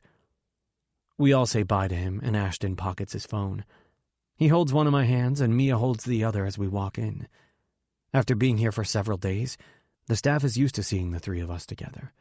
At first, we got a few sour looks, but then the nurses took a liking to us, especially Ashton because he's a nut, and they started babying us, bringing us snacks, extra pillows, and generally looking out for us. People are a lot more accepting than you'd think, especially the ones who love you. Elaine, Ashton calls out to one of the nurses when he sees her exiting Drew's room. Any donuts you can steal us today from the break room? You literally just ate, I state, chuckling, like 15 minutes ago. He shrugs. I'm always hungry. Mia giggles, swatting at Ashton. It's then I notice the look on Elaine's face. Teary, smiling. I was hoping the three of you would show up soon, she says, her grin widening as she opens the door. My heart seizes inside my chest. Ashton is the first to snap into action, dragging me and Mia along. It isn't until he pulls us into the room that my entire world spins around me. Drew. Our fucking Drew. Awake, no longer attached to machines making him breathe. sitting up in bed, looking tired as hell but alive. Dr. Palmer just stepped out a bit ago, Elaine says. But Drew's doing great, aren't you, honey? Drew's eyes slowly roam over Ashton, Mia, and then settle on me. I am now. I'm the first to launch myself at him. I hold on to him, and I'll be damned if I ever let go. 29. Drew.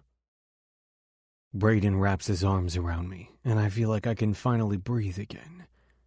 When I woke up early this morning, alone, my stomach bottomed out. Not because I was attached to tubes and in a hospital room, but because I thought Braden, Ashton, and Mia were done with me, and I wouldn't blame them. I pushed them away, was attempting to run when Ashton found me. I don't remember anything after that, but I imagine Braden told them I was leaving. Rather than fearing for my condition, I was regretful of what I'd done to them. Once Braden releases me, he drops into a chair by my bed. Mia sits down in the chair next to him and trails her fingers up and down my arm while Braden holds my hand. Ashton plops into a chair on the other side and grabs my other hand. My heart swells as I glance at each of them. Ashton has dark circles under his eyes, Mia's are puffy, and Braden looks pale, his own eyes a bit bloodshot. They've been worried about me, because they love me, and I was going to leave them. Well, hello again, Dr. Palmer says, walking in. Still feeling okay? Better than earlier, I croak, my voice incredibly hoarse. How could I not be with the three most important people surrounding me? As I told you this morning, you had a stroke, he explains. I want to ask you some questions now that you can talk. Have you been taking your medication as prescribed? When I first woke up and sort of panicked, they took me off the machines and checked my vitals. After a few tests, they gave me some water for my throat since it was scratched from being intubated. Yes, I would never risk my life like that. I saw what it did to my dad. He nods. Were you stressed leading up to the time of the stroke? Before I can answer, Braden speaks up. Yes, he was. We got into a fight. I sigh, hating that he's blaming himself for this. An argument isn't going to cause a heart attack, I tell Braden, locking eyes with him. This was not your fault. I look at the doctor. I was under some stress because of personal stuff going on. But the truth is, I felt like something was wrong for a while. I just ignored it, not wanting to deal with it. Ashton's hand squeezes mine at the same time Braden's does. Mia gasps. Drew, this is your heart. You can't ignore it when something is wrong. We could have lost you. My gaze swings over at her glassy eyes. I'm sorry. In that case, we're going to up the dosage. Our initial thought was that you were under-medicated, which can happen. We're going to keep you here one more night and run some tests, but as long as everything looks okay, you can go home tomorrow. Make sure you follow up with your cardiologist and try to avoid stress as much as possible. Thanks, Doc. Will do. With a smile and a nod, he excuses himself, leaving the four of us alone. I'm not sure what the hell to say, but I can't stand the silence, so I speak up. Did I miss anything important while I was out? Ashton snorts, Braden growls, Mia giggles. I called my dad, Mia says. I was hoping he could fix you. She frowns, and I move my hand out of Braden's to cup her cheek. I know how hard that must have been for you. He showed up, told me he's divorcing my mom. She shrugs. Apologized. Her eyes meet mine. Told me you called him. Fuck, I should have told her. I did it out of anger one night after she cried herself to sleep, not understanding why she's not enough. Thank you, she says, smiling. I've never had anyone stand up for me until you three. Are you guys okay now? As much as I despise the man for choosing his bitchy wife over his daughter, I know Mia would love to have a relationship with him. No, but I think maybe one day we will be. I lean over and kiss her forehead. I'm glad. Mom and Dad know about Ben, Braden says, shocking the hell out of me. They know everything? Yeah, they said he was sick for years, refused to let me take the blame. I breathe a sigh of relief. You were a damn good brother, and he died knowing that. Braden nods in agreement. My dad kicked Travis's conniving psycho ass back to Ohio, Ashton remarks. Sasha, the sorority bitch, is the one who videoed us the night of the Halloween party. Then she gave it to Travis, who shared it with the entire campus. Ashton clears his throat. I knew about the video, but I thought I could handle it. I'm sorry. He drops his gaze, and I squeeze his hand. The entire situation sucks, I tell him. Don't blame yourself for that shit. What's done is done. I've brought breakfast, the nurse announces, walking in with a tray of food. She sets it down. I'll be back later to run some tests the doctor ordered. Until then, eat and rest. She winks at the four of us, and I laugh that she knows about us and seems okay with it. The rest of the day is spent with us talking about nothing of consequence. I know it's because none of them want to address the elephant in the room, me leaving, or risk stressing me out. Occasionally I'm wheeled out for tests, and when I return, they're still there waiting for me. Molly and Tim stop by to check on me, and so do Curtis and Wendy. When nighttime rolls around, I insist the three of them go home and sleep in an actual bed, but they refuse, Ashton and Mia taking the couch, and Brayden crashing on the pull-out reclining chair. Maybe it's because I've technically been sleeping for days, but hours after they fall asleep, I'm still awake, wondering how the hell I'm going to leave them. Home sweet home, Ashton says as we walk into the apartment. The doctor came by this morning, and after giving me my new prescription, discharged me. Since the three of them all came in Ashton's car, we piled into it to go home. Fuck. Home. I need to make a new flight reservation. When I asked the doctor if it was okay to fly, and he said yes, I could feel all three of their glares on me, but I ignored them, thanking him. The first thing I notice when we get inside is the Christmas tree we decorated. Then I remember tomorrow is Christmas Eve. Our first Christmas. Mia walks over and turns it on, and it comes to life. Beautiful multicolored lights with big, colorful ornaments. She was never allowed to decorate her own tree growing up, so she insisted we pick everything out. My eyes land on the snow angel ornament, the one Brayden picked out in memory of Ben. The snowman to symbolize our weekend away at the snow resort, the book for Mia, the hockey puck for Bray and me, the M&M for Ashton. Every ornament means something. My heart clenches in my chest. We've only been together for a short period of time, but we've already created so many memories. Can I do this? Leave all of the memories and the people I've created them with behind? It's to protect them, I remind myself. I step into my room with the three of them on my heels and see my duffel bag on the bed. I pick it up and set it on the dresser, knowing we're going to have this conversation sooner rather than later. I'm leaving, I tell them, turning around and leaning against the dresser. Cool, Ashton says. Where are we going? What? I splutter in confusion. No, I'm leaving. My gaze bounces between the three of them. My stroke and heart attack don't change what happened. A video circulated around campus of the four of us dancing, of Brayden kissing me. You're right, Brayden says. Your stroke and heart attack don't change what happened, but the four of us being together changes everything. If you leave, so do we. It will suck leaving with only one semester left of college, but we don't give a fuck, Ashton finishes. Because this relationship is more important than anything else. I'm only a semester in, Mia shrugs nonchalantly. I can transfer anywhere. Where are we going? I hear Colorado is nice this time of year. Oh, or we could go to Florida, enjoy the sunshine. I'm not really sure about this whole snow shit. Ashton snorts and Brayden chuckles. You guys. I'm at a loss for words. These three have become my entire world, but I can't let them do this. I can't allow them to fuck up their futures for me. Maybe after you graduate, I look at Ashton, and you get drafted. My eyes go to Brayden. Nope, they both say in unison. We don't care who knows we're all together, Brayden says, stepping over to me. You're ours and we're yours, and anyone who gives a shit can go fuck themselves. He kisses my lips and my heart soars. I've missed his touch so much. Agreed, Mia says, walking over to me. I've seen way more scandalous shit in Hollywood. She kisses my cheek, but when her lips linger, I turn my face, connecting our mouths for a few too short moments.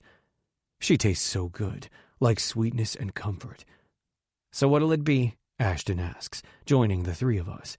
Are we staying or leaving? Like them, he kisses me as well. On my neck, his tongue darting out and quickly licking my flesh. My dick stirs and I let out a low groan.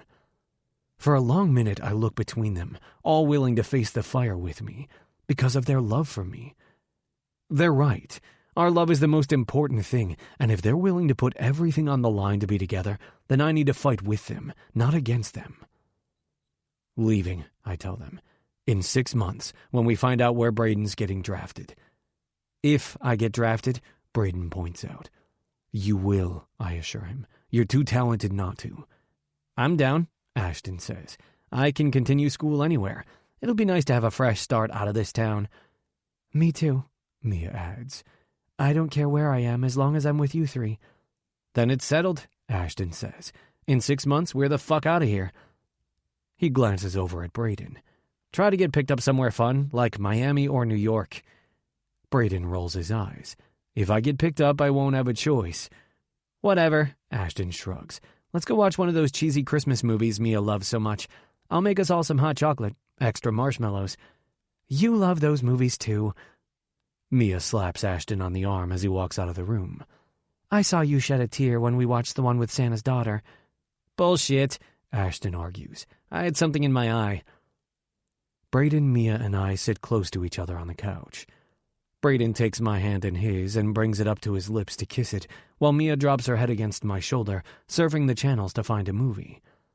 A few minutes later, Ashton comes over carrying mugs of hot chocolate. He drops onto the couch next to Mia and throws her feet over his legs. I look around and know there's no way I ever could have left these three. Even if I had run the other day, I wouldn't have lasted without them. They're my lifelines, a part of me, and I'm the same to them. I couldn't survive without them by my side. I almost didn't. 30. Braden. 7 months later. Do I season both sides? I ask Dad, my phone trapped between my ear and my shoulder.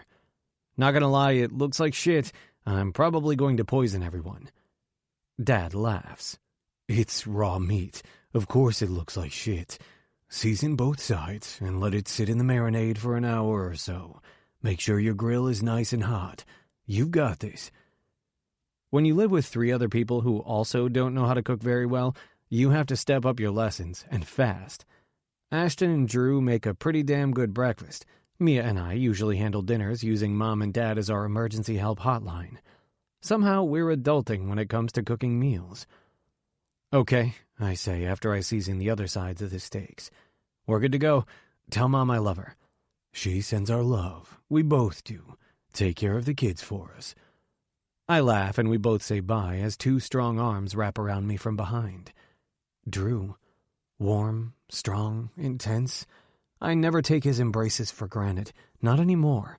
Each one feels like a gift. Now that he's doing great, having adjusted to a higher dosage of medication, he's the same old Drew we know and love. Can you grab my phone so I can wash my hands? I ask, trying not to get distracted by the dick pressed against the back of my swim trunks. He kisses the back of my neck and then sets the phone down on the counter. While I wash my hands, Drew puts the meat back in the fridge. It's boring out there without you. Ashton's being Ashton and Mia's sunbathing, Drew tells me, grabbing my hand and tugging me to him. At least you'll play with me. I smirk at him, loving the lust glimmering in his gaze. We'll convince them to play with us. We walk to the back door, hand in hand. Our new house is fucking amazing. Drew technically bought it, but we all pitched in some way. Because I got drafted to the Minnesota Arctic Lions, I had a nice chunk of cash to buy us some furniture to fill this big-ass house. Ashton poured his money into gaming consoles and televisions, naturally. And Mia, that girl custom-ordered us a monster of a bed for our bedroom. It's home. Our home. And we're all here. No one left behind. As we step out into the backyard, I find Ashton and Mia doing as Drew said. She's in a tiny yellow bikini that barely covers her, and he's flying through our pool like the dolphin he is, swimming laps. Drew lets go of my hand to grab us a couple of beers from the outdoor fridge. After he pops the tabs, he hands one to me. I like it here, I tell him, tipping my beer at him. What about you? Hell yeah. We drink our beers, enjoying the hot June weather in our backyard. Since it's summer, we get to enjoy ourselves a bit. I have my obligations for summer training and press meets for the Arctic Lions, but my schedule won't get intense for a few more months. Mia enrolled in the local university to finish her undergraduate degree, already taking some summer classes. Ashton says he's not doing shit until the fall, but he's also enrolled for his master's. Drew easily got picked up as the head hockey coach at the high school one town over. Everything just fell into place when I got drafted. And like they vowed, they each picked up their lives to come with me. "She looks hot, yeah?" I say, setting my beer down. "Very hot. What kind of boyfriends would we be if we didn't cool her off?" We share a mischievous look as we abandon our beers to sneak up on our girl. Her giant sunglasses take up half her face, and she has a serene smile on her face. Not for long. Drew prowls up behind her while I head for her feet. Like we've practiced it 1,000 times, he grabs her hands while I grab her feet.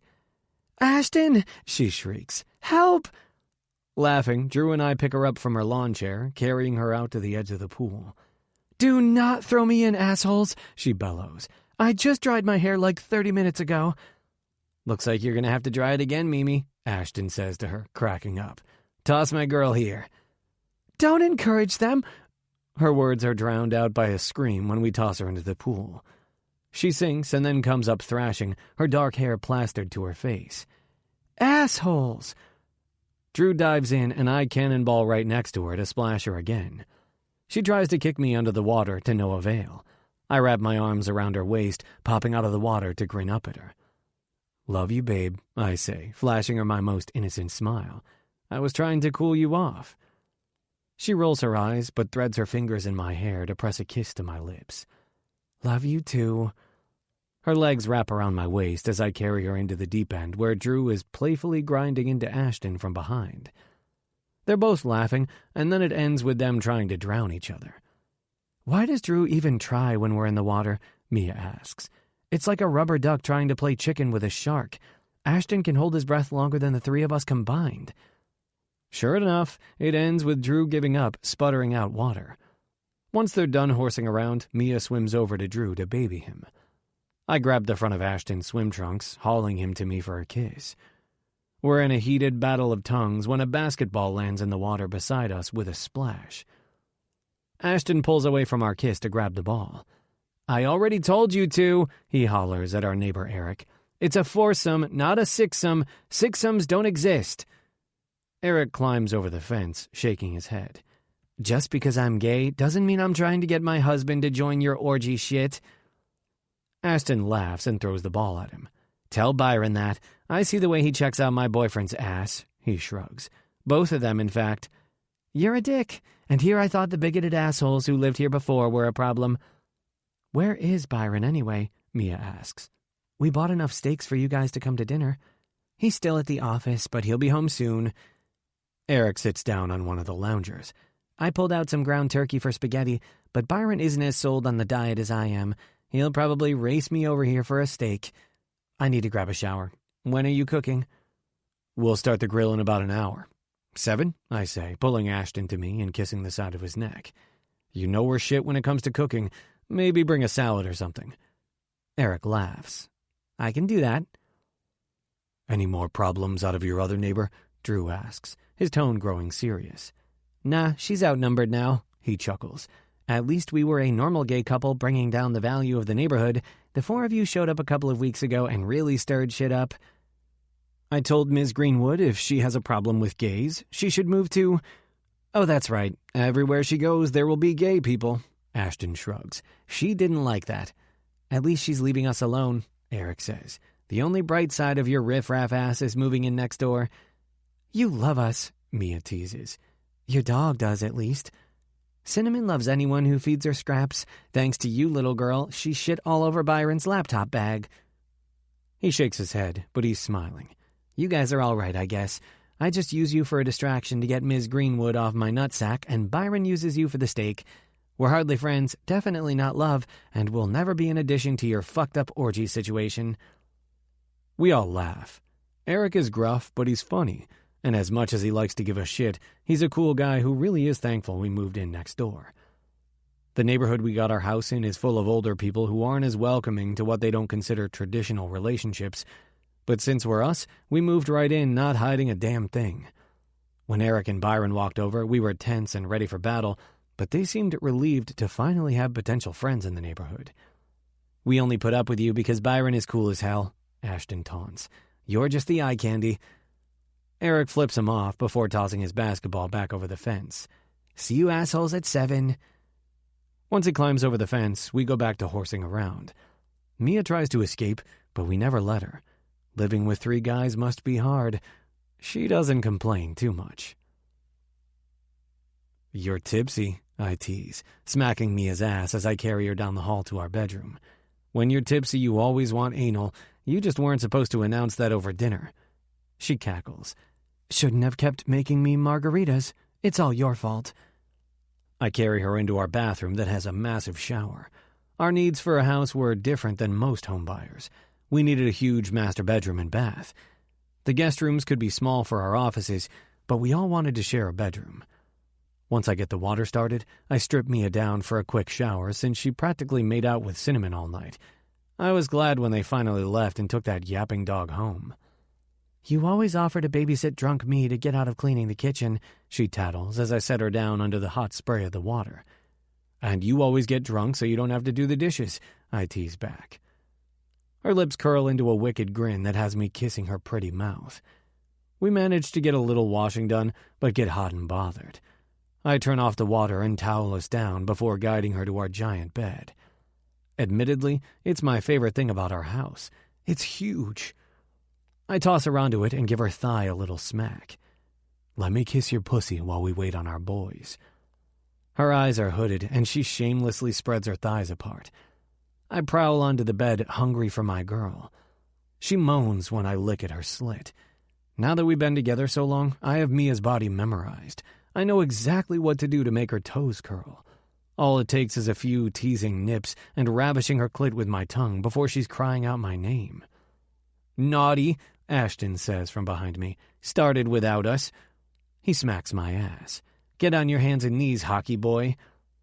At first, taking it up the ass kind of fucking hurt, but Ashton and Drew both taught me to enjoy it.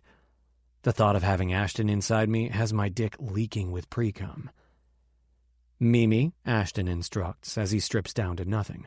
Your drunk ass is gonna suck some dick. Yummy, she says, sitting up on her knees. He laughs. Drunk ass. Lube, Drew says, tossing a bottle on the bed. He sheds his clothes in record speed. I climb on all fours like Ashton instructed, waiting for him to prep my ass. His touch is reverent as he caresses my ass. Ashton likes calling the shots in bed, and we often fall into the role of letting him. He's always trying new positions and swapping shit up. It only gets weird when Mia's been looking at porn. Then we end up in some strange predicaments that usually have us laughing by the end. Come here, Ashton tells Mia as his slick finger penetrates my asshole. Crawl under Brayden so you can suck his dick. She squirms her way beneath me so that we're in a 69 position. I playfully smack at her pussy that's within reach. Drew, prop Mimi up with some pillows so she can reach his dick, Ashton instructs. Once Mia has been lifted up, she starts teasing my dick with her tongue. I groan when Ashton pushes a second finger inside me. Let Brayden suck on your dick to get it nice and wet so you can fuck our girl, Ashton tells Drew. Do your part so I can focus on tearing up this tight ass. I groan when he pulls his fingers out and then kneels behind me. Drew stands on the bed, his feet on either side of Mia, offering me his dick like a snack. My mouth parts, watering for a taste. Mia takes my dick deep in her mouth as Ashton pushes the head of his cock inside of me. I groan, overcome with pleasure. Drew chooses that moment to roughly shove his dick past my lips. I'm overwhelmed by sensations. They're everywhere all at once. Mine. They're all mine. I start to gag, as does Mia, when Drew pulls away. Ashton slides partway out of my ass before driving into me hard. Drew and Ashton seem to be taking turns slamming into me, each of them owning different holes. Mia sucks dick like it's her goddamn job. I love these people. Drew pulls out, smacking my mouth with his dick. I know from experience he's close to coming. I should suck on him to tease him some more, but I know our girl needs to be stuffed by his big cock. Ashton knows too. I can smell Mimi's arousal from here, Ashton says. She's craving dick, Drew. Drew kneels down between her legs, easily lifting her ass with his hands, and then slides into her slick entrance. She moans around my dick, making me see stars. The harder Drew slams into her, the harder Ashton slams into me. Mia comes first, and the way she gags on my dick when she does has me spurting out my release with no warning. Drew makes a groaning sound, and then his hips are flexing slower with purpose as he comes. Ashton is last, and I know the second he's losing control because he digs his fingers painfully into my hips as a small groan escapes him. We finally detangle ourselves from one another, and Drew cleans everyone up. "Thanks, Daddy," Ashton teases. Drew curls himself around Ashton, pinching his pierced nipple. "I hate that shit." "Nah, you like it," Ashton argues. Mia is content pressed between Ashton and me. I kiss her mouth and then Ashton's. Then I lean across him to grab Drew's mouth, too. I love these people so fucking much. "Good night, Daddy Drew," Mia sings. "Night, Mia." And then to me she says, "Good night, boyfriend Bray." "Night, baby." "Good night, Ashy C." "Night, Mimi." And we fall asleep like we do every night, bound together by friendship, fierce loyalty, and unimaginable love. Always together, never apart. Epilogue. Ashton. 5 years later. "Congratulations, Dr. Carter," Dr. Anderson says, smiling with pride. "I knew you could do it." This fucking guy. As my doctoral advisor, he spent more time trying to talk me out of going after my PhD than actually advising me. In hindsight, that asshole probably threw out some reverse psychology on me. Instead of walking away, I worked harder, pissed that this guy didn't think I was smart enough. Now he's looking at me with a knowing expression that has me rethinking everything. "Thank you, Dr. Anderson," I state back, shaking his hand. I leave the stage, my chin held high.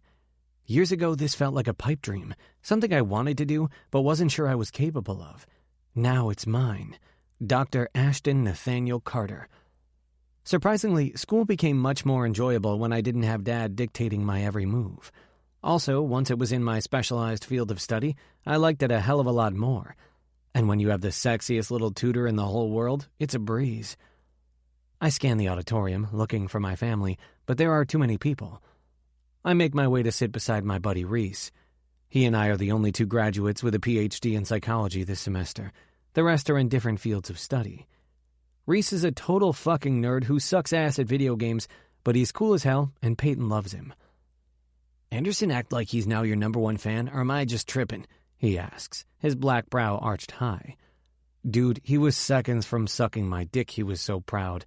I shake my head. He was a total douchebag before I went in to defend my dissertation, telling me it wasn't too late to quit. Fucking asshole. He shakes his head. "Someone gave him a degree that allowed him to fuck with heads, and he sure as hell fucked with ours." "Not anymore," I say, grinning. We bump fists. After this, we're on to bigger and better things. This move to Chicago, because of Braden's trade to be with the Chicago Freezes a few years ago, was the best one yet. Drew took a position at the University of Chicago, coaching their hockey team. He's a hot commodity wherever we go, but at least this city has been really good to us. Even Mia has had better opportunities regarding her scripts.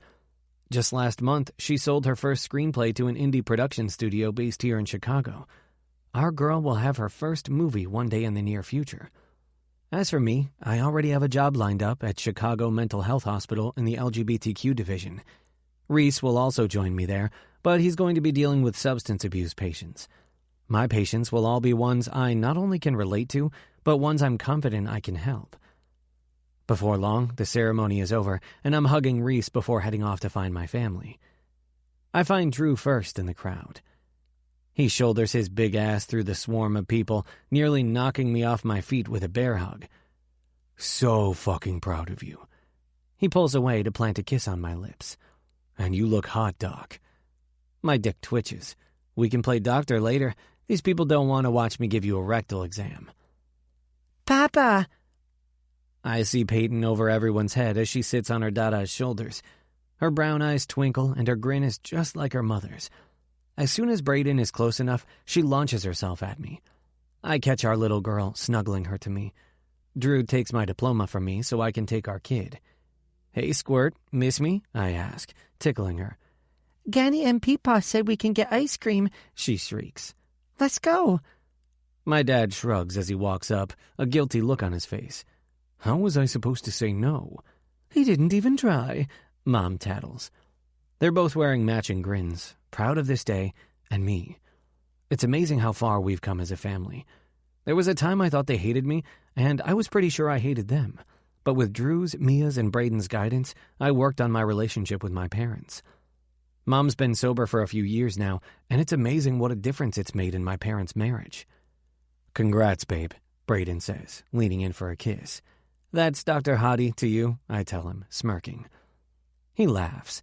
Peyton pets my face. She's a super affectionate kid like that. Where's Mama? I ask her. Mom and Dad went with her and Harold outside for some fresh air, Braden says. Worry niggles at me. She okay? 9 months pregnant and wearing heels? Drew asks. What do you think? We better bail, I say. Where are we going for dinner? Your mother had reservations at La Bastille on the river, but... Dad trails off. They don't have ice cream. Weak. That motherfucker is so weak for his grandkid. Looks like we're headed to Holiday Pizza. They have self-serve ice cream and skee-ball machines, I say with a triumphant grin, holding my fist up for Peyton. She giggles, bumping it, and then squeezes my neck. We all make our way through the crowd. I smile seeing Braden and Drew holding hands. Because of Braden's popularity with the NHL, our relationship that people tried exploiting early on in his career is no longer a surprise to most people. In fact, we have quite a bit of support. Braden's been a huge supporter for the LGBTQ community, encouraging his teams to put focus on those nonprofit organizations that sometimes get overlooked. Turns out, we're also not the only polyamorous relationship out there either. We've made friends here in Chicago who are like us. I find Mia sitting on a bench between Harold and Molly. Tim paces, a worried expression on his face. What's wrong? I demand, passing Peyton to Drew so I can squat down in front of my woman. Go to Daddy, Angel. At least now I can get away with calling him Daddy. Look at my ankles, Mia whines, kicking off her heel. I take her foot in my hand and massage the swollen flesh. Cutest foot I've ever seen. Suck up, she teases, rubbing her large belly that's about to burst with our son. You did it, Dr. Carter. Seeing you up on that stage was worth putting heels on for. I pluck her other shoe off, tossing them both in the grass behind her. I prefer you barefoot and pregnant. Come on, fried mushrooms are calling your name, Mama. I'll carry you to the car. My hero, she croons, her brown eyes twinkling. I scoop her up and carry her along the sidewalk toward the parking lot. She buries her face against my neck, sighing happily. Did you ever think when I forced you to be my pretend boyfriend at that party and rescued you from that boy you were going to go home with that we'd get here? You being carted off by a hot doctor? I ask, laughing. No, she groans, that you'd have 2 husbands and a wife. Not legally, of course, but we still did the ceremony, and in our hearts, we're one. I tried to snag us a couple more husbands, I tease. Eric and Byron said no, though. Dream killers. We didn't really invite them into our relationship, but we still like to joke about it. Every now and again, the Millers come to Chicago to spend a weekend catching up with us. They've been good friends to us. Ha ha, she deadpans. Hey, Ashy C? Yeah, Mimi? I'm glad I kissed you that night on the couch, when you only liked boys, and I hoped like hell you'd like me too. I squeeze her, pressing a kiss to her head. Me too, beautiful. Me too. I set her to her feet beside Braden's Denali. Even though girls have cooties, I made an exception for you. I don't have cooties, she sasses. How do you explain this? I ask, poking at her giant stomach. Super sperm. With Peyton, we were trying. Maxton, though, was an oops baby. Mia was on birth control and we still knocked her ass up. Whose sperm is the superest? I waggle my brows at her. And to think they gave this guy his Ph.D., Drew grumbles, pinching my ass as he passes.